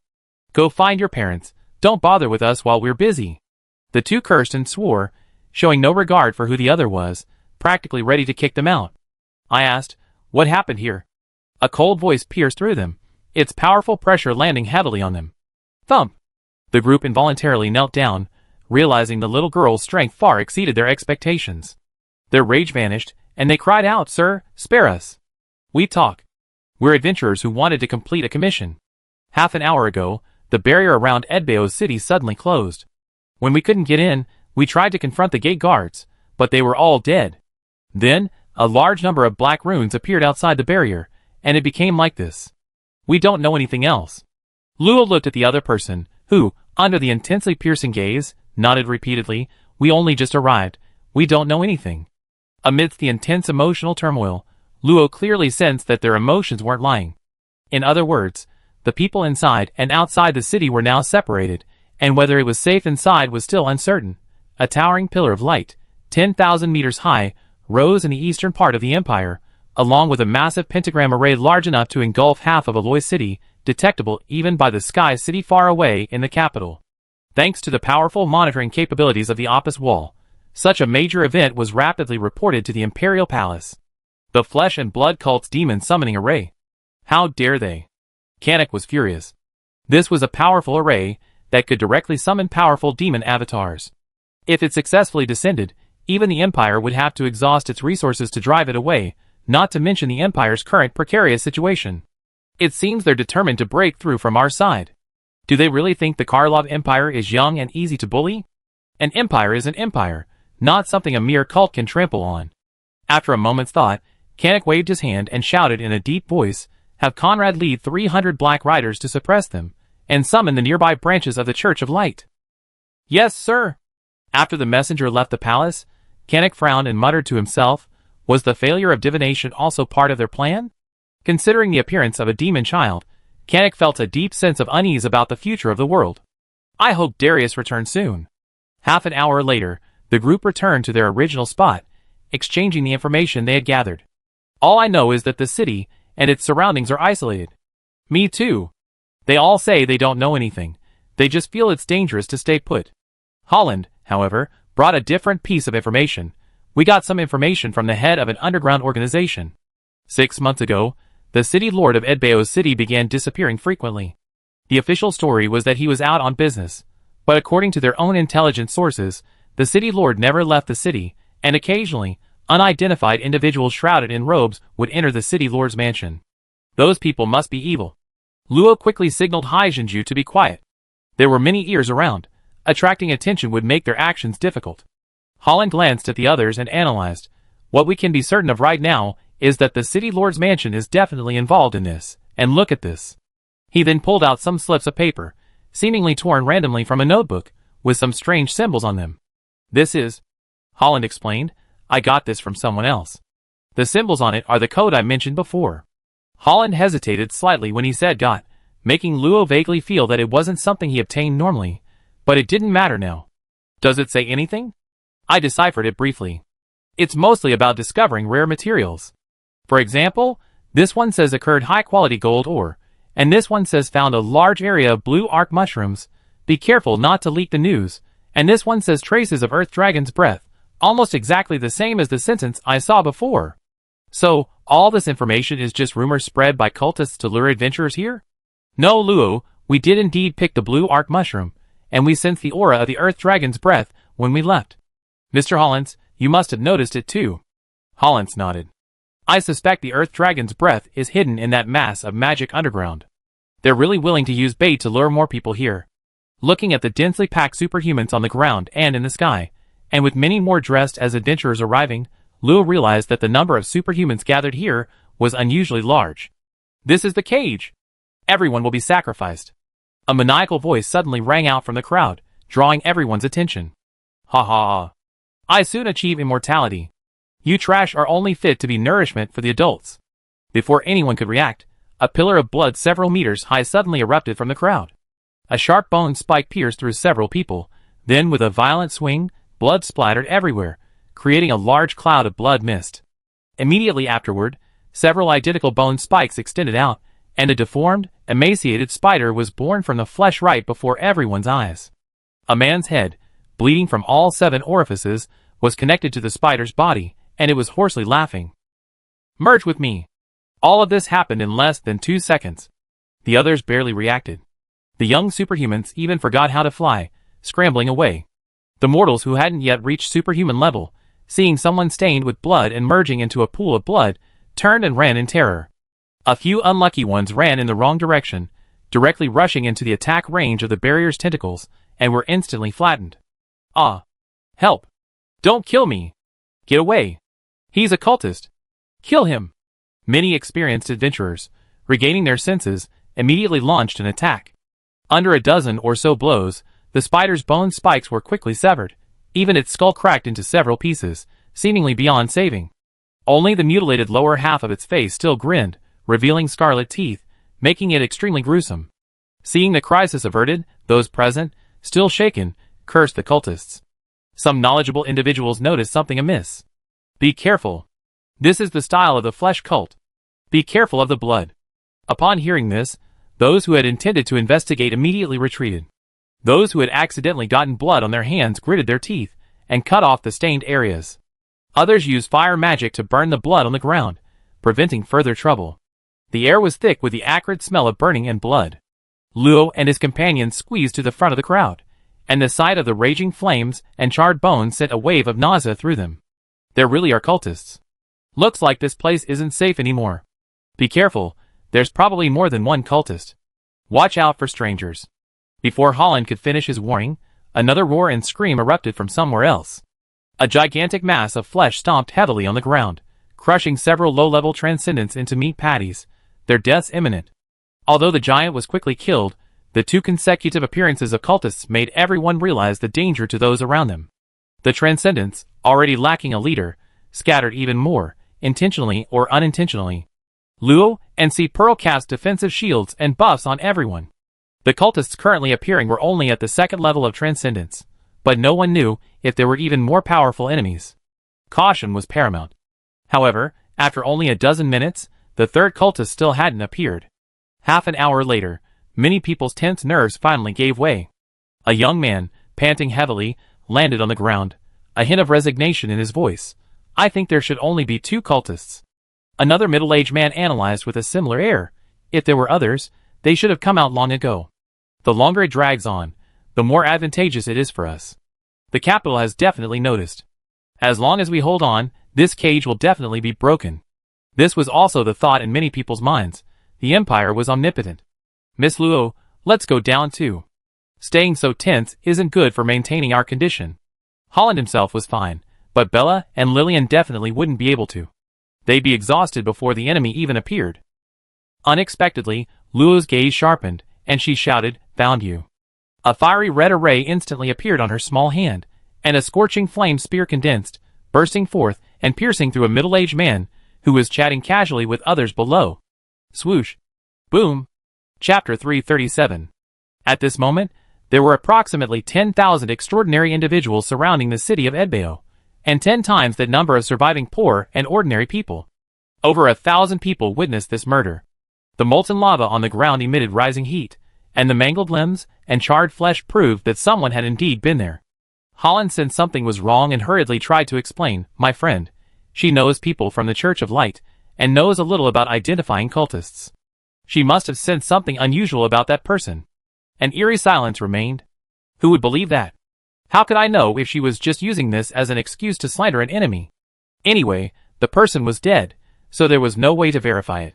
They could say whatever they wanted. Only from an angle unseen by others, Korea's eyes shone brightly as she looked at the icy-cold girl. So cool.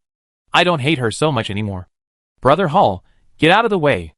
It's coming. Before Hallands could understand, the severed limbs on the ground suddenly swelled, growing thick, fleshy tentacles that rooted themselves in the earth and lashed out indiscriminately in all directions. However, everything was quickly brought to a halt by several identical scorching breaths. The tentacles slowly softened under the flames until they charred and turned to ash. Those who had been watching coldly, or perhaps brewing their emotions, or harboring other motives, all retreated several meters in unison. Only then did some begin to feel fear. She really is a cultist. I thought she had been corrupted by dark magic, and was about to go on a killing spree. How did she discover the cultist's disguise? Wait, doesn't this mean there are many more cultists hiding here?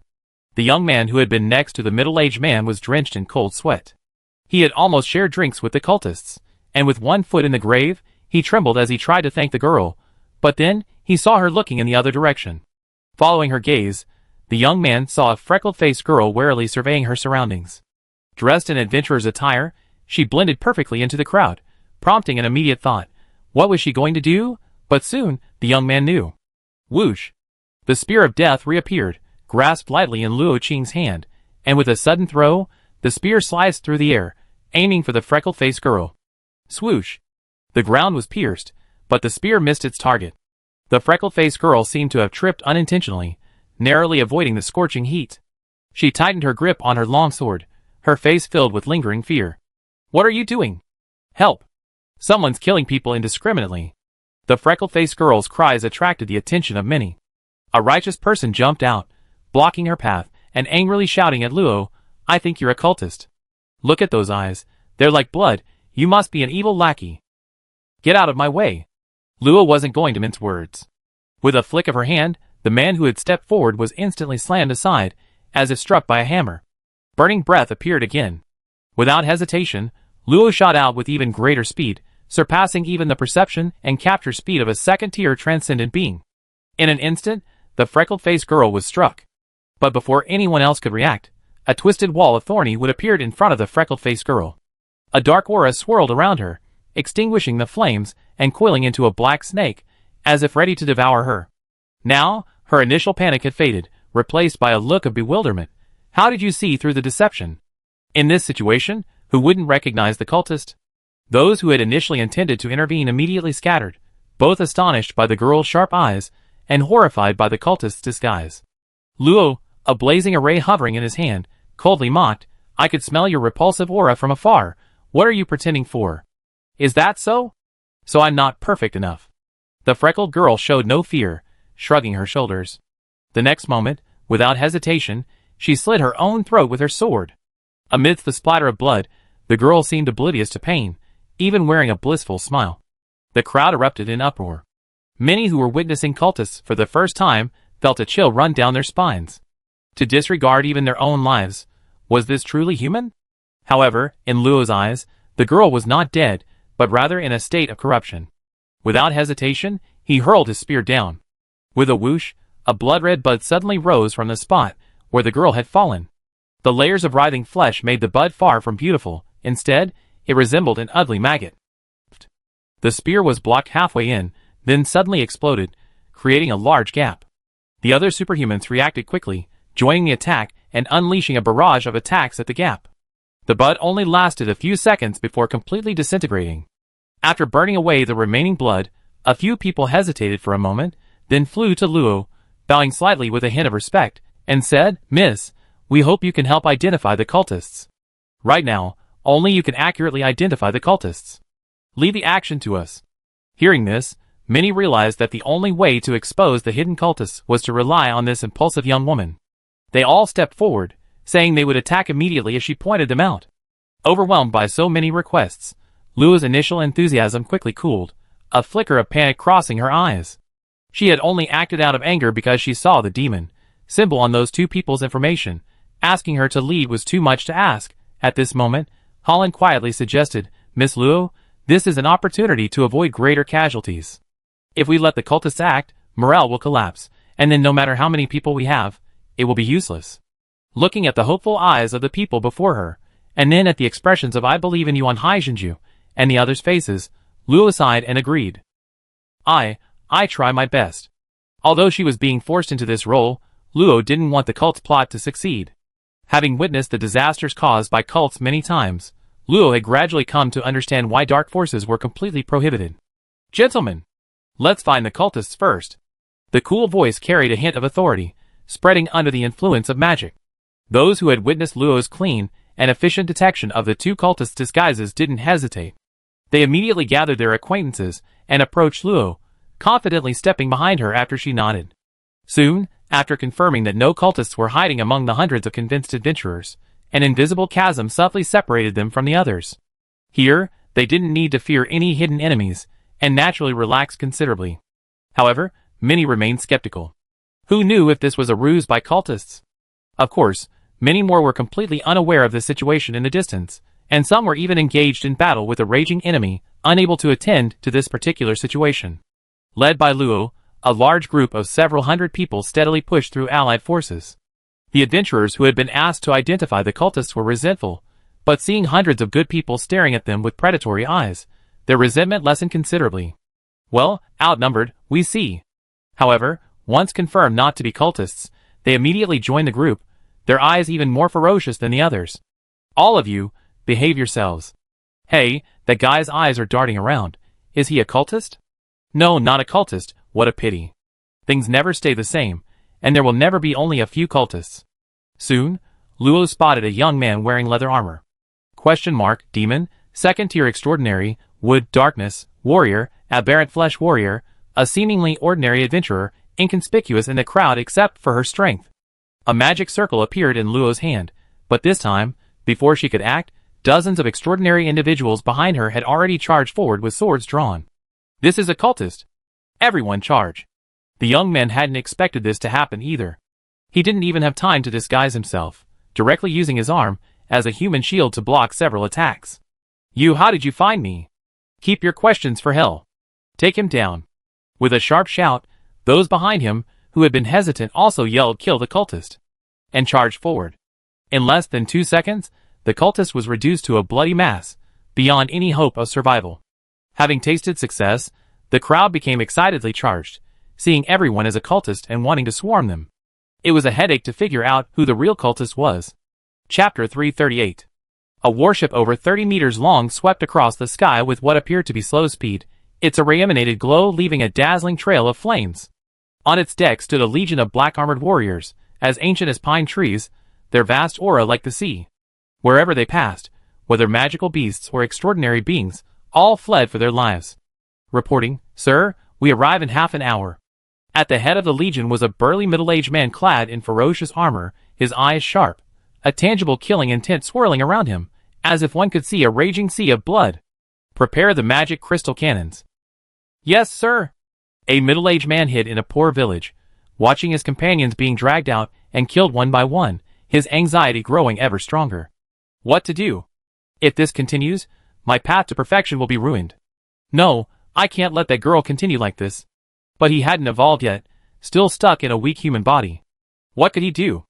Looking at the half-reddened pillar of light in the distance, the middle-aged man's eyes flashed with resentment. It's all that old bastard's fault, opening it so many days early. Today was clearly not the most auspicious day. But as the lowest-ranking soldier, he could only complain verbally. Suddenly, he felt a chill run through him. He instinctively looked up and saw a pair of blood-red eyes staring intently at him. It was that girl. Would I have to return to the Lord's embrace like them? No, I haven't evolved yet. Let me evolve first before returning. But soon, the middle-aged man was surprised to find that the girl's gaze had shifted, and the others hadn't attacked him. What's going on? Could it be that she can't actually see through it? Although he didn't quite understand, the middle-aged man secretly relayed this information to the others. After identifying several cultists, the crowd behind Luo had grown to an astonishing 1,500 people, mostly superhumans. More than a tenth of their main fighting force was gathered together, giving them a fighting chance against even a full-scale attack from the cultists. However, Luo's unease hadn't disappeared. The distant pillar of light was still slowly being swallowed by crimson, like the sword of Damocles hanging overhead, ready to fall and annihilate them at any moment. That person. Superhuman Tier 1 Gold Warrior. An ordinary adventurer.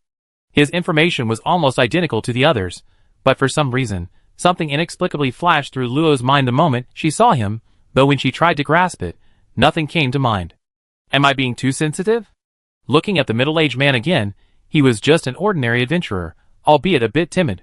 Seeing that Luo was no longer paying attention to him, someone immediately enthusiastically invited him to join. Overwhelmed by the enthusiasm, the middle-aged man, seemingly flattered and fearful, mingled in the crowd, cautiously joining the others and chanting, "Kill the cultists." Am I really safe? Ah. You can't stop us.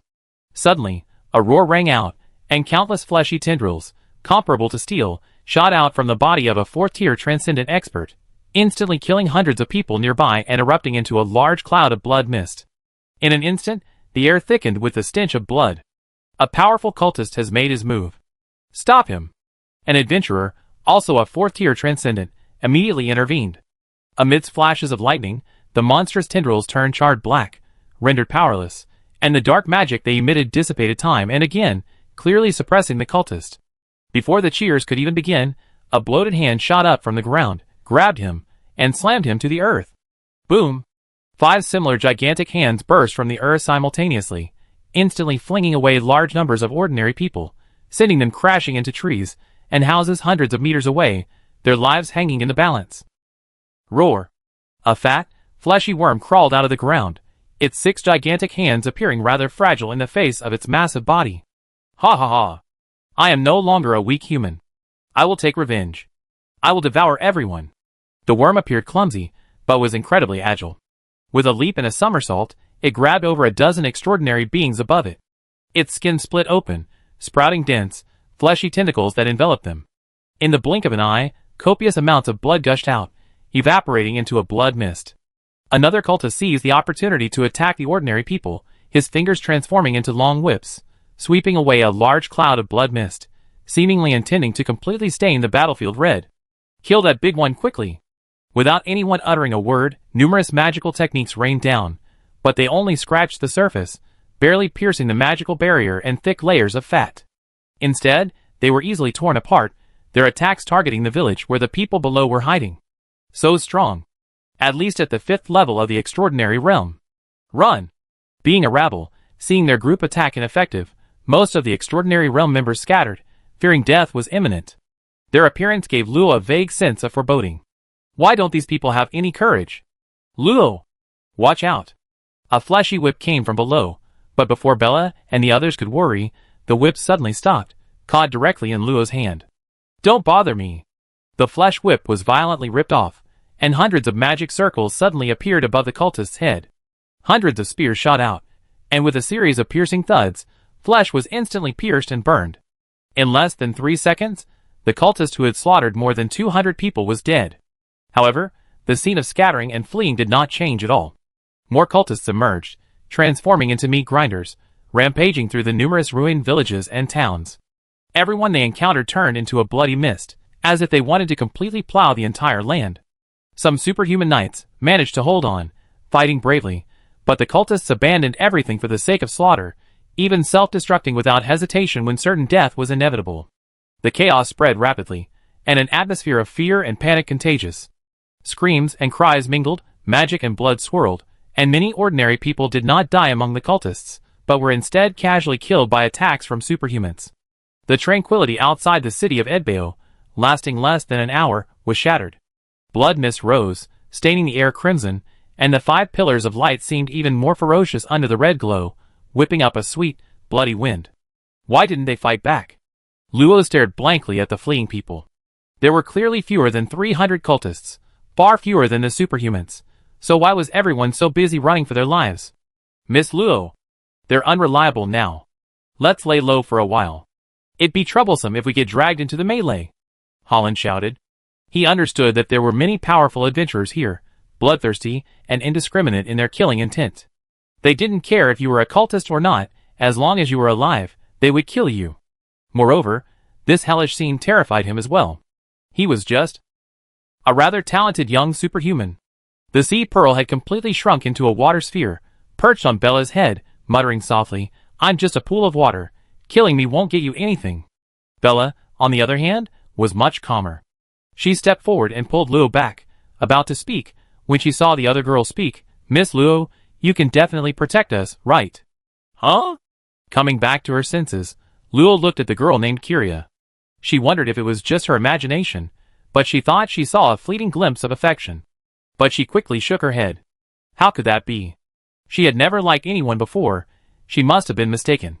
However, as she said, protecting those around her was the most important thing. As for others, she could only leave it to fate. Chapter 339. In the deserted alley, Luo and his companions remained silent. From their narrow view, they could see various deformed monsters wreaking havoc in the distance.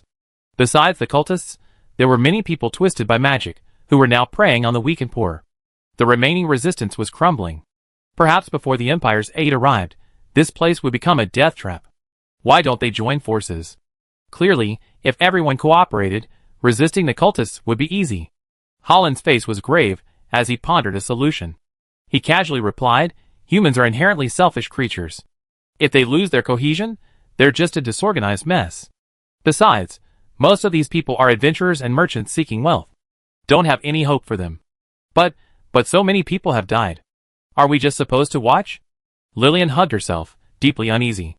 The blood and the stench filled her senses. She dared not close her eyes, as if closing them would reveal the cultists' wanton slaughter. Until a dominant force emerges, it's best we don't draw attention to ourselves. Holland wasn't clear on the cultists' motives, but he knew there were undoubtedly more powerful enemies, and the strongest adventurers hadn't fully committed their attacks yet. While the fighting appeared bloody, most of the dead were actually mortals, and a few low-level transcendents. A dominant force? Luo was slightly taken aback.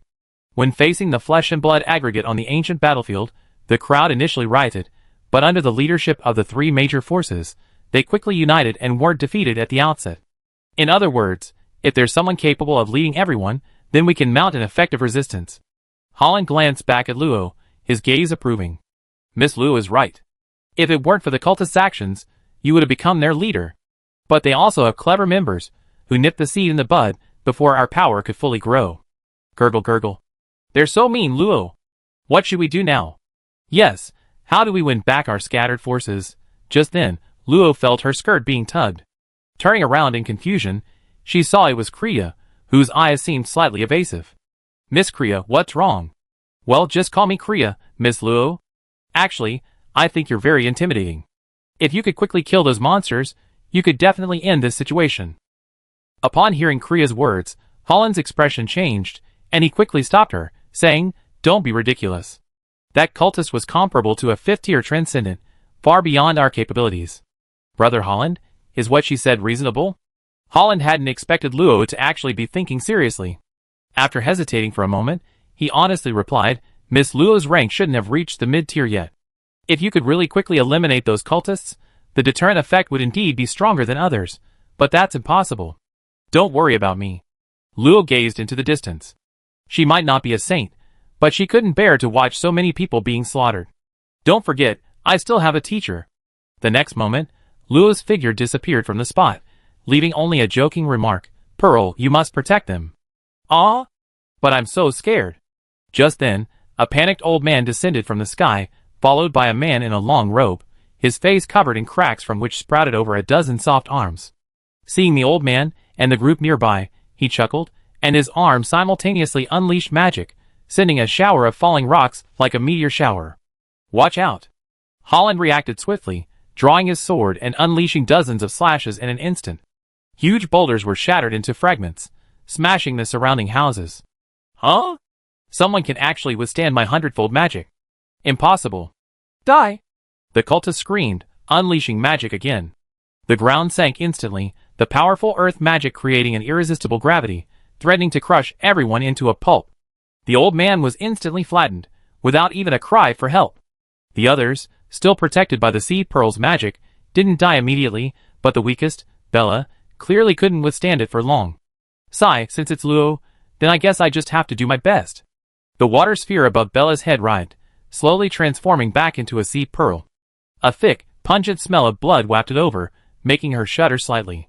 What an awful smell. What a disgusting feeling. Don't come any closer. Splash. The earth was replaced by a vast ocean, countless water spikes shooting out from it, each one powerful enough to pierce the body of a third-tier transcendent being.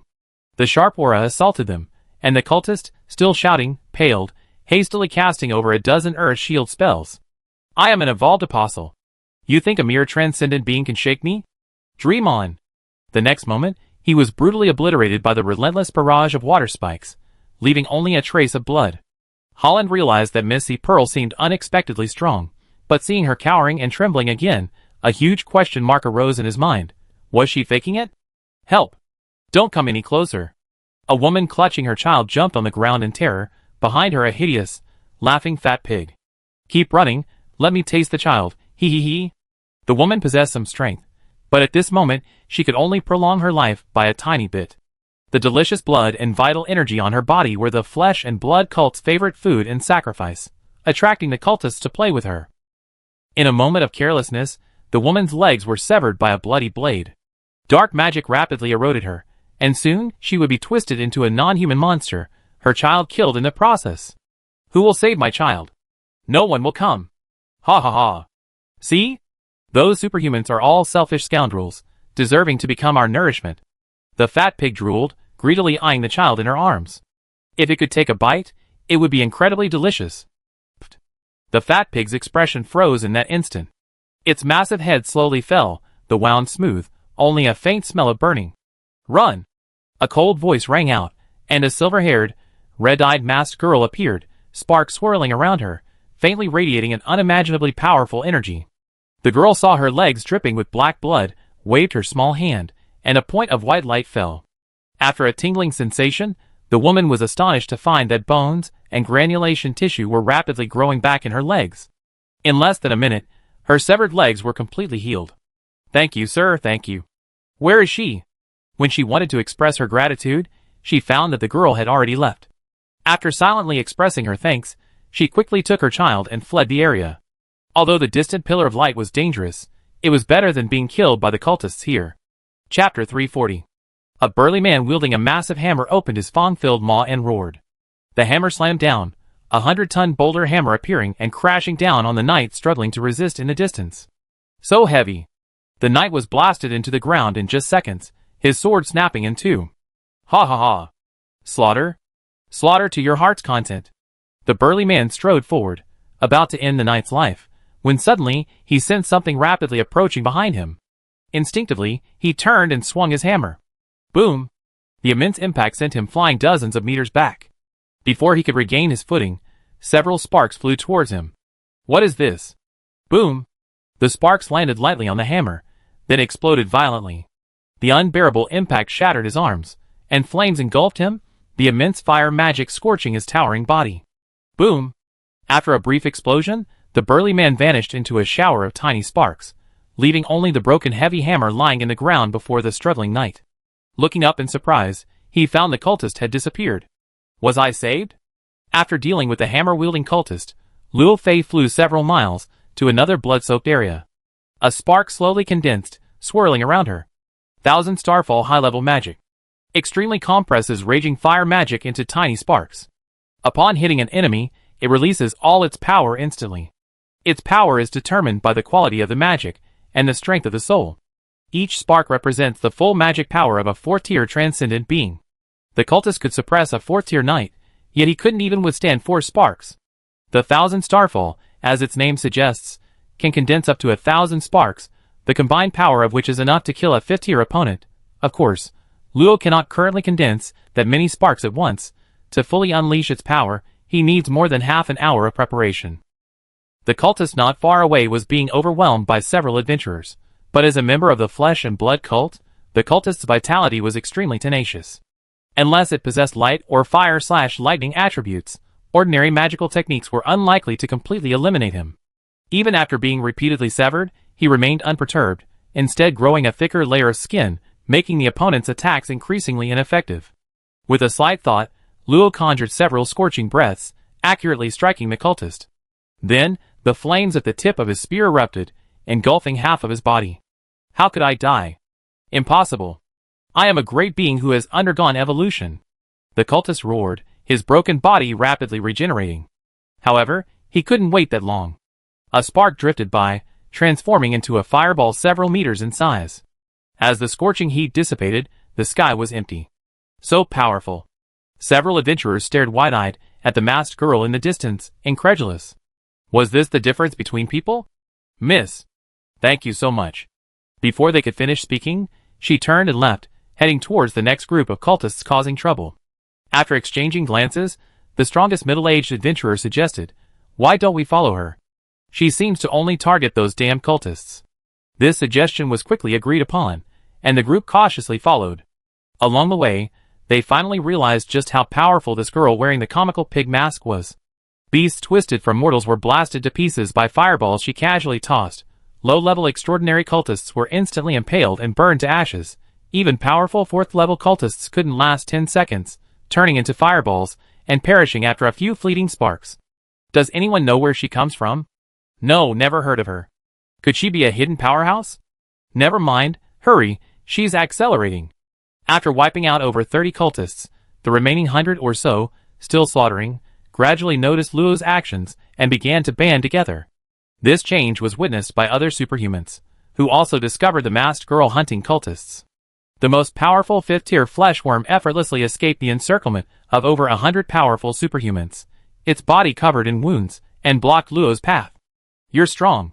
The flesh worm's voice was hoarse and bubbly, like blood gushing from its throat. Join us, become a higher race. At this moment, over 3,000 superhumans had noticed this scene, and many weaker superhumans and ordinary people who had hidden were staring intently at the girl confronting the flesh worm in midair. Can she win? I don't think so. I saw at least 20 mid-level transcendents fight that monster, and several of them were killed instead. Should we go up? If you're so good, you go? I don't want to get slapped to death. It was created by the sacrifice of at least 3 5th-level cultists. I don't think that girl is in trouble. Almost no one believed that Luo could defeat this flesh worm. In just over 10 minutes, it had killed more than 300 transcendents, and the number of mortals affected was countless.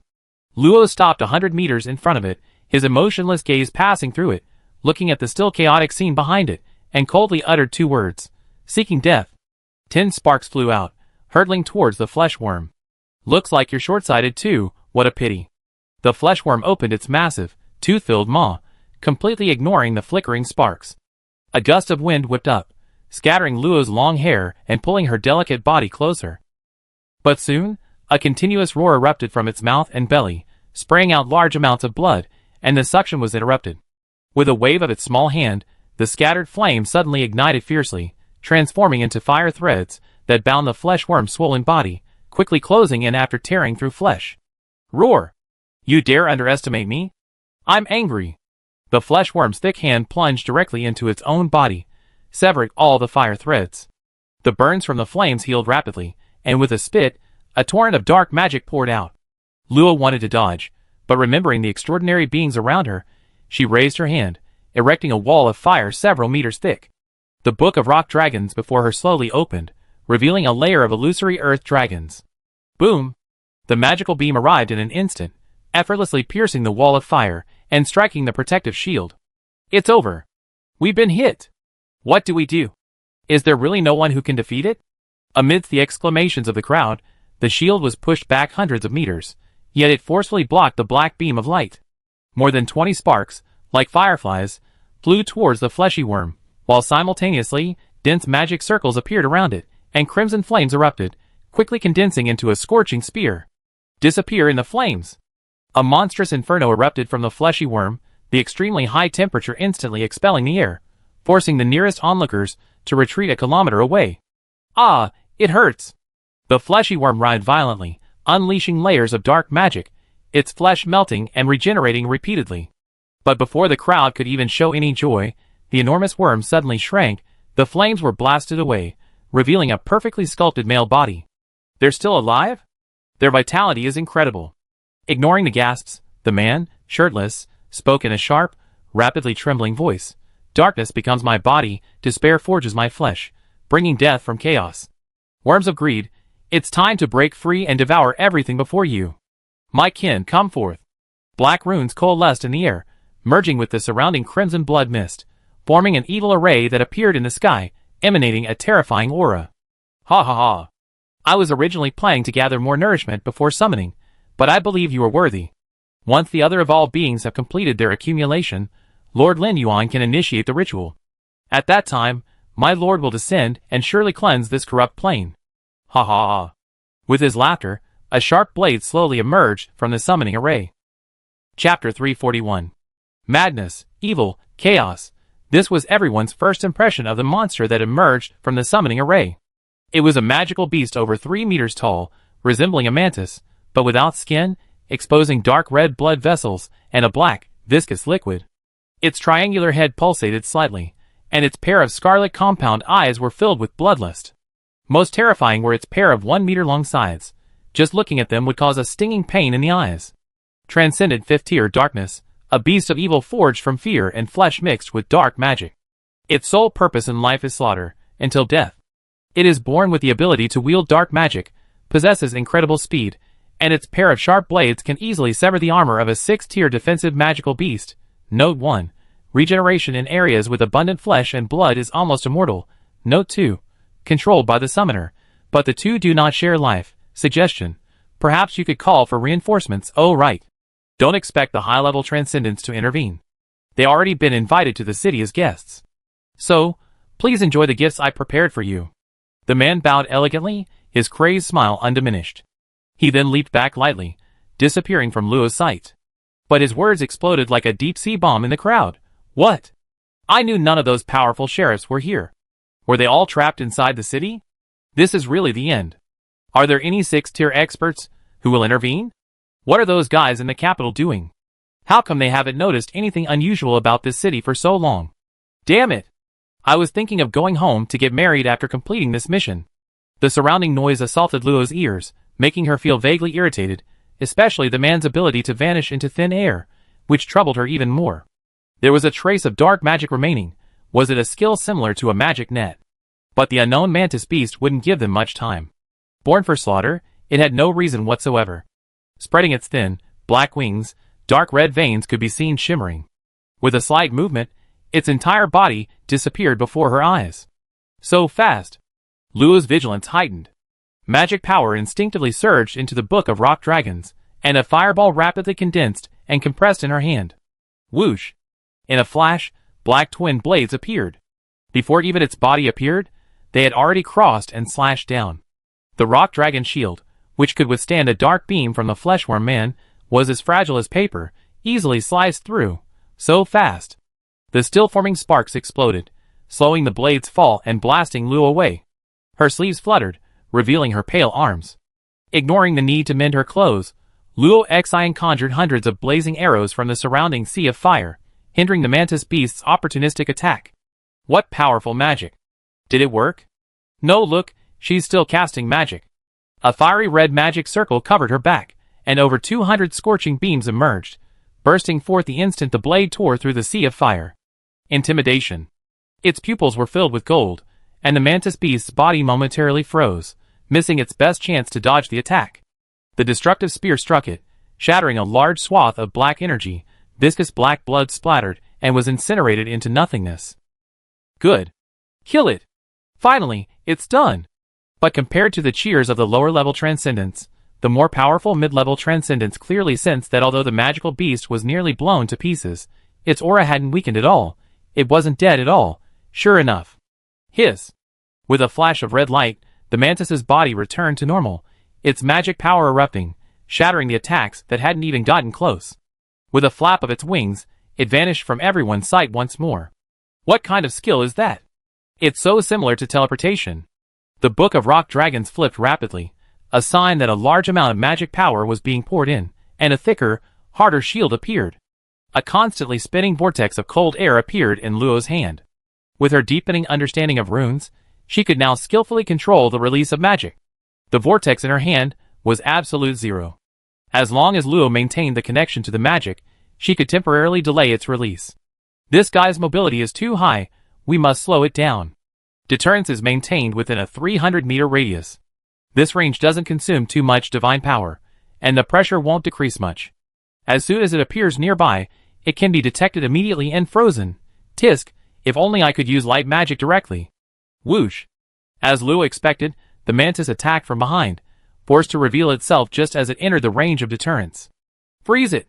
With a sudden turn and a flick of its wrist, a fist-sized vortex rapidly expanded, whipping up a blizzard that froze souls. Whoosh!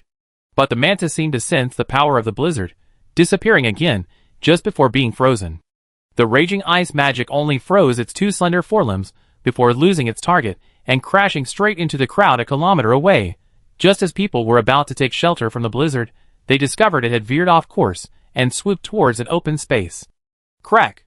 The mantis, which was concealed in the void preparing to attack, was instantly frozen in half. Seeing that it was about to be encased in ice, it didn't hesitate to sever its own body, discarding the frozen part, and its body disappeared again. Don't think you can escape so easily. Based on the remaining ice magic, the drifting ice magic in the air frantically converged, tracking and invading its body, greatly slowing its speed.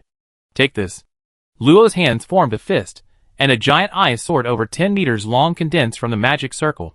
With a swing, she slashed at the icy mantis. Ice/high-level magic. Condenses powerful ice magic into a giant ice sword, delivering a fatal blow to the enemy. It was a simple description, but the moment it landed, accompanied by a deafening roar, The earth, within a nearly kilometer radius, was overturned, cracked, and widespread. The giant sword transformed into a small iceberg, freezing everything in that straight line. Gone? No. In his vision, the panel representing the question mark had indeed disappeared, but Luo's unease hadn't vanished. Warnings from his senses continued to emanate. Did it escape? No, the ice magic had given me access to information. Crack! A sharp blade pierced directly into the thick rock dragon shield. Luo quickly turned around. The mantis's body, dripping with black slime, was rapidly solidifying. Before he could even ponder why it was there, 3 sparks flew out, shattering its front half. Before Luo could give chase, a sudden pain shot through his back, and a sharp blade pierced straight through his chest. Cough cough. 2. Fire blast. A massive amount of fire magic instantly converged on the mantis's forelegs, causing the temperature to rise sharply before exploding violently. In that instant, it unleashed an extreme heat exceeding 100,000 degrees Celsius, destroying the entire foreleg and sending both mantises flying. Fire blast intermediate level spell. Quickly gathers fire magic into a single point, then detonates all the fire magic, unleashing power 100 times greater than normal. Immensely powerful, but easily dodged, with a small range. Typically used to kill a mage when they are caught in close combat. Cough. Cough. Coughing up several mouthfuls of black blood, Luo realized that the mantis behind him was neither the real thing nor an illusion. Question mark, Shadow Clone, Transcendent Level 5, Incomplete, a clone condensed from dark magic. It can appear anywhere in the shadows, possessing 60% of the original strength and magical abilities, but cannot release clones again. Chapter 342. Luo endured the pain and pulled the blade from her back. A patch of her pale back, barely visible, was stained red, quickly turning black. A dark aura clung to it, as if urging Luo to join them. Hiss. The mantis hissed, its form blurring as it split into 2 weaker clones. The 4 mantises surrounded her, using their exceptional agility and mobility to swiftly maneuver around her, ready to strike at any moment. 4, huh? TSK, too fast. I can't even see the real thing. Luo understood. Here, it wouldn't die. The thick blood mist and the increasingly concentrated dark magic were its best nourishment. Perhaps only by destroying its entire flesh and blood in an instant could it be completely annihilated. However, without the intervention of a high-level transcendent, no one could achieve this. Unless he could unleash the complete 1000 Starfall. Kagome, when will you be alright? Kagome didn't respond. That pillar of light contained at least 1,000 years of accumulated magic power, and the magic storm it released was enough to easily destroy a city. Kagome, being closest, bore 99% of the impact. If it weren't for the emergency mobilization of excess holy power, she would have been completely annihilated. The consequence was insufficient energy, varying degrees of damage to the arrays around her body, and her consciousness plunging into a semi-conscious state. Scanning the surroundings, with the cultists deliberately gathering, more and more people had noticed this place, but under the powerful aura of the mantis, no one dared to step forward. He had originally wanted to try to kill it by force, but he hadn't expected that using other types of magic to deal with dark magic would be so difficult. Whoosh! His scattered thoughts instantly returned, and a scorching aura met the incoming black blade. Sparkling sparks gathered in Luo's hand. Now, he could only concentrate as many sparks as possible, striving for a fatal blow. Distracted from focusing on her magic, Luo quickly fell into a disadvantageous position. The 4 mantises flashed, seemingly numbering in the hundreds, and this was only after their speed had been reduced by 30% under the immense pressure. Can she really hold on? Sigh, what a pity. If only she could have successfully frozen her just now. Some questioned, others sighed, as if they were the ones fighting the mantises. Suddenly, a furious shout erupted from the crowd. Why can you all calmly watch her fight alone? The sudden shout calmed the crowd somewhat, but someone quickly retorted, but we're just low-level transcendents, not even worthy of tickling that monster. Do you want us to go up there and die? By the end, the person seemed to think they were right, and their tone became firm. Humph. A bunch of cowards who cling to life. Your only value is to commit suicide, lest you become living sacrifices for cultists. The voice retorted without any politeness.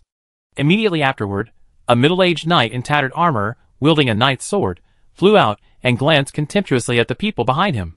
I'm not afraid to tell you, I come from the Imperial Capital Academy. I'm not here for any noble honors, nor to boast about the righteousness of the teachers at the Imperial Capital Academy. I simply can't stand your cowardice. His longsword gleamed with golden light, its sharp golden magic mirroring his unwavering resolve, slicing through all evil before him. The cultists haven't been completely eradicated yet, and you're only concerned with enjoying the peace brought by a young girl. I doubt you even know the meaning of shame. The sarcastic remarks echoed through the crowd, provoking widespread discontent, yet no one spoke. Faced with the cultist threat, most of them used powerlessness as an excuse to flee, while others took advantage of the chaos to profit from the disaster, looting countless rings while allowing the demonic beasts twisted from mortals to slaughter them at will. That's all I have to say. A bunch of cowards.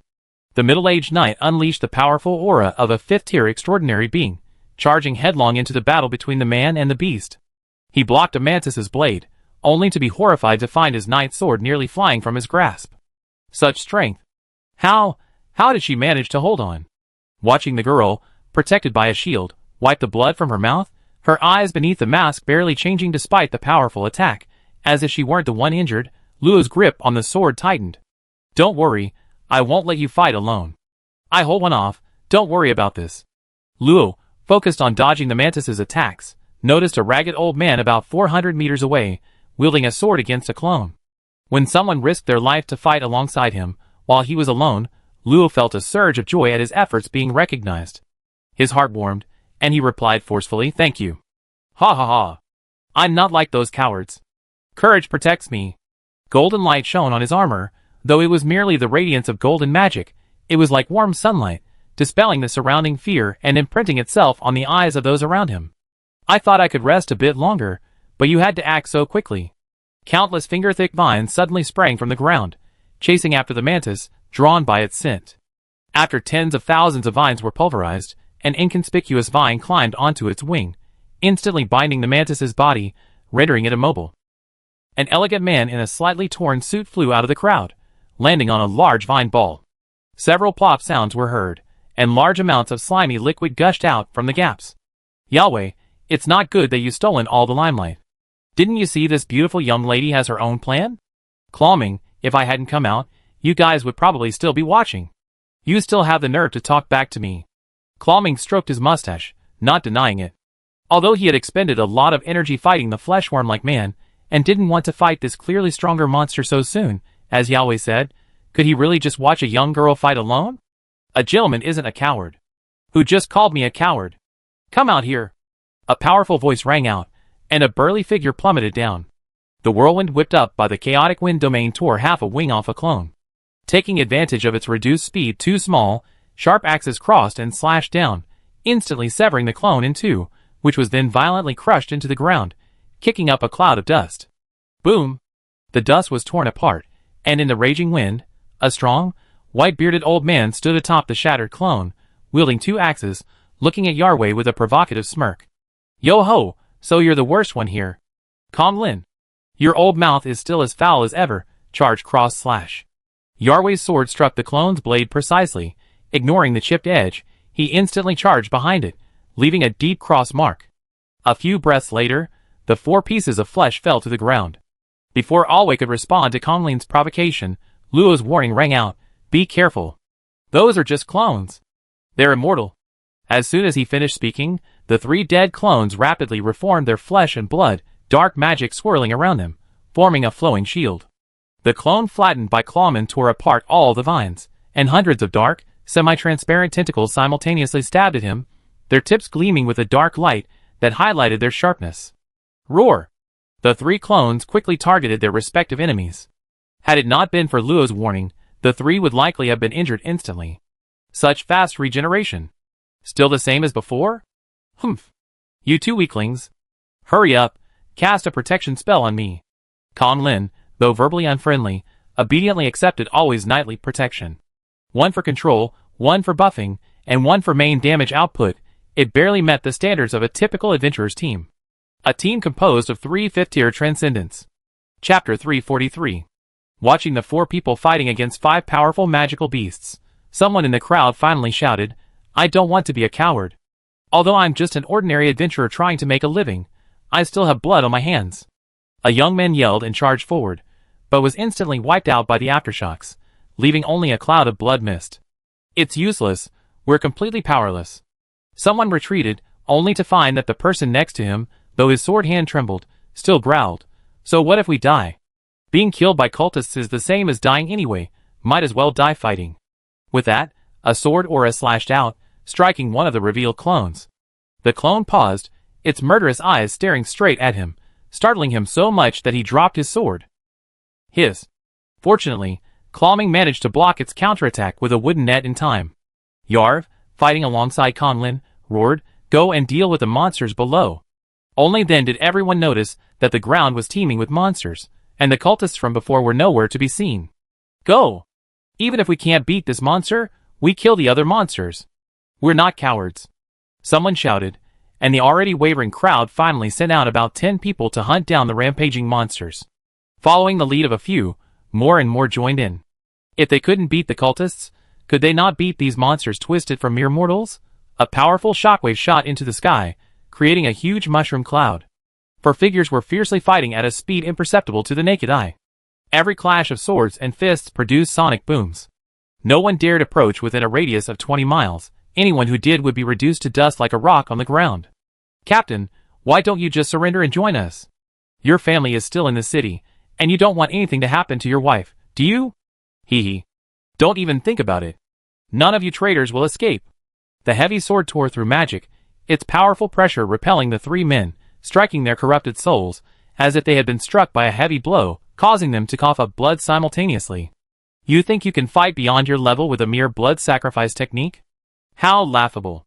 The man's muscles bulged, his surging blood energy coalescing into armor, slowly healing his wounds. In a flash, he broke through 10 times the speed of sound, appearing before a beautiful woman, and swung his heavy sword down fiercely. "How could you understand us ordinary people? You keep saying you want to protect the city, but you only see those ordinary people. You never even glanced at us."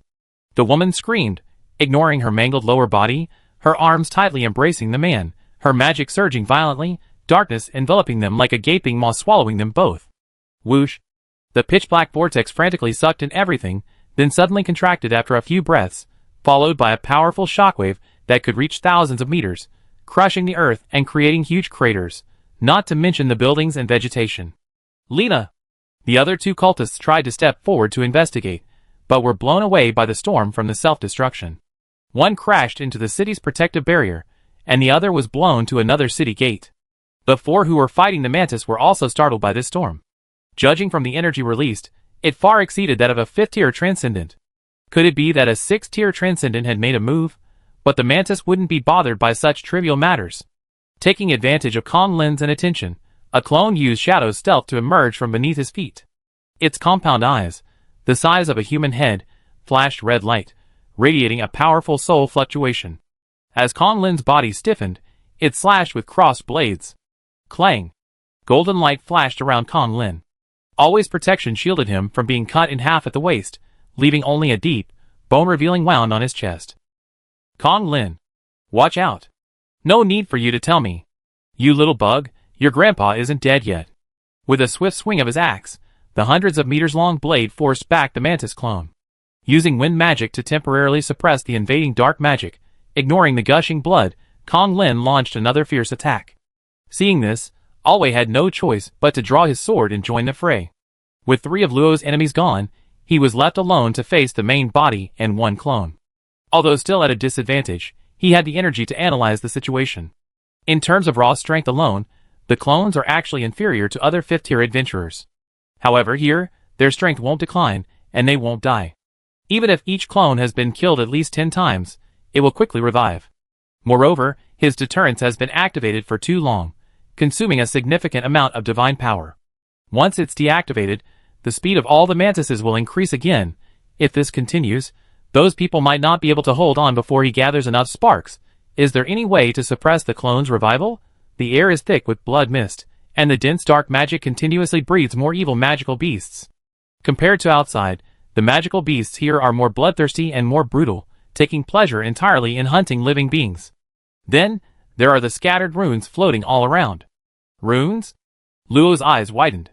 Perhaps due to the huge commotion just now, the runes that were previously faint in the air tilted slightly, becoming clearly visible in an instant, slowly constructing a massive array whose entirety was difficult to discern.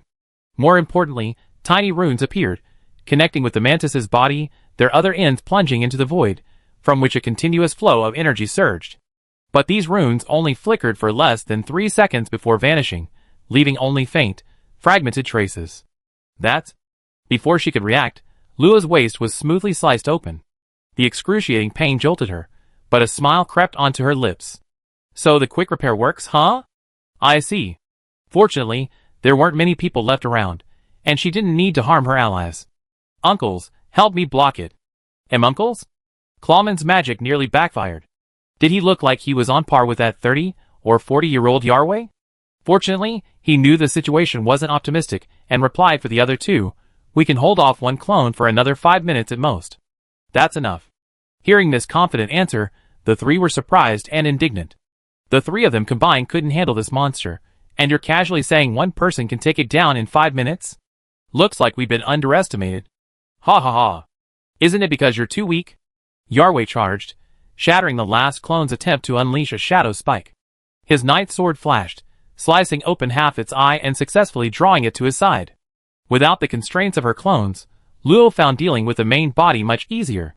She simultaneously gathered sparks, and used the incredibly powerful firestorm to block its close-range attacks. Even if it unleashed ranged magic, the 10 times thicker book of rock dragons wouldn't deter her. Now, it's time to see what you're relying on. Her soul power radiated, replicating the runic structure that had appeared in the past 3 seconds. The limitation to her magic was merely a lack of mana and soul power, not a difficulty in constructing mana runes.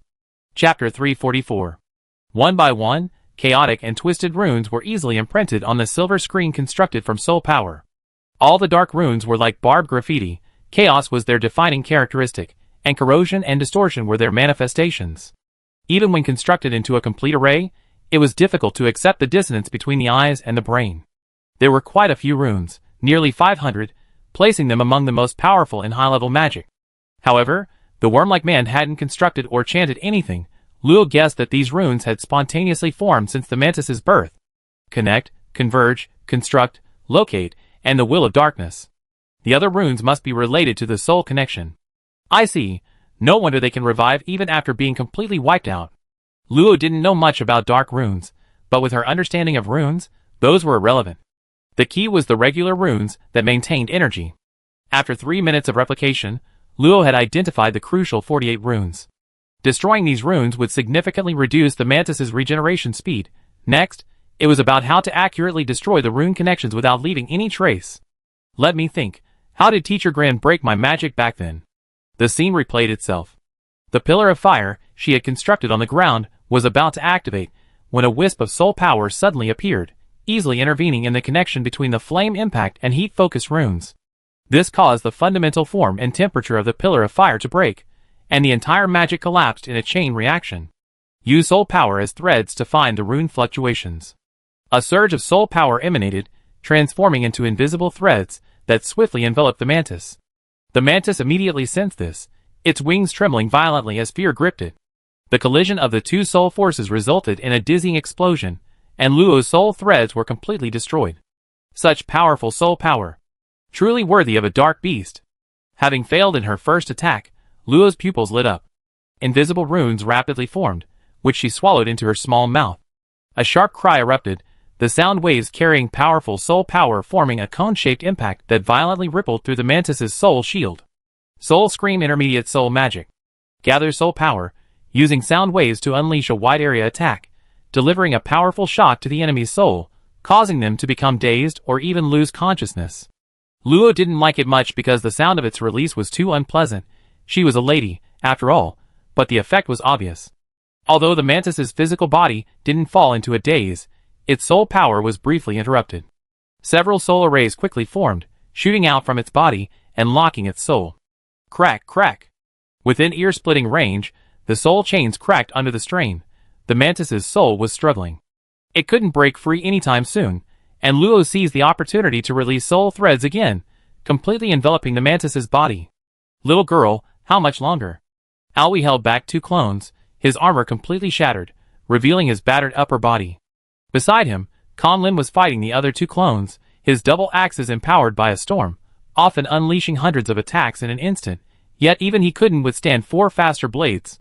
Clawman, not far away, was unharmed, but he needed to provide timely support to both battlefields.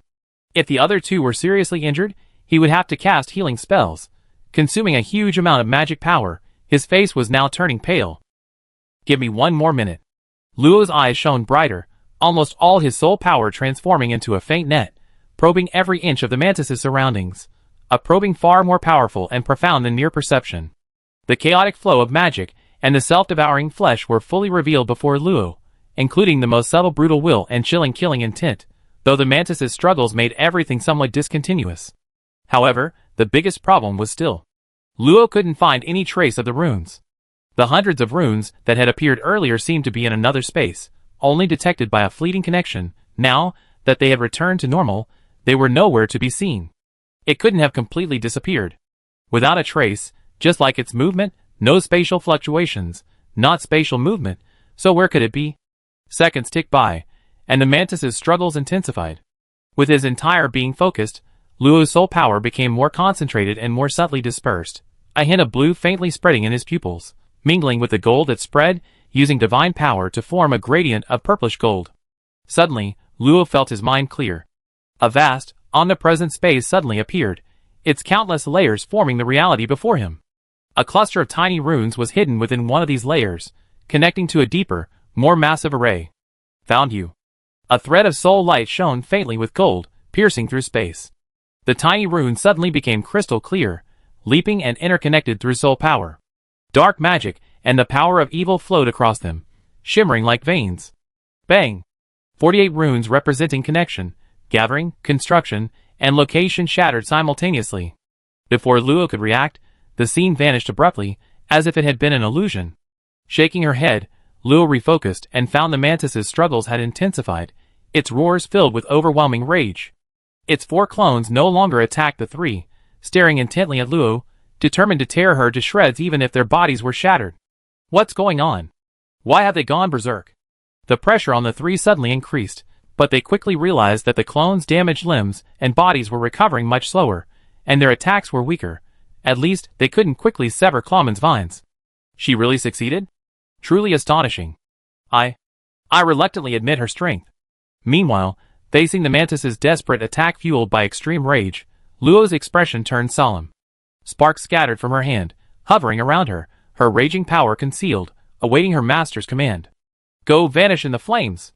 Nearly 1,000 sparks, flashing with red light, streaked across the sky like a slanting meteor shower, hurtling towards the rapidly approaching mantis.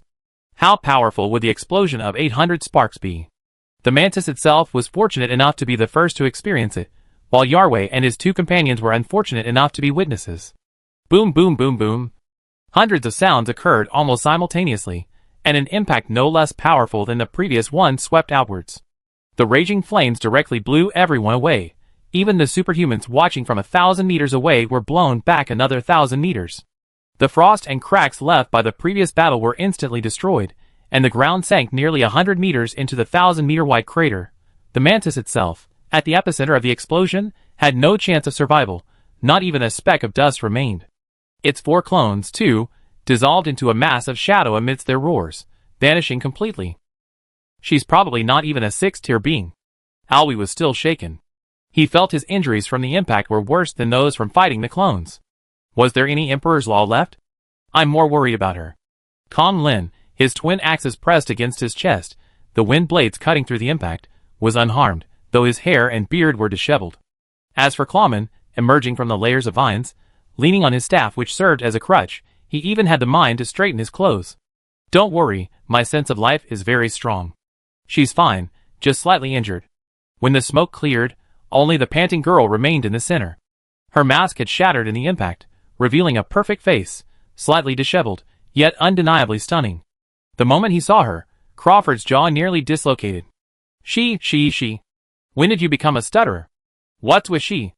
No, it's she. Boom. Crawford's words were abruptly interrupted.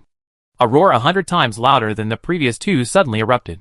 Nearly half of the superhumans plummeted to the ground amidst the violent spatial tremors. The mortals felt their blood surging, unable to even stand. Under everyone's gaze, the barrier between the pillars of light rippled like ocean waves. Before anyone could understand, space trembled violently again, and countless runes appeared on the barrier, desperately blocking a dazzling spot of light. Hundreds of thousands of runes collapsed, but they still managed to barely block the light. Someone's attacking the barrier? Yarvik finally found an opportunity to retaliate, mocking Conlin, so there are times when you don't know. This is the Black Knight Legion's warship magic crystal cannon. The people from the capital have come to the rescue. Upon hearing this, everyone present breathed a sigh of relief. So we're safe? Chapter 345. In a secret chamber encased in layers of barriers, a shirtless man sat cross-legged in a pool of blood, eyes closed. A massive amount of blood and chi flowed into the pool through a sacrificial array, the dense dark magic almost materializing, emanating wisps of black mist. The man's face was resolute, radiating the righteous aura characteristic of a knight, but strange rays on his chest extended down to his lower body, like sinful tattoos left by a demon, distorting his righteousness. The massive amount of blood and chi and magic was rapidly absorbed, and his aura grew stronger. Two sharp points on his head wriggled, as if something wanted to burst through his skull, but never managed to completely pierce through. Boom!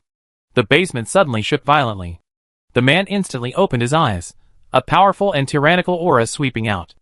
Under his pressure, the dark magic, considered a venomous snake or a ferocious beast by ordinary superhumans, became like a docile cat, daring not to utter a sound.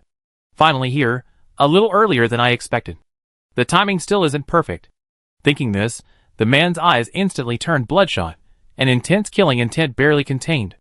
In his calculations, his plan should have been perfect. If it weren't for those greedy little insects ruining things, he wouldn't be stuck here. I can buy myself some more time, soon enough. Muttering to himself, the man closed his eyes again, all his murderous aura receding, his expression returning to righteous indignation. The towering crimson pillars of light, seemingly constructed of flesh and blood, already emanated a pressure that prevented low-level superhumans from approaching within 10 miles, and ordinary mortals couldn't survive within 100 miles. Around the enormous pentagram formed by the 5 pillars of light, all life was extinguished, the earth a desolate wasteland. Under these circumstances, a warship over 50 meters long hovered outside the 2 pillars of light, less than a kilometer away from the barrier. A tall man, clad in menacing black heavy armor, looked at the barrier rippling violently before him, and coldly snorted, "They really went all out. This general will see if a lousy barrier can withstand a single sword strike from me." With that, he stomped heavily on his foot, and the entire warship burst forth with dazzling light, as if both fearing the man and welcoming his attack. A massive hand clenched in the air, and a jet-black great sword, gleaming with a cold light, appeared. Faint black light flickered along its silver blade, thin spatial rifts. Shattering blade dimensional kill. An imperceptible golden sword beam swept past. In an instant, space seemed to shift, and the sword beam suddenly blazed with a radiance several times stronger than a magic crystal cannon. The seemingly indestructible barrier instantly split open, with a gaping jet-black maw. The enormous sword beam sliced through 2 nearby pillars of light, leaving them unable to heal for a long time. Roar! As if sensing a tremendous threat, the pillars of light trembled violently, and 5 ferocious beasts flew out. A golden-horned whale unleashing clanging sounds, a rock dragon capable of easily shaking the earth, a twisted tree spirit rooted in the void, wielding a heavy hammer, a 1,000-meter-long thunderous python leaping with blue-purple lightning, and an ice-fanged dragon radiating a faint dragon's might, capable of easily unleashing blizzards. Empowered by immense magical power, and the cult's array, the 5 colossal beasts exuded an aura approaching that of a 9th-tier transcendent being. However, for some reason, the aura of the earth-splitting rock dragon seemed noticeably weaker, appearing somewhat out of place. The beasts moved their stiff, lifeless bodies, their empty eyes locking onto the robust, iron-like man, as a torrent of magical power began to gather. Buzz! The crimson pillar of light rapidly melted, merging into a gigantic, sky-covering barrier that reconcealed the damaged sections, giving the man no chance to continue his attack. Stubborn to the end. But the man's expression wasn't good. Each of the summoned behemoths was extraordinary. How long had those people been plotting in the Empire? Putting that question aside, the man drew his sword and charged forward. Beneath his feet lay the Empire's soil, the burial ground of tens of thousands, who had died because of the cult. He wouldn't let them make this their battlefield. All troops, heed my command. Slay all evil at all costs. Roar! The 300 black riders roared in unison, their voices shattering the layers of clouds. Each rider exuded the aura of a 6th-tier being, yet even a 7th-tier transcendent wouldn't dare claim to defeat one of them easily. As the elite of the Empire's elite, each of them could fight beyond their own tier. Within the barrier, after several earth-shattering tremors, Few transcendents remained suspended in midair. Not only were the towns and villages on the ground gone, but even the dark barrier of the city of Edbao had collapsed, its tentacles cracking open with eerie fissures, from which faint cries and sounds of battle could be heard. Luo gasped for breath for a few seconds. His injuries were rapidly healing. Seeing the horrific scene on the ground, he gritted his teeth and turned to look in the direction the flesh-worm-like man had gone, but found nothing. Even the other cultists on the city walls had vanished. They escaped in the chaos? No, is there some plan? But now the cultists were secondary. The demonic beasts born from the distortion of humanity continued to ravage, killing tens of thousands of mortals. Under the distortion of dark magic and the erosion of flesh and blood, many times more demonic beasts were born, which in turn hunted and killed humans. Thank you, everyone. I need to find my companions first. Many of these magical beasts were only at the mortal realm, posing a threat only to mortals. However, quite a few were comparable to low-level transcendent beings. There weren't many mid-level transcendent beings willing to expend their magic power to attack, so Luo was somewhat worried about Haijinju and the others' safety. He bowed slightly to the three of them, then transformed into a beam of bright silver light and departed. Seeing the girl leave, the three breathed slightly, their expressions complex. Alway sheathed his sword and turned to the pensive Croman. She's gone, you can speak now, right? The three had known each other for quite some time, and Alway was very familiar with Croman's personality. The usually elegant Croman was now stuttering. Could the girl hold some great secret? Noticing the gazes of Conlin and Alway, Croman frowned and asked in a deep voice, "Do you know about the vampire clan of legend in the Empire?" Hearing this, Alway looked blank, while Conlin's pupils constricted slightly, and his expression turned serious, surprising Alway. "You know?" Clomming was also surprised by Conlin's reaction. He had only asked instinctively, thinking that Conlin, that old man, shouldn't know such secrets. Had they misunderstood him before? Was he really so knowledgeable? Under their gazes, Conlin slowly shook his head. "No, I never heard of it. I'm just surprised that there's a family I don't know about." "That's impossible. You old bastard, you want a beating, don't you? Who's afraid of who? Come on, I haven't had enough yet." Clomming looked pitifully at the two who were about to fight at the slightest provocation. What rude fellows. I'm ashamed to be associated with them. But he didn't mention the family again. Well, gossiping behind someone's back isn't gentlemanly. He just pretend he didn't see it. Chapter 346. In a ruined area, several Spider-Men with 4 limbs crawled about, sniffing out the blood of living people. Fortunately, the air was filled with the pungent smell of blood from the cultist slaughter, providing a chance for the weaker mortals to survive. Although the cultists were the culprits. Nia was held tightly in a cellar by a man, fearfully staring at the flimsy cellar door, listening to the faint sounds above her, too afraid to move. "Father, will we die?" "Shoo. No, I'm here. Those monsters can't get in." After quietly comforting Nia, the man fell silent. In their escape, he had exhausted most of his vital energy. If even one monster discovered them, they would swarm and devour them.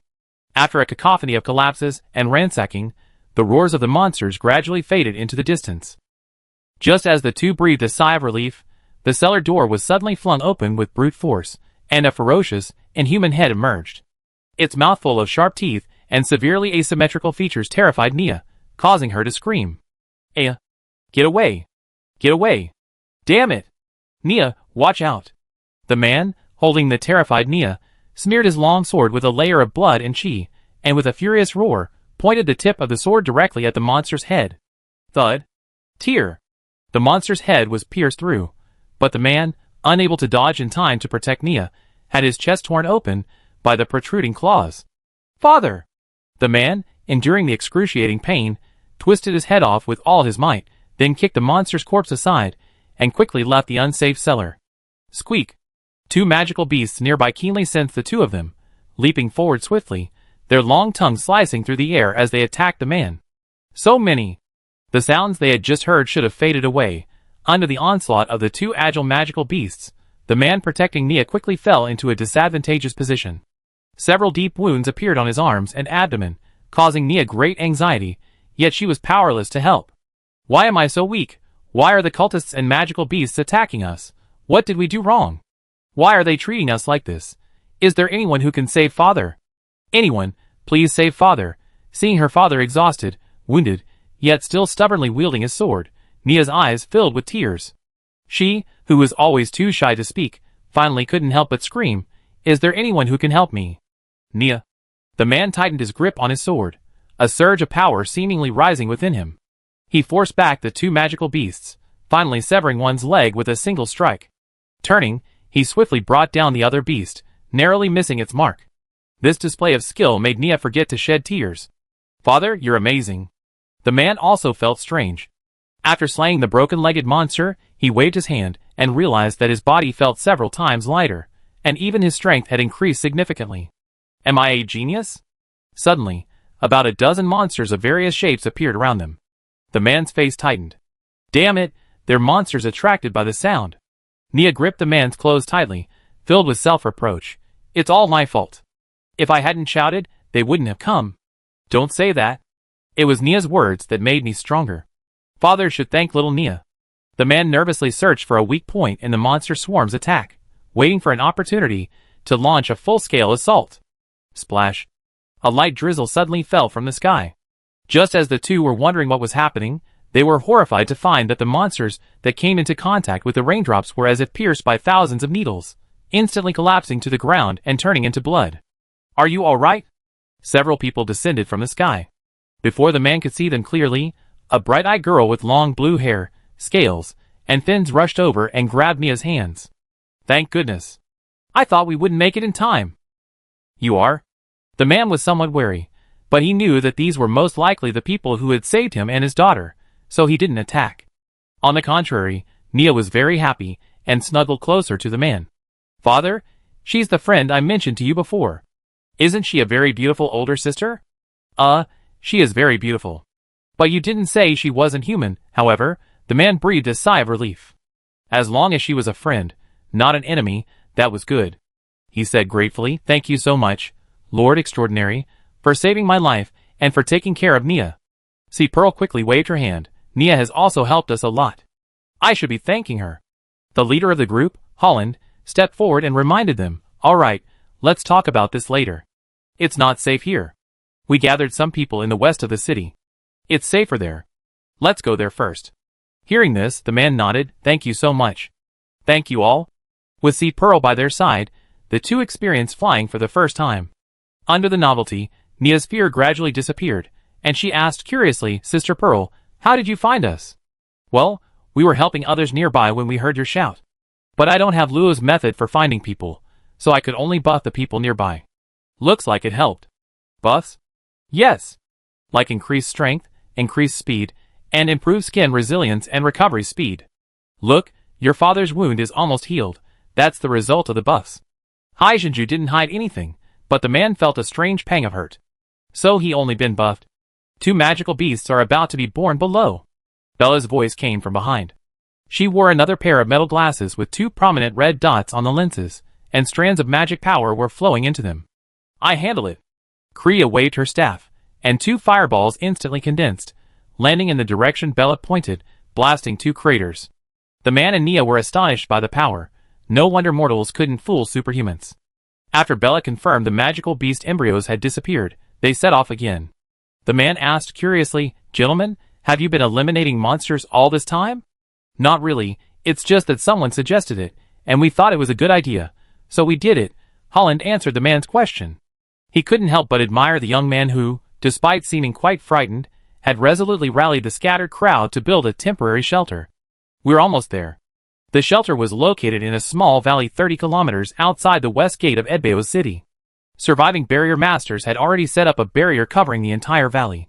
The mountains on both sides had been hollowed out by Earth attribute superhumans. Approximately 8,000 people were temporarily residing there, and many superhumans had formed teams to patrol and eliminate any approaching monsters or cultists. Chapter 347. After searching around, Luo found no trace of anyone else. Using her sensing magic was ineffective due to the interference of the surrounding blood mist and dark magic. Sea Pearl is quite strong, and Brother Hall is clever, they should be alright, right? Despite some worry, Luo could only hope that the rescue outside would break through the barrier soon, though judging from the current commotion, it was likely blocked. Sparkling flames gradually coalesced, forming a miniature galaxy around her. Having witnessed the ruthless power of Thousand Starfall, Luo had grown fond of the spell. While beams were good, they couldn't be used openly. Ice magic excelled at freezing and imprisoning, but its destructive power was lacking. Gold magic had extremely strong penetrating power, but it was somewhat inadequate against dark magical beasts. Seeing that she couldn't find them quickly, Luo slowed her pace, maintaining her sensing magic search while simultaneously sniping at any magical beasts she encountered from a distance. A wooden bow appeared in his hand. He activated Fireball, and with the aid of this nameless bow from the Night Elves, even a simple fireball could easily kill a third-tier monster. By controlling the infused magical power, he could instantly kill a monster without harming anyone else. Whoosh, whoosh. 2 more arrows pierced through the hideous monster several miles away. Luo had lost count of how many monsters he had killed. Thinking that they were once flesh and blood, and that they were to be killed by their own people in death, Luo felt even more disgusted with the cultists. Just as I thought, they're like sewer rats spreading viruses. He cursed, but his hand speed didn't slow down. He retrieved the monster's information and killed it from 1,000 meters away. Suddenly, a middle-aged man flew up and respectfully said to Luo, "This powerful young lady, may I have a word with you in private?" Having fired a rocket that killed a magical beast 2,500 meters away, Luo looked at the disheveled middle-aged man, who had suddenly appeared with suspicion. She remembered him, a somewhat strange middle-aged man who gave her a bad feeling. However, since she had no information about demons, Luo could only assume it was due to his displeasure caused by his rudeness. "What is it?" The middle-aged man seemed hesitant, considering his words for a moment before cautiously saying, "Actually, with the commotion just now, the barrier of the city of Edbao has broken. I was thinking, why not gather powerful superhumans to break the barrier together? This way, the strong inside can come out to help, and we can also rescue the trapped ordinary people. Respected young lady, what do you think?" Luo narrowed her eyes, suspiciously staring at him for a moment. As the disheveled middle-aged man waited with slight trembling, she nodded. "Where are the others?" She wouldn't rashly help unless she was sure there weren't cultists among the people he gathered. Hearing this, the middle-aged man quickly gestured, "This way, please. Several powerful individuals are already waiting." Following him to one of the city gates, sure enough, about 20 people were already waiting, and some were engaged in a heated discussion. Upon seeing Luo and the middle-aged man arrive, they all stopped their arguing and scrutinized the former. Seeing Luo's flawless face and aloof demeanor, many people's eyes lit up. A beautiful young lady. However, some, sensing that her aura wasn't even at the mid-level transcendent level, showed disdain. "Just a pretty face, a waste of my feelings." "Vinland, what's wrong with you? Don't you know we need powerful superhumans right now?" A woman dressed somewhat seductively pointed at Luo and questioned the disheveled middle-aged man named Vinland without any politeness, her eyes full of disdain. This, beautiful Miss Julian, don't let her weak aura fool you. I guarantee she's very strong." "Ha, boastful. She's just pretty, but she's all skin and bones. I bet she only knows how to use." "Enough. Julian, this isn't the place for you to start a fight." A shirtless man, with a grotesque scar across his eye and half his face, interrupted her, and Vinland took the opportunity to leave. "Greta, what do you mean?" Greta ignored Julian's roar, walked straight to Luo, looked her down at her, and said calmly, "But let me make this clear beforehand, we don't need weaklings. People die here. If you don't have the strength, I advise you to leave now." He had intended to make this beautiful girl back down, but unexpectedly, she only glanced at him without any emotion, mumbled a strange no, and then looked away, scanning the others. "No, this isn't either." This made Greta lose face. He was at least a 5th-tier cultivator, after all. Apart from someone, he was among the strongest. How dare she, a mere 4th-tier cultivator, ignore him? "What are you saying? Didn't you hear what I said? None of your business, move aside." "You?" Greta was about to explode with anger when he suddenly felt a chill under the cold, crimson gaze. The anger that surged up immediately subsided, and he involuntarily stepped aside. "Thank you." Watching the girl fly past him so brazenly, Greta remained unusually silent. "Looks like she's not simple." "Greta, did you even listen to me? Are you disgusted with my body? Tell me." Noticing the subtle glances directed at her and Julian around them, Greta couldn't help but frown. This woman, so annoying. However, all of this was irrelevant to Luo. Upon arriving here, she noticed that this group was a typical makeshift team. Although their ranks were all at the 4th or 5th level, and their strength was undeniable, they lacked any cohesion. Breaking the barrier was most likely not for the rescue the middle-aged man had mentioned. But she still didn't leave, because she noticed a man sitting in the corner. Severely injured, extraordinary rank 6, gold, earth, knight, guardian knight. A knight with a strong Karlov Empire style, possessing a resolute and tenacious spirit, unwavering faith, and a dedication to protection.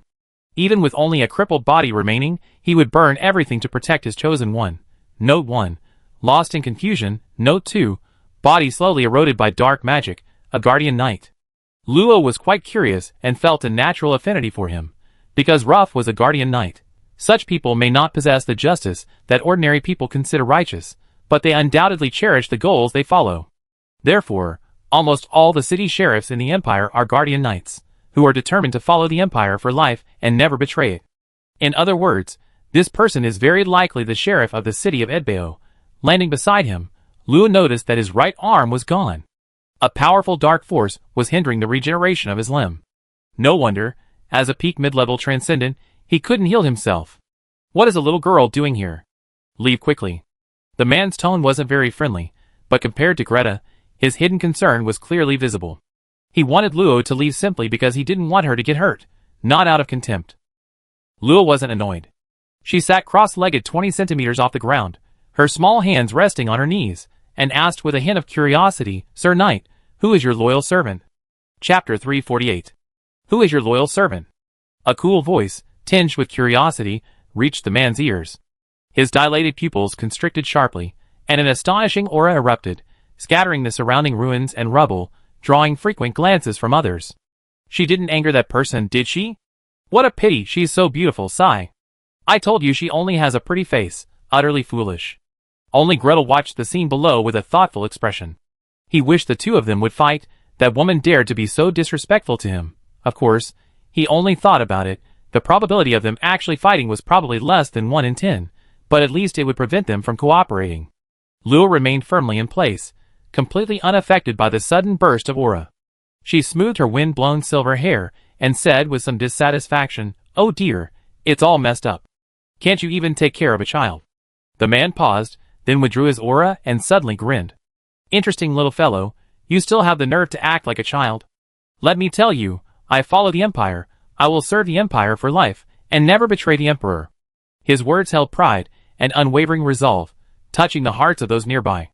Even though they were destined not to understand the Guardian Knight's beliefs, they couldn't deny that they had received their benefits from them since childhood. Without the presence of sheriffs, many cities would no longer be peaceful.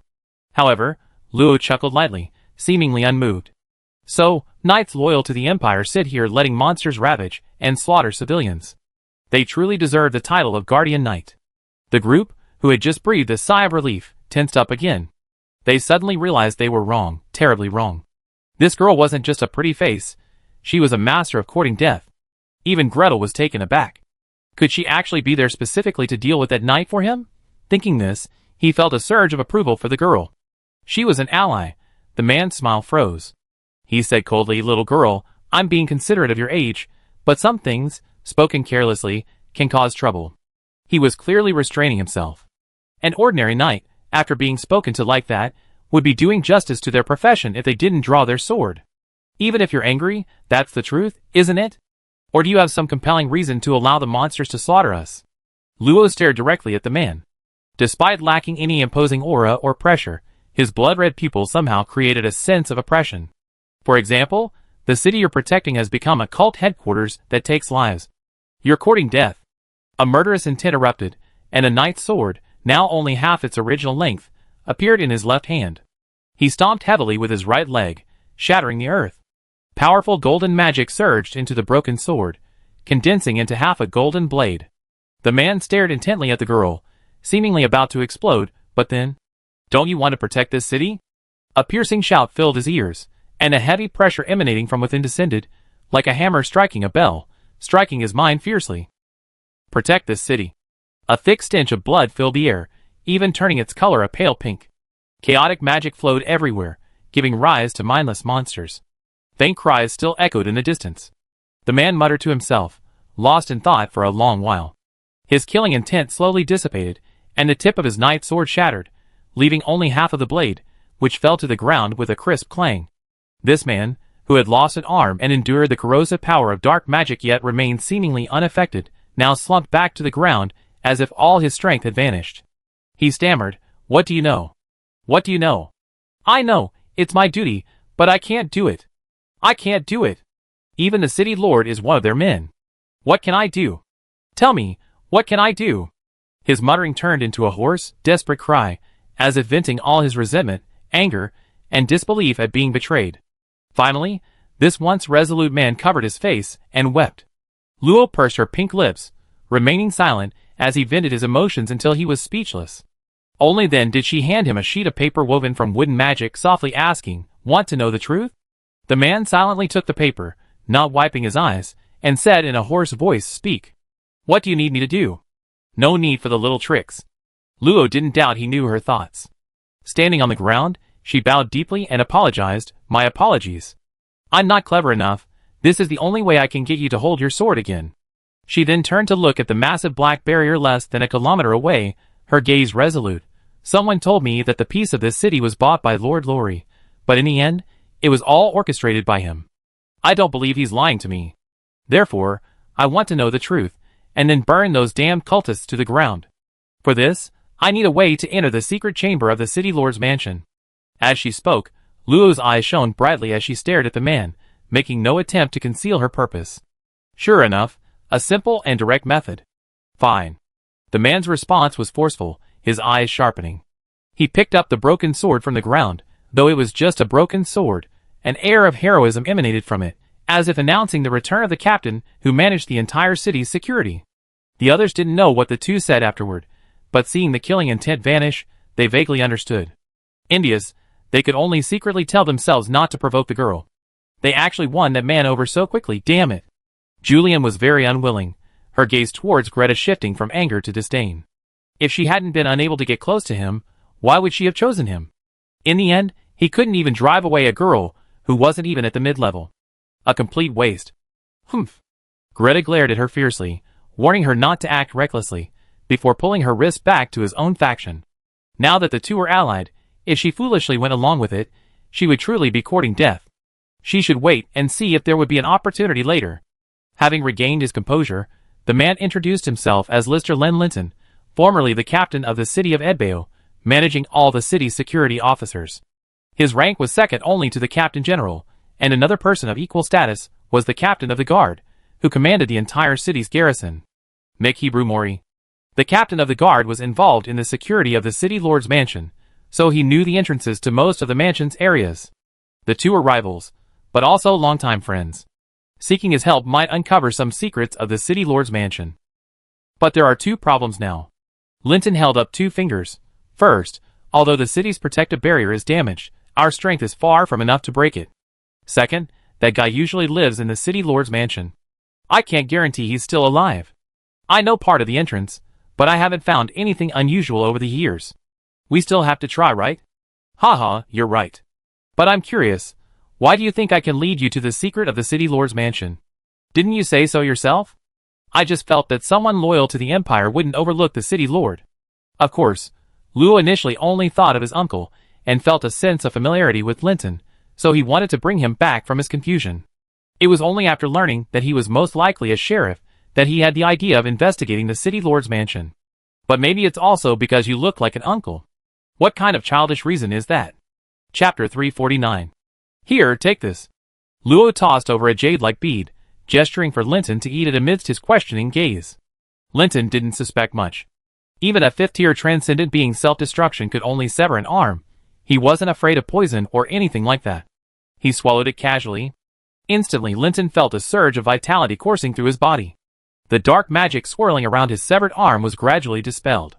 Before long, he was astonished to find all the foreign magic within him gone. Consuming some magic, Linton's severed arm rapidly regenerated, quickly returning to its original state. This thing is unusual, they're so willing to let me use it. You're the strongest fighter, of course you need to maintain your peak condition. I need to check the damage to the barrier, can you lead the way? Linton shrugged. According to the unspoken rules among superhumans, those stronger than a major rank should be addressed as sir, but he didn't mind Luo calling him you. He stood up, not even glancing at the others, and flew straight towards the city of Edbao. Luo quickly followed, making the others itch with envy, but they dared not say anything. If only I had gone and provoked them too, maybe I have a powerful henchman. The dark barrier, which had previously wielded hundreds or even thousands of thick tentacles, now had huge cracks pierced through it. The remaining tentacles could only droop helplessly on the ground, emitting billowing dark magic that annihilated all living things within hundreds of meters. This was the first time Luo had observed the barrier so closely. Previously, he had only focused on killing magical beasts, and hadn't paid much attention to the city 100 miles away. Through the clear cracks, Luo saw runes gradually dissipating and broken connections. However, at this rate, they wouldn't dissipate on their own even after 10 years. By then, everything would be cold. Recalling her observation of the array on the mantis beast, Luo unleashed all her senses. Solidified soul power swirled within, its power causing Linton to glance at her slightly. While not as strong as him, it far surpassed low-level extraordinary beings, placing her between the 4th and 5th tiers. He doesn't seem like someone from a small town. Could he be a descendant of some great noble family? Luo, of course, was unaware of Linton's thoughts. Her senses climbed the crack, transforming into invisible soul threads that probed inside. Unfortunately, Luo didn't see the strange phenomena of the countless layers of space again. However, she quickly realized that her senses were stronger. The total amount remained the same, but it was more solidified, unlike that of a recently advanced 3rd-tier extraordinary being. Furthermore, the soul threads were more acute in their analysis of runes, allowing her to navigate effortlessly through gaps among numerous runes. This meant Luo could cast more spells simultaneously, especially soul magic, which she could construct much faster. I didn't notice it when I was only using a bow and arrow. Muttering to herself, Luo began to focus her attention on finding weaknesses in the barrier. Based on the numerous spells she had analyzed, such a massive barrier wouldn't have any obvious flaws in its runes. Self-repairing and harmonizing runes would likely be present at every node, while runes preventing spying and magical erosion would be paramount. Normally, she wouldn't have the opportunity to investigate. However, considering the connection between the barrier and the previous pillar of light, and how the pillar had now transformed into a colossal barrier covering hundreds of thousands of miles, the magical supply to the protective barrier would definitely be weakened. The normally subtle differences in magical flow should then become apparent. As long as we sever the connection with the least magical flow, find and destroy the repair and coordination runes, and then wait for the magical energy to become uncontrollable and self-destruct, that should work. The theory holds true, practice begins. In his perception, the 6-colored magical energy, like tangled threads, flowed and swirled at incredible speeds and along unpredictable routes. Each convergence, fusion, and collision between magical energies generated bursts of fluctuations. The millions of minute fluctuations generated every moment collectively formed this massive city-level barrier. What Luo needed to do now was to find the specific connection with the least magical flow within this small area, from the rapidly changing and moving runes. The total number of connections was 100,000. This was far more arduous than searching for the summoning array on the mantis. Soul threads penetrated deep into the cracks in the barrier, forcibly recording the patterns of all the runes' movement. However, this wasn't something he could do with his eyes. Each thread could only record one rune, and he had to eliminate interference from other runes. Even with Luo's best efforts to record more, it still took him over an hour to memorize all the nearby runes. "How are you?" Seeing Luo open her eyes, revealing obvious exhaustion, Linton asked with concern. He didn't quite believe a low-level superhuman could break the barrier, but he thought she might have other ways to bring the two of them in, which was why he hadn't stopped her. Luo rubbed her throbbing temples, and once the fatigue subsided, a satisfied smile appeared on her face. "Almost done. I need to organize myself. Let's go back first." She had only memorized all the connections and runes, but severing them wasn't something that could be done overnight. She needed a quieter, safer place to think. "Leave this to me." Under the watchful eyes of a dozen pairs of eyes, the two who returned to the temporary camp were enveloped by a barrier. "I learned a little barrier magic." With that, Linton stepped out of the barrier and sat down in front, clearly a veiled warning not to disturb them. The barrier instantly became quiet. Apart from her own breathing and heartbeat, there wasn't even the slightest sound. "It's really quiet. Come to think of it, I should be able to set up a barrier myself." Ignoring this thought, Luo slowly replicated a corner of the barrier from her memories in her mind. The number was so vast that her soul power was insufficient to replicate it externally. Her mind sank into the sea of her soul, and when she opened her eyes, she saw a familiar ocean of magic and flickering starlight of runes. Her soul began to mobilize its power, using earth, lightning, ice, wood, metal, and dark magic as brushes, painstakingly outlining 10,000 connecting lines. During this process, Luo was surprised to discover the interactions between these runes and magic, as well as the synergistic effects between different types of magic. Then, Luo discovered something else. If it were just a single magic attribute, so many connections and nodes wouldn't be necessary. Each additional type of magic doubled the complexity of the barrier, and the barrier he had replicated could theoretically hold 7 types of energy.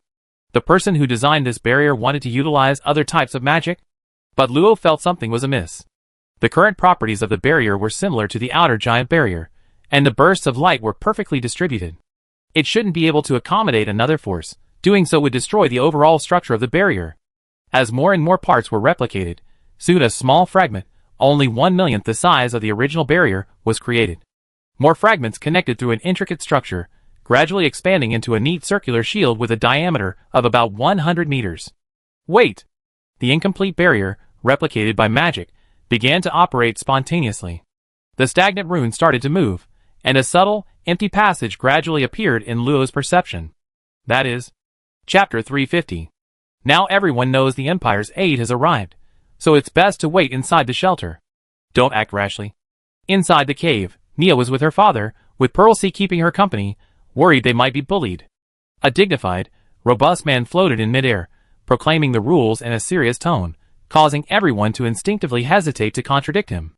Similar sounds echoed throughout the nearly 100 large caverns. When there were fewer people, they would spontaneously maintain order, but now, with thousands gathered together, without strong figures to restrain them, infighting was inevitable. Holland knew this well, which was why he ordered some lower-level superhumans to suppress the mortals. Bella was flying atop the mountain, her brow furrowed as she gazed at the rugged mountains hundreds of miles away. Holland landed beside her and casually asked, "Miss Bella, I noticed you've been looking over there a lot lately. Is something amiss?" Bella replied decisively, "Yes, there's something wrong with the rugged mountains. About 4 hours have passed since we were trapped. According to the patterns of magical fluctuations, a new sandstorm should have erupted an hour ago, but everything is perfectly normal now. I suspect there's been human interference." Holland also sensed something was amiss. "You mean, there might be cultists active in the rugged mountains?" But then, he thought it was quite possible. A section of the rugged mountains was where the pillar of light containing the breath of the earth dragon had erupted. At the outset, it had wiped out all life within 100 miles.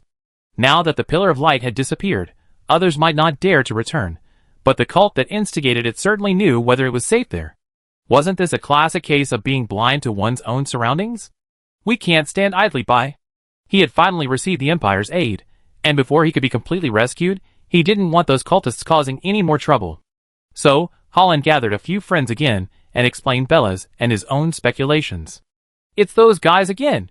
Kriya's cheeks puffed up with anger. After calming down, she was both terrified and disgusted by the cultists' actions. With a wave of her hand, she conjured a blazing fireball. They should all be burned at the stake. However, Lillian hesitated, timidly saying, "But with our strength, if we encounter powerful cultists, we definitely won't be able to win." This was indeed a big problem. Miss C. Pearl was already very strong, but even she would have difficulty defeating a 5th-tier opponent. From what I understand, at least 6 5th-tier cultists had appeared before. Encountering any one of them would most likely be fatal.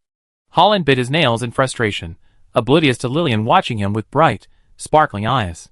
At this moment, Kriya suggested softly, "How about we go find Miss Luo? She's so powerful, and with Miss C. Pearl shielding magic, she should be able to easily infiltrate, right?" Holland glanced at her with some doubt. This girl had actually changed her tune. He had thought the two of them would have a hard time getting along.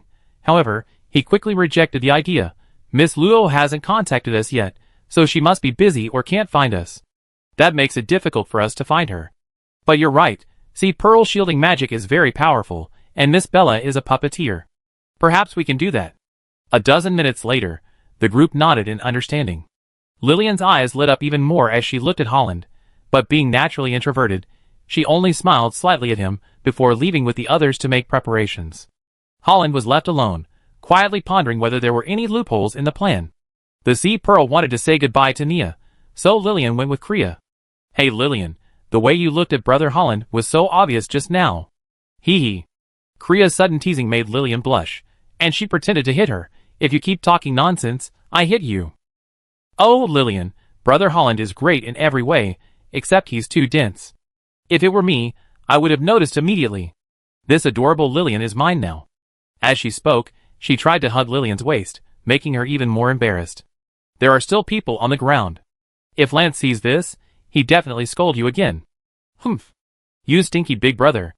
Amidst the playful banter, Lillian suddenly asked curiously, speaking of which, Kriya, it seems like your relationship with Ape isn't so strained lately. Is it because of that matter? I checked the magic reserves of my robes and staff first. See you later, Lillian. Watching Kriya's light and quick departure, Lillian could only sigh inwardly and go back to check her own potion reserves. When did she become so awkward? Within the blue-purple sea of souls, runes of various shapes and colors shimmered like starlight, faintly connecting to outline up to 7 layers of beautiful patterns. Each layer of patterns represented a space where magic flowed. The only flaw was that only 6 layers of space had magic flowing. The 7th layer was an empty void. What madness would take to think of doing this? If the barrier breaks, the final layer will sacrifice the entire city. Luo couldn't help but feel a little fortunate. If the city's protective barrier truly broke, the entire city's 500,000 inhabitants would instantly turn into a pool of blood. No wonder they set up this barrier. This way, even if the Empire breaks the outer barrier, they would never dare to rashly attack the city's protective barrier. I just don't know if it was originally there or added later. Luo's barrier magic skills were only at a beginner level. He relied entirely on his understanding of rune effects to force an interpretation. He was only 70% certain that this speculation was correct, but that was enough. Now we can't use the original plan. What should we do? Fabricate a fake identity? If he could do that, he would have done it already. Infiltrate first and find the barrier control center? It's probably in the city lord's mansion anyway. His small frame shouldn't be wasting its life. Opening a gap in the barrier without destroying it. That seems feasible. Looking at the incomplete barrier, which was over 99% similar to the original, Luo suddenly had an idea. Perhaps he could replace the original structure of the barrier with runes he controlled. That way, he could open and close the part he controlled at will. I'm so clever. Feeling a little smug, Luo didn't dismantle the incomplete barrier of the Sea of Souls. He returned directly to the outside world, only to see a group of people gathered outside the barrier Linton had created, discussing something very similar to his own experience when he first arrived. Has someone else been summoned? Linton quickly noticed Luo's awakening, removed the barrier, and sure enough, the familiar threat reached his ears. What use is a barrier master like you? You're not going to tell me that a mere mid-level barrier master like you can break a city-level barrier, are you? Greta's voice was still cold and arrogant. Through the gaps in the crowd, Luo saw the disheveled middle-aged man and the timid, bespectacled man who was being used as a warning target. A barrier master? Chapter 351. While almost everyone knows what a barrier master does, most people have probably never even seen one. Barrier masters are a derivative profession of mages, equally skilled at manipulating runes. However, they excel at creating large-scale barriers, making them invaluable for building camps and towns. Conversely, in combat, they're less useful than a few warriors.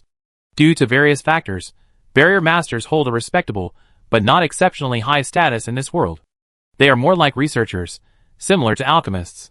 In the world of extraordinary beings, they are a strange profession where creations are commonplace, yet the creators themselves rarely appear. The appearance of a barrier master in this dangerous place is somewhat surprising.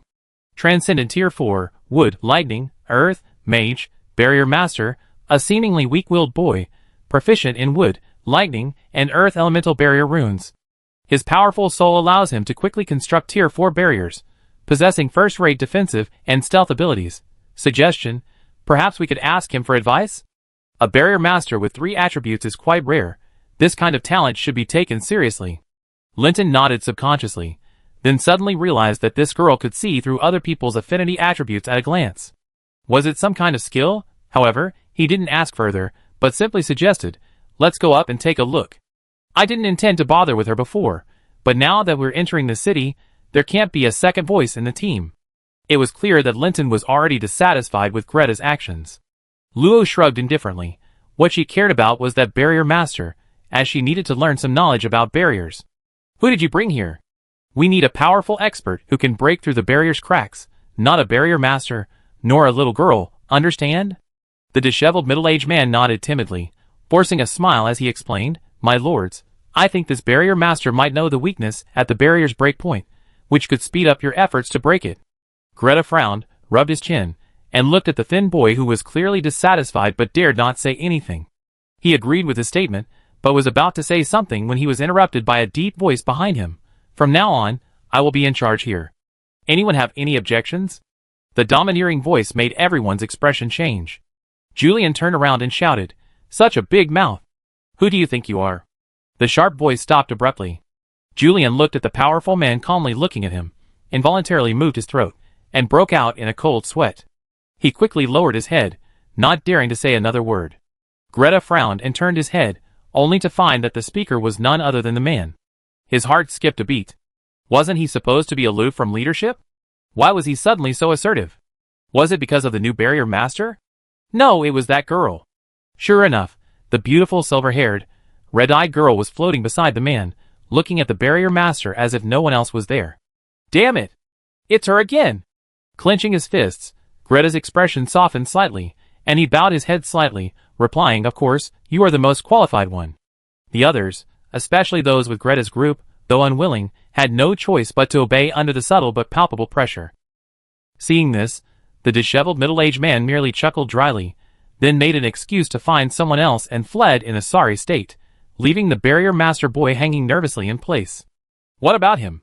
To everyone's shock, the man was actually asking the girl, who was even weaker than him, and he seemed to have some respect for her. Luo Fei flew to his side.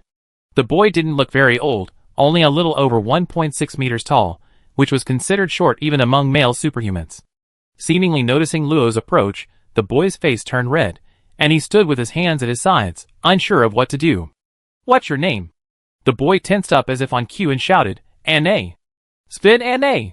Was she really that scary? Anne, right? Do you know the structure of a city-level barrier? Huh? The tense Anne paused, cautiously replying, "A little." Huh? Never mind, come here for a second. I need you. She needs me? She said she needs me. Anne felt like he suddenly arrived in heaven. This lovely, beautiful girl said she was indispensable. Was today his lucky day? What should I do? How should I reply? Simply saying I know would be too lame. How about you're the first person to see my strength? Glancing at the sky, a cooler voice would be more stylish. What are you doing? And Derny snapped out of his daze, seeing the girl had already gone some distance, and hurriedly replied, "Ah. Okay, coming." Somewhat awkwardly wiping the sweat from his palms, amidst the complex expressions of the crowd, and Derny followed the excessively beautiful girl, occasionally glancing up before quickly lowering his head again, afraid she would notice his little actions. Linton didn't go over. He needed to give these people a small reminder. He knew these people, devoid of any sense of justice, very well. Words alone meant nothing. High in the sky, the air grew extremely cold. The 7 streaks of light collided hundreds of times in an instant. Each collision unleashed a powerful force that easily shook space. Roars and booms echoed continuously, the resulting sonic waves enough to obliterate any mid-level transcendent. Boom! The intertwined streaks of light suddenly separated, revealing 7 figures of various shapes: a tree demon, an earth dragon, a flying dragon, a giant whale, and a demonic serpent. Like colossal beasts supporting the heavens, they occupied 2/3 of the sky, their auras connected through an array, reaching a true 9th-level dimension. Opposite them were 2 figures, one large and one small. One was a tall man clad in heavy black armor, the other a knightly phantom over 50 meters tall, extending 300 threads downwards, connecting with all the black-clad knights, radiating an extremely terrifying aura. However, a comparison reveals that while the 5 colossal beasts possessed the stronger auras, they also suffered more injuries. The demonic serpent had even lost half its scales, revealing soft flesh, while the earth-splitting rock dragon had its tail and one forelimb severed, making its aura the weakest in comparison. Ultimately, it's just a false projection. Let me end this laughable scheme. A dazzling golden light, capable of changing the very heavens and earth, exploded from the black-armored man. Amidst the violent spatial fluctuations, unimaginably vast magical power began to gather, and a magnificent giant sword slowly took shape amidst the all-slicing magical flames. Starry sky. Instant hell slash. The 1,000-meter-long, dazzling giant sword illuminated the twilight, obscured the setting sun, and shredded the clouds. With a single strike, the extreme metallic magical power surged and swept past all the colossal beasts.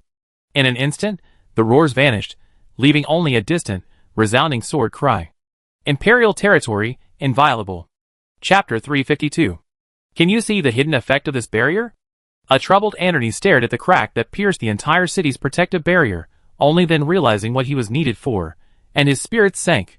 However, he quickly recovered. Barriers were his specialty. If he showed off his skills, Maybe she would admire him.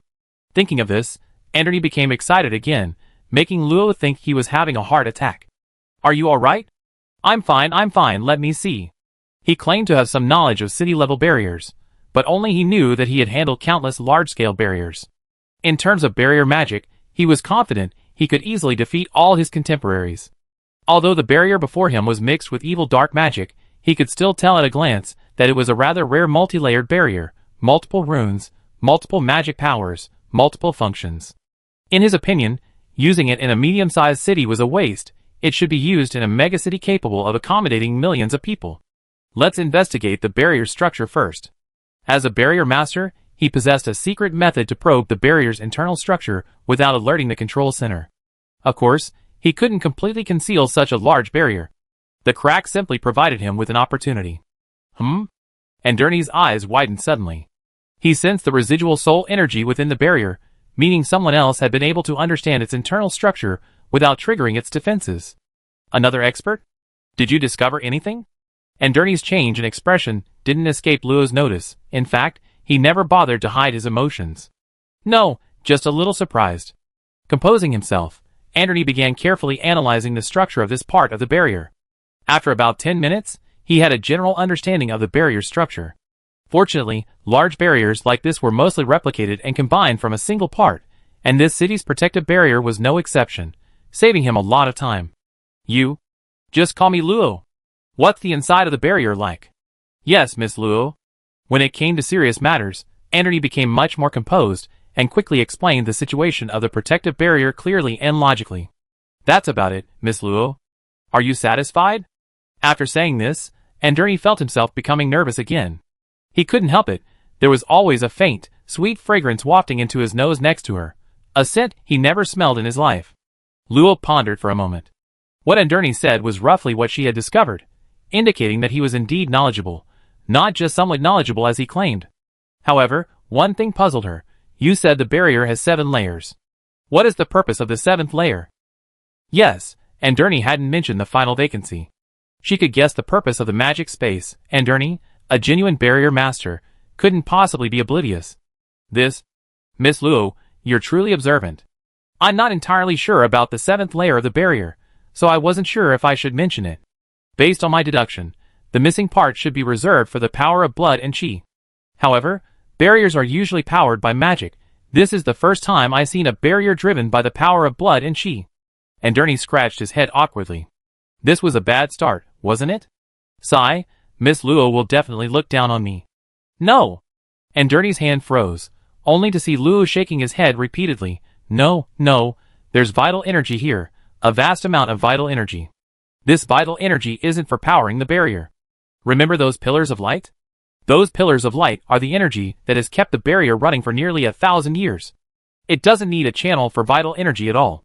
But this would increase the construction cost of the city's protective barrier by 50% for no reason, unless the designer needs vital energy for something else. Cultists, sacrifice. They want to use the entire array for a sacrifice. Androny's eyes widened suddenly. Eyes wide with horror, he stared at the somber, protective barrier of the city, a city of 500,000 people.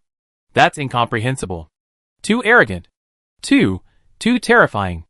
Androny stammered, then suddenly remembered that the girl named Luo seemed to have known about this all along. He quickly asked, Do you already know about their plan to sacrifice someone? Just some guesses. Absolutely not. That can't happen. Androny's expression made Luo realize that there must be someone in the city who was close to him. That was probably why he had accepted the disheveled middle-aged man's invitation. Calm down. A voice, tinged with a trace of soul power, rang out. Androny gradually calmed down and turned to Luo, asking, Miss Luo, is there anything I can do to help? But I must be honest, with my current level of skill, I cannot shut down the barrier without triggering its sacrificial function. I know your rank is too low. I need you to help me explore the possibility of replacing the barrier.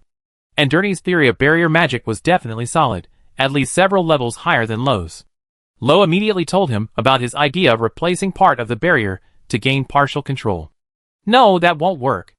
Androny rejected Luo's idea without hesitation, excitedly saying, these large barriers generally have 2 modes, inhabitant mode and automatic mode.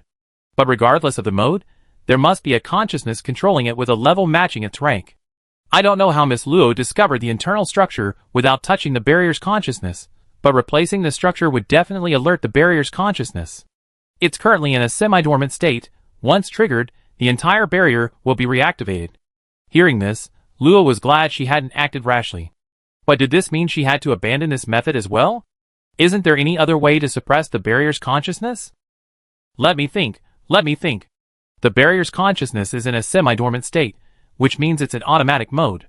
Based on this rune density, the required soul power is approximately. And Derny scratched his head anxiously, sometimes looking up at the sky, sometimes sketching something with magic. In that case, at least 8th tier soul power is needed to suppress it. A moment later, his expression turned ferocious. We need 8th tier soul power for even a 1 in 10,000 chance of seizing control. And we must clean up all traces within 15 minutes. His words fell, leaving only Anderny's heavy breathing and occasional screams of terror behind them. Linton was probably playing games with them. 8th tier. But the high-level transcendence had already been brought into the barrier by the City Lord's cultists. The predicament seemed unsolvable. The methods they had considered, the enemy had already anticipated and prepared for. Ultimately, such a massive force was beyond the capabilities of these small fry who weren't even high-level transcendents. More than 100,000 people have already died outside the city. Adding the 500,000 inside, the ultimate beneficiaries will receive immeasurable improvements. Will the Empire's reinforcements truly be able to stop them? Just as Luo was feeling agitated, an unparalleled power surged forth. The sheer force of the surging magical energy shattered her eardrums. Before everyone's eyes, a golden light swept across, and the colossal barrier imprisoning tens of thousands of miles shattered. Imperial territory is inviolable. A vast and majestic voice resounded throughout the heavens and earth. Many magical beasts instantly collapsed, and even the surrounding blood mist and dark magic dispersed in fear, instantly refreshing the air. Chapter 353. Half an hour ago, in the rugged mountains, four figures crept stealthily into the forest, not even releasing their senses to avoid detection. A dozen or so translucent beetles, each about the size of a thumb, emitted a faint buzzing sound, scattered within a radius of about 500 meters. They appeared to be ordinary beetles wandering aimlessly, but their emerald-like, ruby-like eyes were actually gathering information about the surrounding area and sending it to their master. Over here, there are traces of dark magic movement. Bella pointed in a certain direction and quickly rushed over. Seeing this, the others quickly followed. After several twists and turns, and about 10 minutes later, the four arrived in front of a cave. Perhaps the cultists believed no one would dare approach again, as the traces and the cave were not well concealed. Of course, it was also possible that anyone who came would simply have more material for sacrifice. 18 beetle puppets silently hovered around the cave. Their bodies, only a few centimeters long, and their translucent material allowed them to conceal themselves to a great extent in the darkness, while their anti-detection shells made them difficult for low-level transcendents to detect. With the help of the sea pearl, each beetle was coated with several layers of concealment and stealth magic, enough to deceive even 6th-level transcendents. Once everything was ready, the group felt a little nervous, instinctively gripping their weapons. At Holland's command, all the beetles flew into the cave, advancing over 200 meters before following them inside. Lillian gripped her long, emerald-green staff, intently watching her surroundings. Bella's puppets, acquired from her teacher, could detect most hidden dangers, but there was no rule out the possibility of more concealed formations or barriers. They couldn't afford to be careless. Fortunately, no danger occurred along the way. A dozen minutes later, a beetle cautiously flew around a corner, revealing a vast cavern. At the end of the cavern stood a temple over 20 meters high. Bella immediately ordered all the beetles to halt. Once they saw the temple, they discovered two blazing black flames burning before the unguarded temple gates, emitting a strange glow that cast an eerie shadow over the sacred temple. Black flames? Neither Holland nor Bella had ever heard of such things before. Is it dark magic? I don't know. Let's send beetle number 3 to investigate. Bella was about to control the beetle puppet to fly over, but the next moment, Sea Pearl stopped her. Don't go. I've seen those flames before. They're extremely dangerous. Sea Pearl had witnessed Moriarty unleash his domain. The flames burning along the falling line were identical black flames. Although these two black flames were far less potent than hers, they still posed a significant threat to her. What kind of flame is that? Miss Sea Pearl, what should we do? Bella and Holland spoke almost simultaneously. Compared to the thirst for knowledge in Bella's eyes, Holland was more focused on avoiding potential danger. Let me think. Unfortunately, See, Pearl knew very little about black flames. She almost missed Luo. If she were here, she would definitely put it out directly. See, Pearl, use your brain.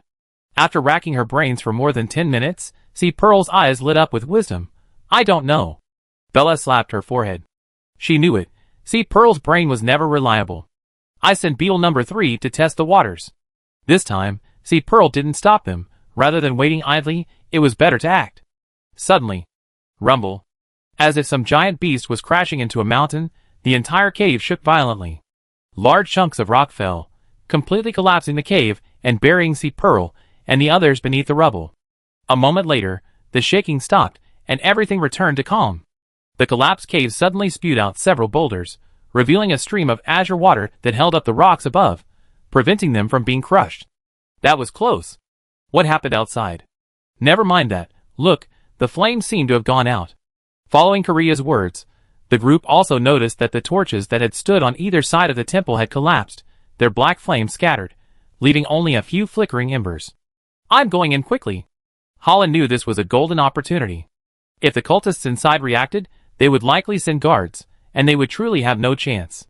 Fortunately, the beetle material was up to standard, and there was no damage whatsoever.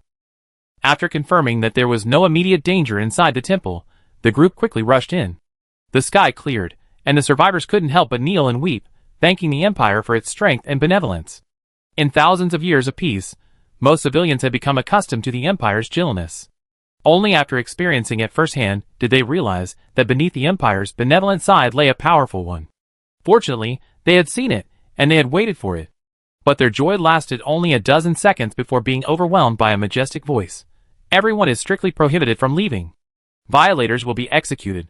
Instantly, the shattered barrier was replaced by a new pale golden barrier, and the 300 black riders scattered and flew away. Though far apart, they remained indestructible. Why are you still trapping us? I refuse to accept this.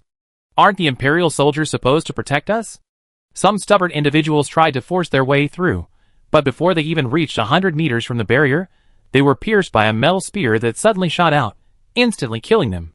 This reduced the number of stubborn individuals by more than half. Most were simply dissatisfied.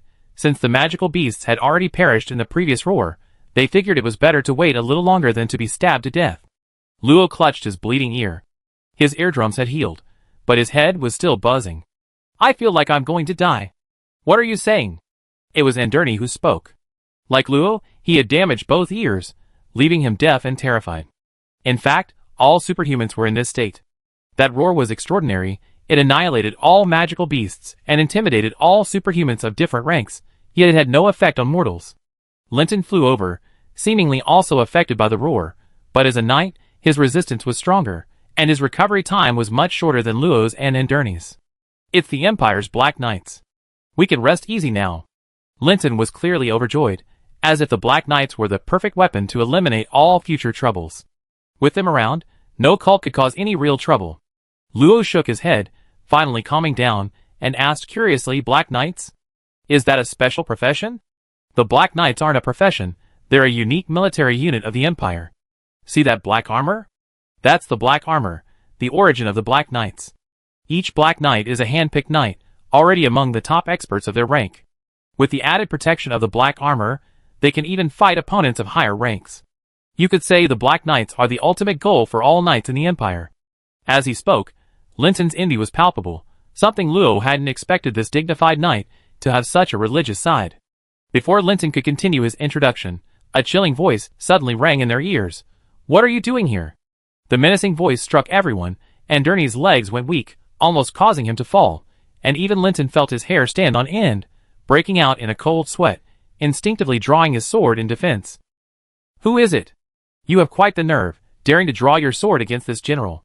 The three then noticed that a tall man had appeared before Linton, clad in heavy, menacing black armor, carrying a knight's greatsword with faint, terrifying black light flickering at the blade. Beneath his short, brownish-yellow hair were a pair of sharp, crimson eyes that pierced the soul. I dare not. I was unaware that you were Lord Black Knight. Please forgive my rudeness. Linton quickly sheathed his sword and knelt, offering a knightly apology. Beads of sweat dripped slowly from his forehead. Had he known it was the Black Knight commander, he wouldn't have dared to draw his sword even if he had 100 lives, but the man didn't seem angry. Instead, he nodded approvingly. Not bad. To protect your people even in the face of overwhelming power, you are quite good. Get up. With that, he bypassed the somewhat excited Linton and the feigning deaf Anderney, arriving before the puzzled Luo, his expression inexplicably complex. Only when Luo felt uncomfortable under his strange gaze, and wanted to say something did the man slowly speak, a grand disciple of St. Dalius, actually possessing the bloodline of Favos. Interesting. What is your name? What grand disciple of St. Dalius? And what is the Favos bloodline? The bloodline of his mother's family? Still reeling from the two inexplicable titles, Luo instinctively replied, Lagrandel Luo, is there a problem? The Lagrand family? Huh? The tone seemed tinged with disdain, making Luo feel uneasy. What's wrong with my father's family? The man ignored Luo's anger, his face stern, and said, enunciating each word clearly, my name is Favors Conrad. What do you say? Favors Conrad, 9th rank extraordinary, gold, fire, knight, slaughter knight, growing through slaughter, dedicating himself to slaughter, an extremely powerful knight, possessing the strength to contend with multiple opponents of the same rank. He is one of the border generals of the Karlov Empire, and one of the commanders of the Black Knight Legion. Suggestion: clinging to a powerful figure would be beneficial.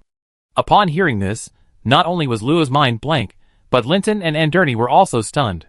Did I just hear something terrible? Will I be silenced? Wait. Luo took a few steps back, her head spinning. You mean, you and my mother are from the same family? Then I should call you.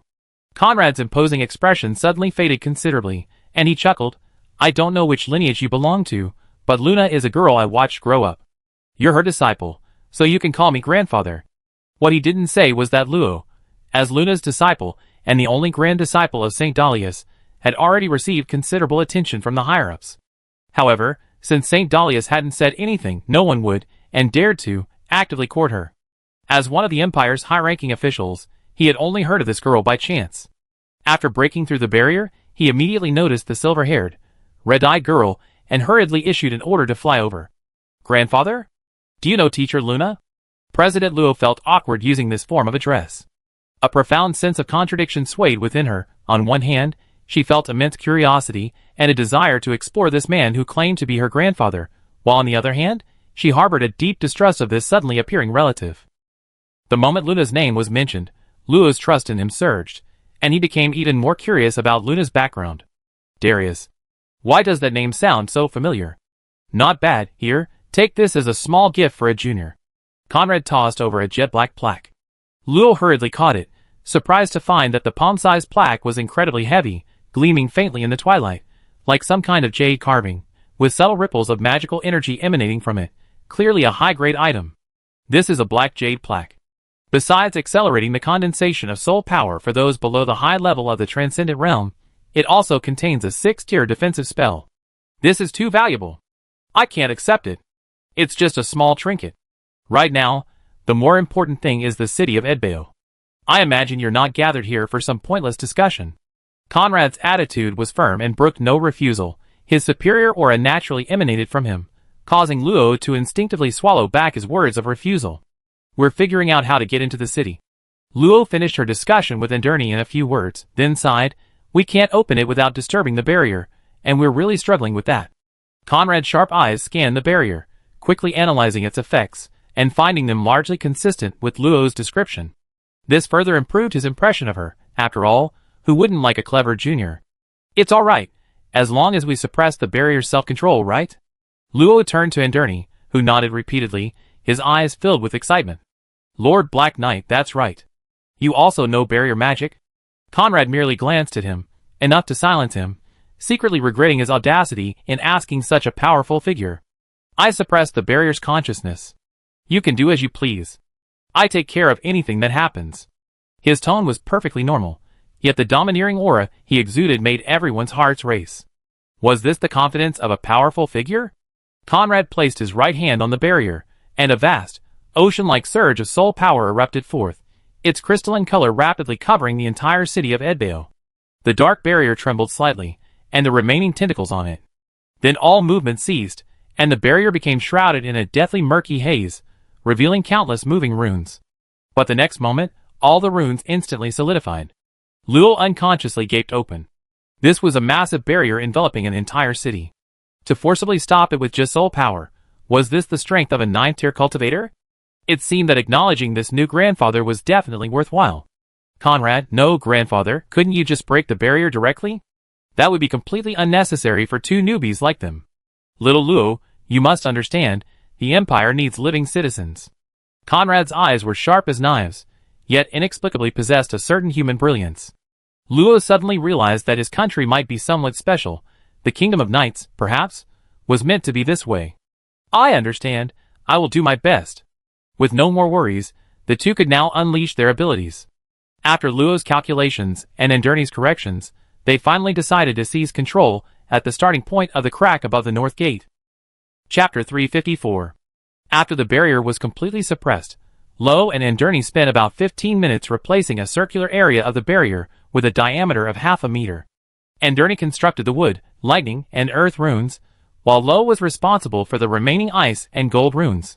When Endurni, who had spent 13 minutes constructing the required runes, saw Luo instantly construct nearly 100 runes, he was immediately plunged into deep self-doubt. Who is the true barrier master? Alright, all that's needed is to re-inject magic. Luo clapped his hands. They had replaced the smallest unit of the barrier, requiring less than 3,000 runes, very narrow and fragile, but enough to infiltrate.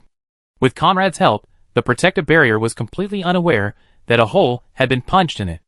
As the suppression disappeared, the entire barrier once again emitted a hazy dark light, and even the cracks began to slowly heal. Taking advantage of the opportunity, Endurni controlled the modified part of the barrier, and a small opening immediately appeared. Instantly, a strong stench of blood wafted out, causing the two, who had only recently breathed fresh air, to wrinkle their noses again. The situation inside is extremely bad. Unfortunately, the dark magic and blood mist within the barrier were extremely dense, making it impossible to sense much. They had no choice but to risk going in. Linton went in first. On one hand, he was stronger and could guard against attacks. On the other hand, his worries about the city of Edbao were the greatest, both emotionally and in terms of his position, making him uneasy. Immediately afterward, Law and Endurni also went in, but the moment Law saw the city, he felt his breath catch in his throat. The once vibrant city of Edbao was now shrouded in a thick red mist. Distant streets and buildings were blurred, littered with rubble, corpses, and debris.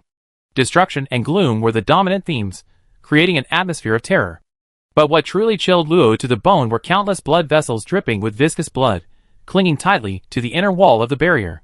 One end of each vessel pierced the red mist, where a massive, indistinct shadow pulsed slowly, with the movement of the vessels, as if breathing. What happened in the city? Was this the work of cultists?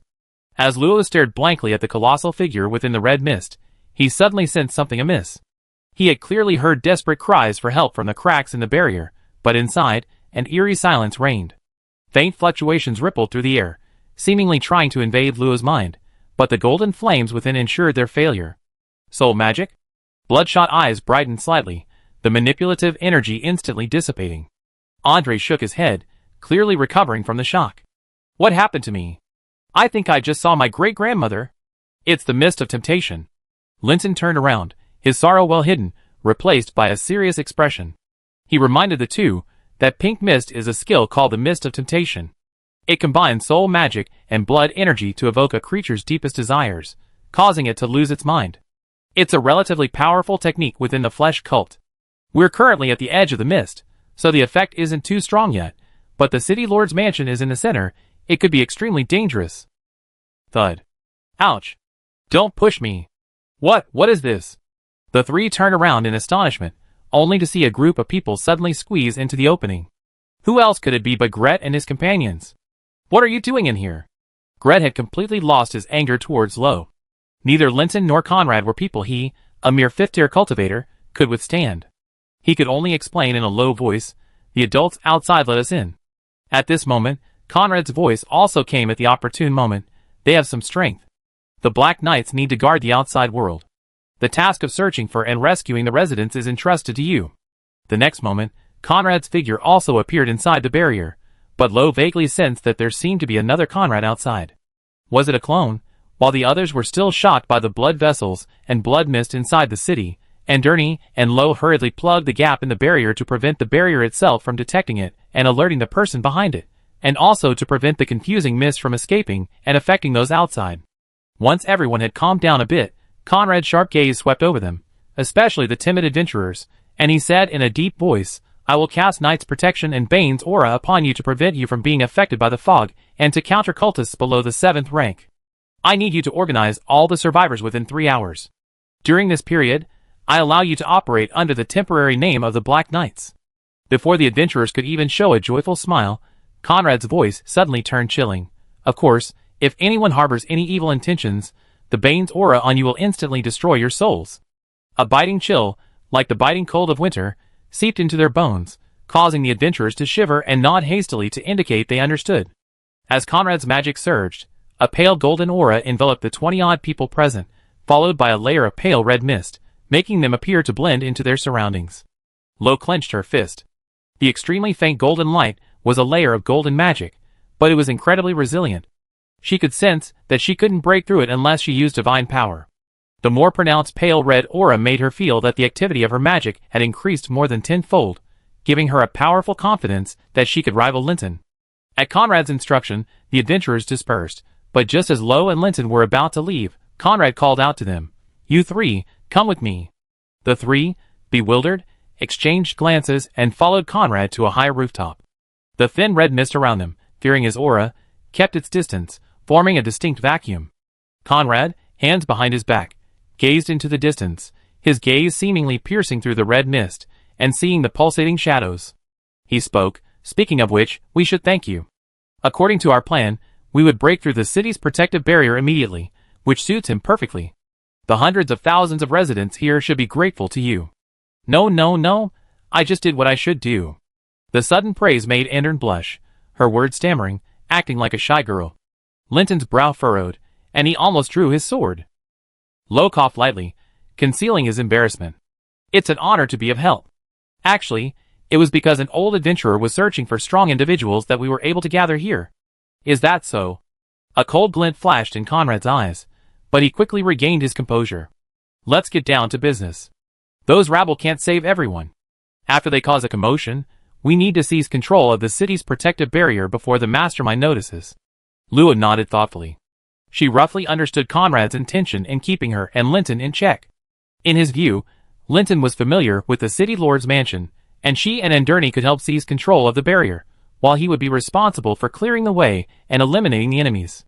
Outside the city, a disheveled middle-aged man awkwardly led a haughty, ornately dressed young man, fawningly saying, My lord, it's just ahead.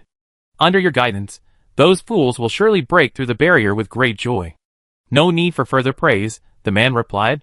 I put in a good word for you with Lord Linyuinja, so you can embark on the smooth path of flesh and blood evolution sooner. I dare not ask for more, the young man replied. Your humble servant only hopes to serve you by your side forever. The ornately dressed young man said little, but the upturned corners of his mouth revealed his good mood. However, this smile slowly vanished the moment the two reached the outside of the barrier. My lord, this isn't right. They should be here. The disheveled middle-aged man panicked, flitting about, hoping they were just resting in some corner. However, there wasn't a trace of life around, let alone any living beings. This is impossible. They couldn't possibly break the barrier. No way. The middle-aged man muttered, clutching his head, his eyes bloodshot. He knew very well what failing the mission meant.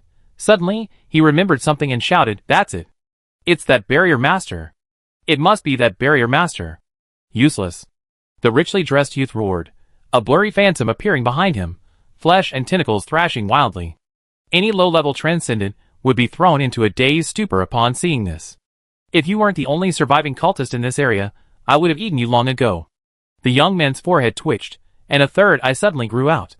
He scanned the area and immediately realized something.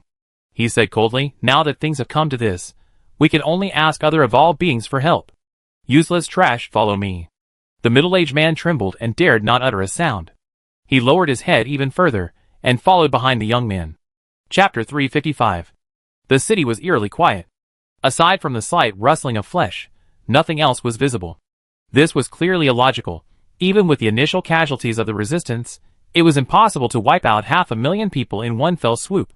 However, just over 10 minutes later, Luo and his group encountered their first living person, or rather, a living corpse. It was a beautiful woman, not particularly strong.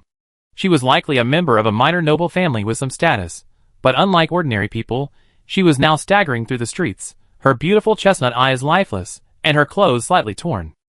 Before the group could approach, the woman suddenly raised her head, her pupils turning crimson. She lunged forward with a speed far exceeding that of ordinary people, her sharp right nails piercing the air as she attacked Conrad. The next moment, the woman's body froze abruptly, even her eyes unable to move. She's controlled by the alluring mist, but not completely corrupted. Let me see. Conrad reached out and stroked the woman's head. He quickly noticed something and said with surprise, some kind of power is protecting her soul. It seems we were right not to break the barrier rashly. They can't perform the sacrifice for now, and can only use alternative methods to maneuver. Lord Black Knight, are they safe now? Hearing Linton's relaxed words, Conrad pointed a finger at the woman's forehead. A faint white light quickly appeared, but it was on the verge of fading and might disappear completely in the next moment. The situation isn't as good as you think. The power of the alluring mist is constantly consuming this power. They are well prepared. Alteration interrupted, mortal realm 5th rank. An ordinary human being corrupted by the alluring mist, but under the protection of? The corruption is forcibly interrupted. Note, expected to be completely transformed into flesh and blood in 3 hours. This was a power Luo had never seen before. It was warm, but lacked the purifying properties of light. It was more like a power at the soul level. Conrad didn't kill her, only knocked her unconscious. In his words, this suits their intentions perfectly. Not only can it deplete the rescue forces, but it can also indirectly serve as a sacrifice. At first, Luo thought it was just the woman's luck, but as he encountered more and more semi-mutated living people, he vaguely guessed that it might be a contingency plan left by a more ancient city lord to guard against the beast tide. However, instead of the beast tide, they encountered the invasion of cultists. As the massive outline of the city lord's mansion became visible in the distance, the red mist surged, and a humanoid figure over 3 meters tall suddenly materialized. With a flick of its slender arm, its fist rapidly expanded and slammed heavily down on the group. Clang! After a tremor, the humanoid figure formed from the blood mist instantly dissipated. Several more figures surged out from the surrounding area, but before they could react, the figure collapsed again, dispersing the red mist within 100 meters. So powerful! Luo exclaimed softly. The aura emanating from those figures was at least 5th tier, yet they didn't even qualify Conrad to use his magic. When would he ever reach that level? Conrad seemed to sense Luo's thoughts, a smile appearing on his dignified face. With your talent, just stay grounded. TSK, looks like you've been detected.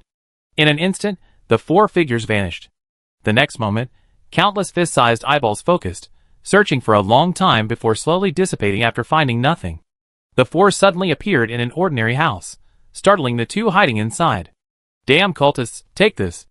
A somewhat portly man raised his sword and swung it down, the surging magic power, fueled by rage and fear, erupting with a force that even surprised himself. Clang! Then, this extraordinary burst of power was caught between 2 fingers. How could this? Just as he murmured in disbelief, he heard a clear, sweet voice asking curiously, "Grandfather, what just happened?" It's the source of the bewitching mist. The bewitching insects detected something amiss, and since there was someone here, they came over. This isn't urgent. Let's see why these 2 haven't been controlled. The one who answered the pleasant voice was the tall man who had stopped his sword with 2 fingers. He wore menacing black armor, had golden hair and sword-like eyebrows, and his blood-red eyes were sharp as swords. He exuded an aura of authority that came from someone long accustomed to a high position. Who are you? Conrad deflected his long sword without speaking. Linton, understanding the situation, quickly stepped forward and pulled out an iron plaque. Don't be nervous. I'm the captain of the city's security detail, here to rescue you. Tell us what happened. The portly man's long sword clattered to the ground, and he couldn't help but burst into tears, sobbing uncontrollably. You finally come. Quickly, get me out of here. I can't stand these monsters anymore. I swear, I never look at anything red again. Take me out now. Please. Silence. The powerful aura of a 6th-tier transcendent being instantly sobered the man. He could ignore ordinary security officers, but this was the captain, a powerful figure far beyond what a nobleman with some influence could contend with. In the very center of the vast central square, a gigantic, bloated sausage hung 100 meters above the ground, its layers of fat round and plump, extending tens of thousands of arm-thick veins rooted in the inner wall of the barrier. The thickest vein plunged downwards, connecting with the statue of Lord Edbeo. It absorbed the scattered white light, while the statue emitted a faint white glow, seemingly in resistance. Edbeo, You cannot protect them forever. Join us. Join us. Integrate with us. Become one with us. Whispers emanated from the flesh, like churning sludge, filled with a nauseating, viscous feeling. Waves rippled outwards, causing the statue's white light to dim further, threatening to vanish completely at any moment. Outside the Black Knight barrier, thousands of Knights of Light, clad in luminous armor, were rushing towards the Black Knight Legion, accompanied by robed healers, all flying towards it under the solemn guidance of high priests. However, judging from the patterns on their clothing, the support from these churches of light came from multiple cities, and the groups were clearly separated, indicating they had only recently joined forces. A Black Knight flew in, gave a formal knightly salute, and called out in a strong voice, "Welcome, esteemed members of the Church of Light, this way please." After all the Knights of Light and priests landed at the edge of the barrier and did some simple preparations, 3 priests wearing pristine white caps joined the Black Knights. "Praise be to the Light, Priest Asa, Priest Jeffrey, how have you been? As fellow believers of the Light, it is an honor to work with you too. May God be with you." After a brief exchange of pleasantries, Priest Asa, with his half-white beard, looked solemnly towards the city of Edbale. There, a large amount of dark magic and blood still lingered.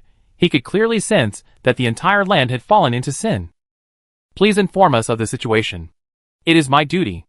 Currently, the priest Asa listened to the Black Knight's description. Behind him stood priests Jeffrey and Bowen, both devout followers of the God of Light, managing the Church of Light in their respective cities, their status second only to the priests of the Imperial Capital Branch. However, religion was weak within the Karlov Empire. Apart from a bishop, the highest-ranking priests were only at the level of steward, equivalent to mid-level transcendence. Therefore, they dared not show any arrogance in front of the Imperial Black Knight. After the Black Knight briefly explained the situation, the 3 priests exchanged ideas and quickly determined a purification plan. The Knight of Light would lead the priests to assist in the treatment. Any cultists encountered would be killed without mercy. A small number of elites would join the Black Knight to search for hidden powerful cultists to prevent further harm. The orders were quickly issued, and all units began to act in an orderly manner. However, the priest Asa's weathered face remained expressionless for a long time. If this is the case in a knightly kingdom where cults are weak, what will the situation be like in other empires? Chapter 356. According to the portly man, his name was Bode Sheld, a wealthy local merchant and a highly respected nobleman. Linton actually knew him. The questioning was merely to introduce Conrad and Lowe. This was his trading company, but after the cult attack, everyone in the building had been transformed into uncommunicable monsters, leaving only him and a timid female assistant alive. It's just unknown whether this pretty female assistant is simply doing her job as an assistant. "Lord Linton, although we haven't officially met, I long admired your reputation. I swear to the Continental Chamber of Commerce Alliance, what I said is absolutely true." Sheld was initially startled by the sudden appearance of the 4 men, but now, having recovered, he realized that the person before him was none other than the captain of the sheriff's office of Edbao City. That was a powerful figure who could decide the residency rights of 90% of the residents, and he had actually tried to order him around. Incidentally, the Continental Chamber of Commerce Alliance is a loose organization formed by all Chamber of Commerce Alliances, and the Continental Wandering Merchants Alliance is one of its most powerful members. "Then why didn't you turn into those monsters?" Faced with Linton's question, Sheld hurriedly wiped the sweat from his brow and anxiously exclaimed, "Sir, I don't know. I'm definitely not with them. And she didn't turn into a monster either." He immediately pointed to the terrified female assistant, who turned pale and stammered, I don't know anything." Linton sized them up, confirming they were both normal humans and didn't seem like cult members. He couldn't help but wonder, aside from being quite attractive, this woman was otherwise unremarkable. How did she manage to escape unscathed? "Given your special circumstances, I need to search this building. Do you have any questions?" No problem." Could he really say no? A search was clearly a trivial matter that Conrad wouldn't need to handle, and Linton wouldn't ask Lowe to do it either. However, the latter was quite curious about it. After informing his nominal grandfather, he and Anderny began searching for possible clues. Sheld's Chamber of Commerce was very large. Judging from the perception, it should have 5 floors, covering an area of 30,000 square meters.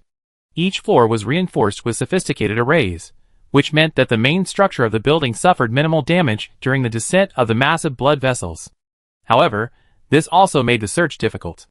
Many private areas were tightly sealed off, making it impossible to quickly eliminate them using perception. "Miss Luo, I never expected you to be from the Favors family. You really gave me a fright. Luo was using her senses to eliminate the obviously normal rooms when she suddenly heard Androni's belatedly surprised remark, "You know the Favors family?" Unexpectedly, Androni just awkwardly scratched the back of his head, replying rather embarrassedly, "Actually, I don't know them. But Lord Kandra, such a powerful Black Knight, must belong to a very powerful family, unlike me, who is just an ordinary family of barrier masters." Speaking of barrier masters, Luo's heart stirred, and she asked him curiously, "I heard that barrier masters specialize in barrier magic. Can barrier magic also be used against enemies?" "Of course. Whether it's a barrier or an array, the essence is the application of magical runes. There are defensive barriers, and naturally, there are offensive ones." Upon mentioning his field, Androni's eyes lit up, and he couldn't help but rattle off a whole bunch of things. "Don't underestimate me just because I'm a 4-tier barrier master. With a little preparation, I can defeat 3 magical beasts of the same tier, and it won't be as difficult as other professions." Of course, he absolutely wouldn't reveal the cost. Luo listened without a ripple of emotion, even feeling a sense of disdain for someone who couldn't even do something of a higher tier. "Actually, I like to understand how a barrier combining multiple magical energies works perfectly." "No problem. I know that." The beautiful girl was asking him about her professional knowledge, and Androni was so excited he almost fainted on the spot. Noticing Luo's questioning gaze, he forced himself to remain calm and explained in what he thought was a very magnetic voice. "She really does need me." Luo didn't notice anything amiss. After encountering a large number of magical techniques, a question gradually troubled her. Why were there so few multi-attribute magical techniques? While it's true that those with a single attribute affinity wouldn't encounter them, in reality, more than half of all extraordinary beings have affinity for 2 or more attributes. This means that dual attribute magic must make up a considerable proportion, right? And this barrier she encountered unexpectedly had as many as 5 types of magical energy flowing together. If she could understand its secrets, wouldn't it be possible to simultaneously activate magical techniques of different attributes? Each magical energy path has its own magical energy source. The difficulty lies in ensuring that the magical energies can influence each other without interfering with each other crossing the line. Androni, as expected of a barrier master proficient in 3 attributes, made the complex principles easy to understand. Luo quickly understood that barrier magic allows different people to construct it at different times and uses magic crystals, a stable energy source, as a magical energy source, making it easier to construct multi-attribute barriers. However, if we're talking about magical techniques, it requires an extremely refined control over various magical powers, and also demands a very high level of soul power. But it doesn't seem too difficult. Perhaps I could ask my teacher how to construct new magic. Androni was unaware of Luo's thoughts, otherwise, she would have been shocked by her overestimation of her abilities. Constructing new magic is an ability that even high-level transcendents can barely grasp. The merchant building was vast, and the 5th floor where they were located had many rooms. As Luo listened to Androni's words while searching with her senses suddenly encountered something, a subtle sense of repulsion. Although it returned to normal instantly, it caught Luo's attention. "What's that?" The girl's surprise interrupted Androni's incessant chatter. She stretched out her pale arm, and magical power gently rippled. A barrier suddenly appeared on a door made of precious wood in the middle of the corridor, but it only lasted for a few seconds before being broken. Androni recognized that the barrier was at least at the 4th level. He could break it so quickly, but he was a professional. Luo, on the other hand, only had a rudimentary understanding of barrier techniques, yet he broke it so fast. Fortunately, he had previously witnessed Luo's speed in constructing runes, so despite his surprise, he quickly convinced himself otherwise. "Miss Luo, have you discovered something?" "Not really, there's something a little strange." This was a bedroom with an extravagantly large soft bed. For some reason, the butler hadn't tidied it properly. The soft, expensive sheets were somewhat disheveled. The room had a distinct perfume scent, delicate and not pungent, giving it a very high-end feel. On the dressing table was a large mirror, a considerable amount of cosmetics, and clearly visible men's items. "This seems to be the master bedroom?" Androni murmured, watching as Luo walked straight to the bedside table, expertly pulling open the drawer and taking out a statue. "Isn't this a statue of Lord Edbao? I remember it costs 10 silver coins. If Miss Luo likes it, I can give you a few." The statue was about the size of a palm, seemingly carved from some kind of stone, not particularly exquisite, and clashed with the room's expensive decorations. "Don't you think something's off about this statue?" Androni was momentarily puzzled. "You mean it's too crude?" Luo shook her head, gazing at the utterly ordinary statue. It gives me a sense of peace. Really? These kinds of statues are quite common in Edbeo City. Most locals respect the city lord of Edbeo and keep one in their homes for worship. Miss Luo, your feeling of peace is probably just psychological, isn't it? Is that so? Her senses felt nothing more in the statue. It looked no different from ordinary stone. After thinking for a while, Luo simply tossed it into her ring, planning to show it to her grandfather Conrad later. Aside from finding hidden compartments with unidentified ledgers in a few rooms, Luo found nothing else. The two searched down the stairs, and soon discovered over a dozen strangely deceased corpses in a dilapidated room on the 4th floor. The internal organs and ribs of each corpse were exaggeratedly and completely exposed, and the limbs and head were twisted at bizarre angles, making them look like a bleeding goat looking at its own back, with a creepy smile on each face. Chapter 357. The room was exquisitely decorated, with jewels and gold gleaming. However, even the most magnificent decor becomes malevolent when stained with vivid blood, let alone those smiling corpses. And they barely managed to hold back a scream. After only a couple of glances, he couldn't help but turn away and vomit. Looks like they were sacrificed. There really are cultists in the city. Luo Xiao frowned slightly, immediately recognizing the faint dark magic emanating from the room. She waved her hand, burning all the corpses to ashes, thus helping them find release. There was more than one such room. The two encountered 12 in total. The interiors were all exceptionally luxurious, likely VIP rooms, and the tattered clothes on the corpses indicated they had been extremely wealthy and powerful in life. Seeing Luo finish burning the last batch of corpses, Andrni hugged himself, trembling, incredulous. Could that Shelder be a cultist? I don't think so. Such a large trading company, if he were a cultist, there's no reason he only sacrificed so few people. Actually, Luo believed the information she's seen about Shelder. He was a normal person, so he wasn't a cultist. Andrni could only nod in agreement, but he was still curious about Luo's unusual calm in the face of so many corpses. Miss Luo, don't you think the sacrificial scene was too bloody? A little, but I've seen it a lot, so I'm used to it. Seen it a lot? What does this young lady do all day? Luo didn't explain, silently adding another layer of murderous intent to the cultist in her heart, before leaving. The 1st to 3rd floors were normal sales areas. After searching them, besides the expected mess, they found nothing else and had to return to the 5th floor. Linton had already returned. He had focused his investigation on the fewer secret rooms known only to Sheld, and was currently standing beside a dejected Sheld and her virtually invisible female assistant. Upon seeing Luo return, he immediately approached. How did it go? He had little hope. What clues could two children possibly find? Found some superhumans, who were used as sacrifices. Humph. Those scoundrels are truly inhuman. I only found some evidence of his illegal activities. After things calmed down, he'd probably be in jail for a few years. No wonder the wealthy businessman Sheld looked so dejected. By the way, this statue. I feel something's off about it, but I can't quite put my finger on it. Linton took the small statue from Luo, examined it for a moment, and then shook his head slightly. Just an ordinary souvenir statue. Sheld, standing nearby, muttered resignedly, I bought it 10 years ago to pray for good luck. It's just an ordinary souvenir, but over the years, I developed an attachment to it, and haven't been willing to trade it. Conrad, who had been standing like an iron pillar, suddenly grabbed the statue, a knowing look on his face, and tossed it to Sheld. If you don't want to die, take it. We're leaving. Although he didn't understand what this important figure meant, Sheld still clutched the statue tightly in his hand, and nodded repeatedly. The next moment, the 4 of them disappeared from the spot. As he inwardly criticized their decisiveness, he caught a pleading look from his female assistant, and a meaningful smile involuntarily appeared on his lips. Since the adults all say it's safe with this, why don't we?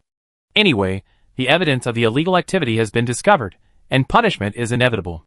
I can't escape it now, so I might as well enjoy it now and relax my nerves. Thinking about it this way, it's quite exciting. The female assistant understood immediately, forcing a seductive expression onto her panicked face. As someone from the bottom rungs of society, she had no other choice. When Luo's vision returned to normal, he found that the group had arrived in a small alley. Judging from the shadows in the distance, they had moved at least 1,000 meters in that brief moment. Seemingly sensing the three's confusion, Conrad explained simply that statue contained an aura similar to that of those corrupted inhabitants. If I'm not mistaken, it should be the power of faith. He hadn't recognized it the first time he saw it, which wasn't surprising. After all, the power of faith was more common in religious empires. The Karlov Empire, you know what I mean. The power of faith? Luo knew that all religions had their own beliefs, but could faith truly be considered a real power? Conrad nodded. That's right. I have a guess I need to verify. Don't move. As soon as he finished speaking, he vanished, leaving only a very faint spatial ripple. What a convenient skill. Can someone traverse space even without reaching the saint rank? Anderney couldn't explain Luo's doubts, but Linton offered his guess. I heard that high-level transcendents can use spatial artifacts to access space. It's normal for Lord Black Knight to have that power. Luo agreed. It seemed hearsay couldn't represent everything, only first-hand experience could reveal the truth. Conrad acted quickly, reappearing in the same spot in less than half an hour, causing Anderney, who was still explaining barrier techniques, to immediately shut up. Linton, who had been keeping a close watch, and Luo, who had been pondering, also snapped out of their reverie. Grandfather. Hearing the girl's voice, Conrad's solemn face softened slightly. He responded and shared his findings. I just circled around. There aren't many conscious residents, but they all possess items containing the power of faith. Those corrupted residents still have a chance to live. Less than 10% are truly dead. I use my baleful aura to gather those people together with the conscious residents, so don't worry. As I expected, the cultists initially intended to use the bewitching worms to control the entire city, but they probably didn't anticipate the existence of the power of faith, which bought us enough time. Conrad remarked with some emotion, only through sincere, day and night prayers can the power of faith be born. The first lord of the city was truly an extraordinary figure. Hearing this, Linton was both shocked that the mysterious power protecting the residents originated from the arrangements of the first lord 8,000 years ago, and extremely proud to be a citizen of Edbao. Yes. Lord Black Rider, Lord Edbao is the founder of our peaceful life. He is the origin of this city. No matter who it is, even a wicked thief or petty thief, they will surely hold Lord Edbao in awe. Luo couldn't help but think of his first encounter with Adair. Although he had undoubtedly started the disaster for Edbao's city, when discussing Edbao's city. Lord, his tone was still full of awe and admiration, not at all like a cultist, and she didn't know why he... Wait! Adair is a cultist, but his information doesn't mention the word demon. Luo's pupils contracted slightly. She realized she had been too presumptuous in her assessment. Who said only those whose bodies were corrupted by dark magic into deformed flesh and blood were considered flesh and blood cultists. And Sir Linton, do you know who the uncle who brought us here is? Hearing Luo's anxious voice, Linton was puzzled but quickly replied, No, he said he knew the weak point of the barrier and hoped I could help. I didn't agree at first, but he said, Don't you want to save your citizens? On a whim, I agreed. However, he hadn't reached the weak point he mentioned before he entered, which was somewhat unfortunate. Anderney's experience was similar, but his reason was that many powerful individuals had gathered outside the barrier, and there was an 80% chance they could break it, allowing him to enter the city to find the person he was worried about. Anderney scratched the back of his head somewhat embarrassedly. My teacher is in the city of Edbao, so I agreed without much thought. Miss Luo, is there anything wrong with him? I don't know, but I have a feeling he's not a good person. Maybe I'm overthinking it. Luo had no evidence that he was a cultist, and there were definitely more than a few people wanting to enter the city to pick up some good stuff. Perhaps that slovenly old man was just one of the bold individuals blinded by wealth. Sorry, I just thought of something unpleasant and asked without thinking. Just pretend I didn't say anything. The two didn't mind, but they were slightly surprised by Luo's apology. Given her exceptional strength and high status, it was rare to see someone without the arrogance of those noble children. Enough with the small talk. Even with the protection of faith, it's hard to guarantee they don't have a backup plan. I take you to the city lord's mansion to lure out the mastermind. You need to control the barrier as much as possible. The three nodded in agreement, put aside their thoughts, and the next moment, the four of them disappeared from the spot. Chapter 358. The deep tunnel wasn't pitch black. Many cold, icy crystals were casually embedded in the rock walls, providing ample light. Several transparent beetles flew by silently, without stirring a breeze. After a while, several furtive figures crept up. It's so quiet, not a soul in sight. Isn't it good that no one's here? I was worried they suddenly jump out. If only Miss Luo were here. Yes. But don't be afraid. This priest is quite powerful too. I wonder if Miss Luo will just break through here. Korea unexpectedly got along very well with Seed Pearl, but their conversation unconsciously included a lot about Luo, making Lillian, who was protecting Bella ahead, feel a little strange. But it was probably just goodwill towards her savior. Wait! Something's up. Bella suddenly stopped, closing her eyes to sense the images transmitted back by the beetles. There are 4 masked men guarding a door. Their strength is probably around level 3. Holland stepped forward from the back of the group and suggested, "I lure them over, Missy Pearl, is that alright?" Mere level 3 trash, a piece of cake. C. Pearl confidently patted her chest, indicating that she had never been afraid of anyone weaker than herself. Miss C. Pearl is certainly confident. Well, I can't lose face. With his knight's sword in hand, Holland felt the power C. Pearl had bestowed upon him, took a deep breath, and suddenly leaped forward. After turning a corner, Holland's expression became innocent. Combined with his not-so-strong physique and fair face, he looked like a naive noble scion embarking on his first adventure, appearing harmless. The undisguised footsteps were quickly noticed by the 4 guards. 2 burly men wearing iron masks immediately drew their swords and rushed forward. Upon discovering it was a young knight, 3 feet weaker than themselves, they visibly relaxed. "A fish has taken the bait, ha ha." The man on the left chuckled, a foul-smelling mist of blood spreading across his blade, strange ripples writhing beneath his skin as if his muscles had come alive. "Who are you?" Hearing Holland's sharp question, the man seemed not to hear, taking a step forward and slashing out with the force of a blade cutting through the air. Clang! Holland parried with his sword, but the turbid dark magic surged through him, sending him flying. How is this possible? He's so strong.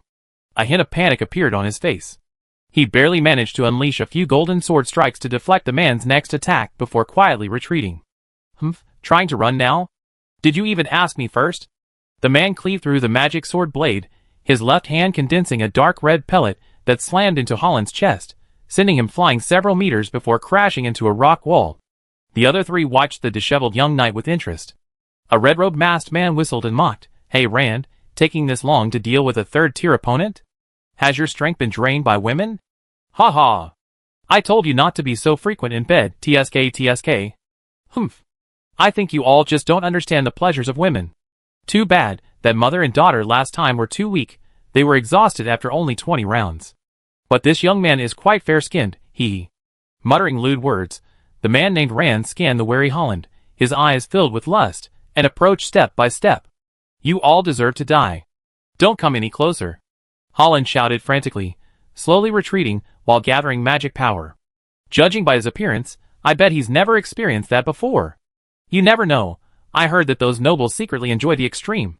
Hearing the mocking words, Holland seemed unable to bear it any longer, shouting, "Die!" Suddenly, a large number of metal blades sprouted from the ground, and before anyone could react, the 4 cultists were simultaneously pierced through the soles of their feet, foul-smelling black blood flowing out. Having landed a blow, Holland spat contemptuously, "I thought you were so powerful, but you're just a newbie." "You? Fine, I swear. I torture you for 3 days and 3 nights. Not only Rand, but the other 3 were also enraged. Their magic instantly tore apart all the blades, and they were about to rush forward to teach him how to be a lapdog. "Wait! If we all chase after them, what if the master blames us?" At this critical moment, a slightly more cautious man in red robes grabbed another, intending to say something, but Holland wasn't about to give him the chance. He accidentally shot out a golden needle, which just happened to hit between the legs. The excruciating pain, only a man could understand, surged through him. This man, disregarding any orders from his master, roared and charged forward first. "Boy! You're finished." Nonsense! Although a mere 2-inch fatal wound would heal quickly with his constitution, it was a matter of a man's pride. Even through the mask, the man's bloodshot eyes were visible, filled with a mad rage that wouldn't rest until Holland was torn to pieces. Having achieved his goal, Holland didn't linger.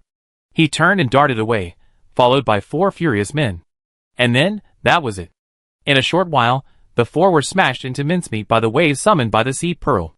Only the man named Rand was deliberately left alive, his magic immediately sealed by the Sea Pearl's water magic, rendering him immobile. To his horrified and furious gaze, Holland ruthlessly ripped off his mask, revealing his ugly, scarred face.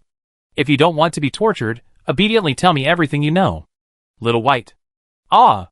Holland cleanly severed his right hand, coldly warning, "You have 3 more chances." Golden magic transformed into countless fine needles, frantically thrusting in and out of his severed arm, bringing unimaginable pain. Even though his body was no longer human, Rand's face turned pale with pain, and he dared not speak anymore. I talk. We're just lowly people ordered to guard the entrance. The adults are holding a ceremony inside." "What ceremony?" Holland remained unmoved, only slightly softening the movement of the needles. I don't know, the adults didn't say anything. Swoosh. This time, his left hand was severed at the root, the pain doubling, causing the man to instantly break out in a cold sweat, his lips turning white. Wait! I heard, the adults said. Rand's breath grew weak, his voice faltering, causing Holland to instinctively move closer. Suddenly Rand laughed. Fall into the abyss with me. His body instantly withered, his flesh transforming into a blood arrow that shot towards Holland. Watch out. So close, even though he was on guard, he couldn't react to this sudden attack. He could only watch helplessly as the blood arrow pierced his chest in an instant, sending him flying to the side, his fate unknown. Lillian's eyes instantly reddened, welling with tears. She rushed forward to check on him, casting a wood-healing spell on him. Lance, are you alright? How are you? Don't scare me. Rand, still clinging to life, grinned maliciously, completely unconcerned about his impending death. It's useless. Even a fifth-tier transcendent would be severely injured by my blood arrow technique, let alone a mere third tier. Believe in the abyss, and perhaps my lord will show you a shred of mercy, sparing your soul from the underworld, allowing you to serve my lord forever. Ha ha! But the next moment, Rand's eyes widened in shock. Horrence, who should have been dead, sat up unharmed, grimacing and rubbing his chest. You scared me, but the power wasn't great. Looks like the skills your master gave you are nothing special. A lowly insect dares to slander my lord. You are unworthy. You are not. His voice abruptly stopped as Cry angrily crushed his ugly, withered skull with her foot. Thank goodness. Lance, you're alright. Lillian couldn't help but rush over, hugging him tightly. Lance stiffened, turning his head slightly to explain, it's all thanks to Miss C. Pearl's blessing. That blood arrow couldn't break through the defense, so it had no effect. He then gave C. Pearl a grateful look. Hee, I knew it. With me here, nothing bad would happen. C. Pearl belatedly realized, her full breasts involuntarily puffing out even more, almost as if her tail was pointing skyward. After he said that, Lillian calmed down, somewhat embarrassed, and released his grip, her cheeks flushed. I was just a little worried. I definitely didn't mean anything by it. Crya was itching to speak up for her sister Lillian. Of course, Lillian has always been worried about us. We need to be even more careful from now on. Holland smiled slightly, calming Lillian's restless heart. She nodded gently, Only Bella pouted and continued to control the beetle. What a boring emotional game. Chapter 359. Central Square of Edbeo's City. The red mist here was so thick that visibility was zero, and perception was suppressed to within 10 meters. The decorative greenery had withered, forming bizarre plant-like monsters. If it weren't for Conrad's magical protection, the other three would likely have been swallowed by the red mist long ago. Above, and to the side was a bloated, sausage-like shadow hundreds of meters high, sprouting countless blood-red tentacles, like sea cucumbers, radiating an extremely powerful aura. Below it stood the statue of the Edbeo's city lord, glowing with a faint white light, its whiteness, like hope in a desperate situation, fiercely resisting the encroachment of darkness. However, despite being so close, the bewildering worm didn't notice the four, as its attention was already drawn to the people on the periphery. From Conrad, Luo also learned that the 20-odd people who had been driven in initially had, under his instructions, gathered into a force of over 1,000, carrying a considerable number of items imbued with the power of faith. A small statue, as inconspicuous as a withered leaf on a large tree, suddenly became like a grotesque, unsettling growth, amplified by the convergence of thousands of streams of faith. The bewitching worm, considering itself clean, condensed a large amount of bewitching mist, determined to cleanse the filth, momentarily ignoring the danger around it. It's truly a monster with low rationality. Even with hostages, it doesn't use its abilities. It seems the mastermind behind it is currently tied up. Using his powerful perception magic and experience from numerous battles, Conrad quickly found the bewitching worm's weakness. With a single sword strike, a torrent of magical power erupted, and before the worm could react, a massive golden blade pierced its obese body. Squeak! After the piercing noise subsided, the enormous body of the bewitching worm slumped limply, yet remained suspended in midair, its life force still present. I temporarily sealed its consciousness. I lure out the person behind it all. You all hurry into the city lord's mansion. Yes. Grandfather, Lord Black Knight. In a flash, Conrad had vanished from his spot.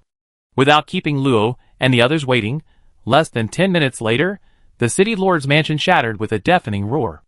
A blood-red pillar of light shot into the sky, from which came a panicked and furious shout. You deserve to die. Just a little more. Give me a little more time. Damn it! The pillar of light abruptly receded, revealing a strong, disheveled man over 3 meters tall, his body covered in black markings. One side of his head had a curved, sharp horn, while the other side had a bulge, making him look extremely incongruous. Corruption? Where did you find out? Conrad looked on from the other end, his voice filled with shock and anger. This was the first time Luo had seen him so emotionally affected. What kind of incredible skill was this corruption? Curious, Luo looked at the man, but at that moment, the two were already engaged in battle. Their high-level transcendent strength was far beyond her comprehension.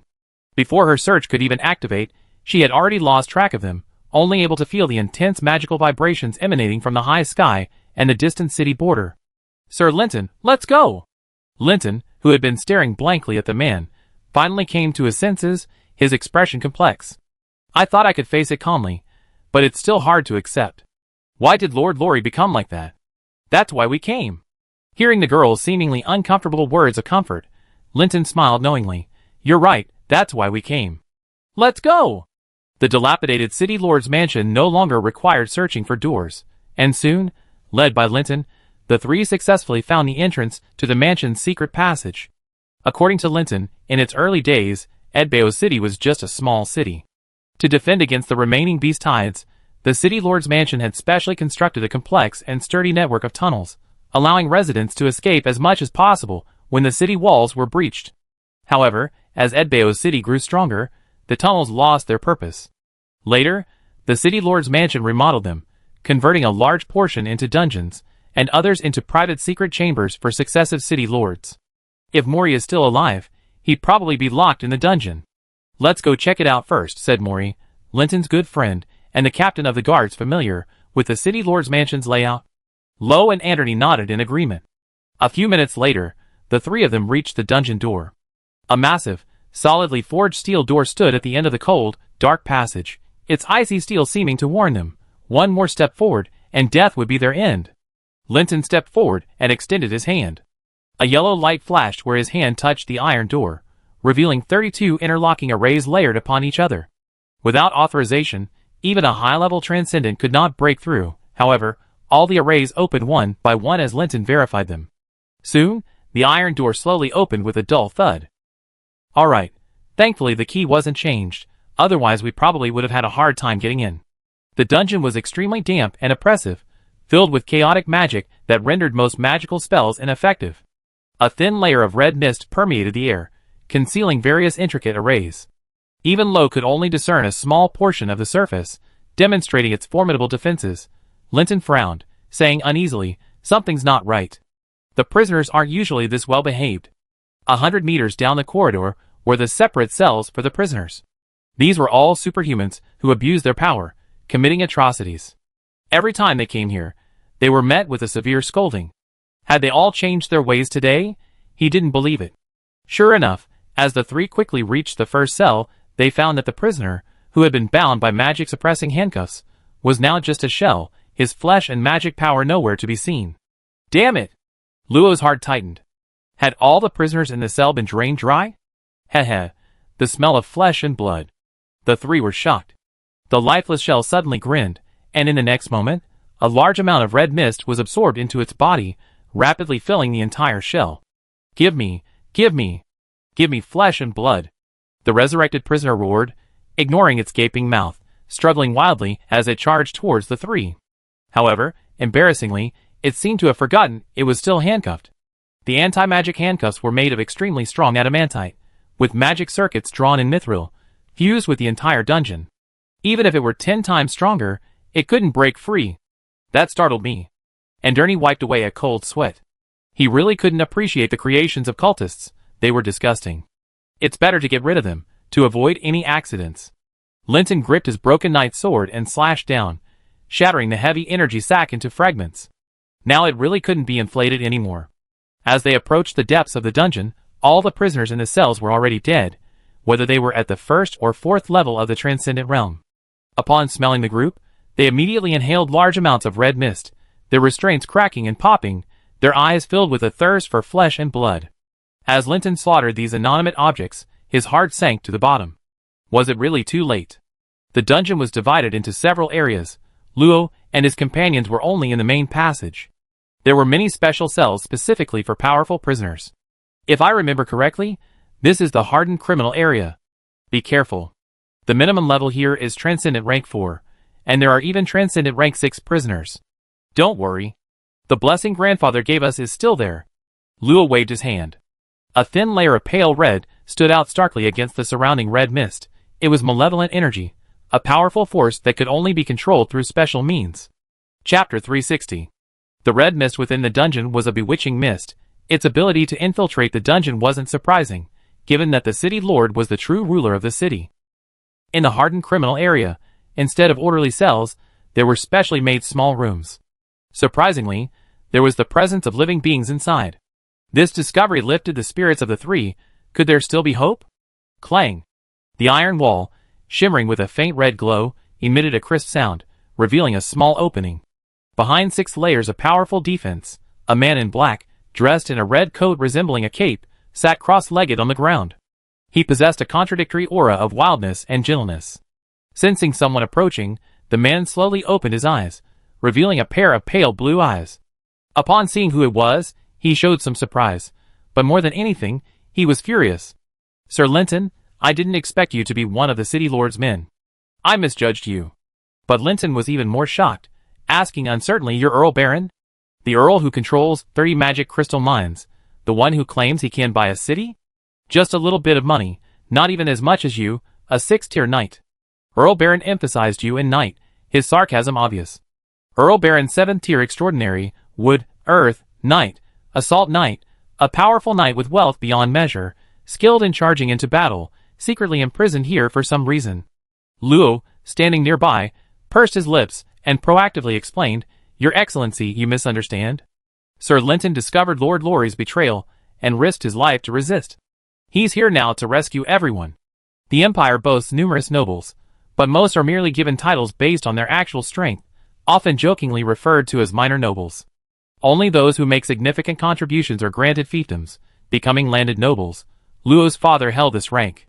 Above these are nobles who have made substantial contributions, such as distinguished military exploits or significant contributions to the Empire's development, earning them the title of Grand Noble. Grand Nobles are ranked according to contribution: Viscount, Earl, Marquis, and Duke.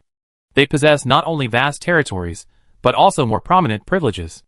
Furthermore, the title itself symbolizes individual strength, making it enough to deter most outlaws. Given both strength and status, Luo's respectful address of Linton as you is entirely appropriate. Linton, a 6th-ranked knight, is significantly lower in status than Luo. However, this Earl Baron seems to know Linton. Hearing Luo's explanation and seeing Linton's serious expression, Baron's expression softened slightly. He stood up, emanating an imposing aura of authority despite the absence of magical fluctuations. It seems I misunderstood Sir Linton. Please allow me to apologize. You flatter me, Your Excellency. I will release you immediately. After Linton used his authority to unlock the cell, Earl Baron's magical power returned, unleashing a powerful aura that shook the dungeon slightly. However, he quickly subsided, not wanting to cause Linton any trouble.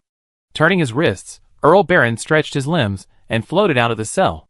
Still harboring considerable resentment, he asked with a hint of arrogance, Where's Lorry? Linton quickly explained the situation. Upon hearing that the outside was filled with cultists, Baron frowned. But upon learning that even the Empire's Black Knights had arrived, he couldn't help but gasp, his arrogance vanishing completely. The arrival of the Black Knights meant that this matter had escalated to the Imperial level, far beyond the capacity of a single city lord to resolve. My lord, I believe we should release the other imprisoned powerhouses first. What do you think?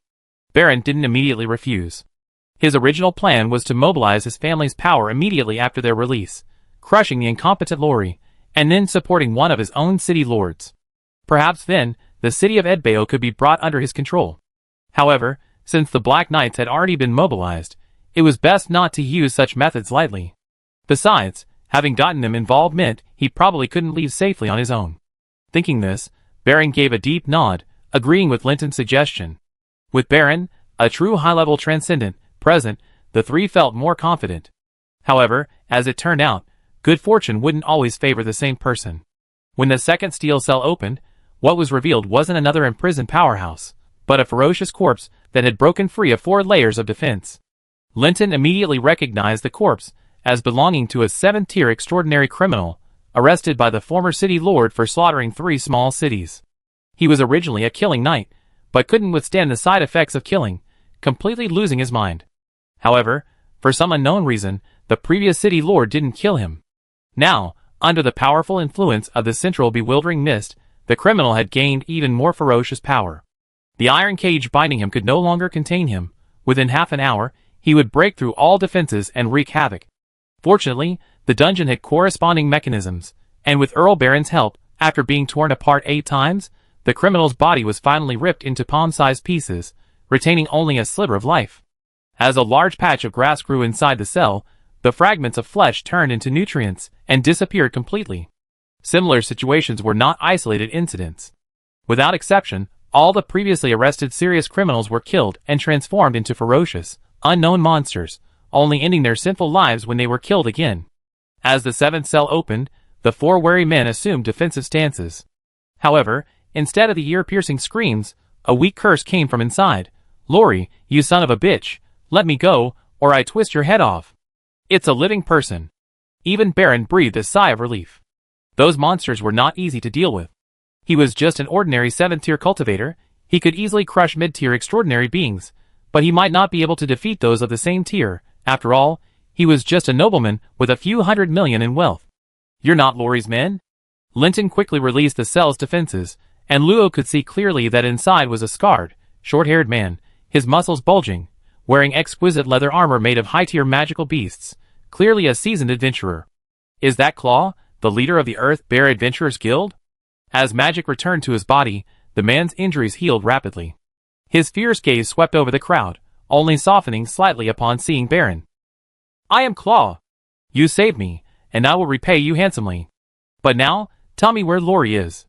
I chop him into 3 pieces, or I change my name." A massive broadsword appeared, crashing heavily to the ground, cracking it open. Magic surged into it, instantly emitting a faint emerald glow, clearly a high-grade weapon above the ruby level. "Enough of your rudeness, Claw. I respect you as one of the few high-ranking warriors in the Empire, but let me kindly remind you, the Black Riders have arrived. You should know very well the consequences of impulsiveness." Faced with Baron's advice, Claw, who had just been looking fierce, froze, glared at him, shouldered his broadsword, and said nothing more. The name Black Knights was enough to say everything.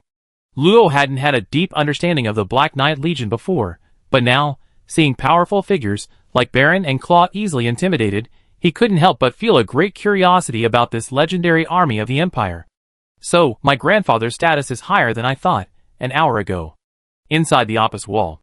Inner capital area. With a deafening roar, a giant tree fell from the sky, crashing into the capital's protective barrier with earth-shattering power. The impact instantly shattered the land within 100 miles of the inner and outer perimeter, and the unimaginable shock swept everything away, even causing the Sky City high above to shake violently. "You're courting death." A furious roar that instantly deafened all the extraordinary beings echoed from Sky City, followed by a massive, lightning-fast sword sweeping across the entire inner perimeter of the capital. The giant tree withstood the attack for only a moment before turning to ashes and vanishing. However, the matter was far from over. Before the outer residents could even rejoice at their survival, they were horrified to discover dozens of black mists erupting from the inner perimeter. Each mist emanated an immense pressure that even low-level extraordinary beings couldn't withstand, radiating an extremely malevolent aura. Any life that came into contact with it felt a suffocating oppression. A middle-aged man, who had released a protective shield to desperately resist the pressure, was horrified, trembling as he uttered a few words. It's the underworld." Inside the dungeon, the hardened criminal section had a total of 72 cells, but according to Linton, only 54 were filled with prisoners. After more than half an hour, everyone had unlocked all the cells. As Luo had predicted, all the prisoners arrested before the mutation were dead, seemingly sacrificed. Meanwhile, powerful figures, like Baron and Claw, who had been lured and imprisoned, were unharmed. The purpose of Lord Lori's scheme remained a mystery. Furthermore, 7 people were rescued, all of them 7th-tier powerhouses. Among them were a high-ranking noble like Baron, who wanted to discuss cooperation with Lori, an adventurer like Claw, invited to hunt powerful magical beasts, and 2 residents of the city. Apart from two adventurers from a neighboring city who threatened to teach Lori a lesson and stormed out of the dungeon, the other 5 extraordinary individuals chose to observe. Finally, in a cell that should have been empty, they found Mori barely alive. The former captain had his limbs crippled and was clinging to life. Had they arrived a few minutes later, he would likely have died. Fortunately, there were many high-level transcendents here, and someone would surely have healing skills. After a few flashes of green light, Mori finally caught his breath. The moment he recognized Linton, he almost thought the other had also been captured. Really? That Lori has finally been captured by the Empire? Calm down. It's the Imperial Rescue fighting him. Listen carefully, Mori. All the hostages in the city are in his hands. Only by controlling the barrier can Lord Black Knight fight with all his might. The still weak but resolute man immediately understood. He struggled to lead the way himself, but considering the time and his safety, Linton suggested he recover first. The latter didn't hesitate, using magical telepathy to tell Linton the location of the barrier control center and secretly handing him a ring. 2 local residents recognized Mori and kindly stayed to look after him. The others, without further delay, continued their journey with Linton. The center controlling the entire barrier was hidden 3,000 meters below the dungeon. Without knowing its exact location, the only option was to forcefully break through the dungeon, but given the capability, it was easier to directly breach the barrier. Therefore, it was impossible for ordinary people to infiltrate. Now, with Mori's instructions and Linton's own authority, the 6 of them soon arrived at the sealed entrance to the center. Here, even the bewitching mist couldn't penetrate. Illuminated by a ring of long, bright flames, the surroundings were very clear. The central area, spanning 10,000 meters, was covered by a wall over 50 meters high, black star rock, which resisted magic. Any magical technique that came into contact with it would have its power reduced by 99%. It was extremely precious. A 7-pointed star array floated on the surface, faintly visible, and the ground was inlaid with anti-magic arrays, turning all extraordinary individuals who came here into ordinary people unable to use magic. Sir Linton, how do you say we get in? Baron held the highest position in the group, and everyone tacitly acknowledged his leadership, so it was appropriate for him to ask. My lords, please be patient. Mori has already told me how to get in. Linton, certainly not wanting to waste his effort bringing law and anarchy here without certainty, stepped forward and produced an unknown badge. As bright threads extended, countless threads outlined a complex array, slowly sinking down. The moment it touched the ground, the anti-magic effect vanished. Then, Linton approached the impenetrable black star rock wall, and seemed to utter something using magic. The entire wall quickly began to tremble violently. Just as Law and Anderney breathed a sigh of relief, they heard Linton turn and run, shouting, "Run! Something's wrong!" Before they could understand, 4 black starstone golems emerged from the wall, their arms transforming into hammers, and slammed down heavily on Linton. What's going on? Are you Lori's lackey? You conspired to lure us here on purpose, didn't you? The fact that 3 7th-tier transcendents, including Baron and Claw, didn't immediately attack in a coordinated manner infuriated Law, making him want to kick them. Even at this point, they were still doubting him. The key has been changed. My lords, if you are angry, I can deal with you as I see fit afterward, but now, I implore the 3 of you to intervene. The barrier must be regained. The citizens must be rescued. Perhaps it was the resolute tone in Linton's voice, or perhaps it was his ultimate fear of the Black Knights, but Baron was the first to step forward, blocking one of the golems. Soon, Claw and another 7th-tier golem also engaged in combat.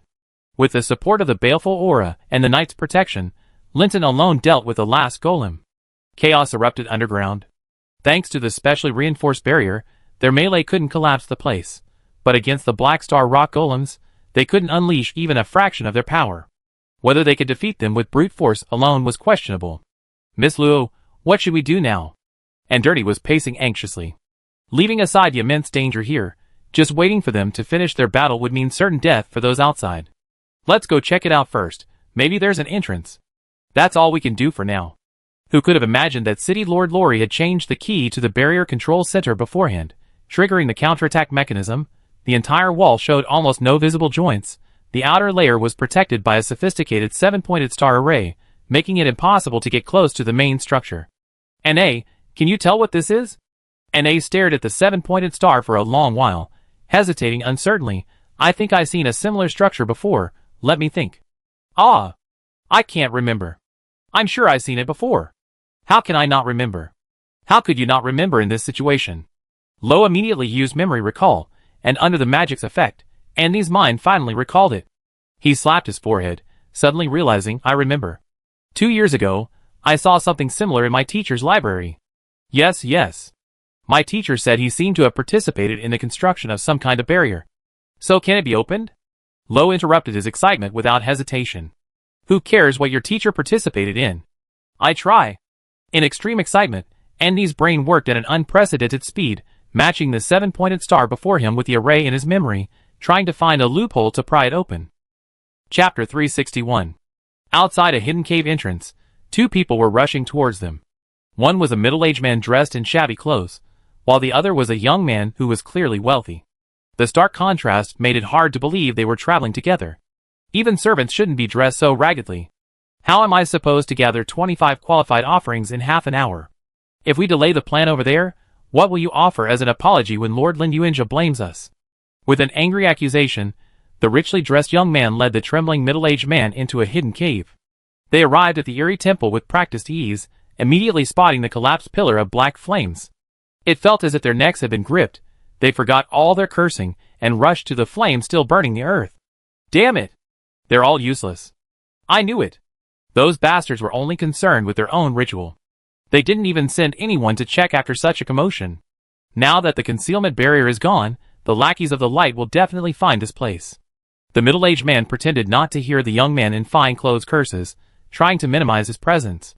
Once his emotions had calmed down, the young man coldly ordered, "Stand here. If you encounter any lackeys of the light, immediately send me a blood message."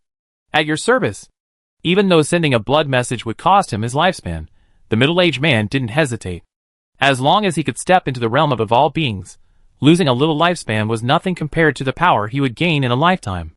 Holland and his group were unaware of the young man in fine clothes' arrival. After dealing with the guards, Pearl strutted ahead, ready to lead the way, leaving Holland wondering if this self-proclaimed future high priestess had reached a mature stage of development. Fortunately, she remained rational, at least knowing to continue having Bella control the beetles to explore. The passage began to become clearer, and many obvious storage warehouses for supplies appeared. However, these warehouses were now empty. Only the freshness indicated that a large amount of goods had indeed been stored there not long ago. Nearly 10 minutes later, as the view suddenly opened up, the beetles silently flew into a huge underground plaza. Their transparent little eyes reflected a vast array covering the ground. Hundreds of cultists dressed in red robes worshipped devoutly before the central altar, chanting eerie prayers in unison. Blood churned and twisted within the altar, as if something terrible was about to be born. Even more terrifying, a beetle a little further away was affected by the prayers, and showed signs of flesh and blood growing back. Bella quickly recalled all the beetles, and carefully examined the affected beetle with heartache. She breathed a sigh of relief when she saw the flesh growing on its back slowly dissipating. "Miss Bella, what happened?" "Cultists, a lot of them. At least 400, conservatively speaking. They seem to be summoning something. Strange, they're clearly inanimate objects, so how can they grow flesh and blood based on their vital energy?" After describing it briefly, Bella fell into deep thought, leaving Holland and the others staring at each other blankly. Had they discovered something, or perhaps not? However, from the simple description, Holland had a general idea and immediately decided to leave and tell the others. Putting everything else aside, 400 cultists inside was far beyond their ability to handle. Go! Don't alert them. The once peaceful capital was plunged into endless panic after the appearance of the monsters exuding an evil aura. The empire had ceased its expansion for 5,000 years, and the capital, located in the heartland, had enjoyed nearly 10,000 years of tranquility. The long-lived, powerful beings hadn't yet felt much of the impact, but ordinary people, after a mere century, had long forgotten the dangers outside. Peace was the theme of their lives. Now that the heartland was under attack, most people's first instinct wasn't to seek refuge, but to flee in panic, keeping the sheriffs busy and facilitating the monsters' attacks. Outside the Imperial Academy, 3 ferocious flying beasts with grotesque skulls lay on the barrier, their bodies emitting thick black mist. Any life that came into contact with them would instantly perish, triggering immense fear that, in turn, fueled their frenzy. Students hid in classrooms and dormitories, staring in terror at the sun-obscuring black mist. Screams and screams echoed, further intensifying their fear. What are those things? No, I don't know, but they can't seem to get in.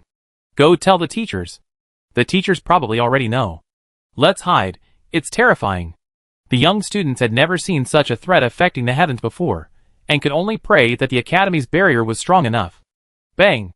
Suddenly, a flying beast was blasted away instantly, followed by several meteorites falling, startling the remaining flying beasts. Some students spotted more than a dozen figures floating in the sky and exclaimed, "Look! Isn't that Teacher Glenn? And the principals and vice principals of the Night Academy and the Magic Academy. I never seen 4 principals together before. I'm so excited. It's the headmaster leading the teachers in a counterattack.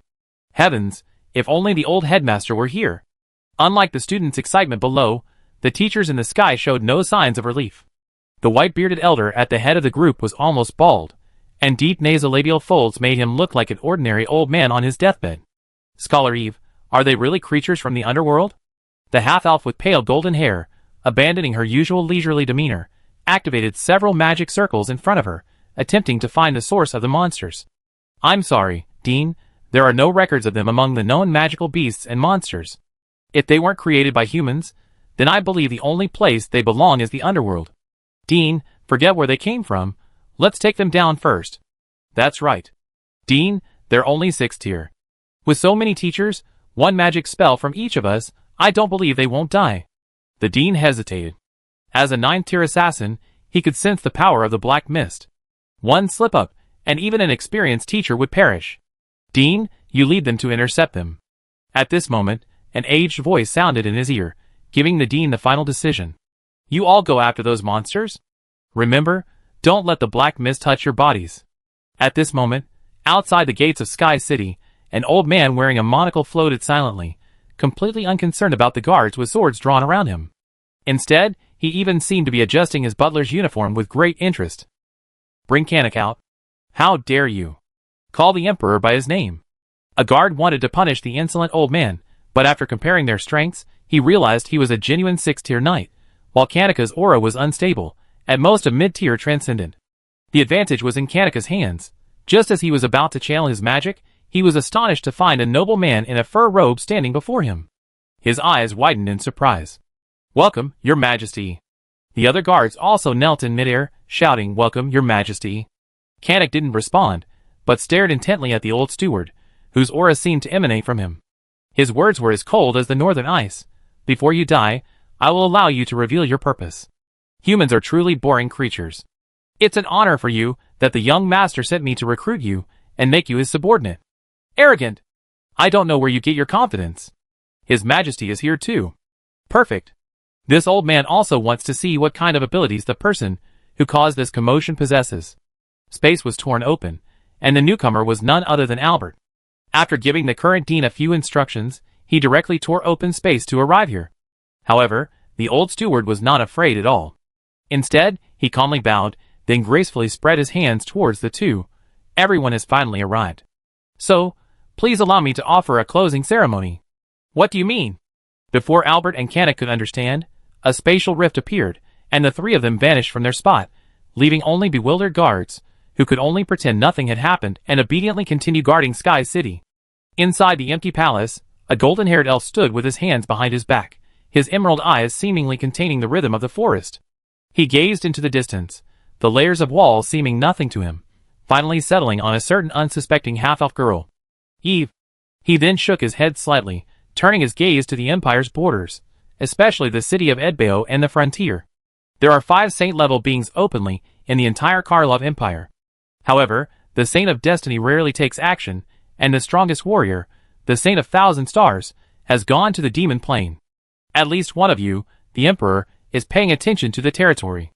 In other words, there are only 2 saint-level beings who can take action, but they have been lured away by that unknown saint-level being. Therefore, the enemy's purpose is very clear. Now it seems everything was premeditated.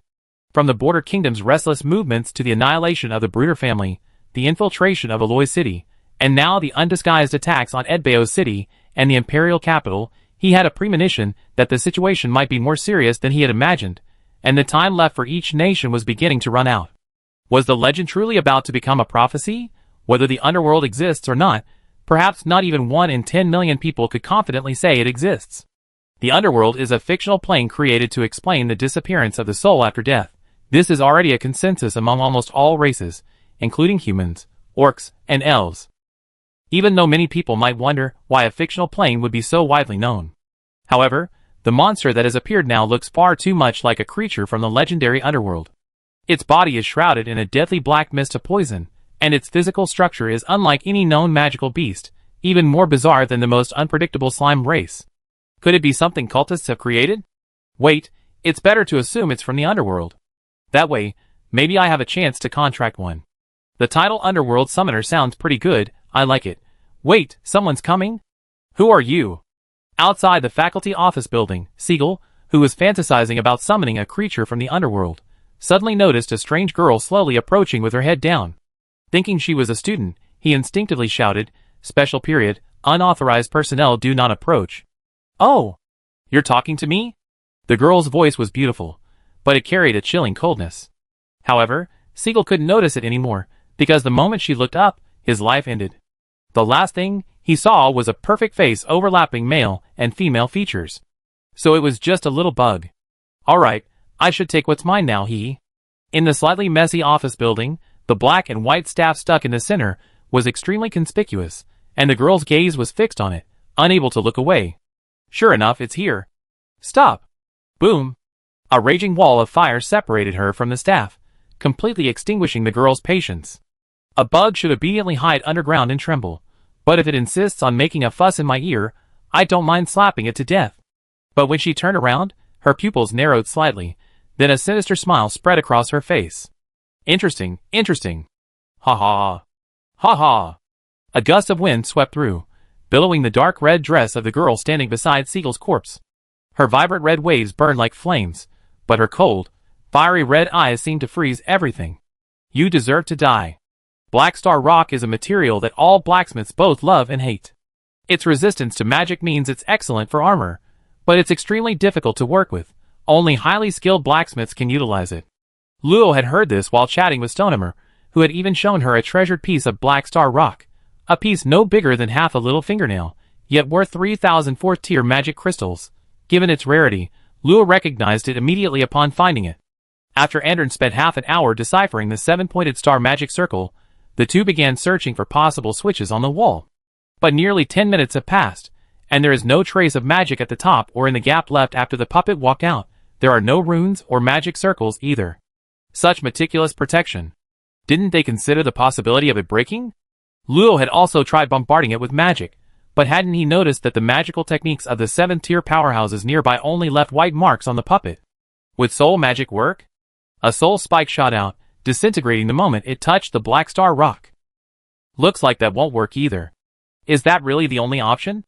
Of the four fighting the puppet, Linton was the weakest, and even with Conrad's support, he was gradually falling behind. Luo knew time was of the essence. Seeing that Androni had already flown to the other side, he quietly found a blind spot. After ensuring the others wouldn't discover him, he released a soul barrier to cover himself. Golden light appeared on his hand.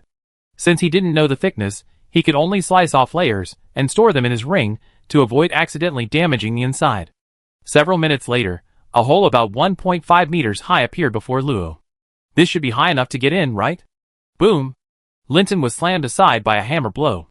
Just as he got up to continue fighting, he noticed the large hole behind the startled Luo. "Miss Luo, have you found the entrance?" Yeah. I just happened to find it." "Great. Quick, now it's up to you to control the barrier, otherwise these..." Clang. Linton's sentence was cut short.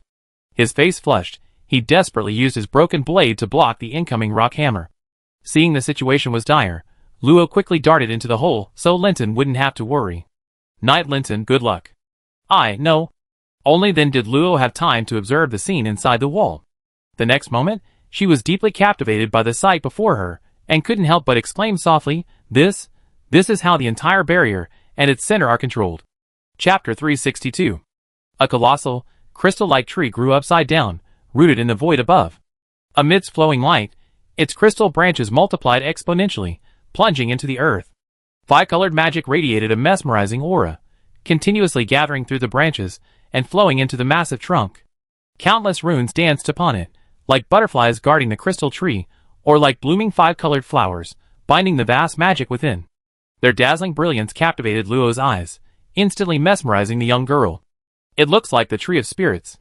The enormous crystal tree bore an 80% resemblance to the Tree of Spirits Luo had seen when she ascended to the transcendent realm. Yoghtera. The difference was that this giant tree occupied half of a 10,000 square meter area, its massive trunk requiring over 100 people to encircle it. Luo appeared like a tiny ant before it. Beyond the swirling runes, illusory, shattered magic circles formed and dissolved every instant. These were the result of countless magical runes randomly colliding and replicating themselves under the influence of immense magical power, often occurring within barriers constructed from over 100,000 runes. These illusory runes typically remained in existence for less than a fraction of a second, but with an extremely low probability, they would give birth to incomplete structures that could exist for a short time. Given their sheer number, this resulted in the peculiar spectacle of constant rebirth and dissolution. Stunning! Magnificent! Spectacular! This was Luo's first impression. I want to touch it. As if possessed, Luo involuntarily flew over, slowly reaching out his hand, wanting to touch the mesmerizing light. Danger! Don't go! Andurni's anxious shout snapped Luo back to reality, realizing he had actually tried to touch the immense magical power with his own body, and a cold sweat broke out on his brow. Miss Luo, don't go near there. I forgot to tell you, the barrier's consciousness is usually supported by the essence of the soul, which has an extremely strong attraction to living beings. Essence of the soul? Luo had already moved away from the crystal tree. After waking up, although it still emitted an attraction, she could now control herself. Miss Luo doesn't know. I'm sorry, I only heard of the mage's soul. Andurni showed a hint of realization. The mage's soul is a type of essence soul. It's just that you're a mage, Miss Luo, so you might not know. Every major profession has similar materials.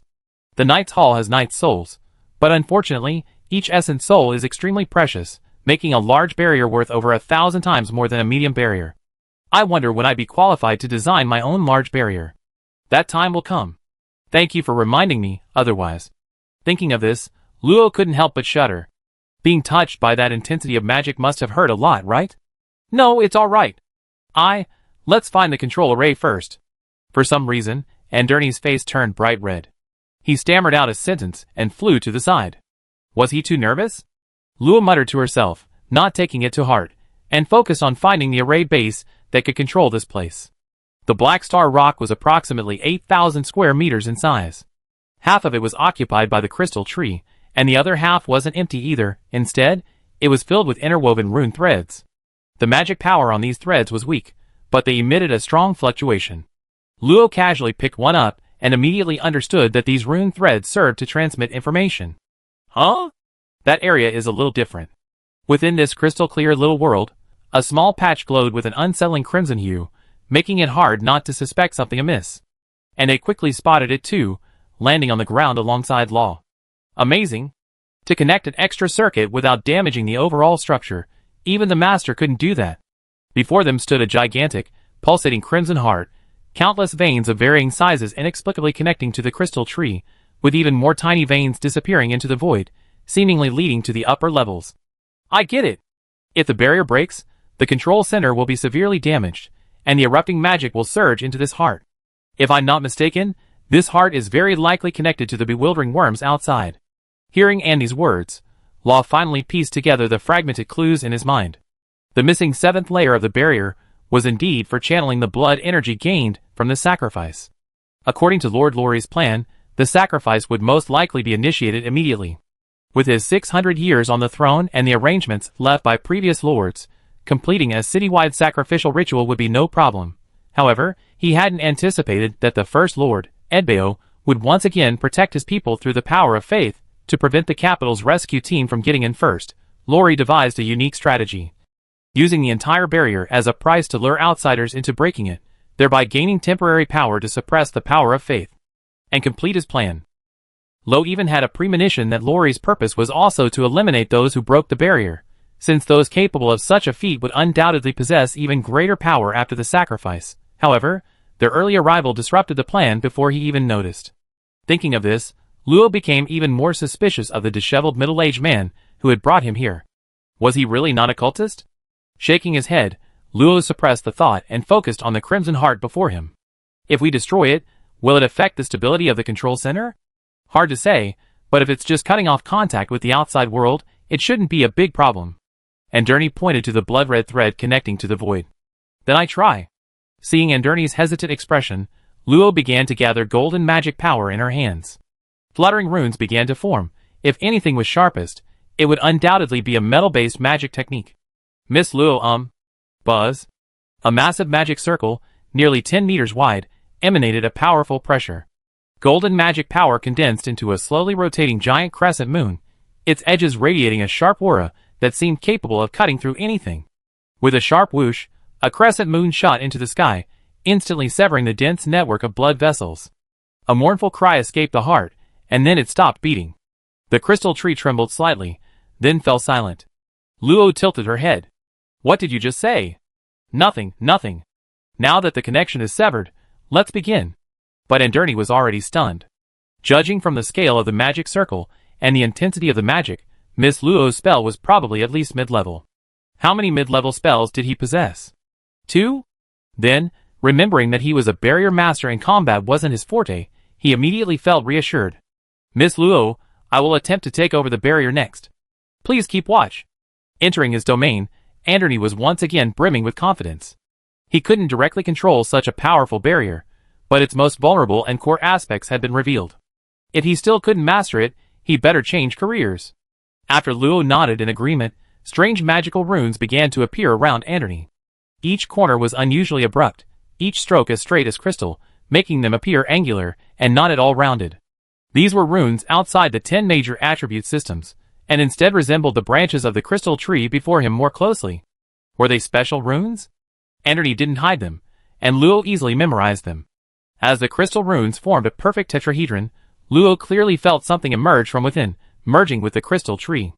After a crisp hum, the runes flying outside the tree gradually stopped, and wisps of tangible magical power flowed out, a mixture of lightning, wood, metal, ice, and earth magic, directly destroying the ground's array. Miss Luo, be careful. There might be some resistance from the control center, potentially causing a magical surge. Hearing this, a book of rocks appeared in Luo's hand, a powerful earth dragon coiled around it, its piercing gaze making it seem as if it might come to life at any moment. The Book of Rock Dragons. The Shield of Rock Dragons. A thick earth elemental shield enveloped the two, forcefully blocking the surging magical concentration, without affecting Andre in the slightest. Miss Luo is truly multi-talented. Well, perhaps he was simply inexperienced. This was definitely another mid-level or higher spell, and a spell of a different element at that. Thank you for the compliment. How much longer? About 15 minutes. Chapter 363. Time ticked by. From outside the cave entrance, a continuous roar and curses could be heard, but even more frequent were the resounding thuds of flesh striking the rock walls. However, Rocco had no time to pray for them. The concentration of magic in the space was increasing exponentially, almost doubling every minute. The girl quickly realized that at this rate, in less than 10 minutes, the free magic alone would corrode the shield. Even if she didn't say anything, Anderney would definitely be dead.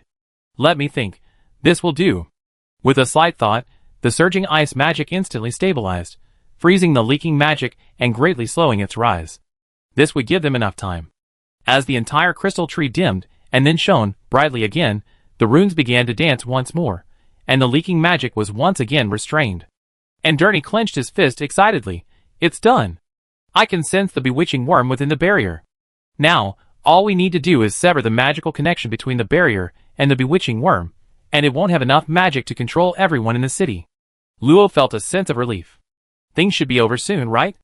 Under the girl's gaze, a multicolored halo began to flow within the crystal tree. Unbeknownst to everyone, countless dazed residents began to regain their composure, vaguely seeing a desolate street, and immediately looked on in surprise.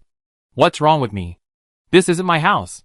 I remember being chased before. It's like a dream. You too?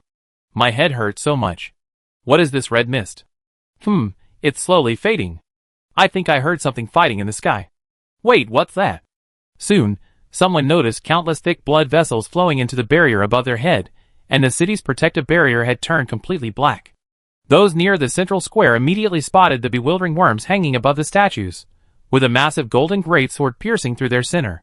Some of the faster awakening superhumans guessed it was a magical beast hunted by a powerful being. They tried to approach and investigate, but were blocked by the powerful aura of the sword, and could only helplessly seek out the sheriff for information. The sheriff was found, but their expressions were even more bewildered than the other residents. Who am I? Where am I? What am I supposed to do? Buzz? While everyone was completely clueless, they were horrified to discover that the barrier, which had been operating continuously for nearly 1,000 years, was emitting a piercing buzzing sound, and then slowly cracked open from the top, revealing a sky shrouded in smoke. Can anyone explain what happened? Some were stunned, some were confused, and some were shocked. But soon, shouts spreading with magic came from several directions.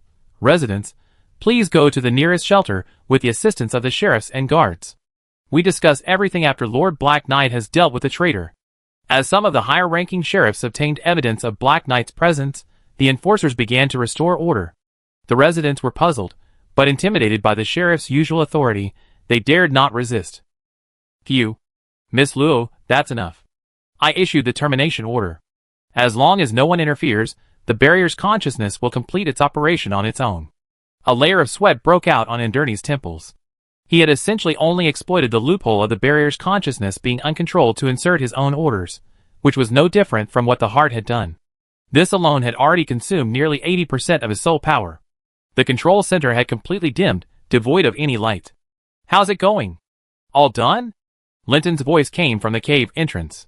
It wasn't that he didn't want to come in, but the cave was far too small, only the thin Indurni could fit inside. That's right. Indurni has terminated the barrier. Now we just wait for grandfather to finish. Linton glanced at Indurni in surprise, praising him generously. You're quite something, kid. As expected, Indurni tensed up again. It's just what I should do. Luo jumped out of the cave entrance. The 4 magical puppets had returned to their original positions. Baron and the other 2 stood scattered, seemingly unharmed. Baron spoke first. Since it's all done, I won't keep you company any longer. After being missing for so many days, I wonder what kind of chaos the Merchant Guild is in. Farewell. With that, he left directly through the original secret passage. The other 7th-tier Transcendent didn't speak, but followed closely behind.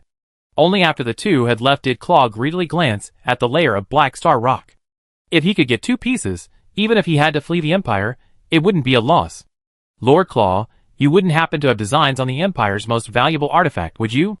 Such precious material could only be possessed by the Empire.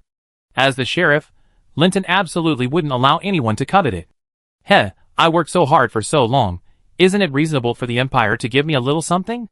Right now, there's only you, a 6th-tier warrior, and 2 little brats here. Do you think you can stop me? The 3 hadn't expected that Claw, who had been fighting alongside them just a moment ago, would threaten them without hesitation the next. Claw! You better think this through. This is a member of the Black Knight's clan. If anything happens to her, you and your entire adventurer group will be wiped out. Claw paused, glancing instinctively at the silver-haired, red-eyed girl beside him. He hadn't paid much attention to her along the way. Aside from her beauty, her rank was so that she didn't attract any attention. But if she was connected to the Black Knights? Humph. Who would know? Ultimately, the immense value of Black Star Rock clouded Claw's judgment. As long as he killed her quickly, what difference would it make if they found out? Miss Luo, run. I stop him. Linton only had time to raise his sword to parry before the broadsword appeared before him. The heavy earth magic made the broadsword weigh 1,000,000 tons, instantly cleaving Linton away, coughing up a mouthful of blood. It didn't even break in 2, it does have some strength. His figure vanished, and Claw gave Linton no time to react. He grabbed the weight of an entire small mountain in his hand, ready to bring it down again. He was confident that even a 7th-tier Transcendent wouldn't be able to withstand this magic-infused attack. In a flash, the anti-magic array on the ground suddenly lit up, a powerful suppressive force enveloping everyone. The magic on the claw axe quickly dissipated, barely scratching Linton. What's going on? Linton was also surprised by the revival of the anti-magic array, but now was the best opportunity to defeat Claw. Without time to think, he swung his sword, severing Claw's head. However, at the high-level Transcendent level, even a severed head and a shattered heart wouldn't kill him. Linton knew this, of course. He drew another ordinary short sword and plunged it into Claw's chest, trying to buy as much time as possible before Claw regenerated. Run!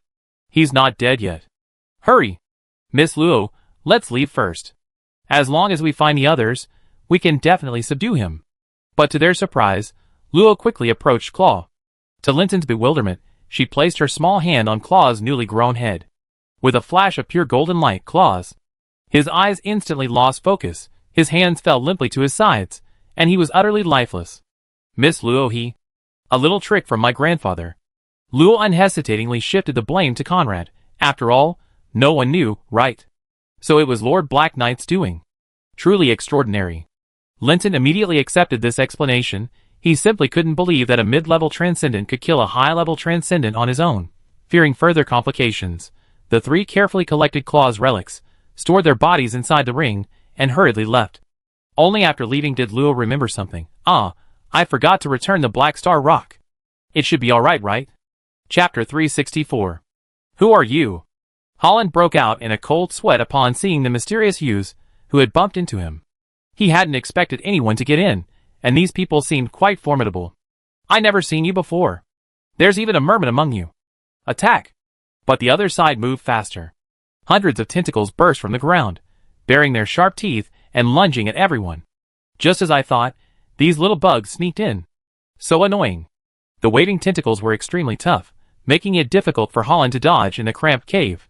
His magic shield was quickly on the verge of shattering. Splash! A torrent of seawater instantly filled the cave, colliding violently with the tentacles. Hundreds of wildly spinning, sharp water spikes pierced through the water without resistance, embedding themselves deeply into the tentacle's flesh. Interesting, a good sacrifice. An even more astonishing aura suddenly surged forth, the cave bursting open with the explosive magic and blood energy, the rocks crushed into powder, forming a cavern hundreds of meters high. Several jets of black magic shot out, engulfing large swathes of seawater, only to be blocked by the rising sea giant. A sea pearl adorned the giant's chest, its face now bearing more scales, and a beautiful, elegant white fishtail sprouted from its body. The others were protected by bubbles, avoiding the aftershocks of the attack. Disgusting thing, don't even think about getting close to me. With a flick of its pale arm, the giant instantly conjured exquisite armor, a great sword formed from pure water appearing in its hands. Before the youth's incredulous gaze, the magic-enhanced greatsword slammed down with the force of a mountain splitting, instantly piercing his defenses. All the tentacles exploded, blood and flesh splattering, yet not a trace of red stained the sea giant. The greatsword shattered, but didn't dissipate. As the giant inscribed 13 runes in the void, a heavy, damp, and stagnant feeling descended upon everyone. The next moment, all the seawater receded, forming a perfectly round water cage that locked the youth tightly within. Within the cage, the pale blue seawater was smooth as a mirror, incredibly hard to the touch, yet one could see the slowly flowing liquid inside, including the youth, who was wide-eyed and unable to move. So strong. Holland landed slowly. He had thought it would be a life-or-death battle, but it ended in the blink of an eye. Was this Miss Sea Pearl's true strength? Lillian was also shocked, but she was more worried about whether Holland had been injured in the previous fight, and was giving him a thorough checkup. Bella's eyes lit up, and she chuckled, muttering to herself in a voice only she could hear, another candidate to train the puppet. Only Kriya seemed to be struggling with something, frozen in place. That scared me to death. Luckily, I learned something useful. Sea Pearl reverted to her human form, surrounded only by a stream of water. Ever since being utterly crushed by that inexplicable boy, she had been holding her breath. I, the dignified successor of the ocean god, the future high priestess of the merfolk, the intelligent Sea Pearl, who could fight Luo for 3 minutes, was actually defeated by someone of the same level? Absolutely unacceptable. Fortunately, her teacher was a saint-level being, a rare find even for ordinary people. Sea Pearl possessed both the necessary conditions and the necessary talent. After she demonstrated her ability to write water runes to Albert, he taught her the derivative applications of this ability. Using magic as ink to write runes, what imprisoned the young man wasn't the magic Sea Pearl used, but the runes themselves. Apart from the magic used to write the runes, all other magic originated from the outside. In other words, as long as it wasn't destroyed, this water cage would continue indefinitely until there was no more magic to sustain it. Using this method, many spells that consume enormous amounts of magic can be released at minimal cost. However, Albert had also told her that almost no extraordinary individuals could achieve this. The perfect writing of each rune is thousands of times more difficult than its construction, and powerful spells require hundreds of runes. It would take hundreds of years of refinement to write a complete spell. As for how Sea Pearl learned to write, Albert didn't ask, and she didn't say. This technique was originally intended for dealing with Lo, but using it early had proven quite effective. I definitely beat her in the Academy League. Clinging to these fantasies about the future, and with the intention of disposing of the body, Pearl forcibly stuffed the still living youth into her ring, and sped away from the cave with the others, flying towards the refuge. Soon, the outline of the mountain where the refuge was located appeared, but several people dressed in white robes caught their attention. Concerned for the refuge's safety, Holland and Pearl arrived nearby first. The two men made no attempt to conceal their presence, so the people in the shelter quickly spotted them approaching. Some went to greet them, while others explained the situation to the strangers. Then one of them stepped forward and politely explained, "You two have worked hard. We are priests from the Church of Light, sent by the will of the great God of Light to help treat the wounded. We have heard of your deeds. Such pure hearts will surely be blessed by God." As he spoke, 2 beams of light descended, and the 2 men immediately felt a comfortable warmth spread through their bodies, their somewhat agitated hearts gradually calming down. "Thank you for the help from the Church of Light. The power of light magic cannot be faked." Holland immediately believed the person before him, knowing that the people of the Church of Light would always only worship the God of Light. He didn't care about the truth behind their support, and quickly recounted what he had seen. The 3 who arrived later joined the reinforcements. A few minutes later, the priest's expression became very serious. He made the sign of the cross and said in a deep voice, "Your information is very important, but for safety's sake, I hope we will take over this matter from now on." No one objected to having someone take over, but as the priest was about to leave, Pearl called out to him, Priest, have you seen a very beautiful girl? Long, snow-white hair, red eyes, a little shorter than me. She's a very, very good friend of mine, but we were separated before." Looking at the hopeful eyes of the foreign girl, the priest shook his head slightly. "I'm sorry, we keep an eye out." With that, he bid farewell and left. Holland walked to her side, and comforted her. "Miss Luo will definitely be alright." "Of course I know." Pearl confidently snorted, hands on her hips, but her face quickly fell. Gazing at the dark barrier in the distance, her voice soft, "But, I'm still a little worried." A sharp whooshing sound swept through the air, and several figures appeared in the ravaged passage. The leader, a shirtless man reeking of blood, frowned deeply upon seeing the widened cavern. Along the way, only the area 300 meters before the temple, and this place retained traces of fighting. This meant the outsiders had likely been stopped before entering the temple, then retreated here for another fight, and apparently escaped. The man thought his deduction was quite reasonable, but the guards he had assigned were nowhere to be found. They were probably dealt with. Thinking of this, he knew time was running out. Withdraw all your companions from the cave entrances, then rearrange the divine fire along this path. Summon the young master before we are discovered. Praise the abyss. Praise flesh and blood. A fanatical fervor shone in everyone's eyes. For the whispers in their minds, they were willing to sacrifice everything, wealth, status, friends, family, even their own flesh and blood, their very souls, to praise the abyss. To praise flesh and blood. The abyss is eternal. Flesh and blood are supreme. Chapter 365. Flames leaped, transforming into a hurricane that incinerated everything, with scattered sparks mixed within, gathering power capable of shattering mountains. Boom! The raging flames met the black lightsaber, unleashing 10 times its original power. The aftershocks swept across, directly triggering the protective barriers on the buildings. But this level of combat was commonplace.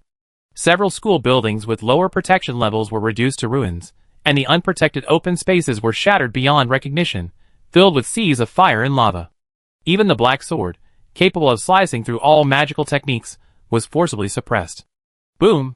A figure was directly slammed into the melting earth by the exploding lava, splashing up large amounts of lava. Then came swirling whirlwinds of fire, the powerful cutting force instantly splitting the lava lake, revealing a girl stubbornly resisting. But what annoyed Luna was that the girl showed no panic despite being at such a disadvantage, as if her injuries didn't exist. Gripping her 2-meter-long, heavy staff tightly, its magic crystals blazing and radiating intense light, immense magical power coalesced into devastating lines of flame. "Who are you? Why did you infiltrate the academy?" To deal with the sudden monster attack, powerful figures from all major factions had been mobilized. As a semi-official organization closely linked to the royal family, the Imperial Capital Academy had also deployed most of its teachers, leaving only a dozen or so mid-level transcendents to guard against those who might try to plunder in the chaos. In short, the publicly known high-level combatants had left, leaving the academy in a very vulnerable position, forcing Luna to be vigilant. But this was an office building. Important, yes, but there wasn't anything of value here. Why would this person risk offending the Imperial Capital Academy to attack an office building? What was their purpose? Could it be that staff? But since the school was founded, it seems no one has been able to lift it. Just as Luna was about to kill the girl without a second thought, she heard bursts of maniacal laughter. Ha ha. Who am I? You ask me who I am? How amusing. Ha ha ha. As Luna's face darkened, the laughter changed from a shrill high-pitched tone to a clear, youthful laugh. Dark magic, more than twice as powerful, surged from the ground, rapidly cooling the earth and revealing a translucent, glassy texture, which was then instantly shattered. Screw you. A scorching line of fire shot out from the tip of the staff, directly sending the aggressive figure flying. The fire tore through the void, relentlessly pursuing the figure. The terrifying heat was completely unlike the strength expected of a 5th-tier transcendent being. Even a 6th-tier being would likely be inferior. Sizzle.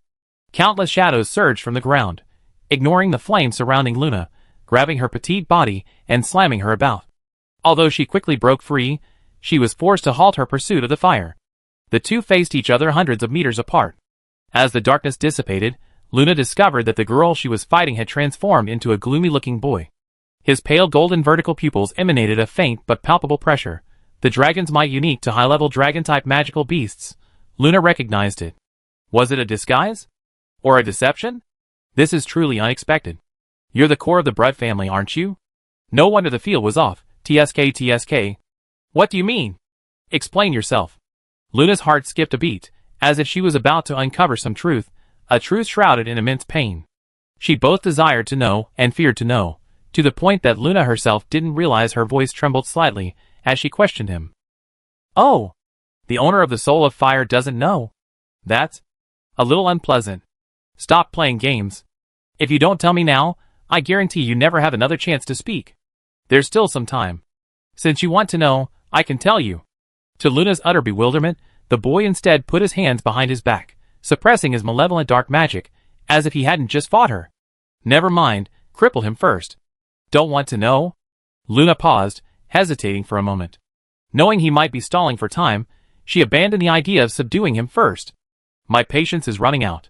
You better not be trying to fool me. Of course. The boy was polite, performing a strange bow, revealing a set of perfectly white teeth. As the possessor of the ultimate fire affinity physique, you should know the impact of the presence or absence of the fire soul on your strength. Luna frowned, a blood-red bead appearing on her chest, within which a faint flame burned. That was the fire soul, a kind of qualification that only those with ultimate affinity could possess. This one was hers. Only those with the qualification of ultimate affinity are complete, their magic absorption exceeding 99 times their affinity. With Luna's talent, she could have reached the high-level transcendent realm much faster, the reason being that her qualification was taken away from her from a young age. The fire soul is crucial to you, yet your clansmen took it away. Don't you hate it? If that's what you're after, I think it's time to act. Her relationship with her family members wasn't good, but that was due to other reasons.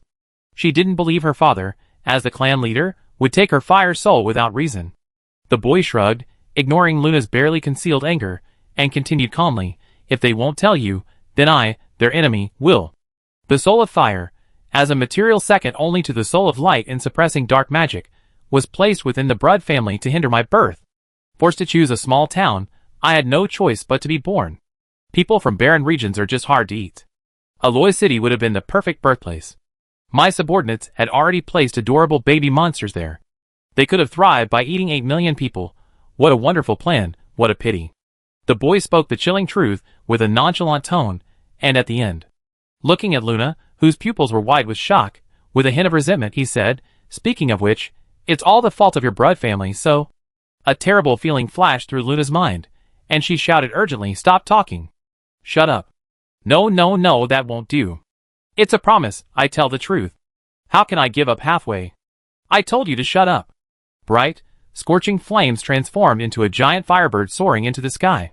With a single flap, waves of heat surged, forcibly expelling all other kinds of magic, even dispersing the dark magic surrounding the boy, threatening to scrape his flesh and bones before burning him to ashes. The boy wasn't annoyed, only a triumphant smile appeared in his cold, vertical pupils. So, I wiped out the entire Brood family. 321 people. I broke each of their limbs, pierced their magical spirits, and devoured their souls. They can't even enter the underworld now. Happy? Ha ha! Suddenly, the boy's face turned serious. You clearly did wrong, yet you refuse to admit it. That's wrong. I remember very clearly, there was a human who looked a lot like you. Let me think. In your human terms, she was my older sister, right? She resisted the most fiercely, so I stripped her naked, hung her in the yard, and let my dear dog eat her piece by piece in front of everyone. Go to hell. Luna's eyes turned bloodshot. The fire soul refused into her body, and the firebird spread its wings high, like a falling sword, piercing through the demonic boy. Die, die, die, die. Countless magic circles unfolded behind her, and fireballs, fire pillars, and fire whirlwinds bombarded her continuously. The rapidly depleted magic power made the girl's face turn pale, but she paid no attention to her own body. At this moment, Luna had only one thought in her mind, to burn that damned demon to ashes. Chapter 366. A violent power erupted, yet the towering figure possessed extraordinary agility. Every part of his body was a weapon. A mere touch would shatter a seventh-tier transcendent along with her soul. Is this the power you seek? Conrad casually blocked Lori's heavy punch, letting the resulting spatial ripples pass over him. The immense dark magic couldn't penetrate his black armor's defenses at all. Power? Yes, I need power. But how could you lackeys of the gods understand that this world needs change? Why do gods have infinite lifespans while all things must eventually die? I refuse to accept this. I need more power. Lori roared, his mind already somewhat clouded. His hands clasped together, and layers of magic circles appeared, a massive surge of dark energy gathering, so much so that even his powerful body couldn't withstand it, cracking open with jet-black fissures. Locked in by the power of his soul, unless Conrad left this plane, he would surely be struck. Faced with this attack, comparable to a self-destruction, Conrad had no choice but to be cautious. His black knight sword once again cracked with spatial fissures, golden magic coalescing on the blade, radiating a dazzling light. You pathetic, deluded creature, nothing but a greedy person clinging to life, yet you dare to presume to define all living beings. The knight raised his sword high, flowing runes swirling around its blade, the dense baleful aura transforming into the sharpest edge. This strike was even more powerful than when it shattered the barrier. Buzz! The pitch-black barrier suddenly cracked open from its center, slowly shedding its cloak of despair. Thick blood vessels snapped with a thud, spilling copious amounts of blood. Sunlight returned, though lingering dust told the darkness of its defeat. Repent for your wrong choice. The sword fell, and the wind rose. Nearly 100 knights of light surrounded the desolate, rugged mountain range. Repeatedly stimulated by powerful magic, the ecosystem here had long since vanished. Now, the towering mountains had caved in, creating craters several miles in diameter, the result of the immense pressure. The Asar priests stared at the gradually intensifying pressure. Since they gathered some of their forces and arrived, the mountain range had changed. Some knights of light, who had inadvertently gotten too close, had been instantly half destroyed by the erupting pressure. The pressure was slightly weaker now, but it was steadily increasing. If they didn't act quickly, they probably wouldn't even be able to get close. Prepare a combined purification spell. Regardless of what rituals were taking place in the mountains, a purification spell would at least have some effect. Nearly 100 knights of light chanted in orderly fashion, Great God of light, your devout followers pray here, bestow the grace of light, dispel the aura of evil. Soft white light intertwined, constructing a massive magic circle over 30 meters wide. A gentle sphere of light condensed, and shot into the deep pit at the center. The spell ignored the obstruction of rocks and soil, flowing downwards, and striking directly at the churning pool of blood in the center of the altar, where a noble-looking youth was gradually materializing. How can there be the power of light? The blood pool, struck directly by the purification spell, instantly collapsed by half, along with the youth. The surging power melted nearby cultists into blood, emitting piercing screams. The crimson array on the ground was broken, dimming. The messenger presiding over the ceremony erected a protective barrier enveloping the ritual site, barely managing to block the power of the purification spell, then glared angrily at the half-naked man who had just returned. Didn't you say this place hasn't been discovered yet? If you can't give a reason, you might as well offer yourself up. The man called out was sweating profusely, hurriedly explaining, Lord Lin Yuanjia, we checked carefully, there really isn't any trace of outsiders. As for the possibility that someone could evade his senses, he, as an evolved being, didn't bother to consider it. An old man holding a dark magic book interrupted the man called Lin Yuanjia, speaking calmly, although we belong to different factions, serving the abyss is our shared duty. Summoning the young master as quickly as possible is the most important thing. Lin Yuanjia snorted coldly, took out a white bone dagger, the hilt still bearing pulsating veins.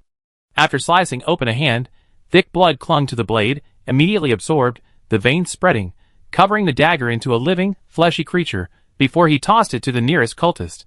"It is your honor to offer your flesh and blood to your young master, do it." The cultist, kneeling on the ground, looked at the eerie dagger in his hand. Without hesitation, he plunged it into his own heart. As his body turned into a hollow shell, the dagger turned slightly red. Before the dagger hit the ground, another cultist did the same, swiftly plunging it into his heart, watering it with his own magic and flesh. In less than 3 minutes, all the kneeling cultists were dead, their daggers a vivid, chilling red. Only you are left. The dagger landed in the man's hand. He glanced at his companions who had been kneeling devoutly, and at the two cold-eyed abyss walkers. A slight sense of bewilderment filled him, but there was no time for him to think. The dagger reversed its grip on his body, plunging straight into his chest. Feeling his strength rapidly fading, the man's bewildered eyes became empty. Splash! The dagger pierced the skin and fell into the pool of blood. The array on the ground lit up again, and the pool of blood, mixed with the shouts of thousands, churned once more, coalescing into the boy's body. Boom! Pebbles fell from above. The old man opened his spellbook, his entire body vanishing into shadow. "I'm going to deal with that trash from the Church of Light." The man, now alone, presided over the ceremony, gazing at the boy's perfect body, a fanatical glint in his eyes. "It's all those heretics' fault, otherwise the young master's body would be even more perfect. I hope the young master won't blame us." Above, the crowd preparing for a new round of light spells suddenly felt their bodies bound, as if something unseen was controlling them. Shadow binding. People from the shadow cult. The knowledgeable priest Asar immediately cast an opposing dispelling spell, dissolving the magic binding him. He then raised his staff, releasing a holy shield of light. Under the light, the old man hidden above his head instantly appeared. "Up there!" The old man cursed under his breath. "What a sharp nose!" He quickly moved away. Those knights were nothing, but the priests who could lead the expedition were all at least 6th rank, and their attributes were mutually exclusive. He was still somewhat wary. However, the old man's presence successfully diverted the attention of the Church of Light, leaving only about 20 Knights of Light surrounding the area as a precaution. Nourished by the believers, the figure in the blood pool rapidly took shape. In just 5 minutes, it solidified into a human-like body and limbs, hovering in midair. Then came a gaunt old man, a blood-red robe draped over his body, seemingly ready to devour anyone. Before the one who had been drawn to the abyss could control him, the old man awoke first, his crimson eyes blazing with boundless killing intent. He blasted the man into the wall, but quickly regained his composure, ignoring the man and stepping before the young man's body. With a surge of magic, perfectly fitting clothes spontaneously formed, which the old man personally dressed him in. "Why is there a flaw in the young master's body?" The indifferent words sent a chill down the man's spine. He hastily knelt and begged for mercy. "Your Excellency, it's not our fault. It was the people of the Church of Light who acted." Just as the reconstruction was about to begin, the blood pool was corrupted by the power of light. Whoosh! The man pierced through the entire mountain, like a rag doll, startling the vigilant Knights of Light outside. "What was that? Too fast. We couldn't even see it." Just as the knights exchanged bewildered glances, a deep, aged voice echoed from the gaping hole. "If every follower of the abyss level weren't so hard-won, your mistake would have been enough to send you back to the Lord's embrace." Sunlight streamed in, revealing the old man hidden in the shadows, and the sleeping boy floating behind him. "Who are you? State your name now, or I will treat you as a cultist." "Too noisy. Rest in peace." As if gently patting a garment, the 20-odd Knights of Light were instantly pulled away by their own shadows. As the magic subsided, they vanished without a trace. "Ron, where's Lori?" Chapter 367. Feeling the tactile sensation of the heavy sword in his hand, Conrad looked at Lori, who had nearly been cleaved in two. A thought struck him, and he sent his clone over. Just as he was about to strike Lori down, he suddenly sensed an overwhelmingly powerful force erupting 1,000 miles away. An evil aura. Is it a forgotten cultist? Before entering the barrier, he had left behind a clone with the strength of an 8th-tier being, roaming throughout the various areas of Edbeo's city to eliminate any hidden cultists. However, with such a vast area, it was normal to overlook some. But this aura was a bit too strong. Coming to his senses, Conrad was surprised to find that Lori was still alive. Countless streams of blood converged on Lori's body, the blood from the severed blood vessels, when the barrier shattered. The seal-bewitching worm also rapidly melted, rushing forward with a large mass of flesh and blood, merging with Lori. Conrad didn't stop him, knowing it was a skill of the flesh and blood order, one he couldn't possibly withstand. Drawing his great sword, Lori's horrific wound stretched from his neck to his abdomen. Under the influence of the golden magic, his self-healing abilities were completely ineffective. Not only his body, but his soul was nearly shattered in two by the single strike. However, even such a severe injury was quickly contained by the replenishment of blood.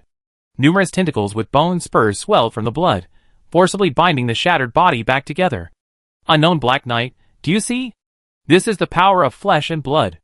With it, I can use eternal life to cultivate, to break the constraints of the saint rank, and to bring down those high and mighty gods. Conrad remained unmoved. He knew that perhaps Lori initially only wanted to break through her impending death and use external forces, but once her mind was twisted by the demons, she would never be able to return to humanity. The tragedy of humanity lies in this: their minds are too chaotic. Of the billions of extraordinary beings, only 1 in 1,000 is a knight. You, confess your sins. Knights are one of the few extraordinary professions that require a high level of mental cultivation. All professions involving the mind combined account for only 1% of extraordinary beings. They are usually the leading force in resisting cults. Conrad's expression hardened. The clone, he said, had vanished in less than 3 seconds. An accomplice? Ask my sword if it agrees first. The knight's greatsword no longer hesitated, unleashing 10,000 strikes in an instant. Lori's consciousness instantly fell into endless stagnation. Even with the drastic depletion of the blood clinging to him, it couldn't compensate for his lost life force. Wasn't it supposed to be immortality? Clang! The great sword was deflected, and power exceeding the 9th rank exploded beneath its blade. Lori, struck by the terrifying impact, crashed through several buildings before slamming squarely into the central plaza, nearly destroying his already near-death state. But it was precisely this shockwave that helped him dodge Conrad's final attack. With the aid of his remaining blood, Lori miraculously survived. Above, Conrad stared gravely at the old man who had suddenly appeared. It was him who had blocked a blow from 60% of his power with a magical barrier. Behind the old man stood a drowsy, pale-skinned youth, who appeared somewhat sinister, but what Conrad feared most was the lingering spatial rifts around him. Saint level? No, not that powerful. A saint level clone? So that's it. You're the one who orchestrated everything. The old man merely glanced at him, but the saint level pressure instantly made Conrad pause. Even though this clone was far from saint level. Lori, I protect you. Get lost. Hearing this, Conrad almost laughed in anger. Did he think he could just hand it over with a single sentence? The knight's greatsword lay horizontally, and the man's face was covered in black armor. A murderous aura suddenly erupted, drawing mysterious crimson runes on the black armor. Just a clone. I kill it! An aura more than 10 times stronger than before poured out wildly. When it came to arrogance, Conrad had never feared anyone. A killing knight lives for battle. The exit of the secret passage was unobstructed. After Linton appeared, the 2 local 7th-level superhumans exchanged pleasantries for a while before leaving. One was the head of the largest merchant guild in Edbao City, and the other was the current dean of Edbao Academy. Although Luo didn't recognize them, in the eyes of the residents of Edbao City, they were all extremely powerful and influential figures. Linton, holding a high position, was naturally quite familiar with them, and the proper etiquette had to be observed. Speaking of which, I still don't understand why the anti-magic array suddenly activated. This isn't magic. And Derny was still muttering about the anti-magic array that had turned the tide of battle. He shamelessly asked Linton for the key to unlock the array, but no matter how he examined it, it was a very common one-way unlock key, without any reverse activation function. Could all the barrier magic I learned over the years be fake? Miss Luo, what should I do? Luo pretended not to see his gaze. She couldn't explain that she'd seen Linton reverse the activation rune after stopping the anti-magic array. It wasn't difficult, just required a keen sense of magic and memorizing the vast nodes of magic flow. It just so happened that she possessed both, and Linton, who was even less skilled in barrier magic than her, made no attempt to conceal his use of the key. After a quick check to confirm that Mori's injuries weren't serious, the 4 left the dungeon and returned to the ruined city lord's mansion. Huh? The bewitching worms are gone? Yeah. Lord Black Knight must have taken care of them. Mori, now able to move freely, spontaneously brought up the rear. Hearing the 2 children's surprised expressions, he let out a long sigh of relief. I really never want to go back to that day. Red everywhere, including me, all the level 5 and above superhumans were captured all at once. During his time in the dungeon, he and other level 6 beings were imprisoned with their magic sealed, witnessing the once gentle city Lord Lori greedily devour the others. It wasn't that he was actually eaten, rather, it was as if his entire body was absorbed, leaving only a shell, which was then casually burned. After witnessing the futile curses and resistance of the crowd, he had given up hope of living. Unexpectedly, when he was the only one left, the entire dungeon experienced an unprecedented and violent tremor. Lord Lori seemed very angry, throwing him into the dungeon before leaving. Although he was tortured to the point of near death by various traps in the dungeon, compared to the others who had lost their lives, Mori could not contain his excitement. Who would want to die if they could live? Speaking of which, I haven't introduced myself yet, have I? I'm from the Mick family, Mick Hebrew Mori. Nice to meet you both. This was the first time Andre had been introduced so formally, so he imitated her and introduced himself. I come from a family of barrier masters, she and Andre. Nice to meet you both too? Ha ha ha. Interesting little fellow, the Shiwen family, right? I heard of them. They contributed many barrier master geniuses to the empire. I suppose you're a genius too, young man. In just a few words, the two went from strangers to young man, but Andre didn't notice at all, just scratching the back of his head with a silly grin, clearly enjoying the praise. However, he soon remembered Luo, and was about to introduce her to Mori when he noticed that she was staring at the central square in the distance. Miss Luo, what's wrong over there? Luo hovered a few centimeters above the ground. A gentle breeze blew, but it couldn't smooth her slightly furrowed brows. She raised her slender white fingers, her tone slightly cold. That person is Lori. Chapter 368. Separated by the statue of Edbeo, a tall figure lay on the opposite side of the central square, his fate unknown. A huge, curved horn on his head clearly indicated that he was no longer human. Lord Lori, no, that traitor. Those who hated him most were undoubtedly Mori and Linton. Having worked together for nearly 200 years, the three shared a deep bond. Now that Lori had fallen into a cult, they both despised the cult and loathed Lori's actions. I must find out. Mori flew forward first, followed closely by the other three. Upon reaching Lori, everyone noticed another person standing beside him, a human-looking boy exuding a faint air of authority. Though standing there, his aura was completely concealed, as if he were merely a shadow. Sensing their approach, the boy slightly turned, revealing a face as perfect as a young girl's. Seeing that familiar face, Luo's pupils constricted violently. How could it be him? Question mark, flesh and blood clone, Fortier transcendent, darkness, a clone summoned through sacrifice. Its existence seems to serve a certain purpose. It is nearly immortal until the life force of the sacrifice material is exhausted, and it has a special connection with the original body. Note 1. Due to the sacrifice, it can only exert 80% of the original body's strength. Note 2. Acts as a kind of vessel. It's an acquaintance, a little human girl. Why, aren't you going to say hello? And Derny looked at Luo in surprise. Miss Luo, is she your friend? Indeed an acquaintance. The kind she roasted. Luo unleashed scorching fire magic from her hands, a sudden gust of wind ruffling her long silver-white hair. Amid Anderny's bewildered expression, she directly activated her magic. Since you're here, so you really didn't kill me last time? Perfect, I haven't settled the score with you yet. Daring to attack the sea pearl, Laka wouldn't give him a chance to explain. A burst of blazing breath shot out, so fast that Anderny didn't even have time to react before he was already in front of the boy. I'm not fighting you today. It would be troublesome if this body were damaged. A colossal creature suddenly sprang from the boy's body, with a massive head, ferocious bony wings, a thick tail, powerful hind limbs, and hard scales that, despite being struck by the blazing breath, only bore a black mark. Now I can't let you disturb me, Shadow Wyvern, go! The 30-meter-tall Shadow Wyvern roared as it circled around the boy, its solid dragon might pressing down on everyone, slowing the flow of magic by 30%. Insignificant humans, get out of here. Oh no! It's dragon's might. Run! This is the central square. The consequences of a fight here would be unpredictable. Linton and Mori acted decisively, launching a coordinated attack on the dragon to lure it away. But frustratingly, the dragon merely raised its eyelets, blew a breath to drive them away, and didn't leave the boy's side as they wished. With its powerful defense comparable to emerald-level armor, it completely ignored their attacks. Lo was the only one unaffected by dragon's might. Flying high in the sky, she watched the boy. Her attack had failed, and she calmed down slightly, wondering, what is his relationship with Lori? Why is he here? What is the meaning of this clone being some kind of vessel? Through the gaps where the dragon swam, Lo saw the boy talking to Lori, then taking something from Lori's heart and putting it in his mouth. What is he doing? A sense of unease crept into Luo's heart. Having encountered him several times, she knew this boy was a demon who disregarded life. His calm demeanor meant he had something more important than killing.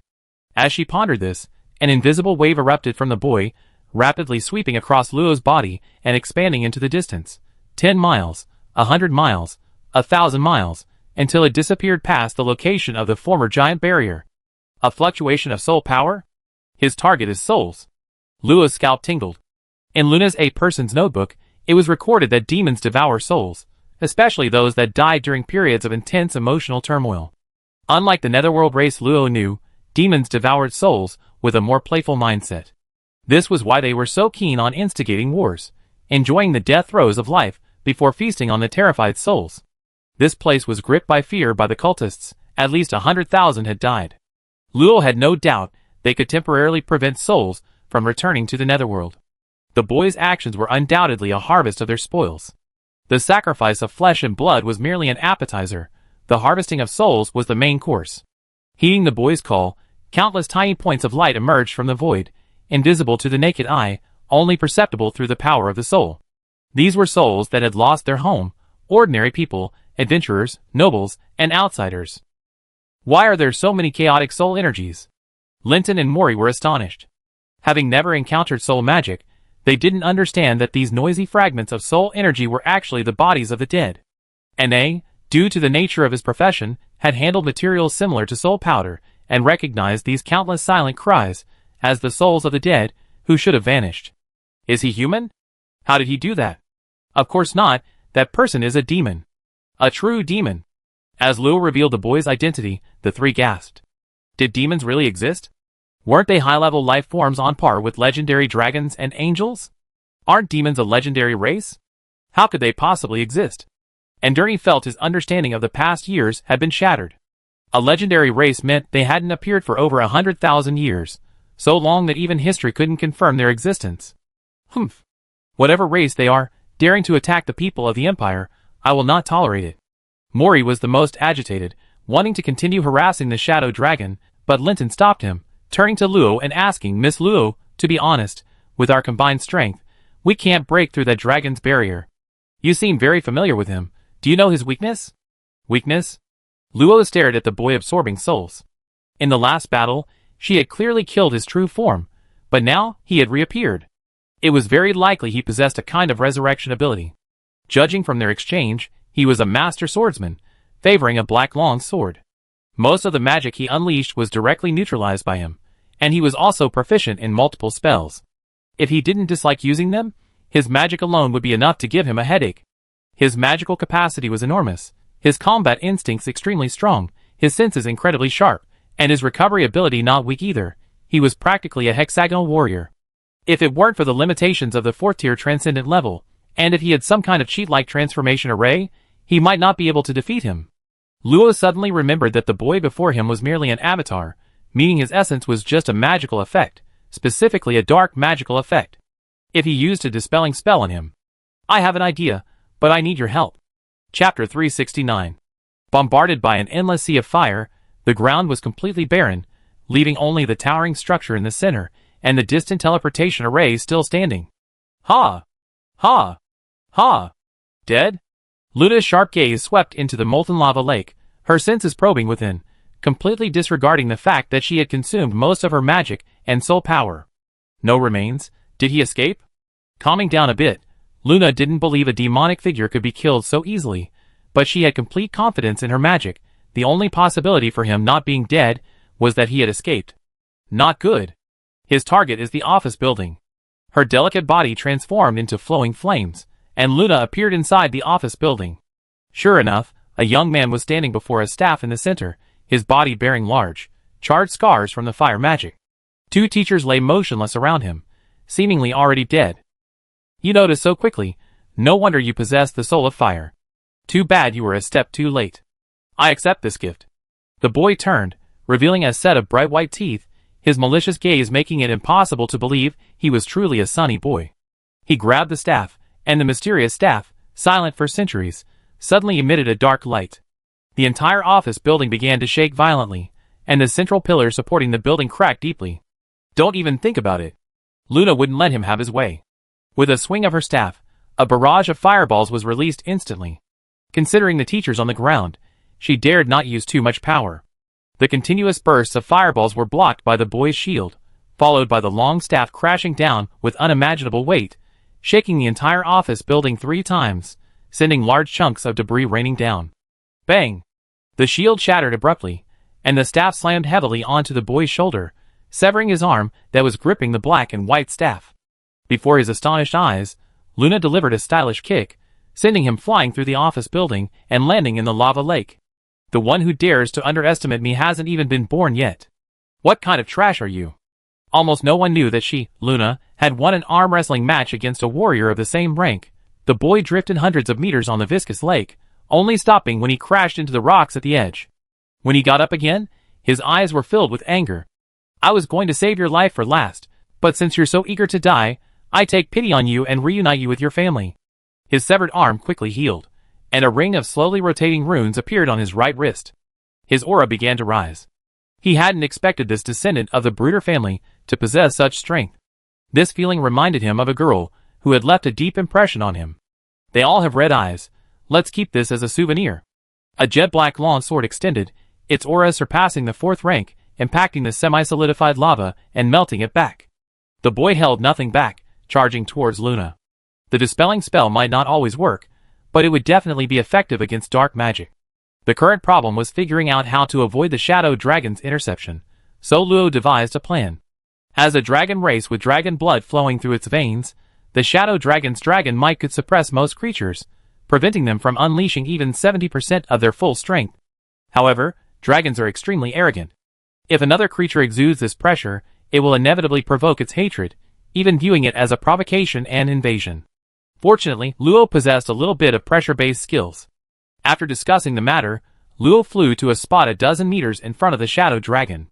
The enormous creature circled its master with its tail, and upon seeing Luo's arrival, it even yawned leisurely, seemingly unwilling to utter a single word. This stupid dragon. Luo felt instantly offended. It was one thing for its master to be arrogant, but it was just a dragon, yet it dared to disregard him. Stupid dragon, lower your head. Golden light spread across its pupils, and a heavy pressure, even more powerful and domineering than dragon might, descended. The Shadow Dragon's massive head was unexpectedly forced down, its bewildered eyes meeting Luo's gaze. The oppressive force, originating from the very essence of life, struck its soul, sending a shiver down its spine. Following this was a surge of rage. When did a mere insect dare to make the mighty Shadow Dragon bow its head? Human, you're courting death. The dragon's roar, echoing through the heavens, shook the ground for hundreds of meters. Had it not been for the protective power of faith surrounding the statues in the plaza, they would likely have collapsed long ago. Luo flew away from the dragon, her ears ringing. The dragon's roar had the power to shake the soul, but unfortunately, it had little effect on her. What a stupid dragon! Just as the Shadow Dragon was about to pursue Luo, Linton and Mori appeared. Seeing that the 2 insects had dared to stop it from eating the one who had provoked it, the dragon was even more enraged. With a flap of its wings, it swept up the boy and gave chase. Hey! You're so angry, and you still want to drag him along? What am I supposed to do? Despite saying this, Luo only complained slightly, pretending to take out a scroll from her ring, actually just ordinary cotton paper. She casually unrolled it, and holy light magic surged, outlining a perfect magic circle. You like souls? Try my gift to you.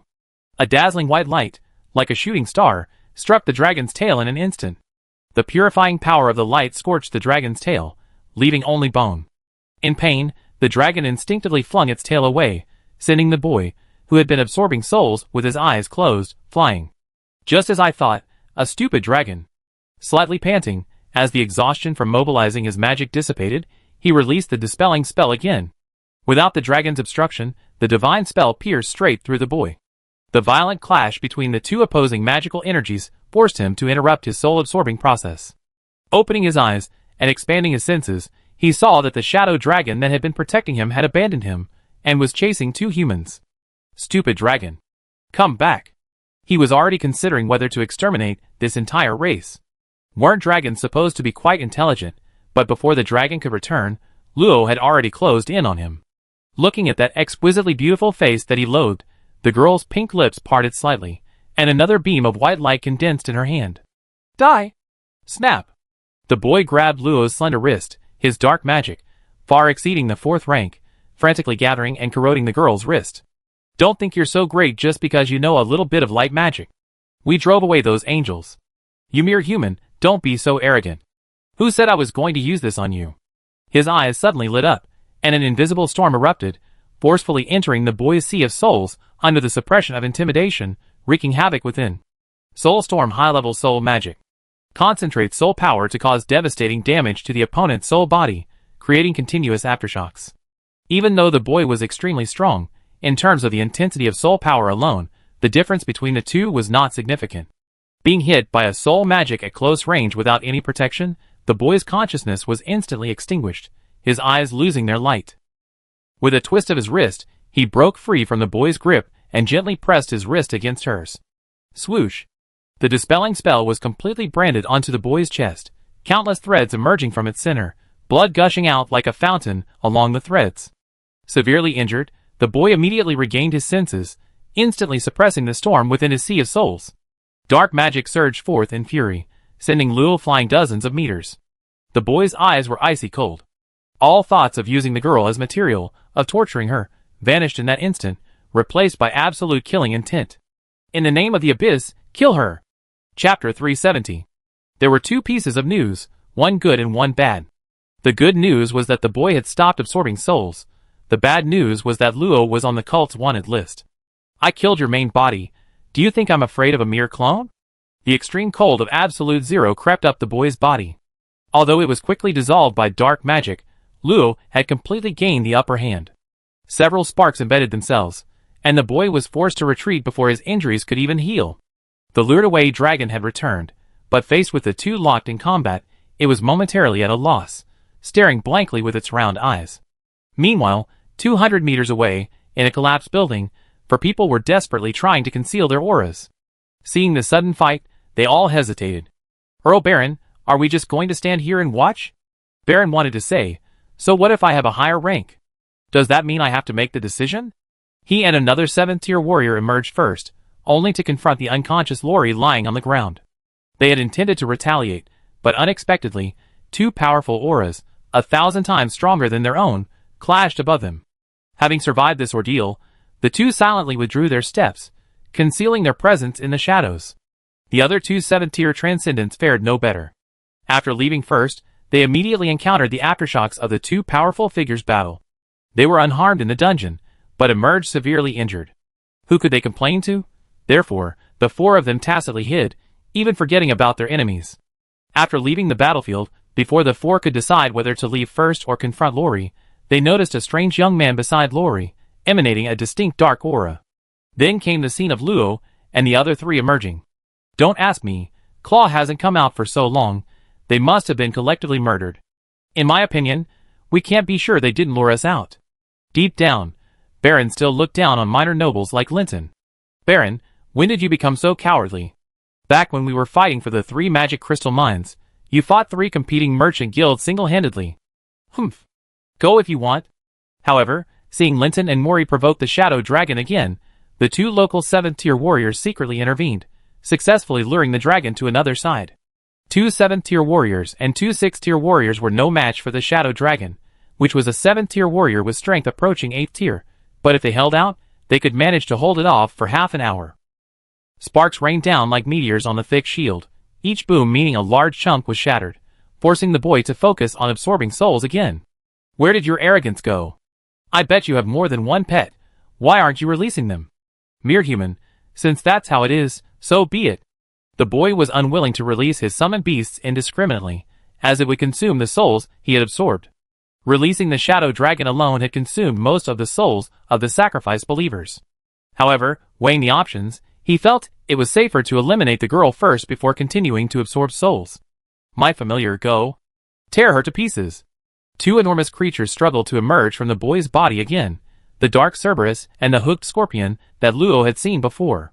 Their 3 roof-sized heads opened their blood-red maws, lunging at Luo even before their bodies were fully formed. Crack!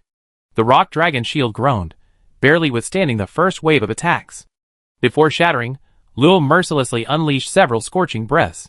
The Cerberus still wanted to devour the magic, but even with 3 heads, it wouldn't understand that Luo's magic this time carried the malevolent energy bestowed by Conrad, forcefully piercing through its left head.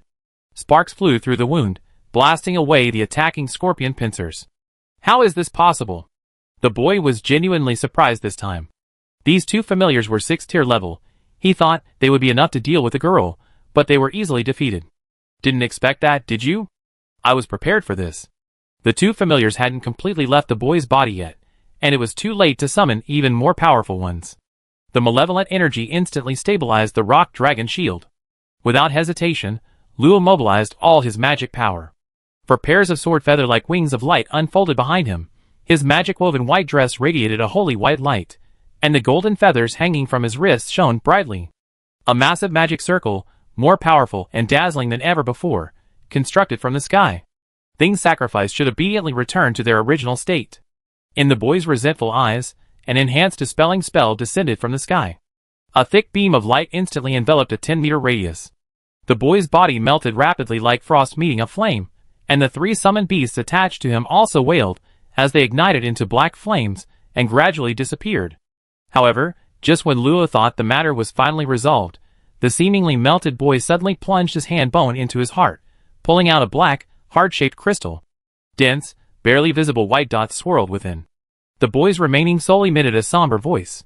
"You're right. I didn't expect you to be hiding your strength when you fought me. But perhaps you don't know that darkness isn't unilaterally restrained by light. Rather, they are mutually resisting."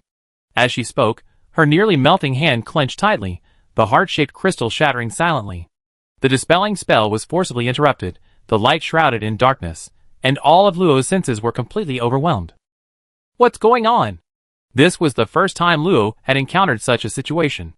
The light magic meant to suppress darkness could only hover an inch in front of her. Beyond that range, the magic would lose control and assimilate into dark magic. Soul stripping. A series of overlapping voices descended. Luo suddenly felt a gigantic, transparent hand penetrate her body, as if searching for something. A chilling, ethereal aura acted directly on her soul, making her feel cold for the first time in a long time. What is this? Get out! Her soul power formed a barrier, attempting to block the giant hand's grasp, but to Luo's horror, the soul barrier was completely ineffective. The invisible giant hand seemed to pierce through flesh and magic, directly bypassing the soul barrier and grabbing towards the sea of souls. Useless. This is demonic magic. Once locked on, the only outcome is the stripping away of one's soul. A mocking voice rang out, and Luo could almost see the demon's wicked grin. After losing your soul, I study your body thoroughly, and your soul will be forever imprisoned within this glass bead, enjoying your beautiful screams. Ha ha, The boy's laughter abruptly stopped, for the giant hand that should have pierced the sea of souls was instantly incinerated by a ring of golden flames. Looks like your wish is gone. The girl's mood brightened. The enemy's defeat was the best victory.